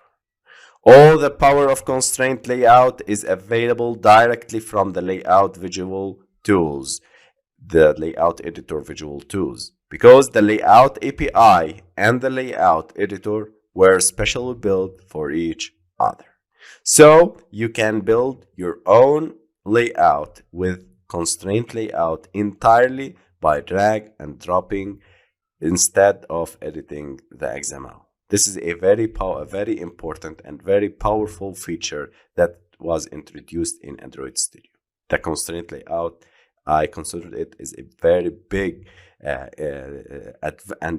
very big step in advancing the coding career and the coding process of developers. It facilitates more and more in coding and especially in UI design. Constraints. To define a view's position in constraint layout, you must at least add one horizontal and one vertical constraint for the view. This is very important point. Again, guys, you must add at least one horizontal and one vertical constraint for each view. Each constraint represents represents a connection or alignment to another view, the parent view, or an invisible guideline. As this image shows, we are adding a constraint to the image view. Although a missing constraint won't cause a compilation error, the layout editor indicates missing constraints as an error in the toolbar. Drag a view from the polite window into the editor. Click a constraint handle and drag it to the available anchor point, exactly like this image, and click one of the Create Connection + buttons in the layout selection or section of the attributes. Don't worry, we're going to practice it many in the next videos, and we will see it in all of our applications. So don't worry if you don't understand it. I'm just making the steps, I'm making the lecture and this presentation in order to be a document available for you in order to go back later on and return back later on if you missed anything. Okay? This is the plus sign that I am talking about. Deleting the constraints. Click on a constraint to select it and then press delete. Press and hold Ctrl and the command on Mac OS. So Ctrl in Windows, on Windows, and Mac OS, we use the command. And then click on the constraint anchor. Note that the constraint turns red to indicate that you can click to delete it. Okay? We have seen this in the previous videos, but don't worry, we will go through all of these steps, all of these adding, deleting, and drag and drop operations in next videos. Opposing constraints. If you add opposing constraints on a view, the constraint lines become squiggly like a spring to indicate the opposing forces, exactly like this. So you can see the spring when we drag and drop this circle, this opposing constraint, so becomes a spring. Okay? In the next video, we'll continue with the constraint layout. Hello, my friends. Let's continue with the constraint layout. You can use constraints to achieve different types of layout behavior. The first behavior is the parent position. Constraint the size of a view to the corresponding edge of the layout. In this figure, the left side of the view is connected to the left edge of the parent layout. You can define the distance from the edge with margin. The second behavior is the order position. We can define the order of appearance of two views either vertically or horizontally. In this figure, B is constrained to always be to the right of A, and C is constrained below A. However, these constraints do not imply alignment, so B can still move up and down. The third behavior is the alignment. Align the edge of a view to the same edge of another view. In this figure, the left side of B is aligned to the left side of A. If you want to align the view centers, create a constraint on both sides. You can offset the alignment by dragging the view inward from the constraint. For example, if you see the image on the right, it shows you that B shows B with a 24 dp offset alignment. The offset is defined by the constraint view's margin. You can also set all the views you want to align and then click Align in the toolbar to select the alignment type. The fourth behavior is the baseline alignment. Align the text baseline of a view to the text baseline of another view. Okay, so in this figure we can see that the first line of B is aligned with the text in A. To create a baseline constraint, right click on the text view you want to constrain and then click show baseline. Then click on the text baseline and drag the line to another baseline. Don't worry, we'll see these behaviors in the next videos. So I want from you to focus on these behavior, take notes, and we'll see it later on. Constraint to guideline. You can add a vertical or horizontal guideline to which you can constrain views, and the guideline will be invisible to app users. You can position the guideline with the layout based on either DP units or percent relative to the layout's edge. To create a guideline, you can click Guidelines in the toolbar and then click Add Vertical or Add Horizontal Guideline option. Constraint to barrier. Similar to guideline, a barrier is an invisible line that you can constrain views to it. Except a barrier does not define its own position. Instead, the barrier position moves based on the position of views contained within. This is useful when you want to constrain a view to the set of views rather than to one specific view. Again, please guys, don't be frustrated if you don't understand anything. Please take the notes for the layout behavior on your copybook, and we will see these behaviors later on through the applications and through the next videos. Don't worry. The constraint bias. When you add a constraint to both sides of a view and the view size for the same dimension is either fixed or wrap content, the view becomes centered between the two constraints with a bias of 50% by default. You can adjust the bias by dragging the bias slider in the attributes window or by dragging the view. The view size. You can use the corner handles to resize a view, but this hard codes the size. This hard code the size, and so the view will not resize for different content or size of the screen. To select a different sizing mode, click a view and open the attributes window on the right side of the editor. You will get this for the layout panel and the layout attributes. When selecting a view, the attributes window includes controls for 1 for the size ratio. This is the triangle 1 1, 1 to 1, 1 to 9, 9 to 16, 16 to 9, and so on. Number 2, deleting constraints. 3, the height width mode. 4, the margins. 5, the constraint bias.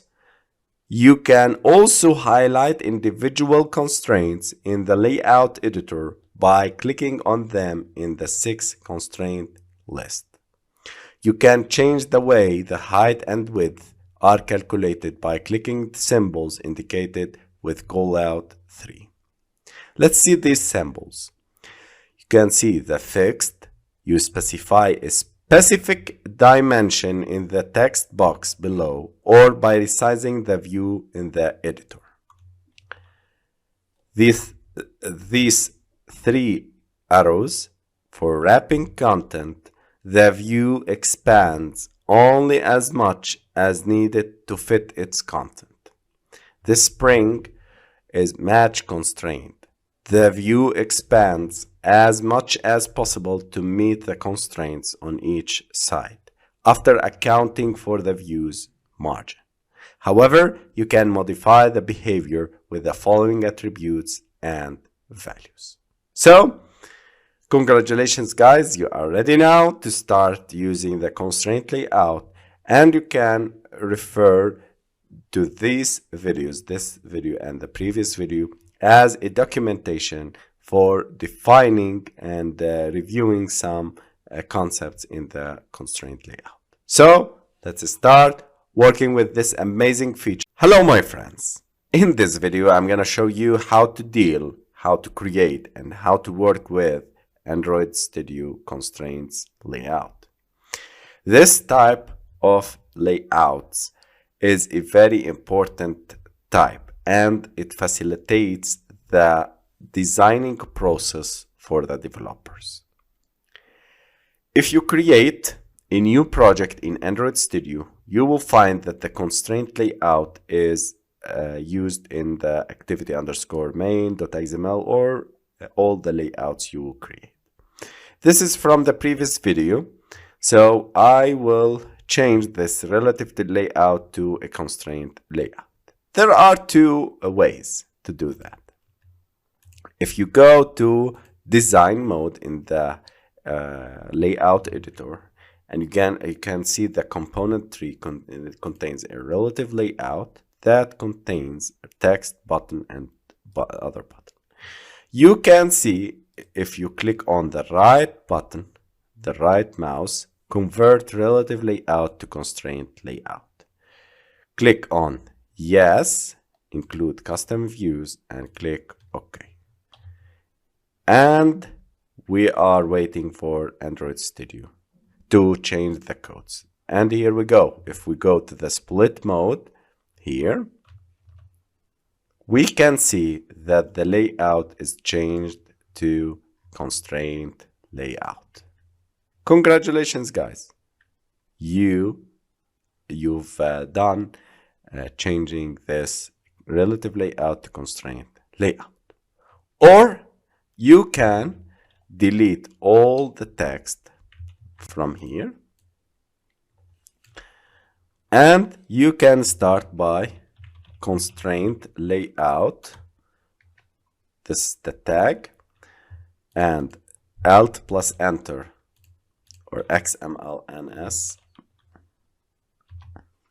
to add this feature for this layout. And then we type here Android, and here Android.com. Okay, match parent, and here match parent, and you can see that the error is solved.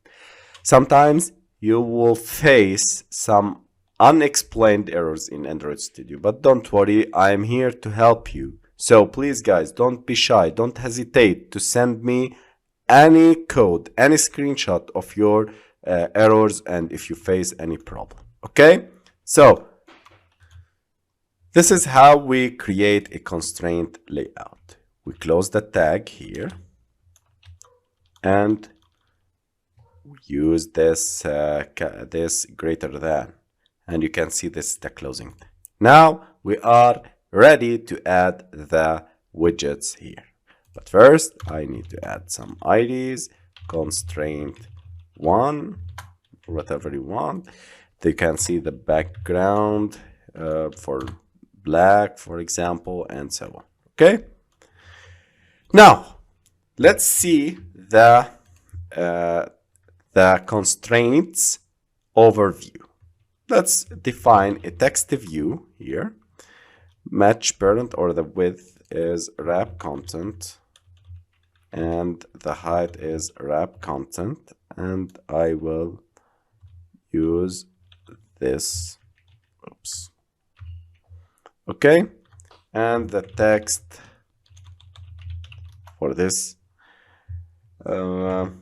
welcome to our course. Okay, I will make the size is equal, text size is equal to 22 dp or 32. It's good. okay, in order to be obvious. To define a view's position in Constraint Layout, you must add at least one horizontal and one vertical constraint for the view. Each constraint represents a connection or alignment to another view, or for the parent layout, or for an invisible guideline. Each constraint defines the view's position along either a vertical or horizontal axis. So each view must have a minimum of one constraint for each axis, but often more are necessary. So we need to define one for the vertical and one for the horizontal. Okay? So how to do that? We drag this circle, we hover the mouse in order to get a bigger circle, this bigger circle, and I click on the left mouse and this arrow will appear. And if I drag and drop, I need this arrow, I need to put it to the anchor, or to the edge, or to the guideline. If I release it, I can see that this attribute is being added. Layout underscore constraint button to button off. These are hard to remember, so I advise you to start using the constraint layouts with the visual editor, exactly like what I'm doing. So if I need this text to view and be displayed here, exactly like here, not in the middle, I need exactly here, not in the middle. So I need to add the horizontal and the vertical constraints. So we succeeded in adding the vertical one. Now, in order to add the other attribute or other constraint, I add this, drag and drop this to the right. So I'm going to change it to here. So it's center according to the vertical and according to the horizontal line, but in vertical it's not centered. It's about 228 dp from this button, or you can drag it below like this. Okay, so if you run the application now, you will get this constraint. The view is constrained exactly in the same position where we define it inside this constraint layout. And if you look at the TextView XML code, you can see that these attributes are added. The constraint button to button off, the constraint end to end off, and you see that the layout margin end and margin button are added. Whenever you see these numbers, these are added as margins. Okay? This is how we drag and drop, how to define the constraints.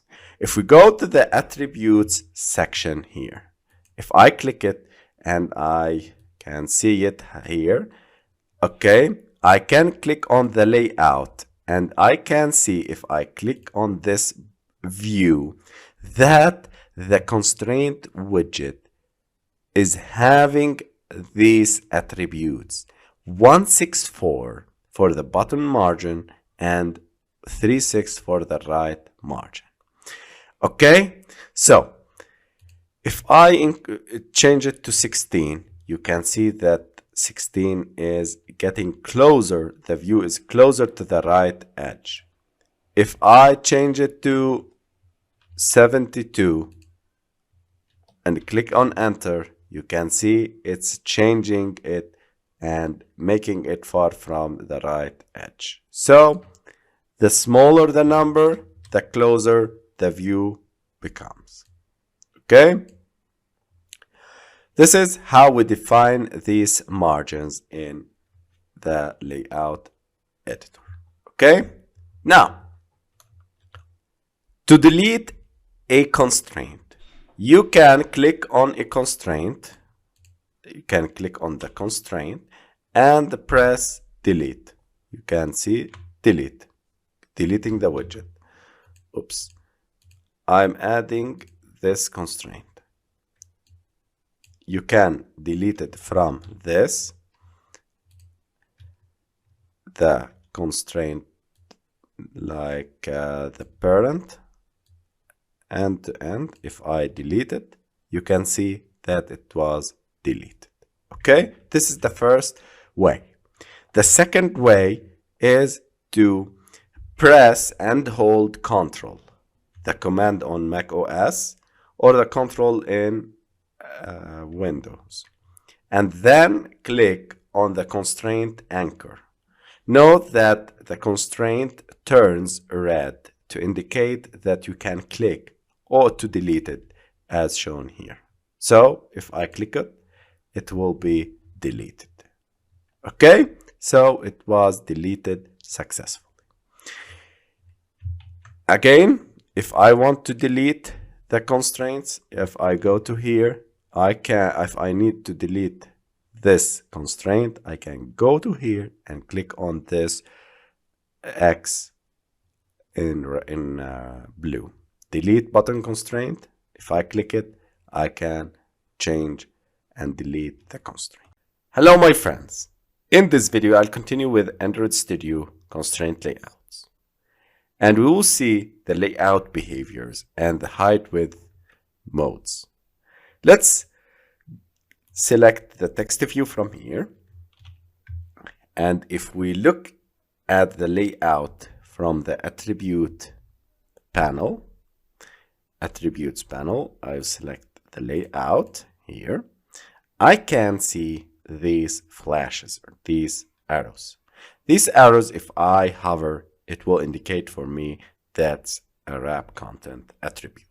So wrap content is used to expand. The view expands when used. This wrap content, when used, the view expands only as much as needed to fit its contents. So if the text is big and large and lengthy, so the width of this view will be increased, or will increase. Okay, if I click on this, so if I click the wrap content, it will become fixed. Fixed, you specify a specific dimension in the text box below, or by resizing the view in the editor. Okay, the layout width, I can make it as 350 dp, so you can see that there is a space here, but the layout, the view width is fixed 350. Okay, despite the length of the text. If I click on again, this spring, the icon will becomes springy and springs, so it will indicate that it's a match parent, match constraints mode. The view expands as much as possible to meet the constraints on each side, after accounting for the view's margin. However, you can modify that behavior with the following attributes: the layout constraint width, minimum and maximum. However, if the given dimension has only one constraint, then the view expands to fit its content, exactly like this case. So if I drag and drop this, so you can see that the view expands until it fit its content. Using this mode on either the height or width also allows you to set a size ratio. You can see this size ratio. If I click it, I can see the ratio is 1:1. I can put like 16:9. I can set 1:1 a 1:3 ratio or 3:1 ratio, and so on. Okay, so 16:9, I can set 2:6 ratio, and so on. Okay, guys, this is a very interesting attribute in Android Studio Layout Editor and the Constraint Layout. Okay, so this is how we work with the layout attributes. Now let's go to here, and I will drag this text to here. Okay, I will remove its constraints, and by the way, if you run the program now without adding the constraints, any constraints to this view, it will run and the application will show you the text as like this, in this position, because it will start from 0 to 0 dB. This is the left upper corner. Okay, so this is the text. I can remove the ratio and it will become good. Okay, so always add one vertical and one horizontal, at least one and horizontal and one vertical. There is another interesting point I should mention here. If you add a new view, you can click on Infer Constraints, and we've seen this in the previous videos. So if I click on it, you can see that these constraints are added directly to the view. It allows us to anchor this view in the same position that you drag it in the layout. So we can adjust the view margins by this option here. So to ensure that all your views are evenly spaced, click Margins here and set the default margin to 16. You can see that this view is getting margined by 16, plus the space, because we've selected that it's a constant in the right margin. Okay, the left margin. You can control the views like this. Any change you make to the default margin applies only to the views you add from then and then on. Okay, you can control the margin for each view in the attributes window by clicking on the number that we've seen here. Okay, this is the toolbar's margin button, and this is for the constraint layout width and height modes. In the next video, we'll talk about the different types of layout behavior in the constraint. Hello, my friends. In this video, I'll talk about the constraint layout behaviors. When you add a new view to this constraint layout, you are able to add many constraints in a different way and different behaviors. First of all, let's talk about the parent position. In this parent position, constrain the side of a view to the corresponding edge of the layout. For example, if I drag this circle to this edge, it will give me a constraint. So if I move the widget, you can see this number is changing, which is the margin. And here we go. You can see it's 84, it's 96, and so on. Okay.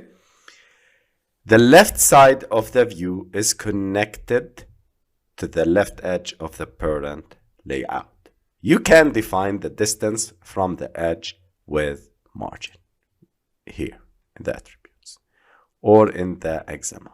Okay. Now, the margin start. You can see this, the margin start. Okay, this is one of the behaviors.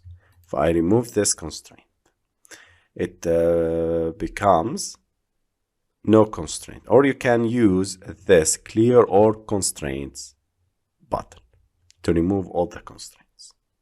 The second behavior is the order position. If I add a new button here with wrap content text, click me, and if I add ID VTM, okay? If I drag and drop this circle here, I can now define the order of appearance of two views, either vertically or horizontally. So I will connect this text view to the button. So you can see that the text view is connected to this button. Okay? These constraints do not imply alignment. So text view can still move up and down, and so on. Okay? So a horizontal and a vertical constraint. This we can constrain the text view to the button, to another view, and I can add a constraint for this button. So if I add a new constraint, I can move it right or left. The text view will be changing. So lateral movements will move the other constrained text view or other view. But if I move up and down this button, it will be still constrained to the other view, but it will not affect its movement and its space. So you can see if up and down, no change for the text view. If laterals, the text view will change also with it. Okay. The third behavior is the alignment. We can align the edge of a view to the same edge of another view. For example, if I remove this text view constraint and add it to here, and if I add another constraint to this, you can see it, but I will remove it here. I will change it like this. Drag and drop this constraint, and I can move this text view to set an offset. Okay, so this is the alignment.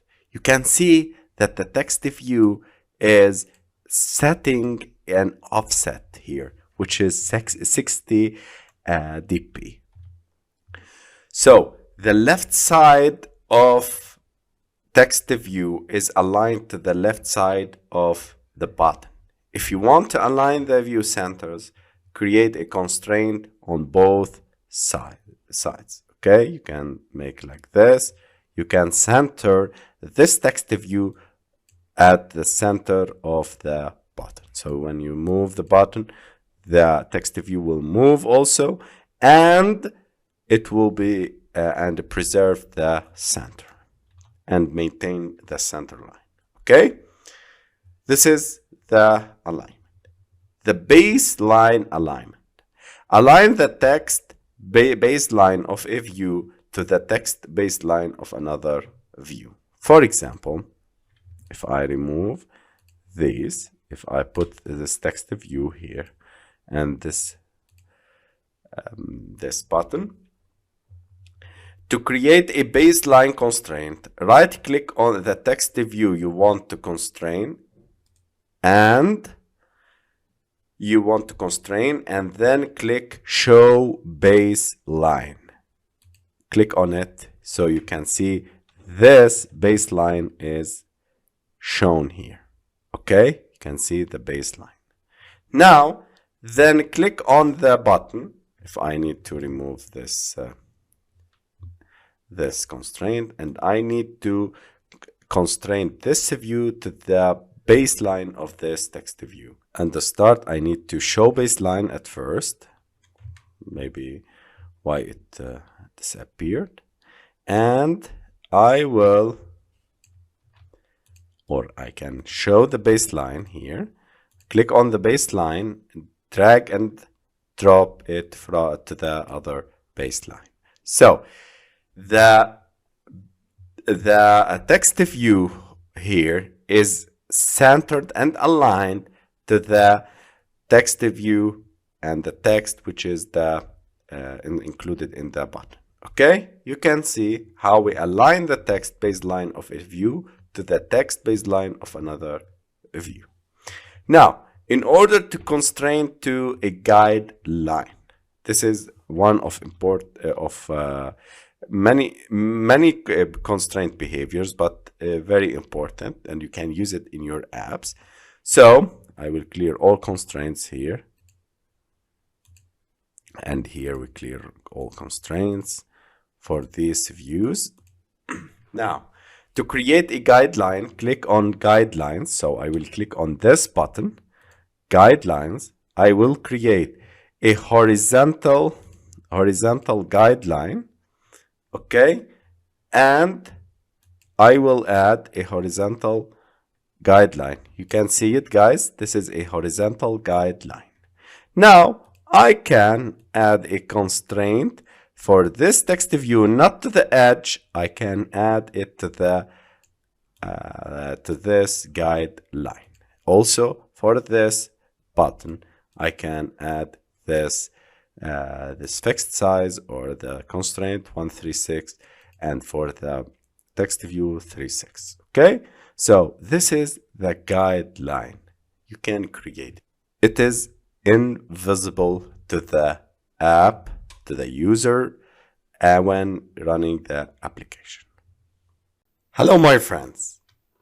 In this video, I'm gonna talk about the activity lifecycle. Android activity lifecycle is controlled by 7 methods of Android.app.activity class. The Android activity is the subclass of context theme wrapper class, which in turn inherits from the context wrapper that inherits from the context, and the context is an object. So an activity is a single screen in Android. It's like window or frame in Java. By the help of activity, you can place all your UI components or widgets in a single screen. The 7 lifecycle methods of activity describes how activity will behave in different states. So let's see the 7 lifecycle methods of the Android activity. These are the 7 methods: the onCreate, onStart, onResume, onPause, onStop, onDestroy, and onRestart. onCreate. onCreate method is called when the activity is first created and the ideal location for most initialization tasks to be performed. And we've seen this method and we worked with it in many of our projects and in the previous videos. This method is passed an argument in the form of a bundle object that may contain dynamic state information, typically relating to the state of the user interface from a prior invocation of the activity. Don't worry if you have some confusion and some concepts you didn't understand it. We will clarify everything in the next videos and later on in the projects. So I want from you to understand the hierarchy, the order of these methods, how they work, and why we use them. So onCreate method, we use it when the activity is first created, and we initialize the widgets, the connections, and others inside it. Okay. The onRestart method. OnRestart method called when the activity is about to restart after having previously been stopped by the runtime system. The onStart method always called immediately after the call to the onCreate method or onRestart methods. This method indicates to the activity that it's about to become visible to the user. I want from you to pause the video and copy this hierarchy, these 7 methods, to your copybook in order to understand the hierarchy and the order of these methods and why we use them, because they are very important. In order also to understand the next app that we're going to build, that will clarify everything. But please guys, I want from you to write these notes down. This method, the onStart method, will be followed by a call to onResume method if the activity moves to the top of the activity stack, or onStop method in the event that it's pushed down the stack by another activity. You can see I can start onStart method by calling the onStop method here. From the onStop method, onRestart, and then onRestart will call onStart. And then onStart will continue with the onResume, and the resume activity will be displaying the activity again and again.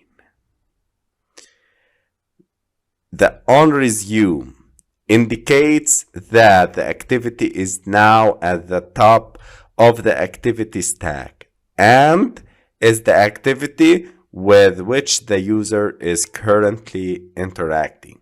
So when you see a screen in front of you, this is the activity that you are seeing is called by or initialized or created or invoked by the onResume method. So the activity running in the foreground, this is the responsibility of the onResume method. The onPause method indicates that a previous activity is about to become the foreground activity.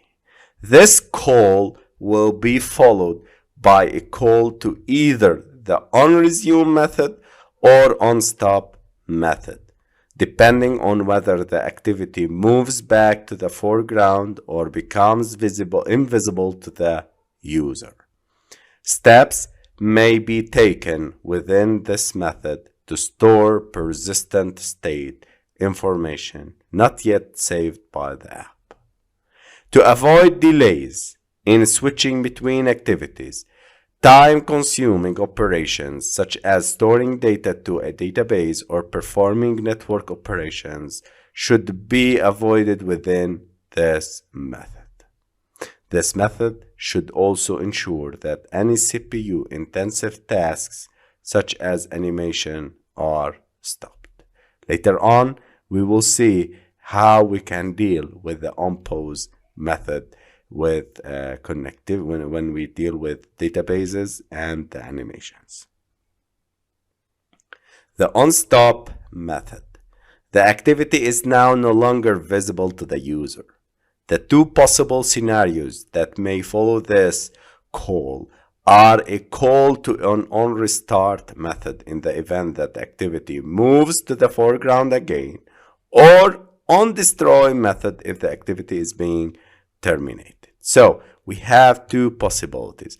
In the onStop, if we are on the onStop, the activity is either restarted, so the users choose it again to onStart and then put on resume to display it again, or on stop, the user select that we need to destroy this app, to destroy the activity, so it will no longer being displayed to the user.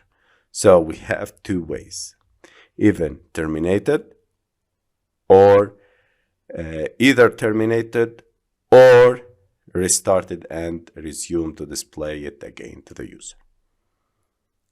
The onDestroy method.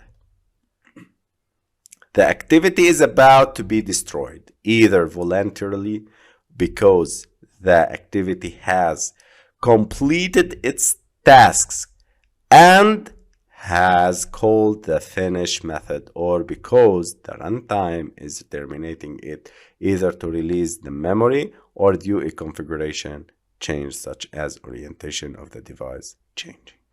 So this is the onDestroy. We have two possibilities in calling this onDestroy, either by the system is terminating the app or the finish method is called. It's important to note that a call will not always be made on the onDestroy method when activity is terminated. So these are the 7 methods of the life cycle of the activity.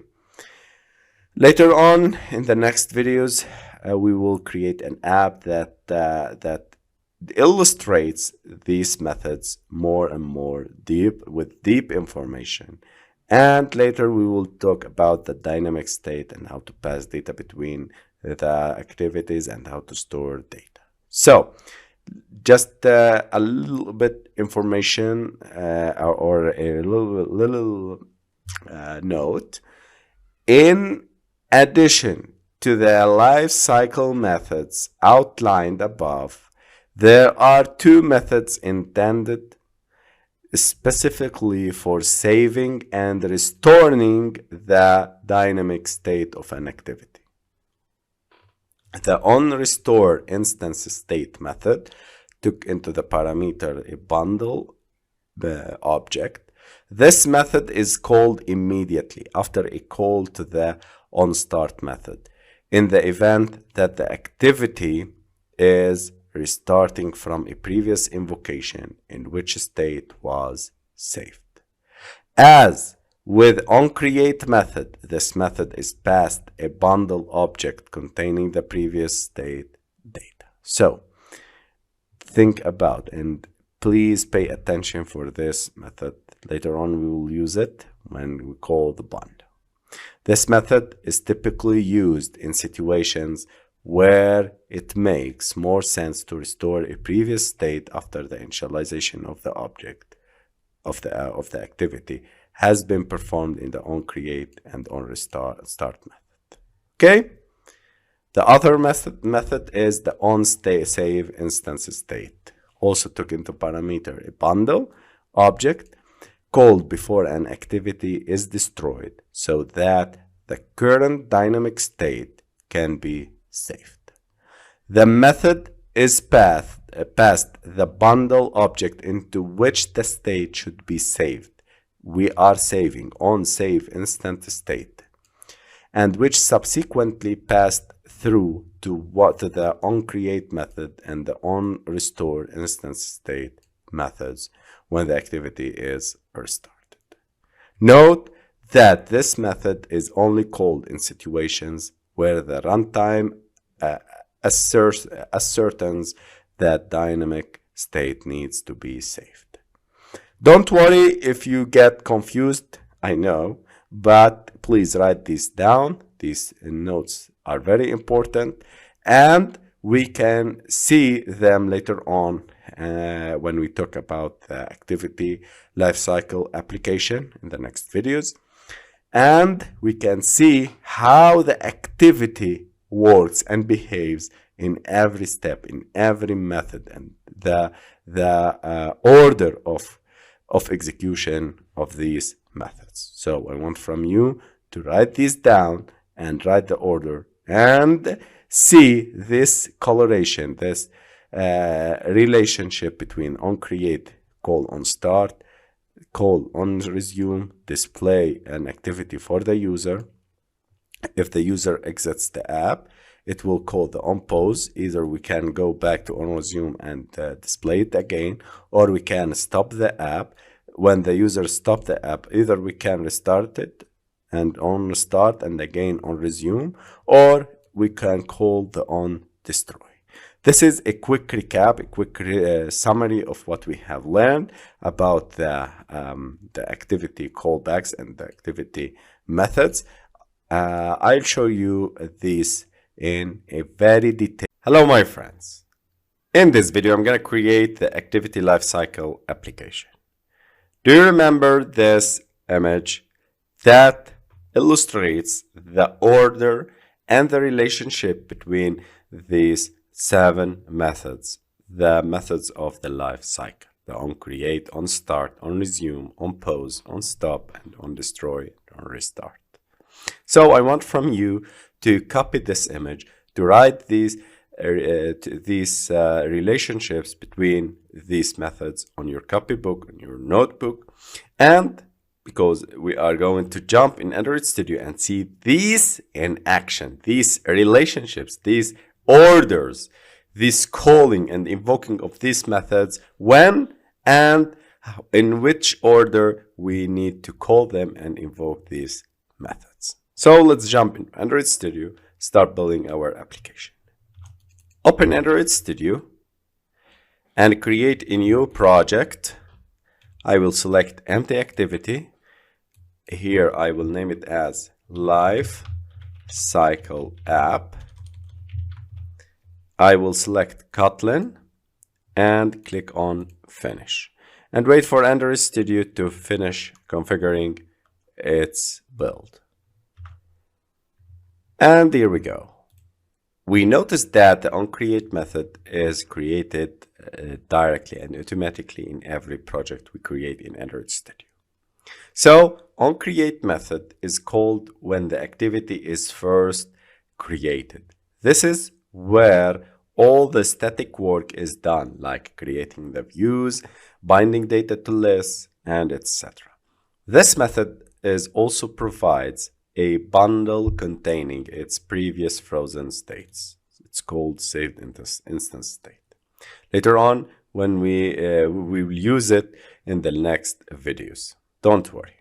But now concentrate with me on how to create or how to understand the relationship and the order between the lifecycle methods of Android application.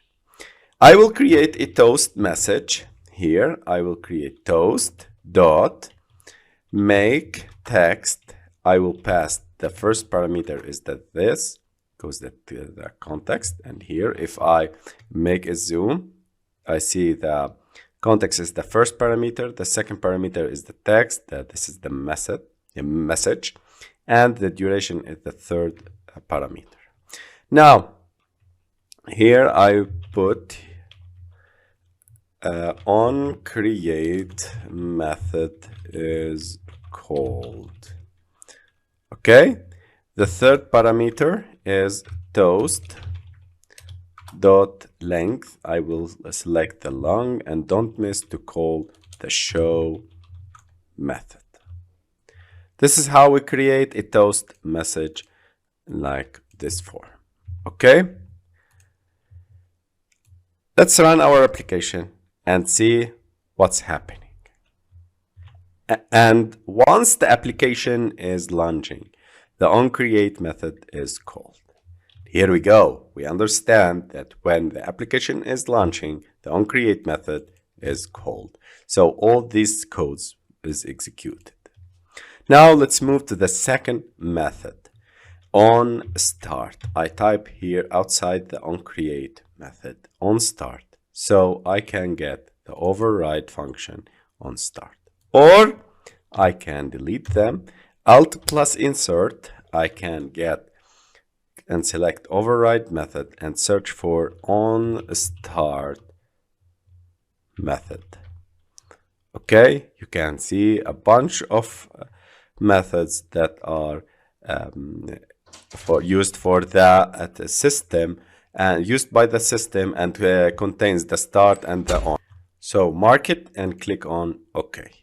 Okay, so we can see the onStart function is overridden. Here I will copy the toast message that we've created before, and I will paste it in the onStart method. Here I will change the onStart method is called. Again, I will call the third method, which is onRestart or onResume. I will call it first, and I will paste the toast message that we've created. Oops, I have closed it with a semicolon. onResume. Okay. The onStart method is invoked when the activity is visible to the user. It's followed by the onResume method if the activity is invoked from the background. It's also invoked after the onCreate when the activity is finished, when the activity is first started. So onCreate, then followed by the onStart and onResume. Let's run our application and see it in action. If I zoom in, onCreate is called, onStart is called, and then the onResume method is called. So this is the order of these methods, exactly as the image that I told you to copy on your copybook and save it, because this is the relation between these three methods. So the onResume method is invoked when the activity starts interacting with the user. So it's ready. This application is now ready. So onResume method is invoked when the activity starts interacting with the user. At this point, the activity is at the top of the activity stack with a user interacting with it. Always followed by onPause method when the activity goes into the background or is closed by the. Hello, my friends. Let's continue understanding the activity lifecycle methods.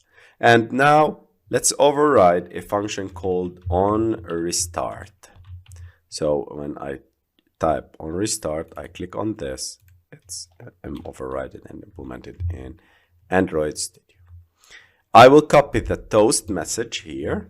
I paste it here, and I called onRestart. OnRestart method is invoked after the activity has been stopped and prior to its starting stage, and thus is always followed by onStart method when any activity is revived from the background to on screen. We will see it in action when we finish implementing the other methods. Let's talk about the onPause method. Here I will put onPause, click enter, copy the toast message and change it to onPause. OnPause is invoked when an activity is going into the background but has not yet been killed. It's a counterpart to onResume method. When an activity is launched in front of another activity, this callback will be invoked on the top activity currently on screen.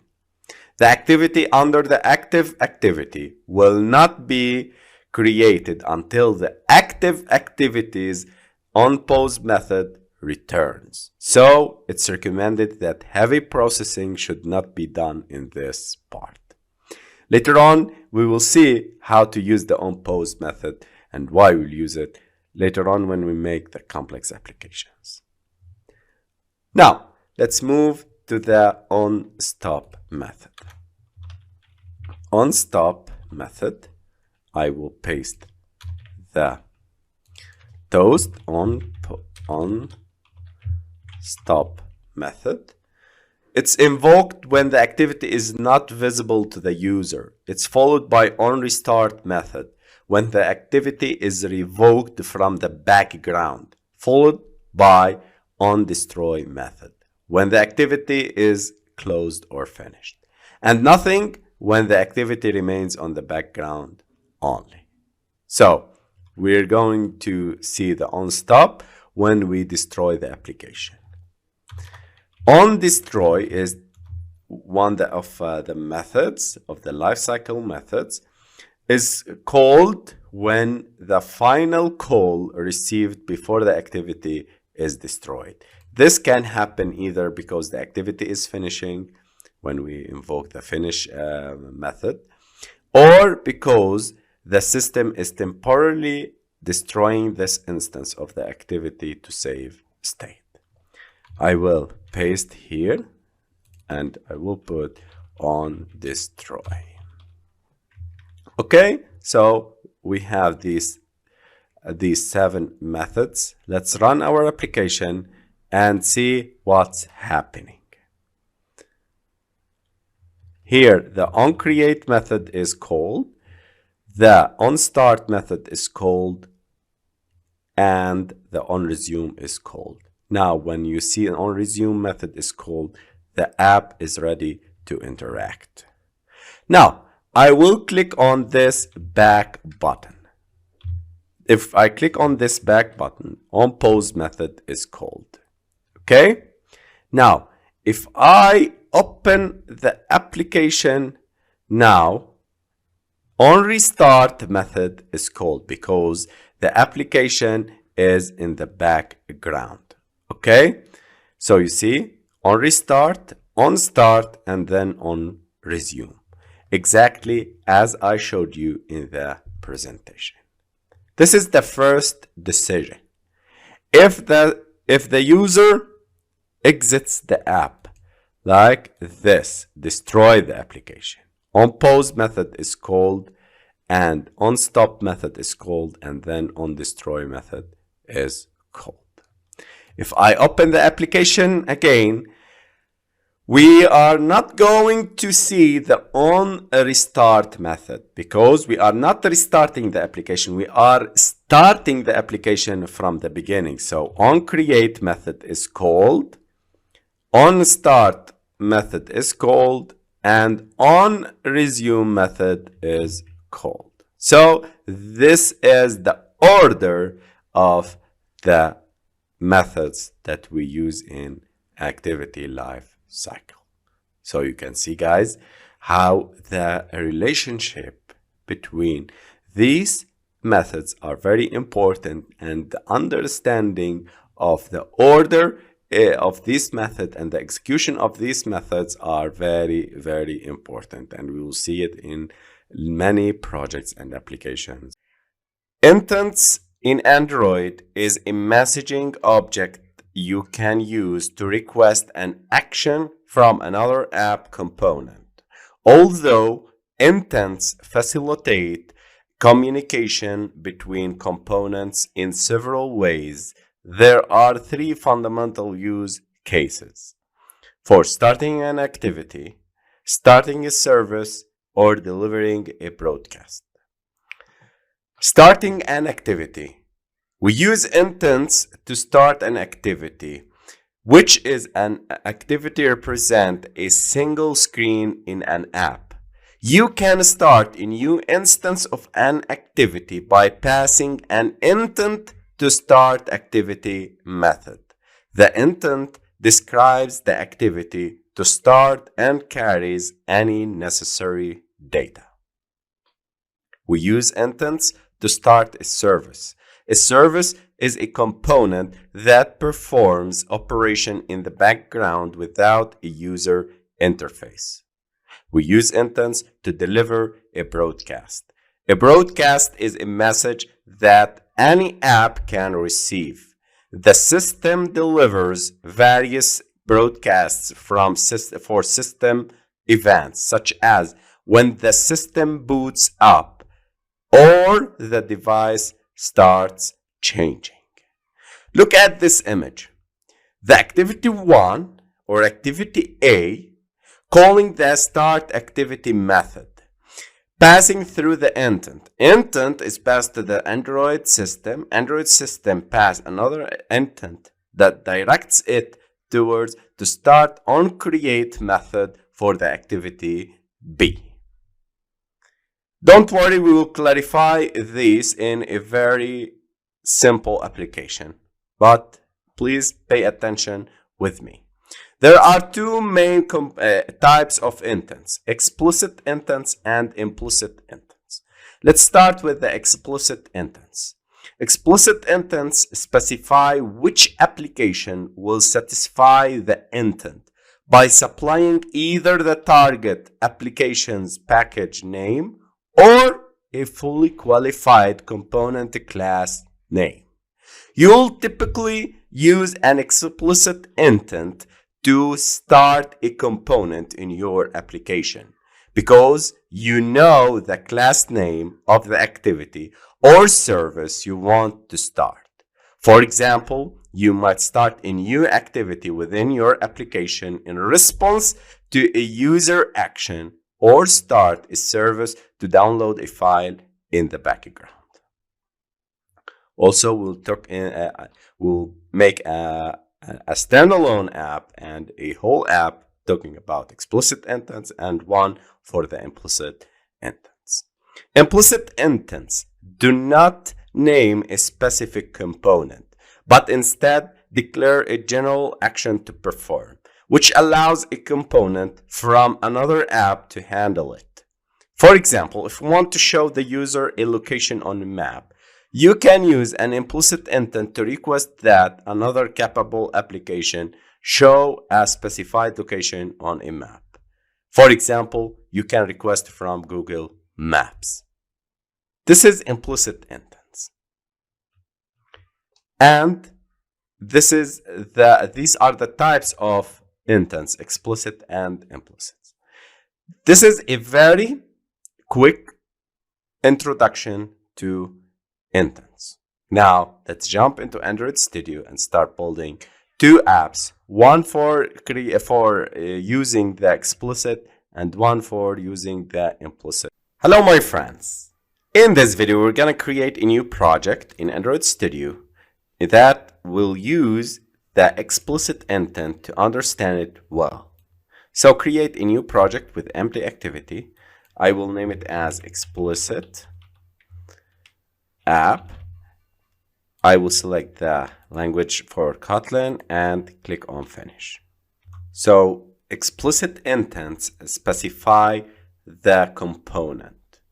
In our case here, we will create a new activity, the second activity. So when the user clicks a button here in the first activity, it will direct him to the second activity. In this case, intent provides the external class to be invoked. Let's start. Here, let's create and let's edit this EditText, that's TextView, sorry. TextView, I will name it as we are in the first activity or first activity.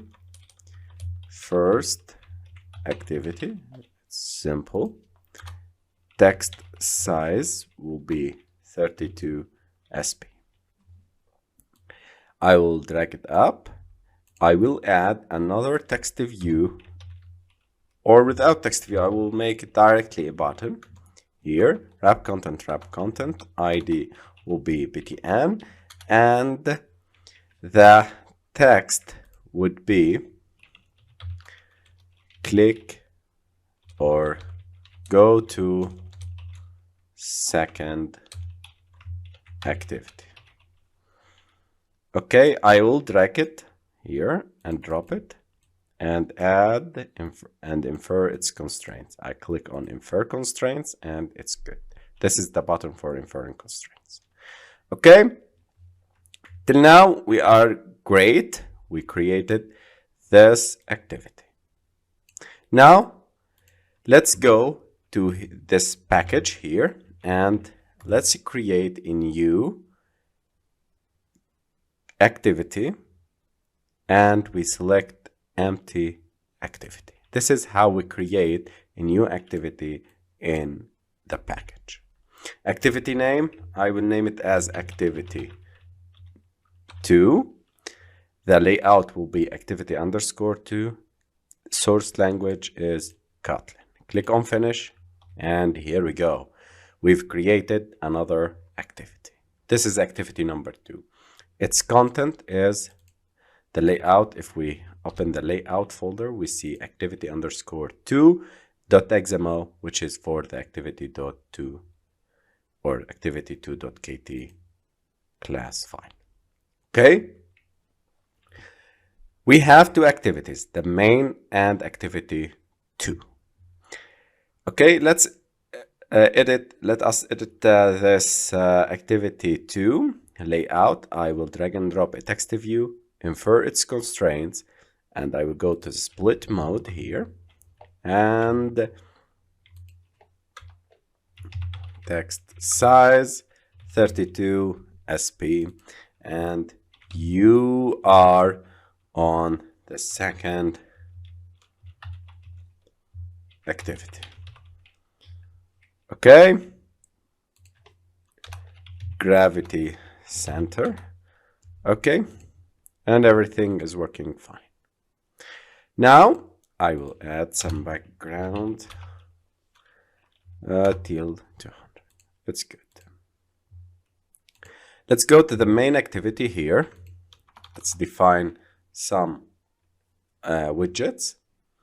So button btn or var. I will declare it directly in the onCreate method, var btn of type button.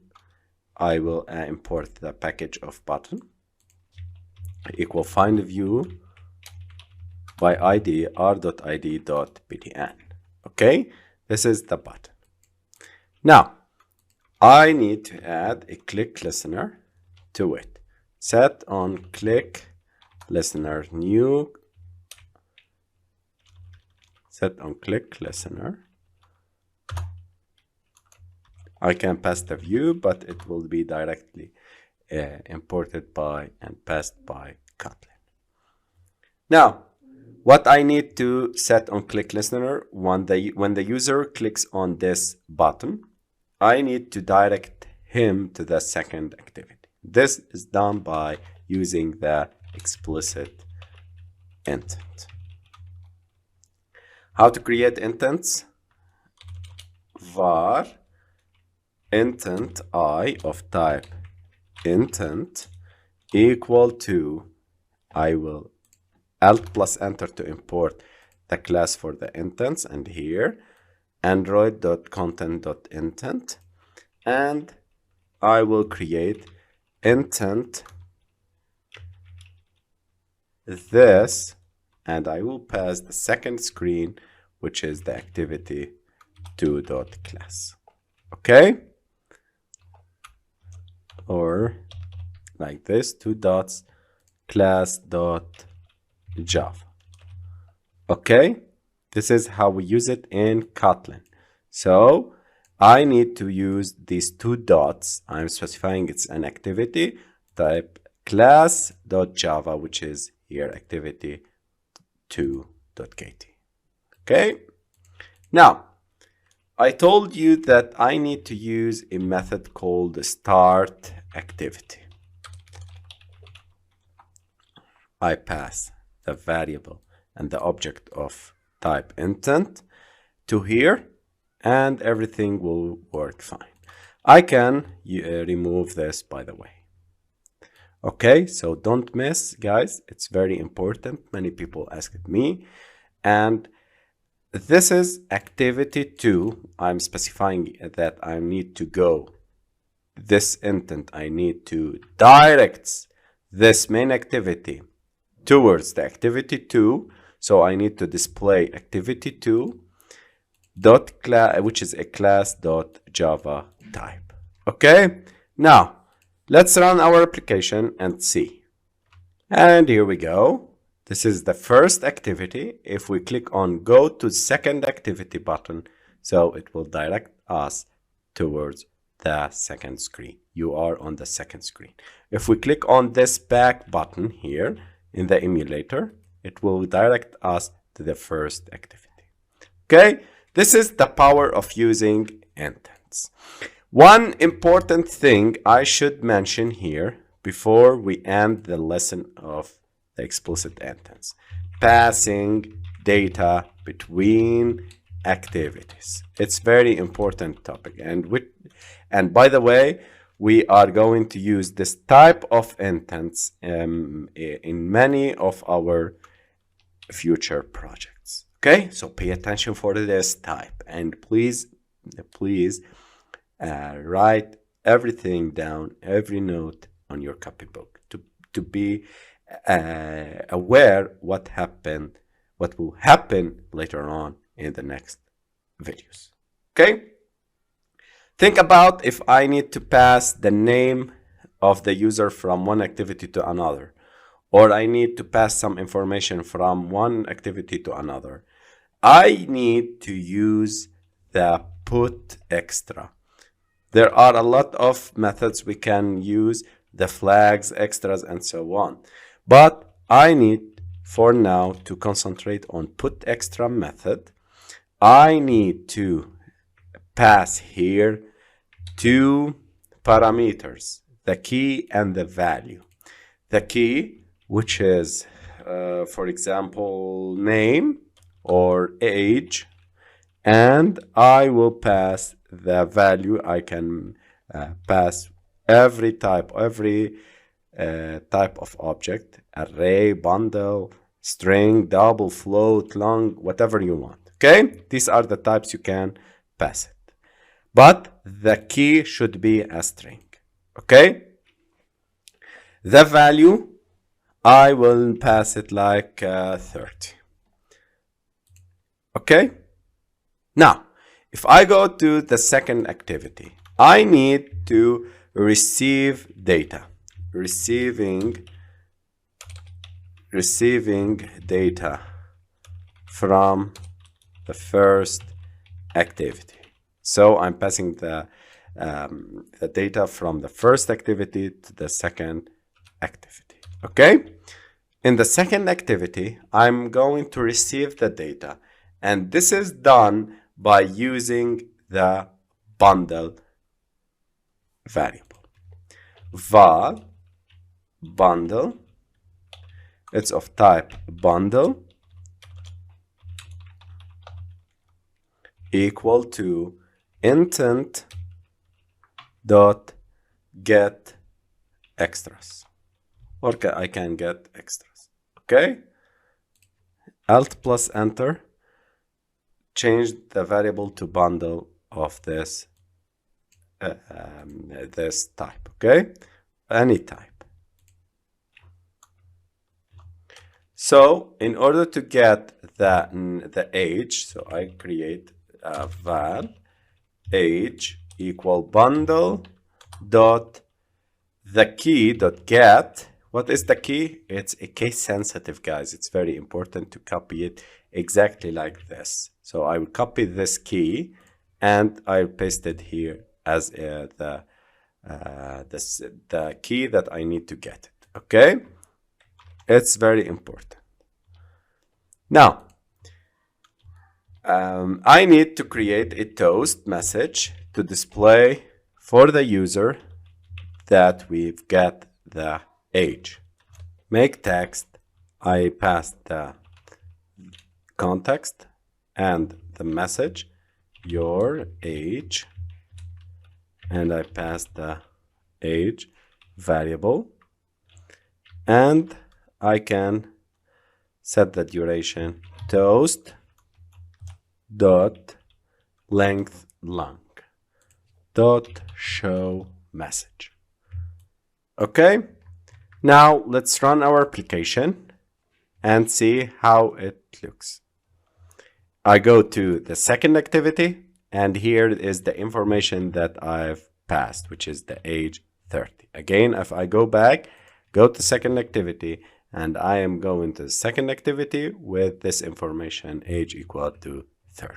So this is how we pass the data between the two and between the activities using the key, but using the extras, which is of type key. Hello, my friends. In this video, I'm going to create a new application that uses implicit intents. So the user will click on a button and it will direct him to open a new web page using the available web browsers on the system. So we are going to make use and use the in help of the other applications like Google Chrome and other web browsers. So let's start creating this project, empty activity. I will name it as implicit app. I will use the language Kotlin, click finish, and wait for Android Studio to configure its project and libraries. So we use the implicit intents in order not to navigate and use inside the components. So the implicit intents invokes the component of another application to handle the request. It does not specify the component name specifically. So if I need to navigate to google.com, I'm not going to specify, hey, I'm going to use Chrome, not Opera browser or Firefox. No, this type of intent is just to specify the request, okay? Not the component specifically, okay? Let's go and create here in the main activity. I will drag it up. I go to split mode. No other activities. Welcome to implicit intent app. Okay, the size will be 32 SP. And the gravity would be center. I prefer using the center. Okay, now I will drag and drop, or I can write a new button here, wrap content. The ID would be btn, and the text go to Google. Okay, I will drag this button here and I will click on this button, invert constraints. Okay, so back to the main activity. I will specify here the button. So var btn of type button, Alt plus enter to import the package of the button, equal find the view by id r.id.btn. Okay, so btn.set onClick listener, and I will pass directly the it. This is the anonymous class for the set onClick listener interface. Now I need to use the intent. So I will create intent equal to intent, and I will pass intent dot action view action underscore view parameter. Okay, sometimes Android Studio will generate some unexplained errors, so make sure to make a clean build and everything will work fine. Okay, so here I am preparing the intent, I'm preparing the system that I'm going to make a view, and I will direct it to another application. So intent, please pay attention, guys. Set data, you're going to use an URI.parse. Later on we'll see the URIs in details, but please concentrate with me on this example on intents. HTTPS, I will specify here the link, Google Okay, and then as usual, when using intents, we use start activity method. Intent. Here, I am telling the system to open and browse this link in any of the available browsers. So let's run this project and see what happened. What happens in the emulator system. So waiting for the emulator. And here we go, we have this button. If I click it, it will direct me to google.com through the application Google Chrome, which is available on this device. If you install Opera or Firefox browsers, if you click on Go to Google, it will pop up a menu or a dialog that asks you in which browser you need to open your link. So this is the implicit intents in Kotlin. I hope you understand well. Later on in the next videos and the next applications, we'll use the intents much. So pay attention, keep up with me, and please guys, rate us 5 stars on Udemy to support us making new videos and new tutorials and keep updating this course. Every app project must have an Android manifest.xml file with precisely that name as the root of the project source set. The manifest file describes essential information about your app to the Android build tools, the Android operating system, and Google Play. Among many other things, the manifest file is required to declare the following: the components of the app, which include all activities, services, broadcast receivers, and content providers. Each component must define basic properties such as the name of its Kotlin or Java class. It can also declare capabilities such as which device configuration can handle, and intent filters that describe how the component can be started.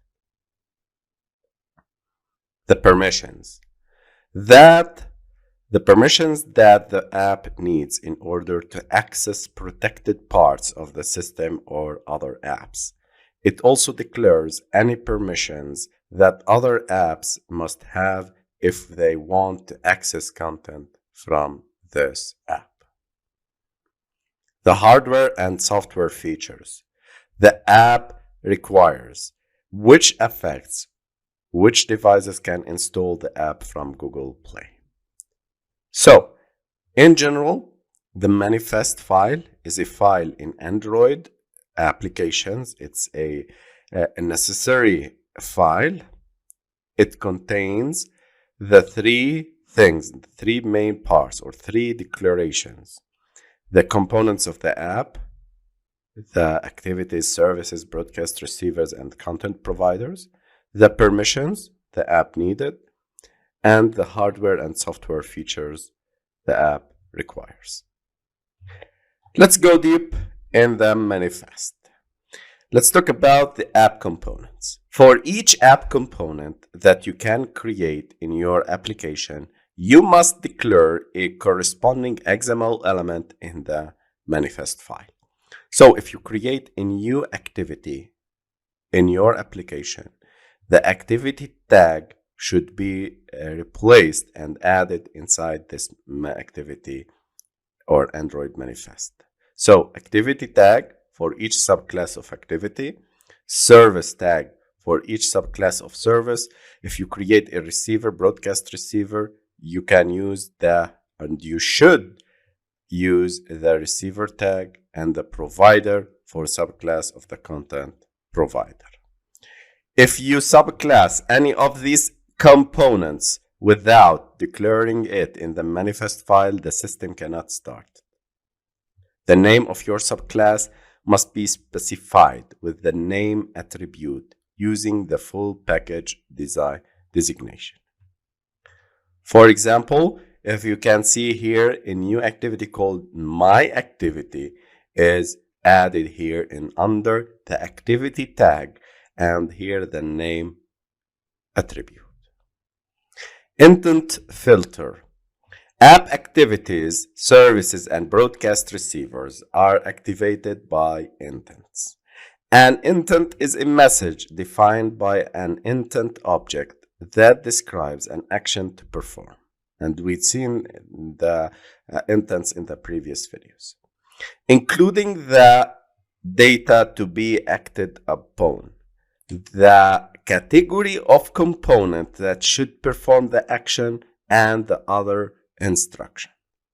Okay, so the intent filter, like in this example, an app component can have any number of intent filters defined with the intent filter tag element, each one describing a different capability of that component. In this case, if you look closer on this example, intent filter, you can see the launcher activity. So the name and the category is launcher. So the intent.category.launcher, this specify that is using this intent filter, we tell Android Studio that my activity, this activity, which is named my activity, is the launcher activity. So when the user opens the app, my activity should be first displayed. Icons and labels. Several manifest elements can have icon and label attributes for displaying a small icon and a text label, respectively, to users for the corresponding component. In every case, the icon and label that are set in parent element become the default icon and label value for all children elements. For example, the icon and label that are set in the application element are the default icon and label for each of the app's components, such as all activities. Permissions. Android app or Android apps must request permission to access sensitive user data such as a contact and SMS, or certain system features such as camera and internet access. Each permission is defined by a unique label. For example, if an app needs to access the internet, it must have the following line in the manifest. Uses permission Android name Android.permission.internet. So in this case, we define that this application needs internet to access the internet. So we are adding the permission, okay? And the other permissions that the app requests, like reading the storage, writing the storage, and accessing SMS, contact. Hello, my friends. In this video, I'm going to talk about Gradle. The Android build system compiles app resources and source code and packages them into APKs or Android app bundles that you can test, deploy, sign, and distribute. Android Studio uses Gradle, an advanced build toolkit, to automate and manage the build process while allowing you to define flexible custom build configurations. Each build configuration can define its own set of code and resources while reusing the parts common to all versions of your application. The Android plugin for Gradle works with the build toolkit to provide processes and configurable settings that are specific to building and testing Android applications. One cool thing about Gradle is that it's a build or a plugin based system.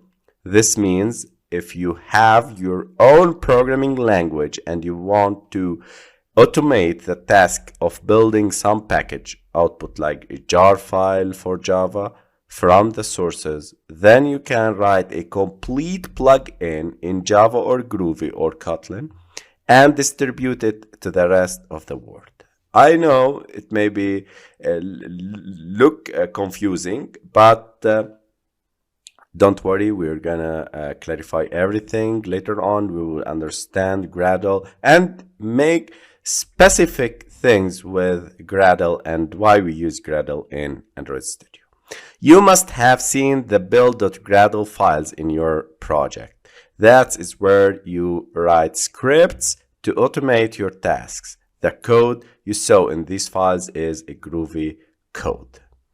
In this picture, I will show you. These are the Gradle scripts to the left in the project structure. We have a Gradle script. We have two files build.gradle, one for the project and one for the module, and we will talk about them in this video. Okay, so Gradle build files use a domain-specific language or DSL to define custom build logic and to interact with Android-specific elements of the Android plugin for Gradle. Android Studio projects consist of one or more modules, which are components that you can build, test, and debug independently. Each module has its own build file. So every Android Studio project contains two kinds of Gradle build files: the top level build file and the module level build file. Okay, these are the two files that we will use the most in our coding career. So top level build file, this is where you'll find the configuration options that are common to all the modules that make up your project. And module level build file, each module has its own Gradle build file that contains module specific build settings. You'll spend most of your time editing the module level build file exactly like this picture, and rather than your project's top level build file. So we'll add dependencies, external libraries here in this build.gradle module level. Gradle-wrapper.properties, another file. This allows you other people to build your code even if they don't have Gradle installed on their machine. This file checks whether the correct version of Gradle is installed and downloads the necessary version if necessary. The other files I don't need from you to learn about them because they are not necessary till now. Okay, so the most used file that we will use it through our course and through the coding career is the module-level build file, which is the build.gradle, and this is what was displayed in this picture.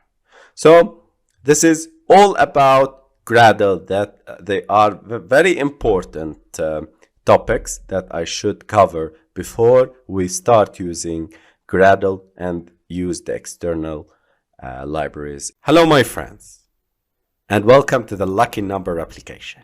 In this application, we are asking the user to enter his name at the first screen, wish me luck button, and your lucky number is 3.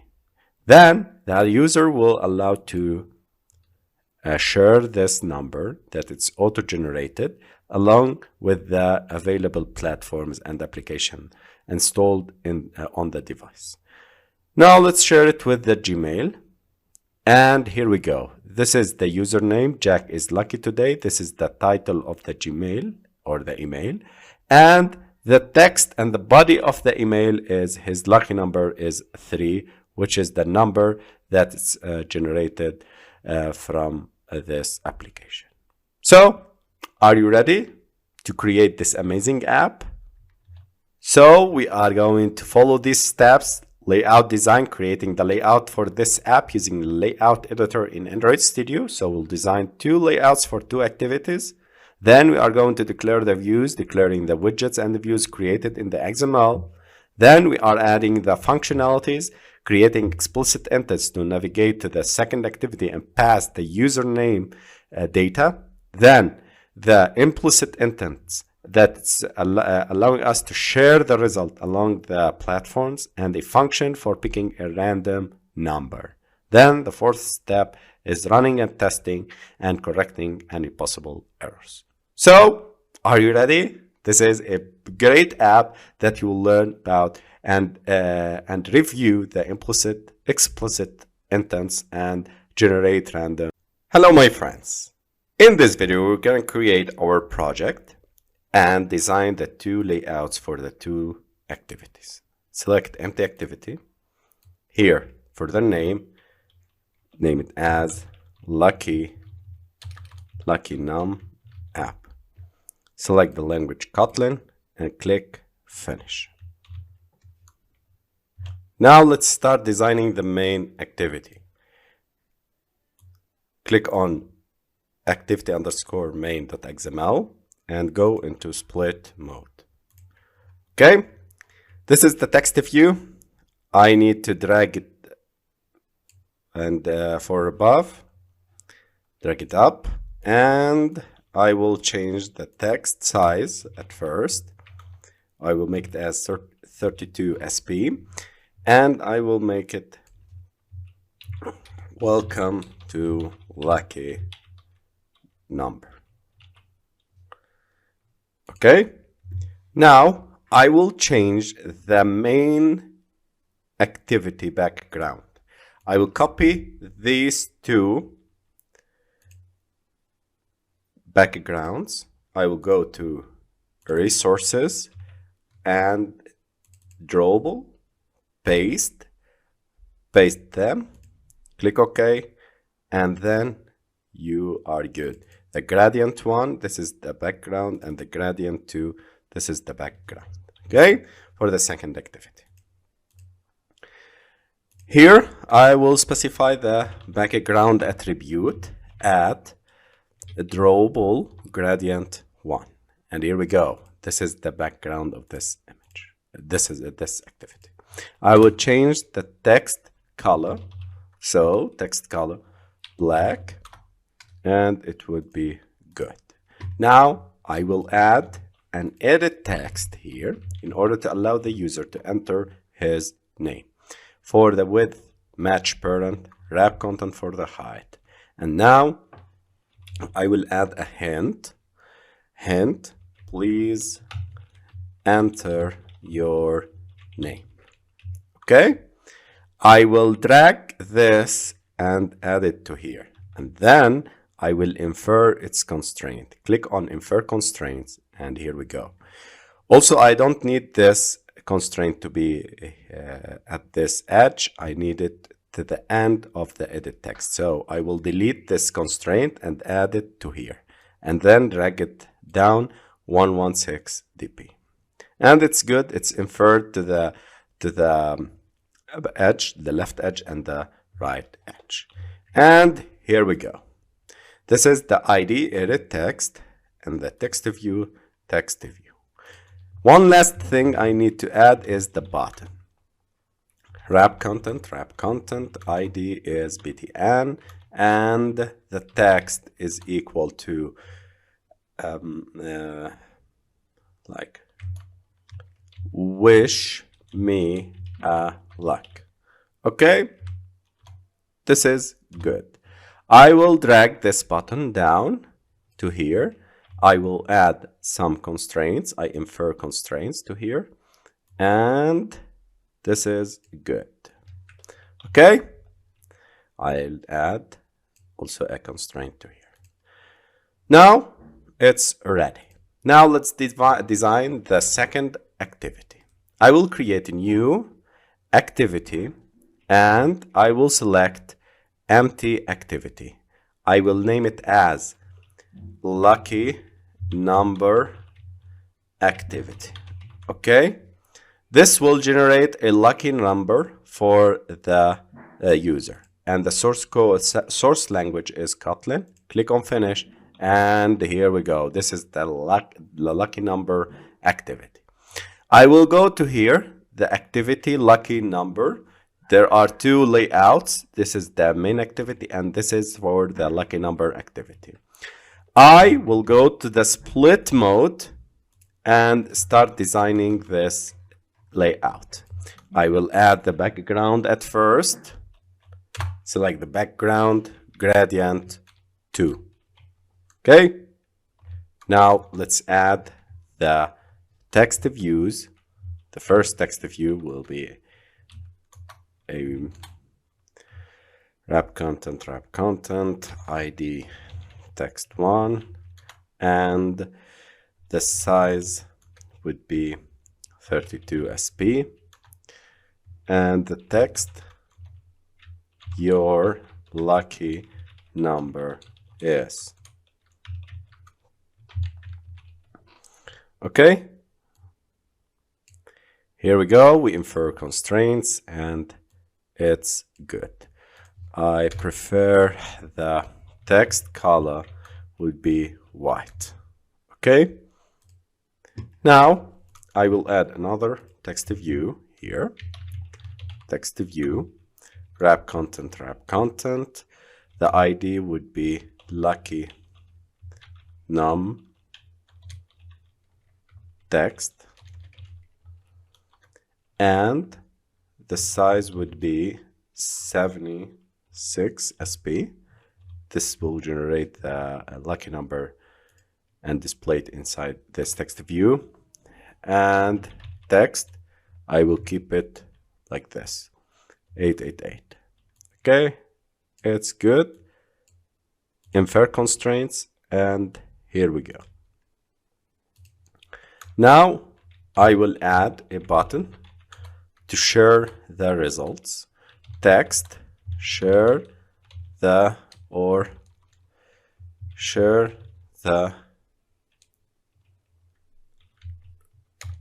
lucky,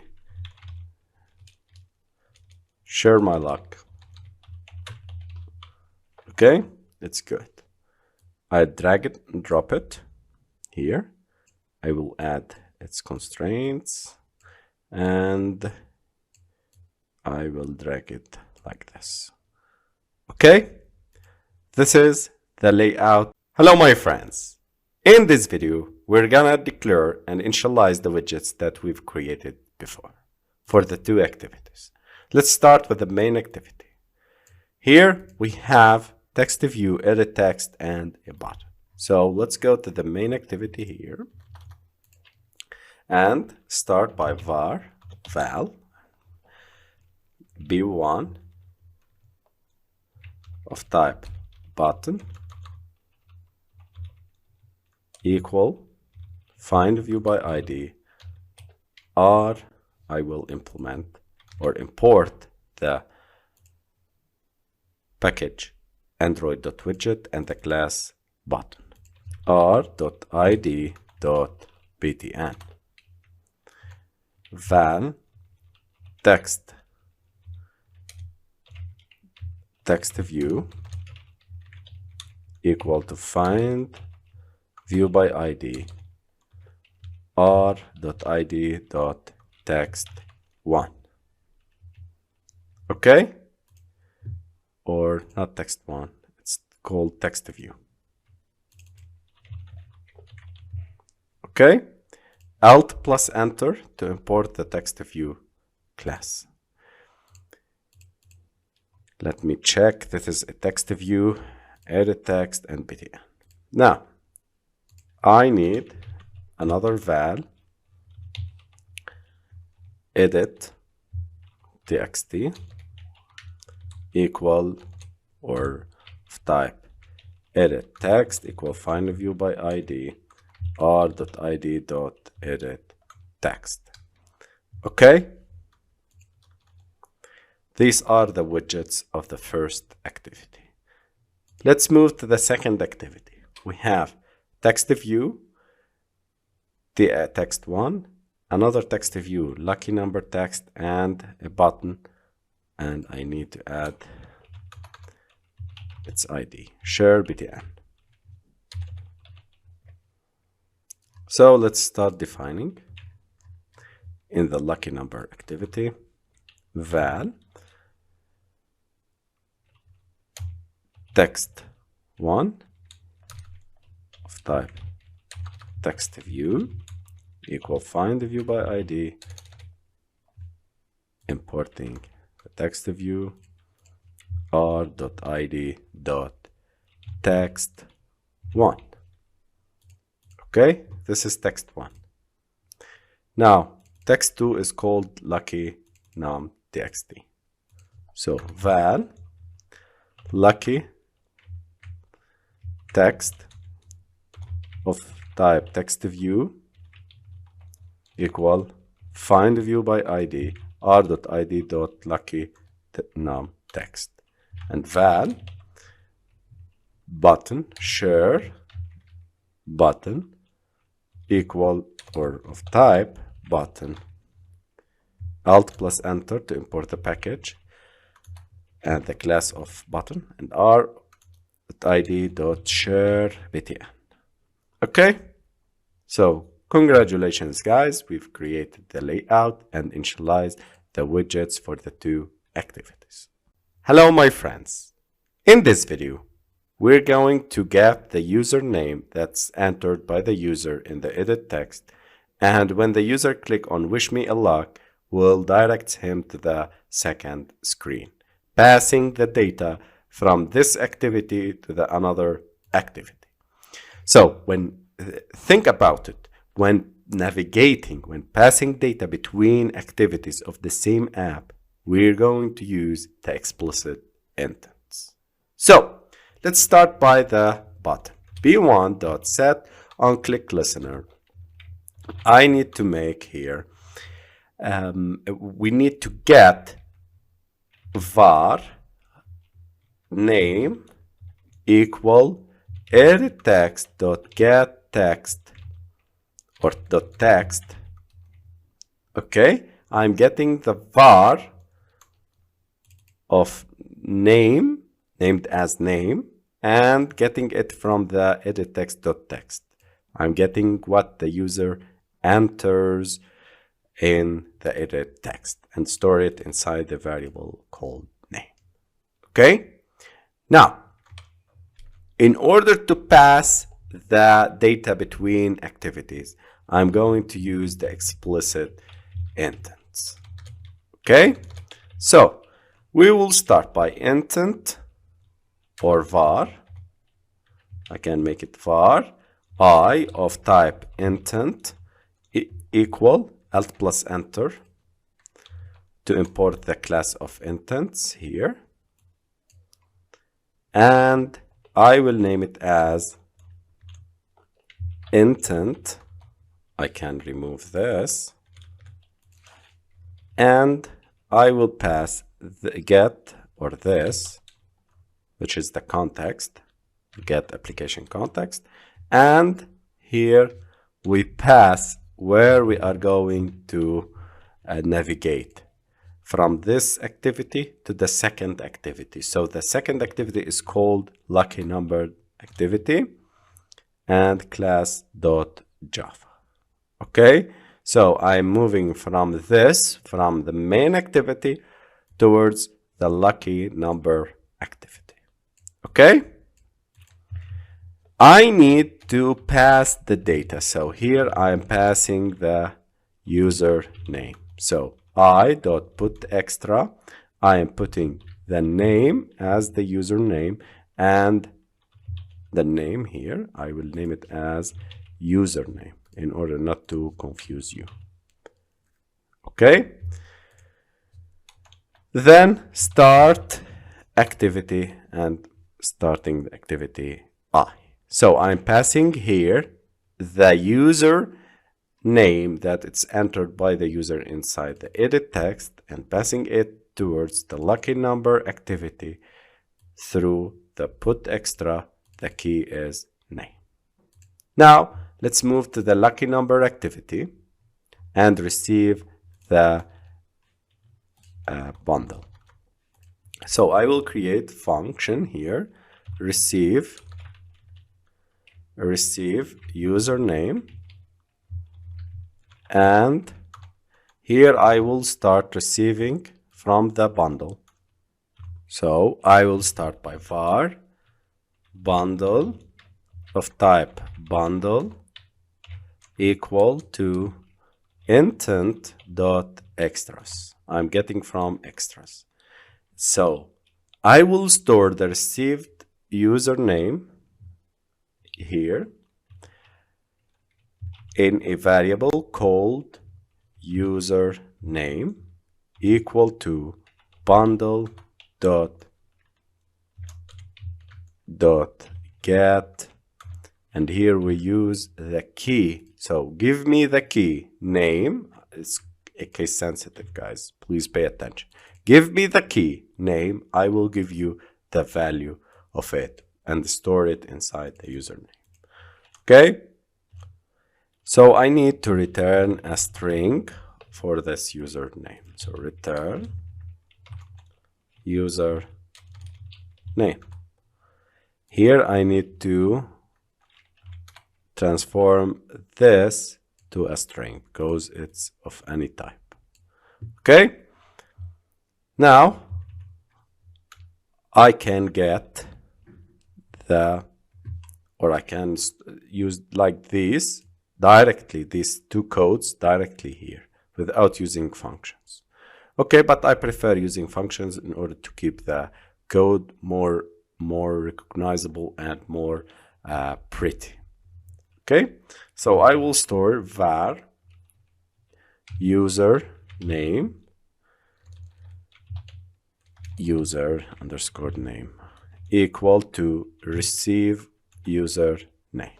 I will call this function. Now let's test this by making a toast message that dot make text this the username here, and we use the toast dot long dot show message. Okay, now let's run our application and see if we've got the user from one page to another, from one activity to another correctly or not. Here we go. Please enter your name. I will enter Jack. Wish me a luck. And here we go. Jack is passed correctly. So congratulations, guys. We've succeeded in getting the username and passing in. Hello, my friends. In the previous video, we've succeeded in receiving the username. Now we are going to generate the lucky number and add the sharing functionality for this bot. So in order to generate random numbers generator, I will create a function called generate random number. It's returning type as an integer, and here we go. Let's start making like this function. So I will make use of an instance from random class. Okay, random. Okay, dot next int, and here we can specify the range from 0 to 1000.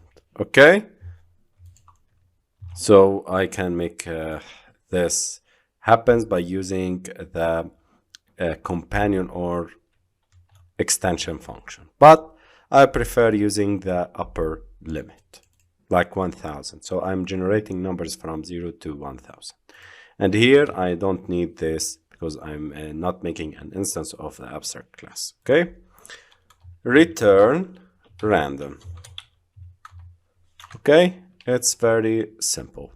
Now let's call this method here.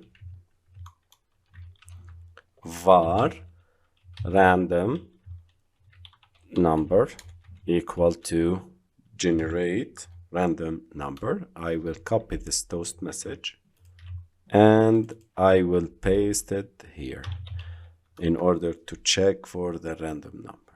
Okay,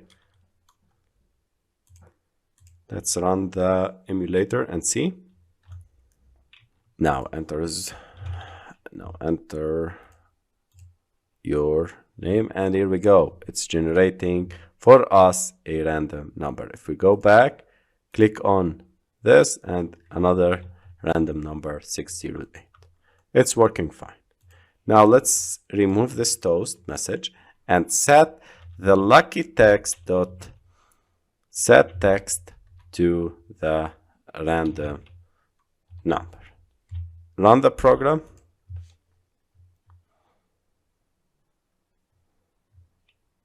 Enter Jack. I need to add this string maybe, because it's an integer. It will not directly enter it.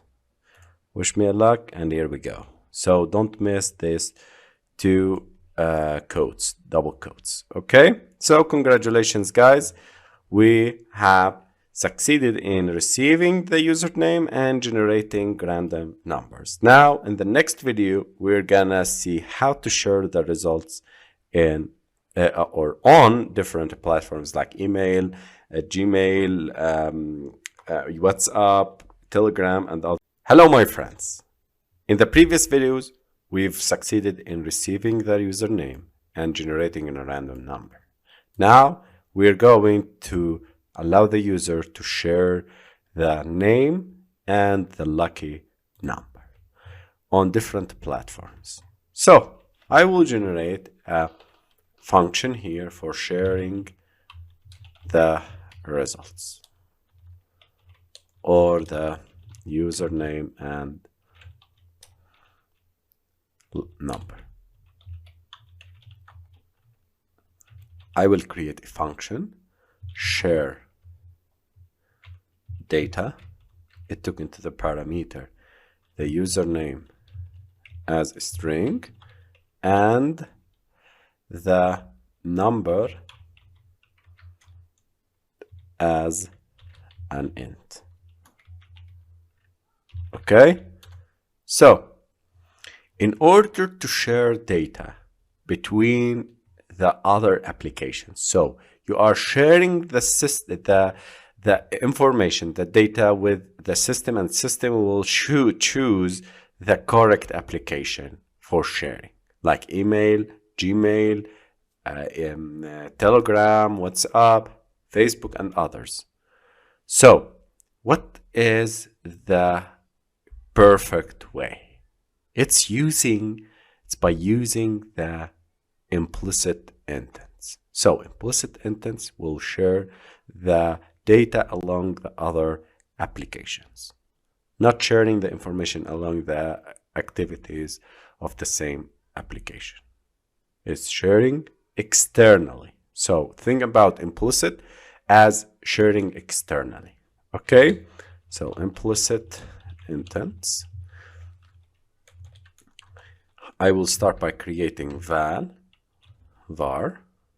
I of equal intent and alt plus enter to import the package and the class of intent, and here I will use action dot send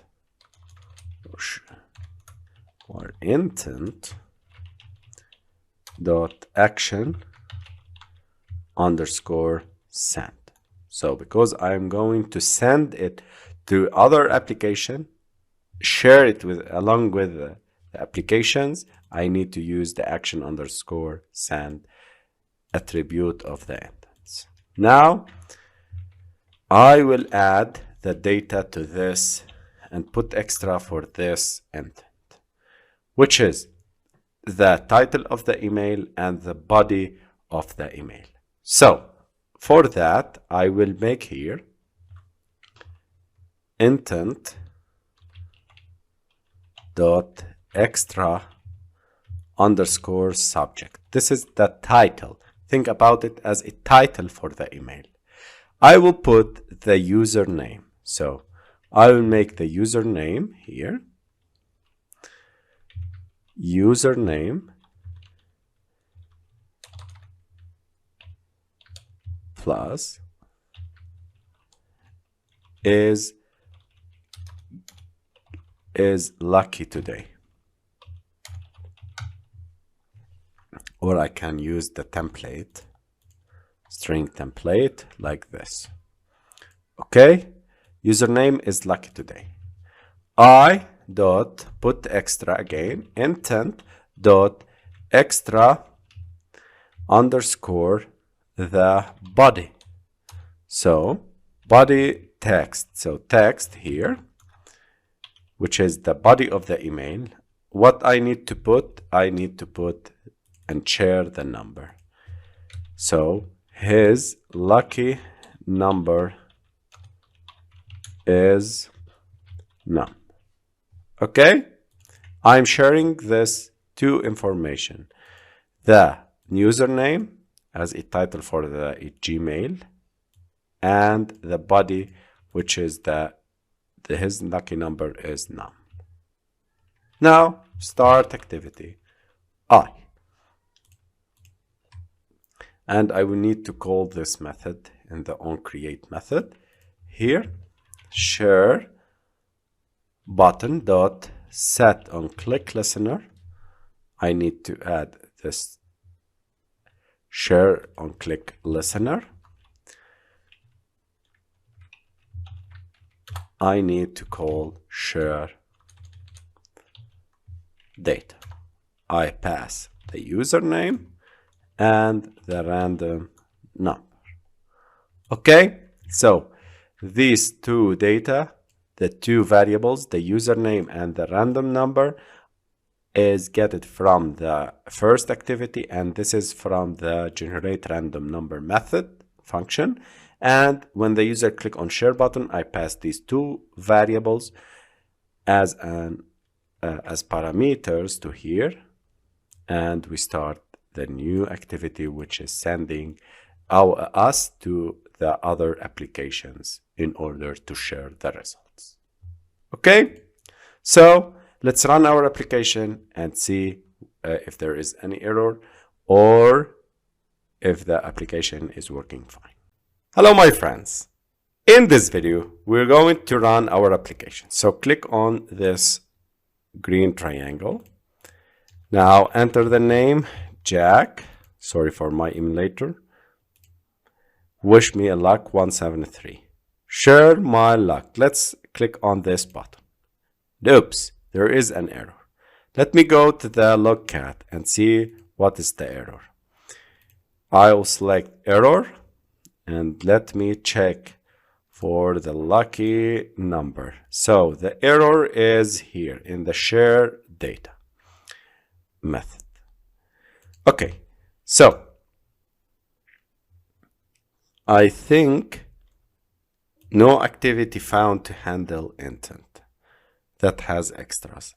I need to check for the I or the intent is setting the type. So I need to set the type of the sharing data. What are the types of the data that I'm going to share? Both are of type string. So I need to specify here it's of type text and plain text. Okay, let me stop and run the program again. Here we go. Jack, wish me a luck 332. Share my luck. Okay, you can see, guys, that the sharing option or menu is appearing now. Let's select the Gmail just once, and here we go. These are the auto-generated text according to the data, that we have passed. The username, which is Jack, is lucky today, and the body of the email is his lucky number is 332. Okay, so this is our app. Congratulations, guys. We've used the explicit intents, we've used the implicit intents, we've introduced the generation of random numbers by using the random class, and this is a good application to practice what we've learned before. Hello, my friends. In this video, we'll talk about the app resources. Resources are the additional files and static content that your code uses, such as bitmap, layout definitions, user interface strings, animation instructions, and more.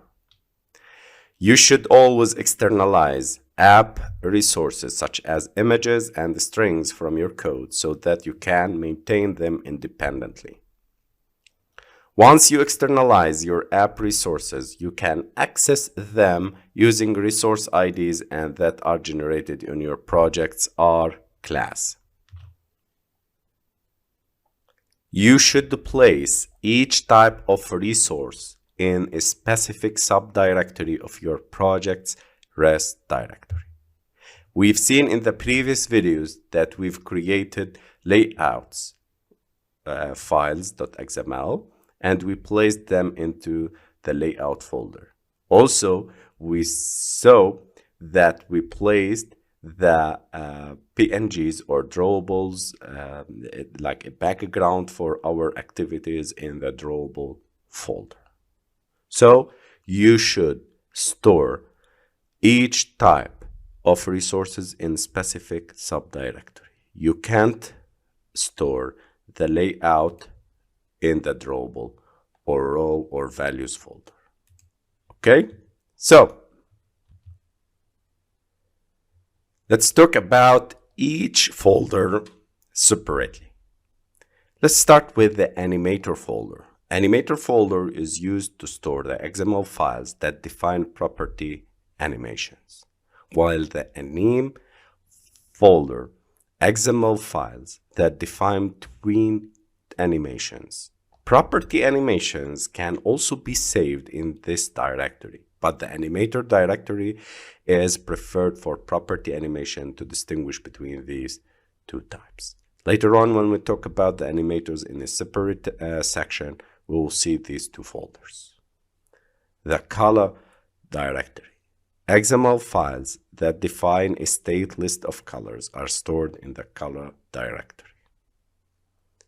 When we talk about directory, which means a folder. Okay, so file and folders. Folders are directories. Drawable folder is used to store bitmap files such as .png, .9, .png, .gpg, .jef, or XML files that are compiled into the following drawable resource subtypes: bitmap files, 9 patches, state lists, shapes, animation drawables, and others. And by the way, this is the most used folder in the resources that we will use through this course and through app development process. And also we are going to discover the power of this folder and the different shapes, animation drawables, bitmap files, and the different drawables that we can store in this file. Map, drawable files for different launcher icon densities. Layout folder, used to store XML files that define a user interface layout. Menu, XML files that define app menus such as options menu, context menus, or submenus are stored inside this directory. Row folder, arbitrary files to save in the row form. Values, XML files that contain simple values such as strings, integers, and colors. XML folder is used to store arbitrary XML files that can be read at runtime by calling resources.getXML method. the font. Font files with extensions such as .ttf, .otf, or .ttc or XML files that include font family elements are stored inside this font folder. So we've learned as a quick recap about what we are going to learn about the app resources, different app resources, and different folders. These are the folders included in the app resources or res folder. Now let's move and learn about the most important things and most important folders now, okay, in the next videos. Later on, we'll talk about the Animator and Anim and other folders that are not important till now. Okay, so we're going to learn about the most important folders in this. Hello, my friends. In this video, I'm going to talk about the colors. So go to the resources folder and select values. Values folder contains colors, strings, and themes. Select colors.xml, and here we are in the colors.xml file. A color value defined in XML. The color is specified with an RGB value and alpha channel. You can use a color resource any place that accepts a hexadecimal color value. You can also use a color resource when a drawable resource is expected in XML. So, for example, here we have different colors values, okay? And you can see that Android Studios provides like a snippet or thumbnail of the color, okay? So, if I'm going to use purple _200, I can go to the main activity, for example, and add the background and use add color dash purple 200. And here we go. We can set a background as a color defined in the colors.xml file. The value is always begins with a pound here, which is the pound character, then followed by alpha red green value. This is the alpha red green blue information in one of the following formats. We can use the hashtag RGB, which is the alpha channel RGB red green blue, or ARGB alpha red green blue. I can remove F, I can get the same result. Okay, so FF, the first two is for the alpha channel. Okay, I can write the colors in a format like RRGGBB, red green green blue blue, or AARRGGBB, okay, as we've seen here. Okay, so this is AA alpha, this is for red, this is for green, and this is for blue. Note, a color is a simple resource that is referenced using the value provided in the name attribute. This is the name attribute here, the purple _500. So let's talk about the syntax. You should see the resources tag. So this is required in the colors.xml. So resources opening and closing tags are required. This must be the root node. Okay, then we use the color attribute or tag. The color is expressed in hexadecimal as described before. Okay, the name is a name for the color. This will be used as the resource ID. So you can see that I've used it in the as a purple 200, or I can use like purple 500. Okay, so this acts as an ID, the purple _ 500. Okay, this is all about the resources, colors. Now let's go. I need to mention one note, very important note. If I go to main activity, for example, in Java or in Kotlin, I will write these two. So Kotlin and for Java. Okay. For Kotlin, if I need to use this color that it's defined and make use it in Java or Kotlin, not in XML. Okay, I'm not going to set the text color for this TextView in the XML. I will set it in the main activity in Java or Kotlin. So I can define val color, I name it as color, equal to, or of type int, equal to resources dot get color dot, or resources dot get color r dot color dot purple 500, purple 700, and so on. Okay, this is how we use it in Kotlin.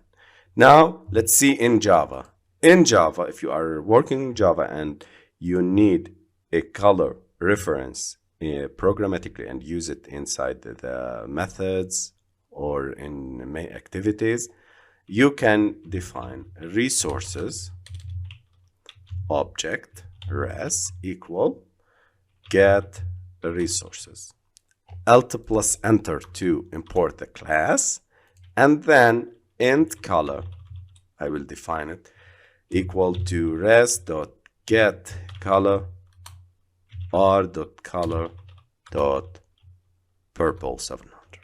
Okay, this is how we define a color purple. I name it as purple. This is how we define a color in Java, and this is how we define color in Kotlin. Color reference to this or other colors. So remember, to define a new color, we need the color at the tag, the name, which is my color, and we define here one of the four formats that we start by the pound. Here we specify the red, green, and blue values, either with alpha or without alpha channels. Okay, so congratulations, guys. We've defined and we've learned how to define colors in Android Studio, and we learned about the color. Hello, my friends. In this video, we're gonna talk about the strings file. Here in the strings file, inside the values folder, inside the res folder, we can see the strings.xml file. And if we look closer at this file, we can see that it contains the resources tag, which is mandatory, and it's required to be founded here. And a line here starts by string and ending by the strings tag, and we can see that it's the same hierarchy or the same syntax as the colors file. So it starts by the name and the value, and here we specify the value of this app underscore name key. So a string resource provides text strings for your application with optional text styling and formatting. There are three types of resources that you can provide your application with strings, like for example the string, XML resource that provide a single string. Also, you can create a string array. So I can start by string array, that which is an XML resource that provides an array of strings. Also, you can use quantity strings like plurals, which is the XML resource that carries different strings for pluralization. Okay, this is a string array that we can define, and also we can use string or plurals. Okay, so we can define a string, we can define a string array, and we can define string plurals. Okay, all strings are capable of applying some styling markup and formatting arguments. Later on, we will learn about formatting and styling. Now, let's concentrate on the strings. String, a single string that can be referenced from your application or from other resources file, such as XML layout. Let's start defining this string and understanding the concept. The string, as I told you, which is required in order to define a string, a single string, included inside the resources tags, which are mandatory for defining the strings.xml file. Now we go to the name. You can change, like, for example, let me make a new string. Name, which is required, you can see the required name, you can see the required here. I will name it as text underscore welcome, and here I define the value which is equal to this key, text underscore welcome. Hello, my friends. Okay, this is the value of the string, and this is the name of the string that acts as an ID for this string. A string which can include styling tags, beware that you must escape apostrophes and quotation marks using the escaping characters. Okay, so the name is used as the resource ID, because I'm concentrating on this point because I'm going to use it in the activity underscore main or other layouts. Please pay attention for me, what I'm doing. Here we have a text, and we learned that we can type, hey, my friends. Okay, and you can see it's changed directly, but it's not preferable to do this. If I need to change this text later on, I need to open the layout activity, layout of this activity, and change it in the text attribute. But this is not good. Or if I'm going to translate this app, I need to translate all the text and make different activities. No, it's simply using the strings folder, a strings file that we define here, the text attributes and all the strings. How to reference it? It's very simple. I can put at string, here I'm referencing to this file, and I specify the name of my string, which is text underscore welcome. So I type text underscore welcome, and you can see that this text view now is reading its resources from the string file. Okay, this is how we define a string in this strings.xml. Let me talk fast about string arrays and the plurals.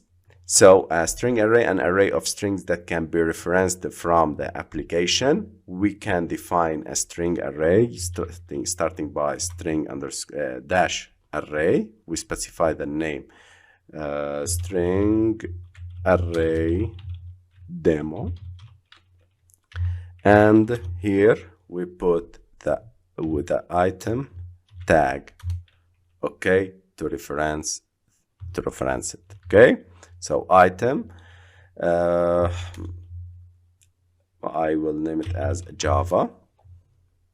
Item number 2, which is Kotlin, item number 3 is C++, and so on. So the string array defines the array of strings, contains one or more item elements. Okay? The item is a string which can include styling tags. The value can be a reference to another string resource. Must be a child. This item must be a child of string array element. Okay? Later on, when we talk about array lists and list of views, we're going to use this type of resources. Hello, my friends. In this video, I'm going to talk about the menu. A menu resource defines an application menu, either options menu, context menu, or submenu that can be inflated with menu inflator class.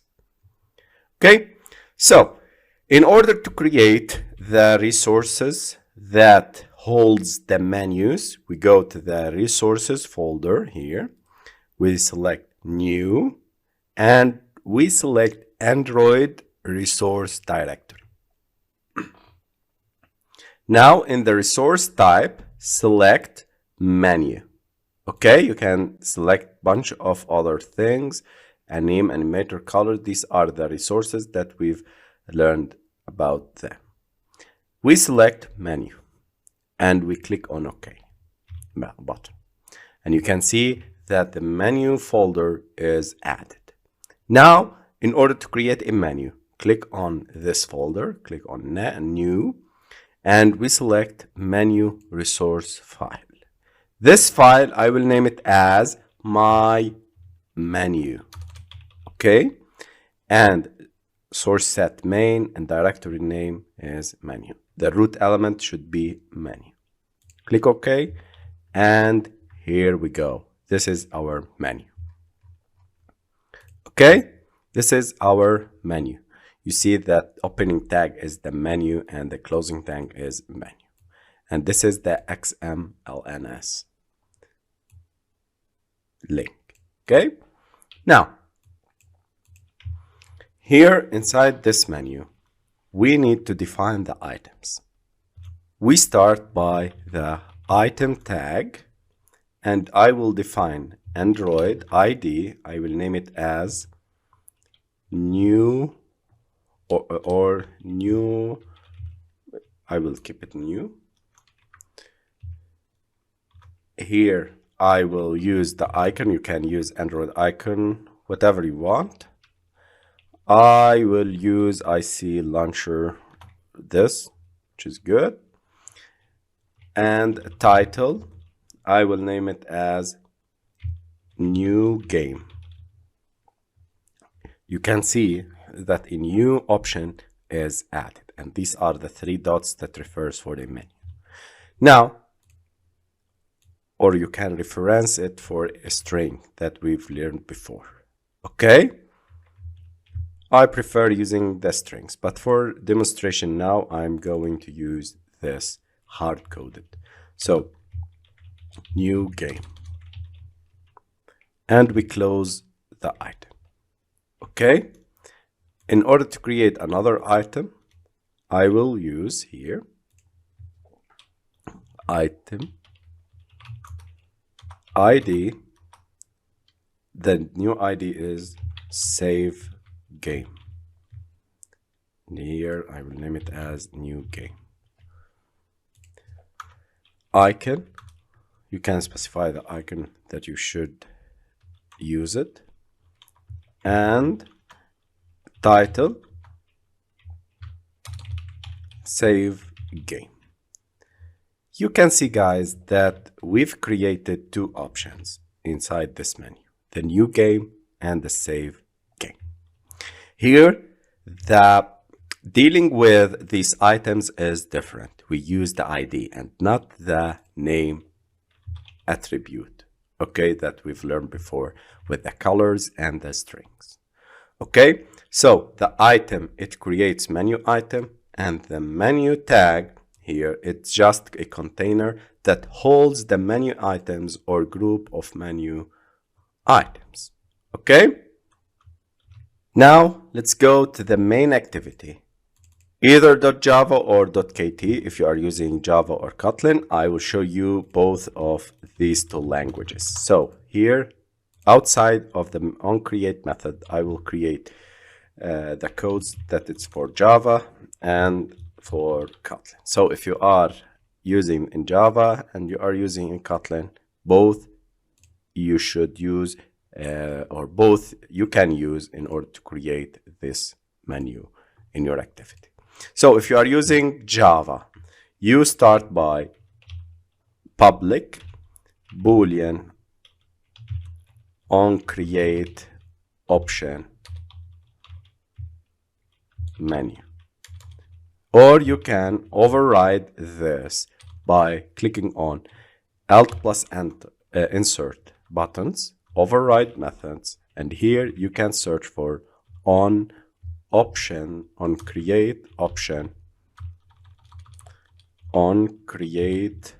options menu, and you can click on OK button, and here we go. This is our overrided method that we will use it in order to create a reference for our menu. I will use a menu inflator object inflator equal get menu inflator, and then I will use inflator.inflate method r.menu. This is the menu folder dot, which is the name of the menu, my menu, and I will name it as menu. Return true. Okay, this is how we create menus in Java, referencing this menu to our main activity, okay? In order to create it in Kotlin, it's very similar. We override the function, override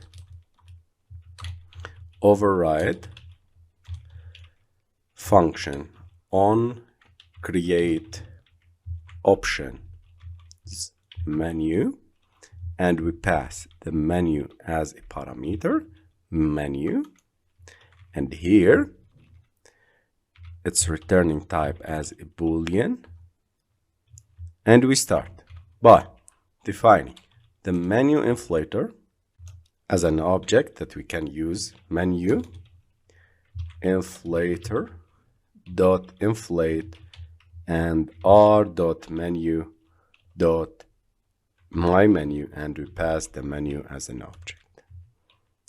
Okay, then we return true. Okay, this is how we use it in Kotlin. So let's run our application and see it. If you are using Kotlin, you can use this. If you are using Java, you can use this. Since I'm using Java in this course, I'm going to run it, and in this video I'm going to use Java, so I'm deleting the Kotlin. And here we go. This is our application. You can notice that there is a bar here and the 3 dots. If I click on this 3 bars, we can see the new game and save game options and items created using this menu. So congratulations guys, we've succeeded in creating a menu and learned about the menus in Android, and we've succeeded creating a menu. Hello my friends, in this video I'm going to continue with the resources folder and start learning about the drawable. Drawable resource is a general concept for a graphic that can be drawn to the screen and which you can retrieve with APIs such as getDrawable method or apply to another XML resource with attributes such as Android drawable and Android icon. There are several different types of drawables. Bitmap files, which is a bitmap graphic file .png, .webp, .jpg or .jef. 9-patch, a PNG file with stretchable regions to allow image resizing based on content.9.png created by 9-patch drawable, and layer list, state list, level list, transition drawables, inset drawables, clip drawables, scale drawables, shape drawable, and so on. I will concentrate on the main usage and the main things that you are going to use through this course and through app development, which is the PNGs, the shape drawables, and so on. So a shape drawable is an XML file that defines a geometric shape, including colors and gradients. And later in this video, we'll learn how to create the custom drawables. So let's start adding some drawables. I will copy this image. And by the way, you should focus that its naming should be starting by small letters, and don't start with numbers. Always start with small letter and with no numbers. Okay, only letters at the first digit. Okay, and this is the first thing. The second thing that I should mention, that always write the name of the vector or the name of the file, PNG, JPG, or whatever the extension is. Always write it in small letter. Okay, so I will copy it. I will go back to Android Studio and I will paste it inside the drawable. I prefer using drawable folder, not version 24. This is the new name. You can name it or and rename it, but I prefer using the same name, which is I mentioned the rules of naming. Don't put any capital letter, or don't put letter and numbers at the first place. Okay, at the beginning of the naming. Okay, this is the JPG. This is an image that we're going to use as a background for our activity. So open the layout here. This is the layout of my main activity, or other activities as you want if you are working on other projects. I will use the background attribute here, which is Android background. I showed you in the previous video that I'm going to I used the color attribute as a background. Now I'm going to use the drawable. So you can see how we are transitioning from and using the correct resources in Android Studio.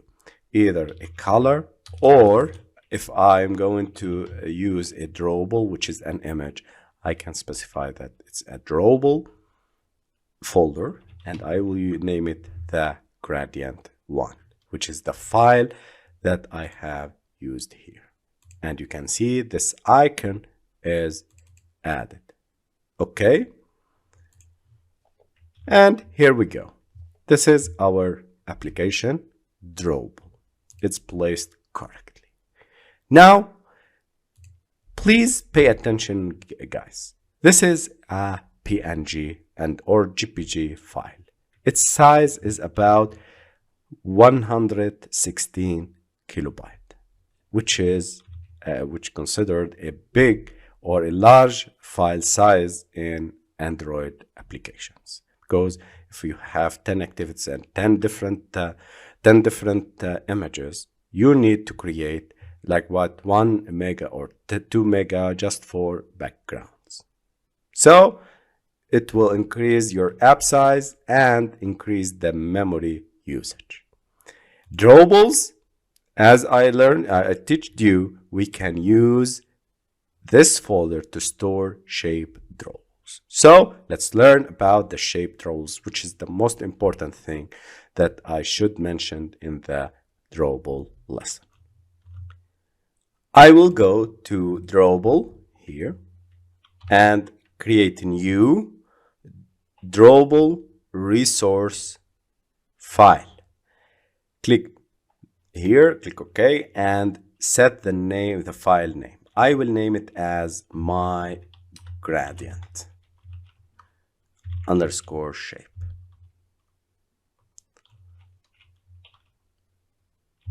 Or my gradient background.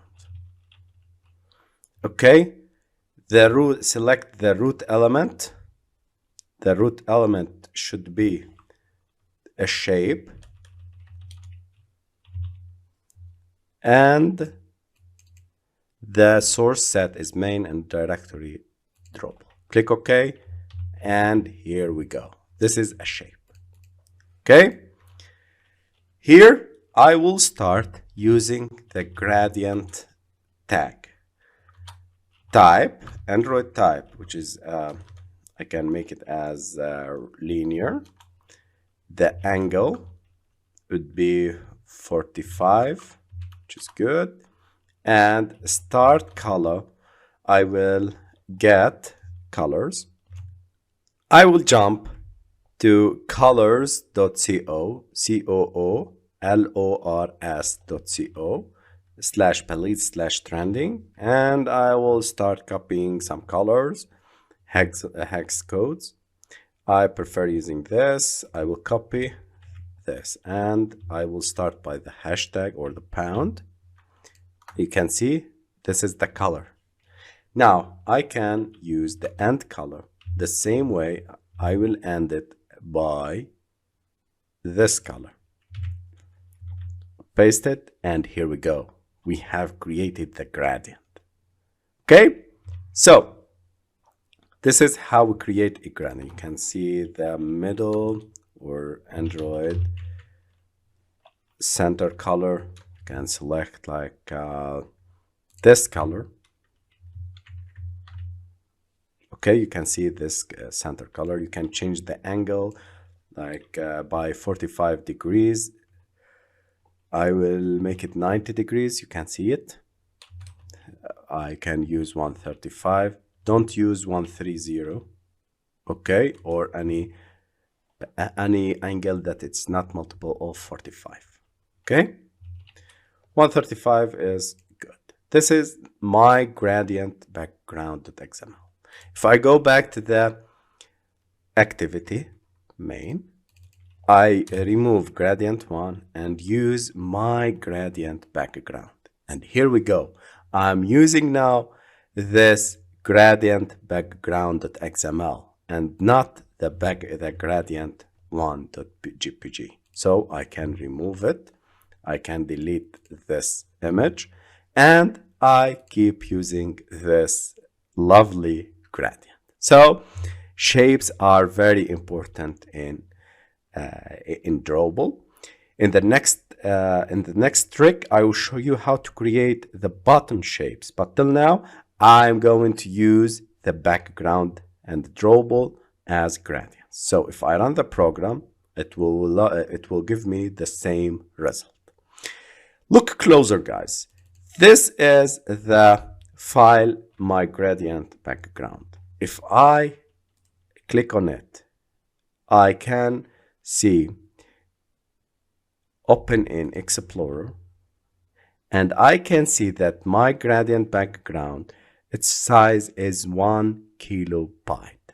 So I reduced the same image from 116 kilobyte to 1 kilobyte. So this is the trick that no one will teach you. Now think about that you may use a shape for this TextView or other widgets. So for example, if you need to make a frame or a oval or circular shape around this TextView, what we will do? We will create a new drawable resource file. I will name it as shape text or frame text view shape. The root element would be a shape. Click OK, and here we go. This is a shape. We start defining some attributes here. We start by the gradient. You can see Alt plus Control plus space. You can see things that you can define: the solid, corner, stroke, gradient, padding, and size. These are the attributes you can use it. I can use the gradient that we've seen before. The center color would be FFFF0000. Okay, this is the red. And end color would be this 80 FF00FF. Okay, or you can select from these colors as you want. Okay, so for example, if I change this, would be good. If I use this color, would be good. You can change whatever you want. Okay, angle would be 45 is good, and don't miss to close this gradient. Now I'm going to use the corners. Android radius would be 12 dp. Good. Okay, this is very simple. Now if I use here the stroke, you can define a stroke as a width for this frame. So I use the width as 12 dp, which is good. You can see this frame, and I will use the color purple, or I will choose this yellow. Okay, so you can define a color, but I can put directly its hex code. Okay, you can see this is our shape. If we go to the main activity here and set for the TextView a background attribute at drawable frame text shape, and here we go. You can see that this shape is taking place. Okay, if I run the program, you should see it clear.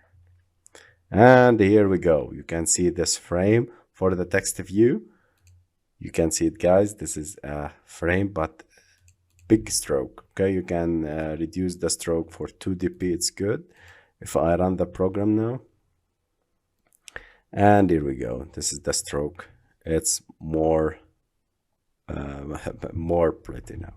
Okay, so congratulations, guys. We've learned how to create custom shapes, how to use the drawables. Hello, my friends. In this video, I'm going to talk about the fonts. A font resource defines a custom font that you can use in your app. Fonts can be individual font files or a collection of font files known as a font family and defined in XML. So let's start downloading a custom font and then use it in the text view. So you can search for fonts, custom fonts on internet, on Google, and you can see a bunch of sites that will provide you with free fonts. I love this font. It's called Gilroy. So I will download it and I will extract it here, extract here, and I will copy this Gilroy extra bold. So I will name it as Gilroy. I prefer using the small letters in order not to confuse Android Studio with the capital letters resources. Here we go to the resources folder. Again, I will click on new Android resource directory, and I will name the directory as fonts. Its resource type as font. Okay, click on OK button, and here we go. We created the font directory, and here we paste our Gilroy.otf or OTT extensions, and you can check it. Okay, double click it. You can see the Gilroy extra bold. Okay, font is added. I prefer to download and place all the fonts, all the custom fonts in the font folder. Okay. If I go to the main activity here in the text, I can specify the font family as add font. You can see, guys, how we are navigating and using the resources, the different resources. Here I'm using the font folder /Gilroy. If we go to the split mode, we can see that the font is changed. Okay, so if I run the program, this is the old font, and now this is the new font. Congratulations, guys. We've succeeded in adding and learning how to create custom fonts and add custom fonts and apply them. Hello, my friends. In this section, we're going to create a music player application that allows us to play a song from the resources folder in the app. So we click on the play button. You can see the timer and the seek bar is playing. We can pause it. We can replay it. We can make forward.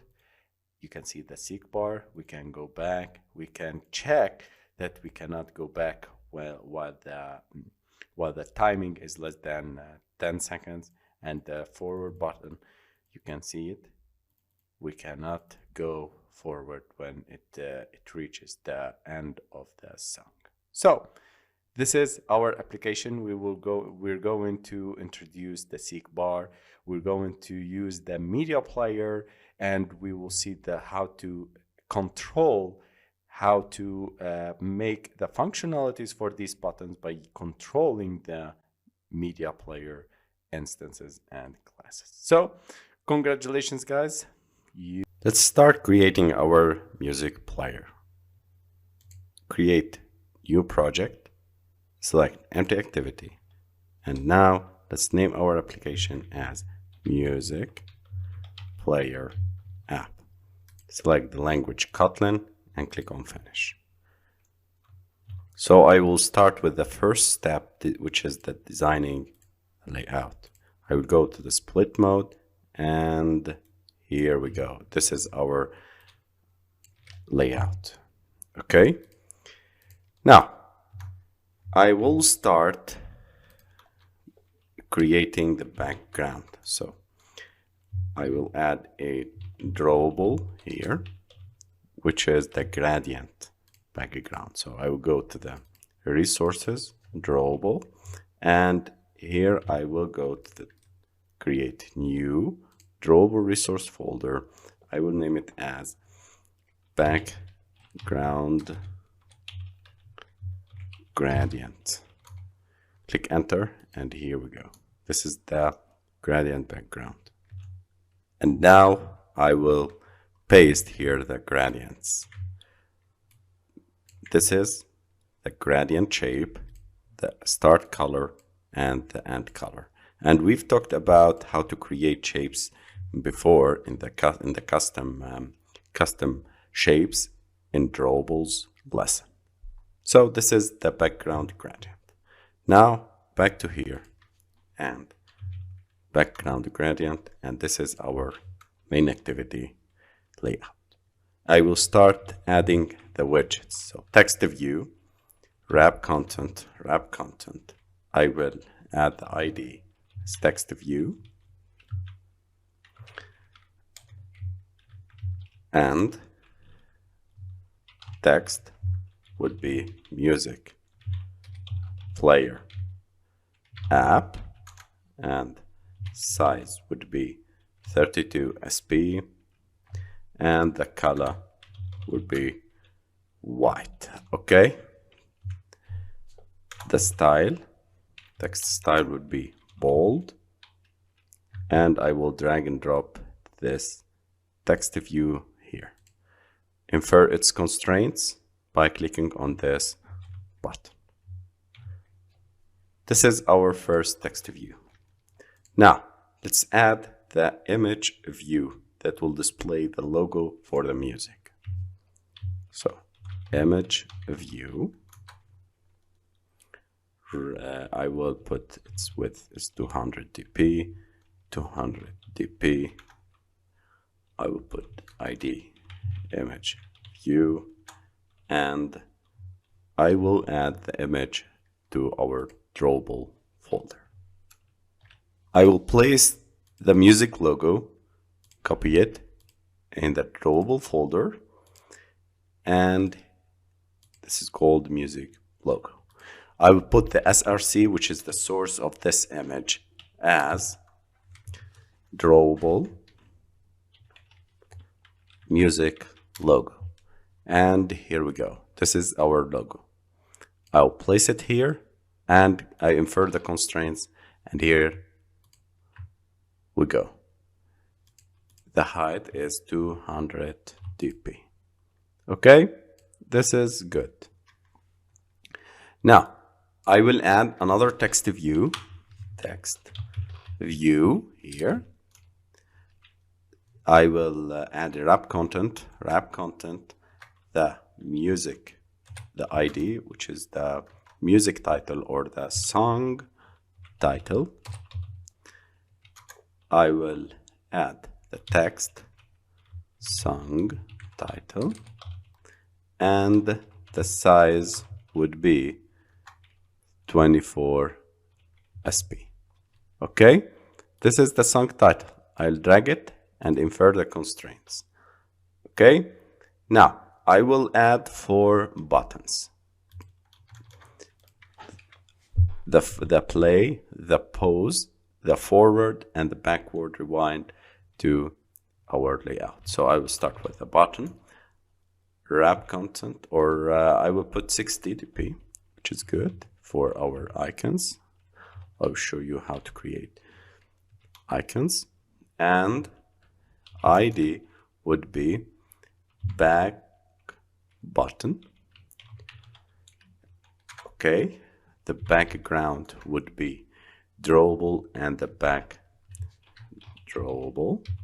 And now please concentrate with me, guys. I will show you how to create some simple icons in Android.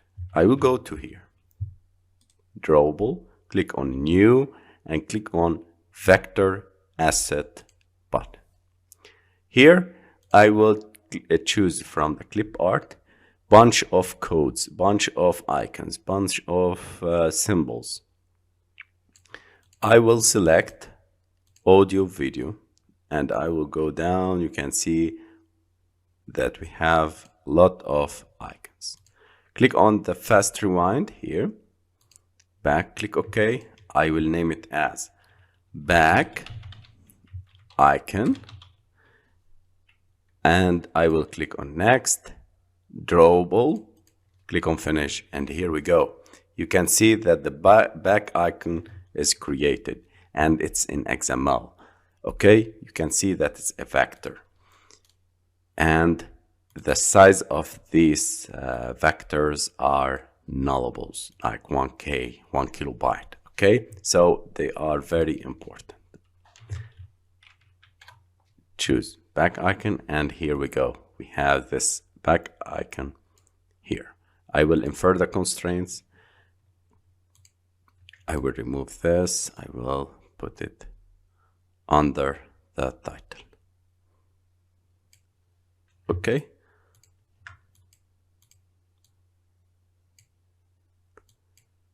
Click on infer constraints, and this is good. Again, I will create a new button, wrap 60 dp and 60 dp. It will be the forward button, or ID forward btn, and now I will add margin and or the background. Again, I will create a drawable for the forward. Okay, so I will create a new asset new vector asset. I will select the clip art from here. I will select audio video, and I will select the fast forward. Next, I will go back to here. I will name it as forward icon. Next, click finish, and here we go. This is our forward icon. Okay, it's very simple, guys. Forward icon. I will drag it to here and infer the constraints. The width would be 60 dp. Now I will create the third button, 60 dp, 60 dp.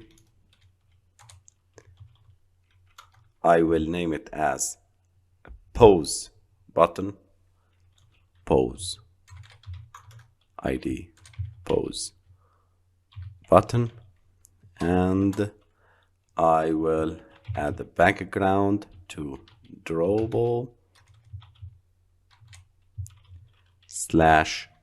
I will create a new vector asset here. I will use the pause symbol. This is the pause. Click OK. I'll use it. Pause icon, and click next, click finish, and here we go. We've created our pause icon. Okay, pause icon. I will drag it and drop it here. I will click on infer constraints, and this, why it's changing, 60 dp, 60 dp. I will drag it here. Okay, so you can infer the constraints for these. Oops. Okay, now I will create another button here, wrap content or 60 dp, and here 60 dp.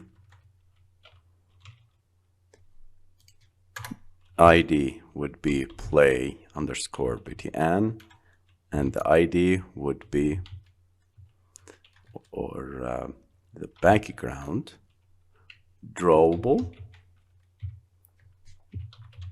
slash, and here I will create a new vector asset.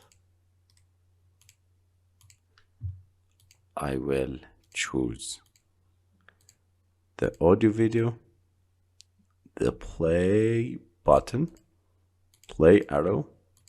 I will name it as play btn or play icon.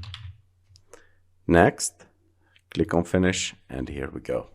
This is our play icon.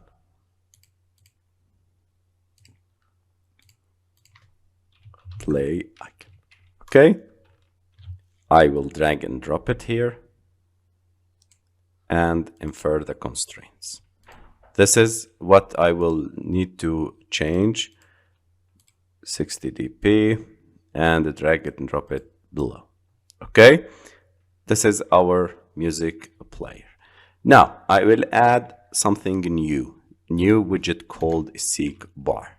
Seek bar is used to display the progress and the progress and the current state of a music and audio file, video, and you can see it in YouTube, in many music players, in YouTube, in Instagram, and Facebook. All the video players or the media players will use the seek bar. So seek bar, match parent for the width, and the height is wrap content, ID is seek bar, and the text would be, or I will add the ID this is good, and this is the seek bar. Okay, I will infer the constraints, and now we are ready to create the last text view. Wrap content ID would be time left text, which display the time. The size would be 24 SB, and the color would be black. Okay,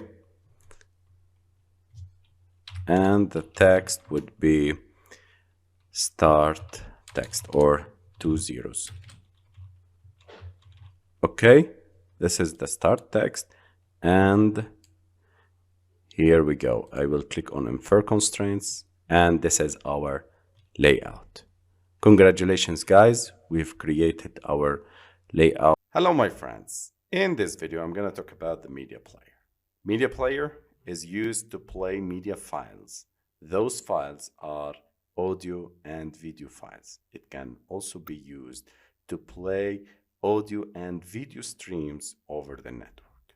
But now I will use it to play a song that we're going to replace it in the new folder called raw folder. So go to the project here, open the resources, and create a new Android resource directory. Select the resource type raw, keep the directory name raw, and click OK. And here we go. We have this new folder here. Okay, now copy this song. It's called Astronaut. This Astronaut in the Ocean. Let's go back to the Android Studio and paste it here. It's called astronaut.mp3. And here we go. This is our file. Okay, so we place the video and the audio files in the raw folder in Android Studio. Now, I need to initialize the media player and tell that we need to play this song.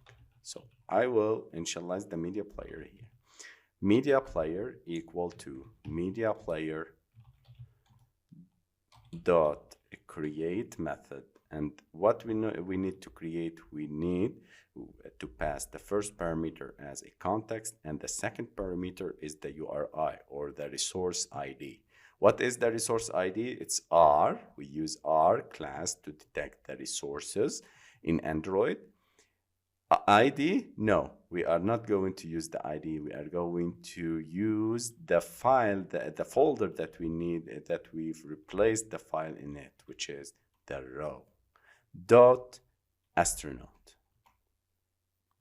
Okay, this is how we can refer for the media player the file that it's going to play. Okay, now this is the media player.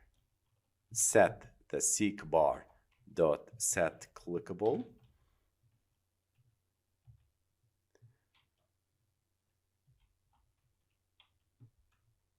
Set clickable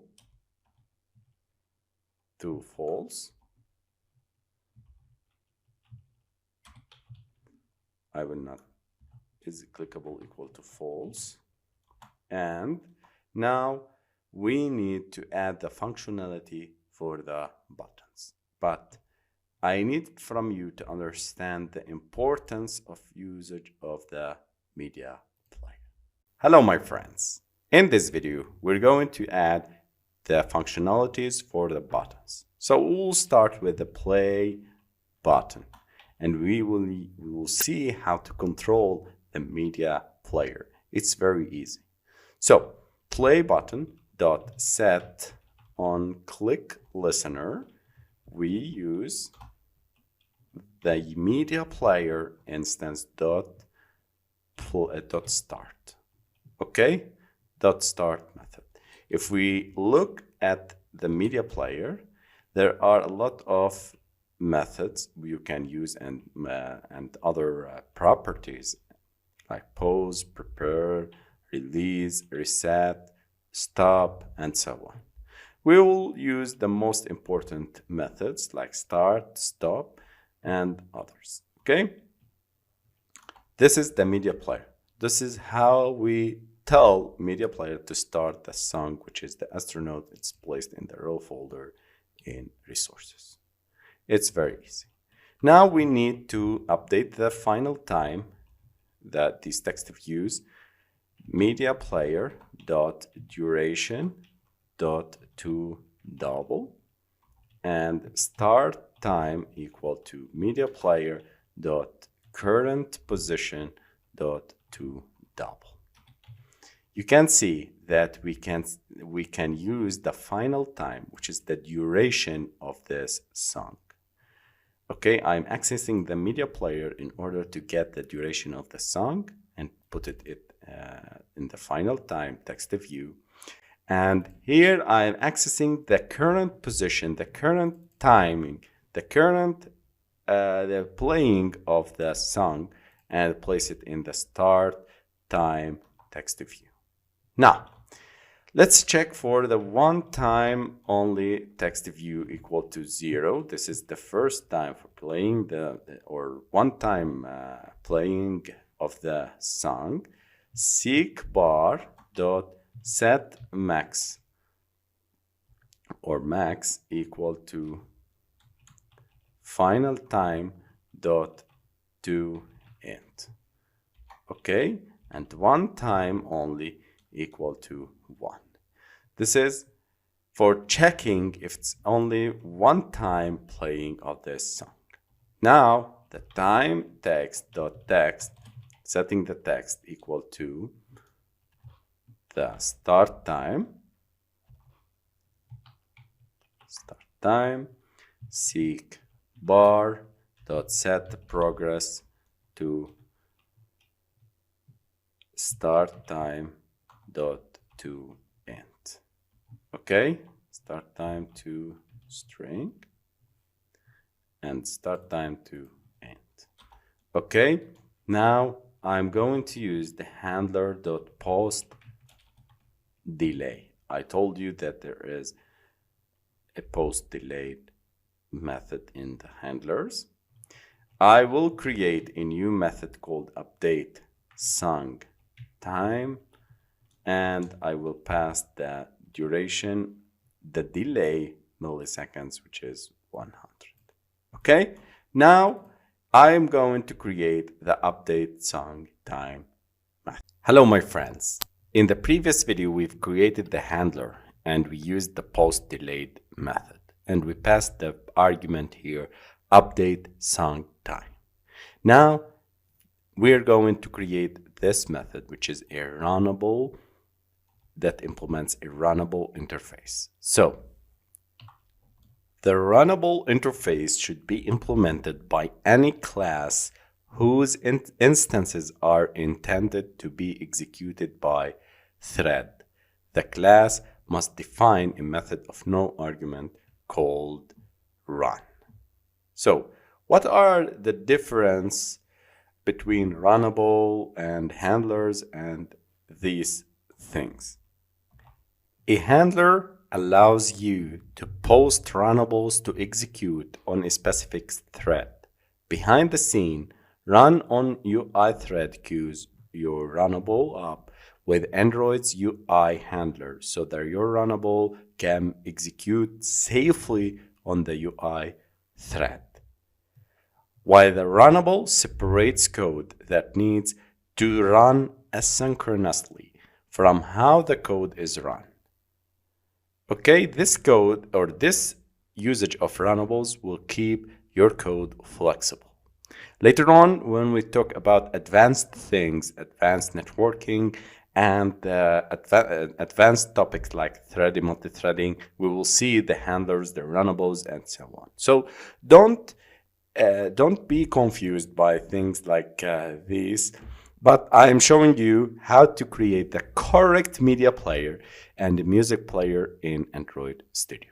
So back to our Android Studio code. Val, I will create update song time. This is the nest runnable equal to object anonymous class here, and I will extend the runnable interface. Okay, now this will start by overriding the run function. Okay, when you use runnable, you need to override the run function. We start by updating the start time. Media player dot current position dot to double. Okay, I am updating the current time, the playing time of the song. If the song played 15 seconds, so I am updating the playing song time by 15 seconds, and we will display for the text view, which is 15 seconds. So it was played, or it will indicate that it was played by 15 seconds. Dot text equal to, I need to format the string here. So I need to pass the %d, which is the local variable here, the minutes, and the second parameter, or the second variable, it's %d, which is integer, decimal, you can make it. Time unit, we will use the time unit dot milliseconds dot 2 minutes. You can transform the seconds and the integer or the double into duration. So you can pass the long here, and you will pass it to minutes, to seconds, to milliseconds, or whatever you want. Okay, I need the minutes and the seconds to be displayed for the user. So start time dot to long. I am converting the start time to long because this 2 minutes method accepts only long type. I need to display the seconds. So above we display the minutes. In the same way, I will display the seconds. Okay, start time dot to long, and here I am going to subtract the time that we've displayed in minutes. So time unit dot minutes dot 2 seconds. You can see, guys, that I transformed here the long to minutes. Now, in order to display the seconds, I need to transform and the minutes to seconds that we've passed, and the start time to long. So this is too long, and this is 2 seconds. These seconds would be subtracted from each other in order to display the correct time in minutes and seconds. If you focus on them, you can directly understand what I have done. Now, 2 seconds, what I'm going to convert to the seconds, I'm going to convert the time unit dot milliseconds dot 2 minute and start time dot to long. Okay, it may look confusing, but I'm sure if you concentrate on this, what I've done, you will get it. Okay, I display the minutes, I start to display the seconds. In order to display the seconds, we need to subtract the start time dot to long minus the time unit to seconds, and this will be transformed into milliseconds. Okay?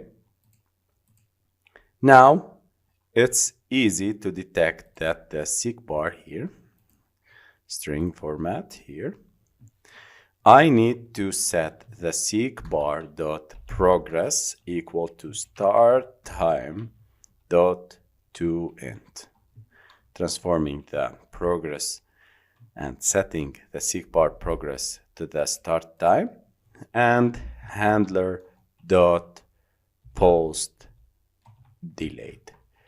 I'm using this post delayed in order to make a delay in seek bar just 100 milliseconds, which is 0.1.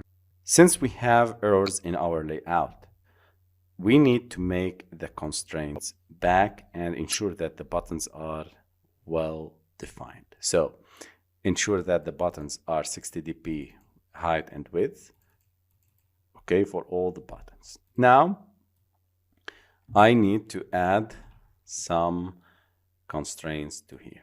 So I will add it for the music player, and this is good. Here for the image, I will drag it and add the constraints. Okay, now for the song title, I will add here and for this, and for this button I will add these constraints. Okay, this is good. 44 is good, and let's add some constraints here.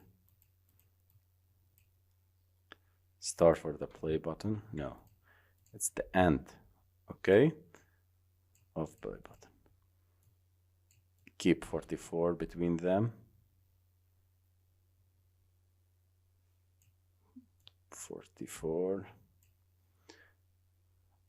Okay, 40. You can define it here and add the constraint under the song title TextView.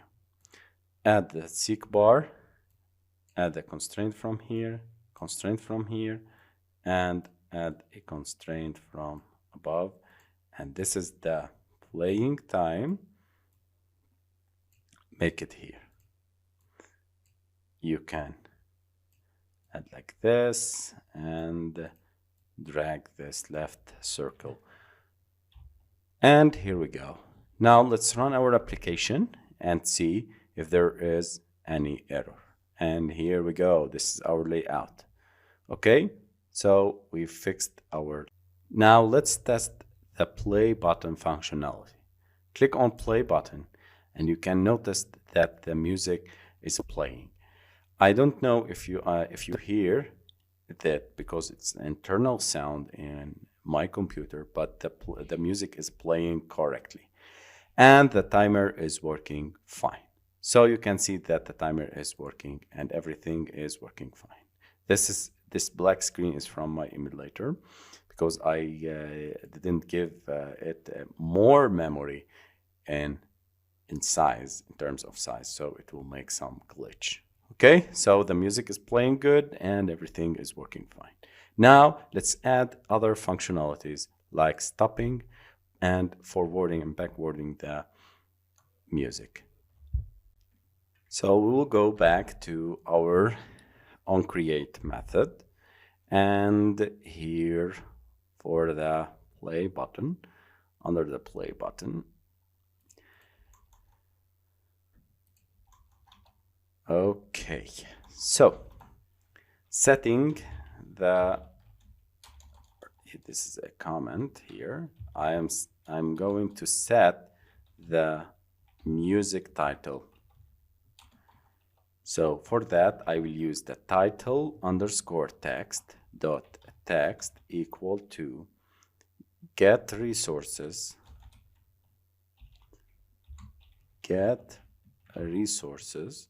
or resources dot get identifier, and I will pass the name of the song which is true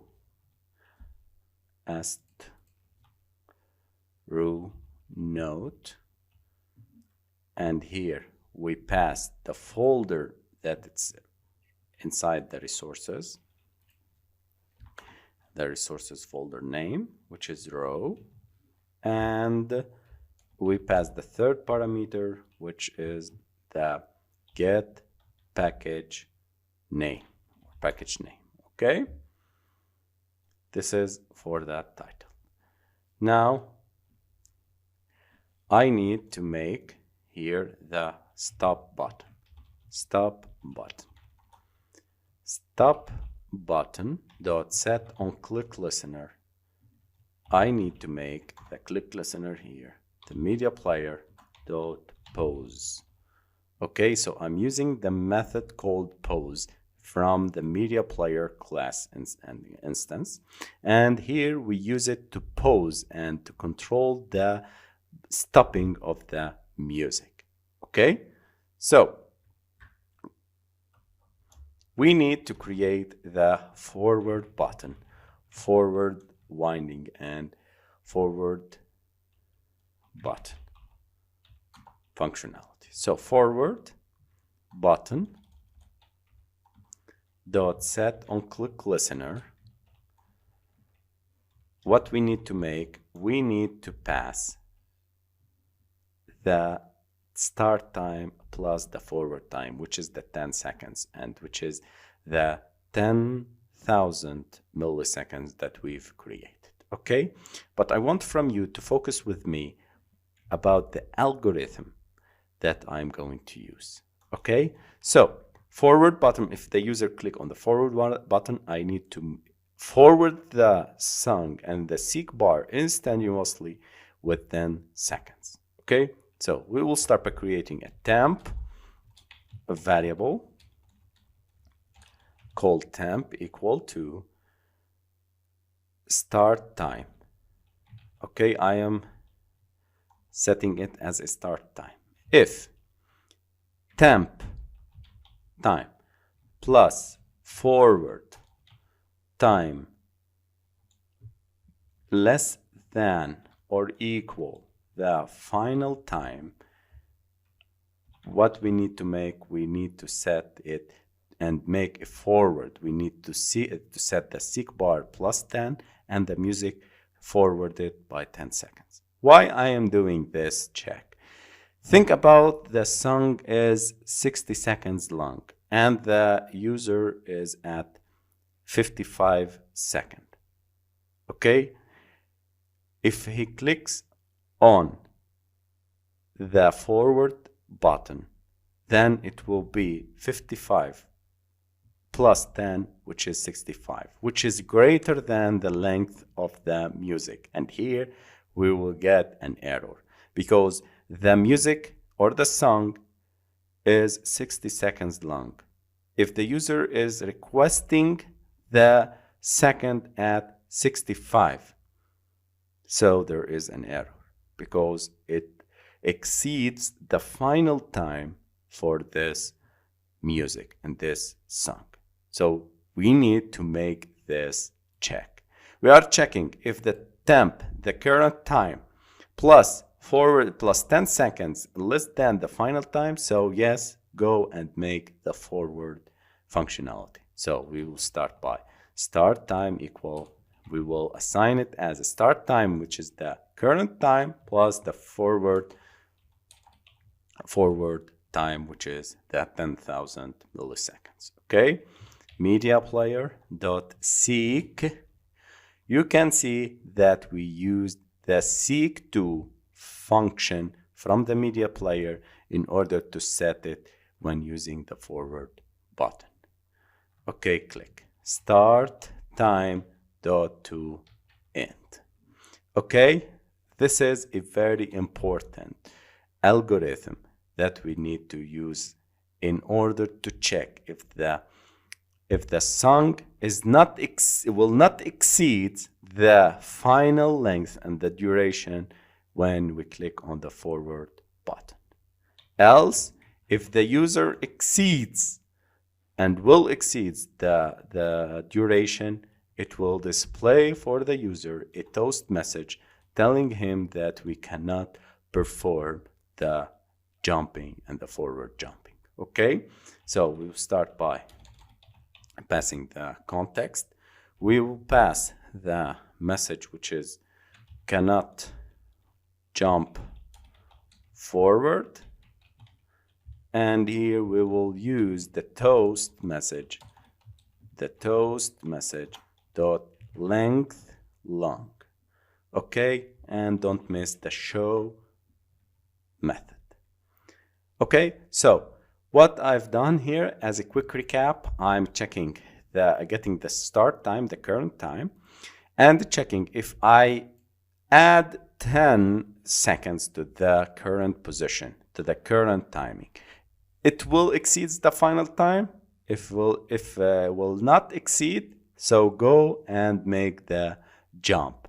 So I used the seek_to method from the media player instance in order to do the jumping and set the start time to end. This is seek time. This is the time that I need to go forward.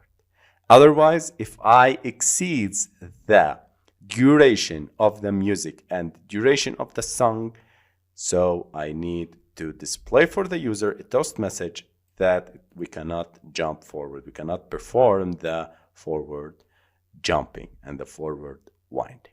Okay, this is a very important thing, and I am teaching you how to think, how to start building your own algorithms, and how to make all the possibilities, to cover all the possibilities in order not to make apps with bugs, glitch, and errors when running. Okay, so please pay attention for this. Again, let's go back button dot set on click listener. In the same way, I'm gonna create these things. So var temp equal to start time dot to end, and checking if temp minus, you can see that in forward button we used the plus sign, we are jumping forward. Here we are jumping backward, we are rewinding. So backward time, if the user is playing the music and the song for the first 5 seconds and click on the backward, we cannot perform it because 5 seconds is less than 10 seconds, which is the backward time available. Okay, so we are going to check for this condition if it is valid or not. Okay, if it's greater than 0, so the user exceeds the 10 seconds, so we can make the jumping start time minus backward time. Media player dot seek to start time dot to end. Okay, else what we will do, we will display a toast message telling him that we cannot perform this jump. I copy this, and we cannot jump backward. Okay, now let's stop it and run it in the next. Now let's run our application and see the functionalities if they are working fine. We can see that the title is not working. I'm getting the ID, the identifier. So I will replace this that get a resource, not resource name, entry name. Resource name will give you with the package r.row.astronaut. I'm going to refer to this row and get the name of it, which is the astronaut. Okay, the song title. If I click on play, the timer is working fine and I am hearing the music. You will not hear the music because it's an internal sound in my computer and I'm not recording the internal sounds. Okay, So you should hear the music is working fine on your computer. You can pause it. You can forward. You can see 29. I'm forwarding it 10 seconds, and you can see that seek bar is working fine. If we go back, and here we go, you can see that I'm going back, and now I'm talking about this forward. If I click on forward, we cannot jump backward because we are on second number, the 8th second, and we cannot jump back 10 seconds. Okay, so everything is working fine. I'm checking the forward. You can see the seek bar is working fine, and everything is working fine. If I jump it, if I click on jump and click on forward, we cannot jump forward because it's at it will exceed the duration. Okay, so congratulations guys, we've succeeded in creating our music player application in Kotlin. Hello my friends. In this video, I'm going to show you what we are going to build in this section, a video player app that allows us to play videos stored locally in the app folders, resource folders, or a video from internet that is fetched like this. So this is from internet, and this is from the local storage. So you'll build this amazing video player app that allows us to introduce the video view and the media controller like this. Okay, so congratulations guys, we are waiting you inside to build this amazing app. Hello my friends. In this video, we're going to create the layout of the video player app, and we'll introduce something called video view. Let's create a new project, empty activity, and let's name our application video player app. Select the language Kotlin, click finish, and wait for Android Studio to configure the build of this project.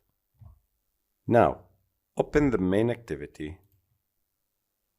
layout, go to the split mode, and I will remove this text view. I will start typing here. Let me drag it. A new widget called video view. Okay, video view, add the layout, height, which is 200 dp, and the layout width, which is match parent. Video view is a UI widget that is used to display video content to the users within Android applications. We can add video in this video view from different resources, such as a video stored on the user device or a video from a server. In this video, or in this section, we will show you both types, the local storage and the internet URLs. So we will fetch videos from internet, and we will fetch the videos from local storage. I will add the ID to it, video view 1, and I will click it and infer the constraints. The height, I will make it as 250 dp, which is good. Now let's go to the main activity here and start making its initialization. So val video view, it's of type video view equal find view by id r.id.video view 1. Okay, sometimes Android Studio will give you some unexplained error because everything is working fine. This is the ID, and I'm not making any error in the IDs. So just make build clean project, and the error will be gone. Okay, so this is the video view, which is the UI widget that is used to display video content to the users. We've succeeded in creating our video view. Now let's add the media controllers for this video view. Media controllers are views containing controls for a media player. Typically contains the buttons like play, pause, rewind, fast forward, and a progress slider. It takes care of synchronizing the controls with the state of the media player. So in order to create a media player variable, we will start here by creating the video view media controller. I will name it as and set it as val media controller equal media controller equal new media controller. Sorry, I will remove new media controller and I will pass this as a context. Okay, so I'm creating an object of media controller class that allows us to see the seek bar, the pause, play buttons, fast forward, background rewind buttons, and so on. Okay, so this media controller is the controls for the videos. Okay, now I will create here and specify the video path. Okay, so video view. Since we are fetching or displaying videos from local storage, okay, so we need to use the video view method called set video path. Okay, so this is the path for the local storage. Okay, open resources folder. Now I will go to the desktop. I will copy this video. This is a video .mp4. I will copy, make sure that it's small letters, and now I will create a new Android resource directory called row. Okay, so we've seen this in the previous video in the music player. Now go to the row and paste the video, and here we go. If we open the row, we see the mountains.mp4 file. Okay, now please pay attention with me, guys. We are working in the resources folder and we need to access the row folder and get the mountains file. How to do that?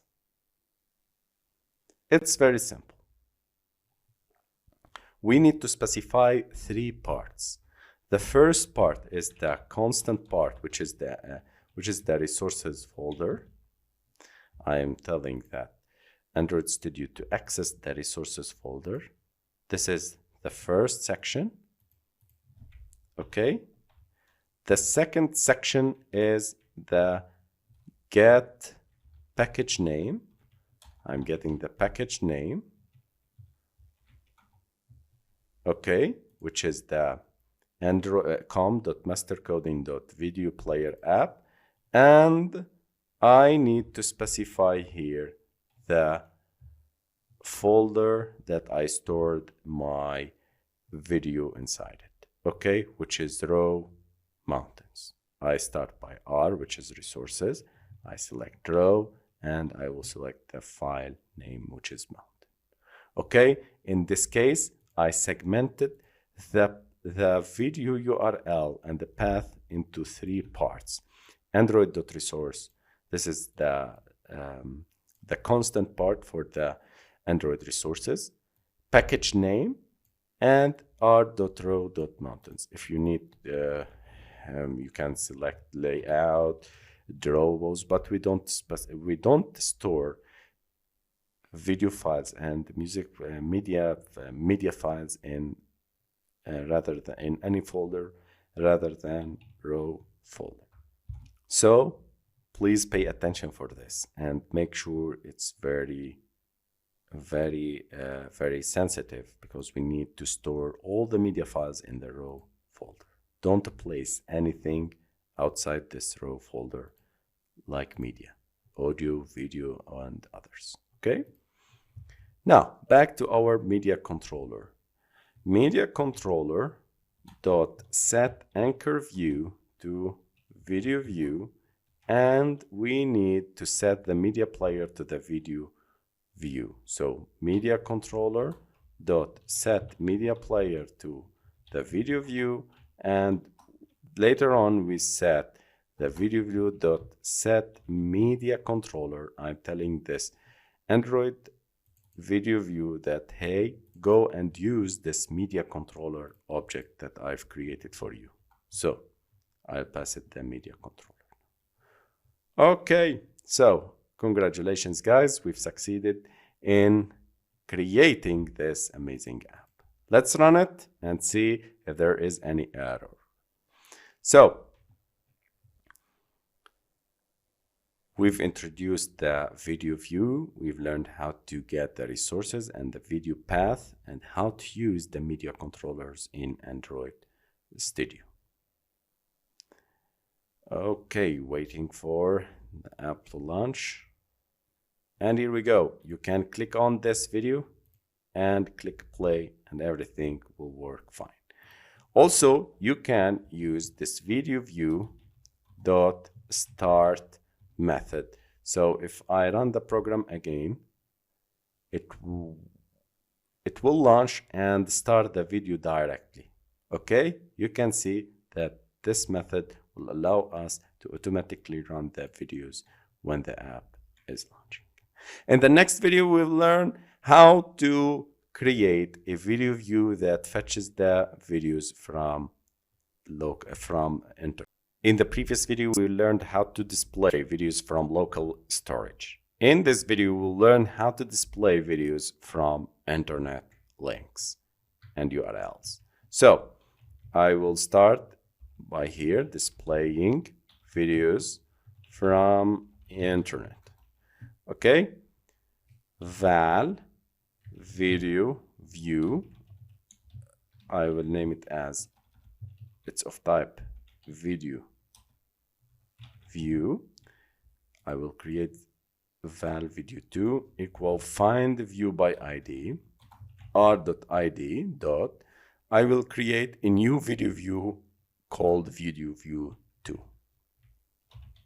Go to the layout, video view, match parent 250 dp, id will be video view 2, and I will drag it here and infer the constraints. Okay, this is the video view 2 that will display the videos from internet. Video view 2. Now, I will create a URI object to refer the resource from the video URL. We use the val URI, it's of type URI, equal URI.parse, and here we put the link of your video to video. Okay, I will open this video. This is an online video.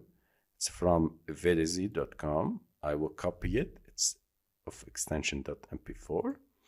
And here I will paste the link. Okay, you can see this is the link of this URL. Now, we need to fetch the link and get the video from it and display it into the video view 2. So for that, I will set the resources from the video URL to the video view. We start video view 2 dot. In the previous video, we learned how to get the video from the local storage by using the set video path.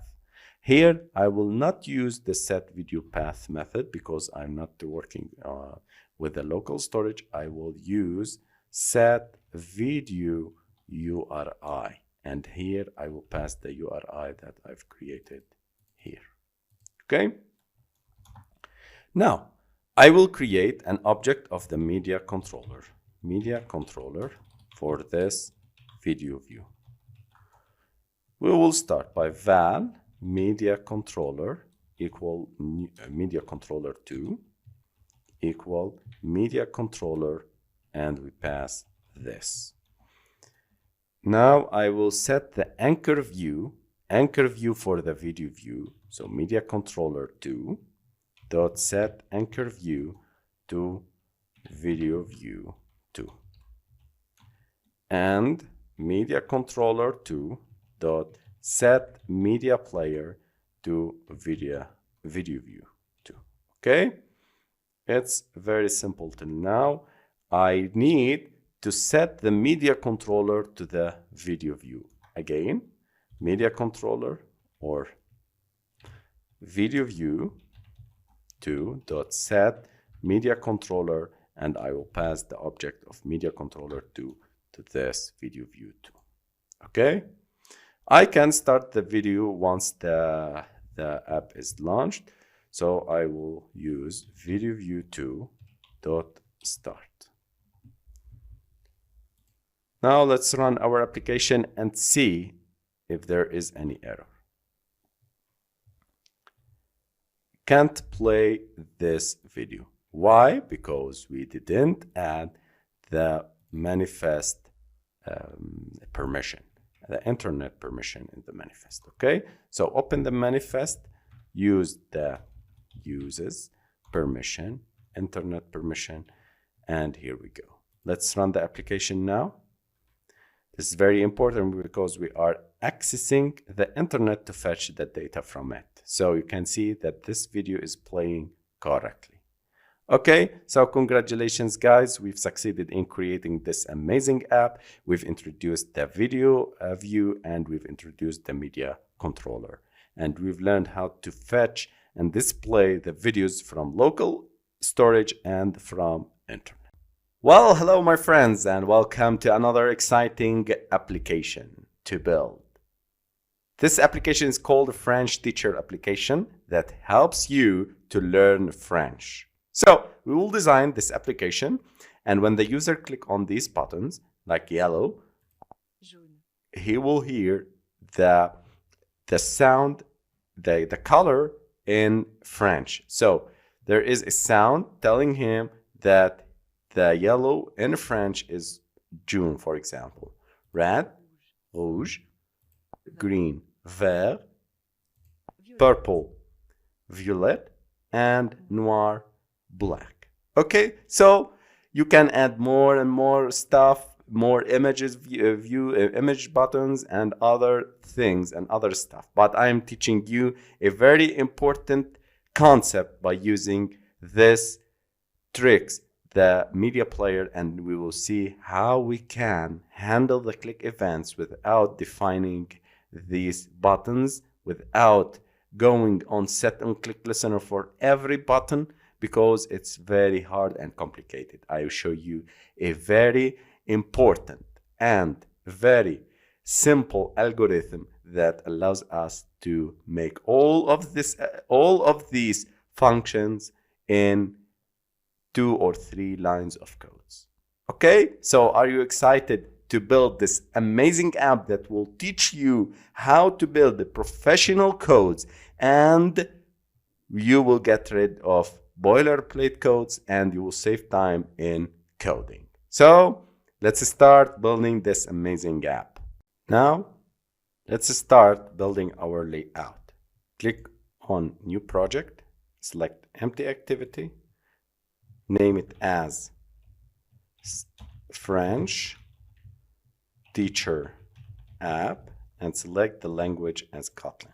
Click on finish and wait for Android Studio to build its files and directories. And here we go. I will close this and I will go to the split mode. I will remove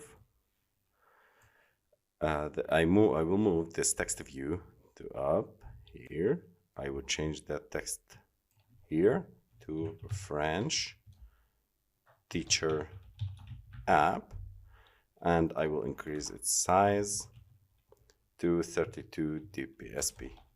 Okay, I will give it a style, text style as bold, and here we go. This is good.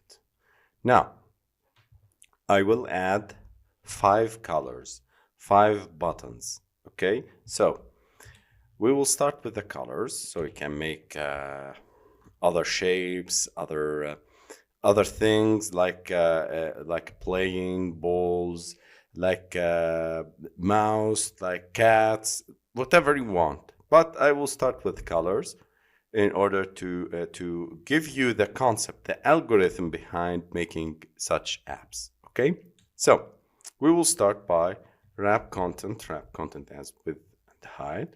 This button will be of an ID yellow btn. I will add a tag. This is the tag that we are going to use in order to detect what button the user clicks. Okay, so tag, I will name it as yellow, and here I will add some constraints to here. Okay, this is a constraint from here, and I will give it 16 and like this. Okay, or I can infer the constraints like this. Okay, this is the first button. I can add the text yellow here. So I've added the tag which will be acting as the main responsible for detecting what the button that the user is clicking. Okay, so it's very important. We will see this attribute, how it works and how it will help us. Later on we will add the functionality of clicking the buttons. Okay, this is the first button. I will add the background tint as a color, and I will add some colors. So open colors, resources, values, colors. This is the XML that we will work with it. I will add 5 colors, the yellow, white, black, red, and purple, and the green colors. Okay, so in order to create the colors, it's very simple, and we've learned it before, how to create the colors. It's very simple. We can put color tag, we use name, and we will give it like gray, for example. And here we put the value of this color. So for example, we will start with FF like this. This is the white. I can click on it and select the gray color wherever you want. Okay, you can select these colors. You can go like this. Okay, or you can go to websites in order to get the color hex and palette. Okay, this is very simple. I've added these colors, the red, green, yellow, and these are presented the black and white, and the purple 700. I used purple 700. These are presented already presented in the app. Okay, now let's go to here. This is the yellow, and I will give it the yellow. Now I will create another button here in the same way. Wrap content. I will give it an ID as a red button, and I will give it a tag as red. And again, it's very important to understand that the tag attribute will be detecting what button is clicked. Later on, we will see when we add the functionality to this app. Infer the constraints, and here we go. We can add like this, we can center it, and I will add the background tint as red, color red. Okay, it's very simple, and the text is red. Okay, that's simple. Now I will add another button. I will copy this button and paste it. I will make it green btn. This is the green btn. I will drag and drop it. The text is green and the tag is green. The color is green. Okay, so you can see we've added successfully. Okay, again I will copy it and paste it here, the button. I will add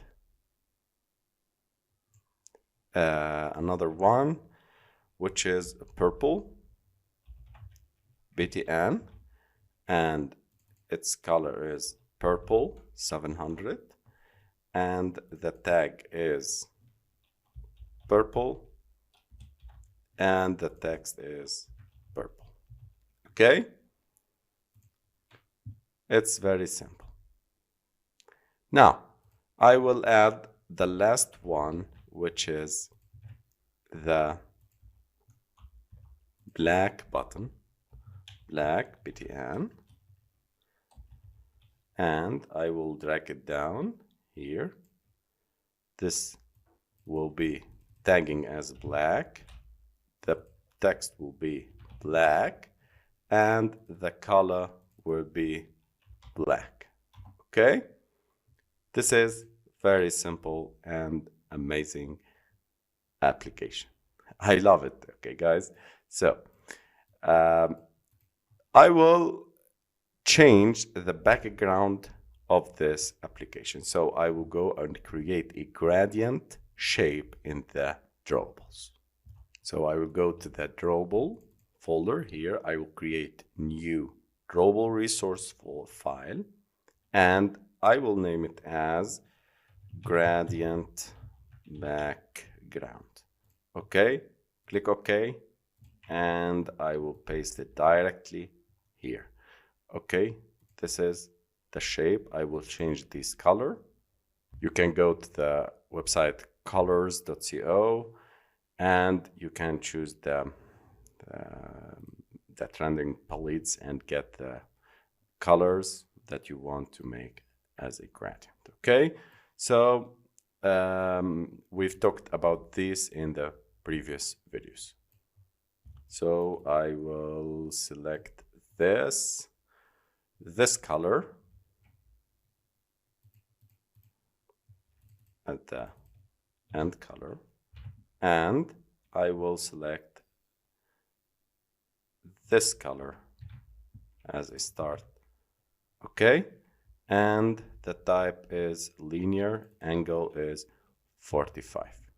Okay, the center color will be this. Okay, so it's good. Now let me go to here and set the background to drawable and gradient back. And here we go. I need to change the text. Text color will be black, which is good. Okay, and here we go. This is our... Hello my friends. In this video we will add the resources for our application. I've prepared 5 sounds, 5 colors. If you click on red, it will play the meaning of red in French. Okay, so I will copy them and create a new folder here in the resources. Create a new Android resource directory, select row and click OK, and we've seen row folder in the previous videos. Click paste, and here we go. We have the 5 sounds. And by the way, I've used a website called ttsmp3.com. I enter here the meaning in French, or the sound in French. It will give me the sound with Leia, Celine, or other. You can select all of these bunch of tokens. Okay, so you can download it as an MP3. So if you click on download MP3, you can see that the violet, okay, violet, and this is in French, it will be downloaded and as an MP3 file. Okay, and I've used it in order to get the black, green, purple, red, yellow in French, and I've used the Google Translate, of course, to put them. Or you can put any text here, and it will read for you and download it as an MP3. Okay, it's very useful website, and there are a lot of such websites. Okay, now these are the resources. I will close this and I will change the theme. So I will go to the themes here, values, theme, and I will change it to no action bar. Okay, because I need it as a full screen application. Okay, everything is working fine. Now let's go to the main activity and start. In this video, we're going to add the functionality for our application. So we'll handle the click events on the buttons. So when the user click on any button, the sound in French, of course, will be played. So I want from you to concentrate with me because it's a very important trick. Despite creating 5 buttons here and declaring them from the layout here, we have 5 buttons. Despite declaring and adding set on click listener for every button that we've learned before, I'm going to show you one important algorithm, how to think. I'm teaching you how to think as a professional coder, not teaching you the codes. The codes I will give you the code, source codes, but I'm teaching you how to think, how to create your own clean and professional codes. So I will not declare the buttons here. I will not use the set on click listener for every button and play the sound. This is called boilerplate, because if you have not 5 buttons, if you have 70, 60 buttons, 70 buttons, 100 buttons, so are you going to create 100 set on click listener and you declare 100 button?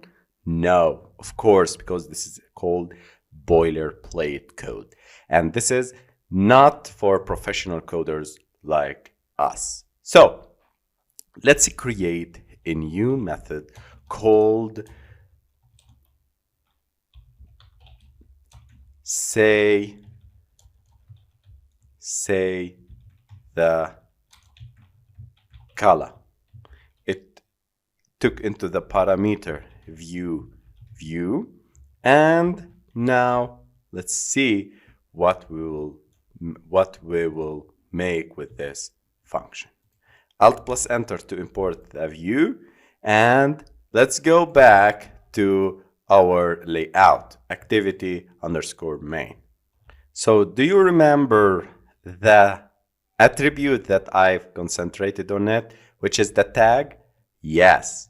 So I will use this trick, this attribute tag, to get the corresponding name, which is yellow, that refer to the sound exactly named as it in the row folder. So I have named the MP3 files exactly with the same naming of the tag, because this will refer yellow when we will get with the media player and deal with media player. I'm referring the tag yellow to this sound. So this is the algorithm. This is the thing that I'm going to show you. I'm going to teach you. So please concentrate with me. I'm naming the tags, the buttons tags with the same name as my sound files. I will show you in the next couple of minutes why I am doing this and why we will do this algorithm that will save for us many things.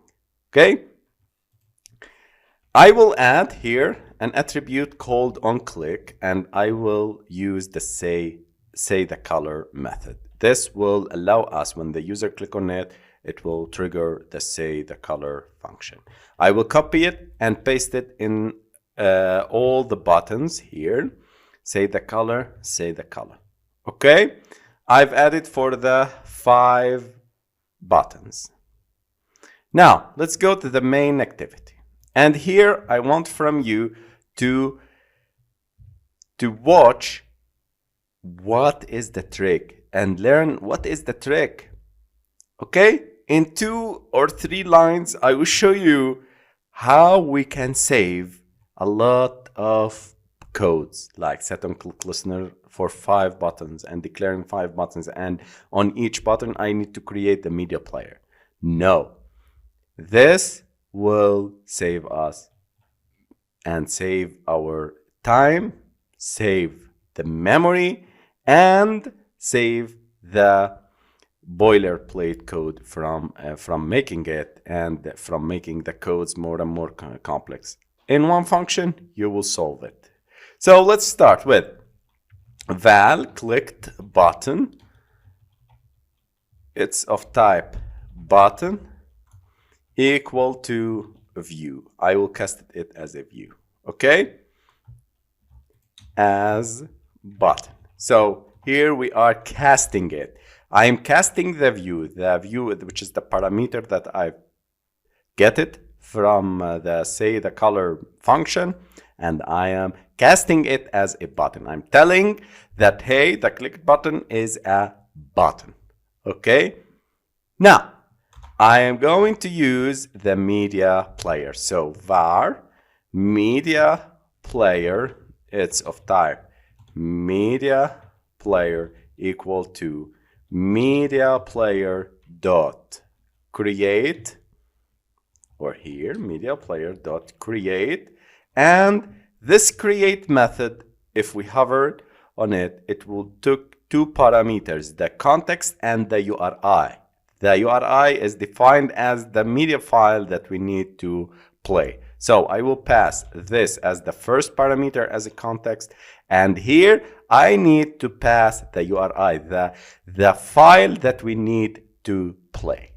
For example, if we look back to the raw folder, and we've learned before how to play the files from the raw folder. Now I want from you to concentrate with me this minute. The purple, red, yellow, green, black, the same tags as yellow, red, green, purple, and black buttons.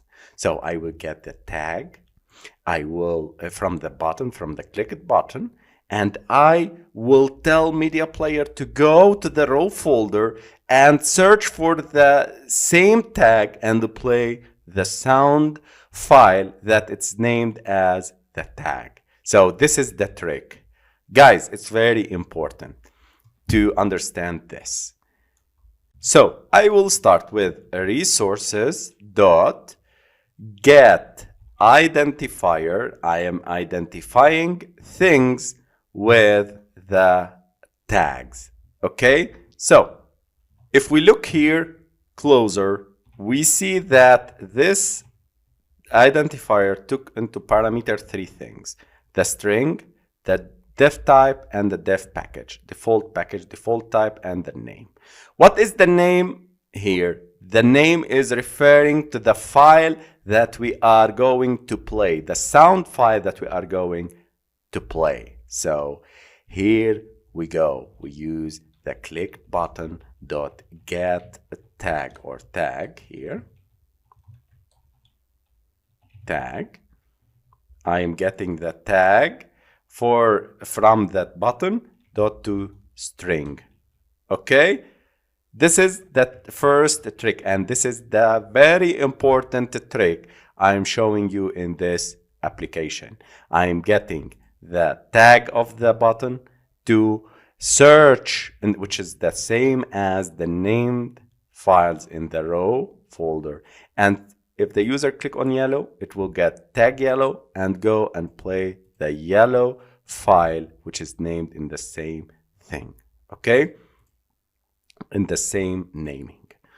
This is the first parameter of the get identifier. The second parameter is the default row, because we've stored it in the folder called row.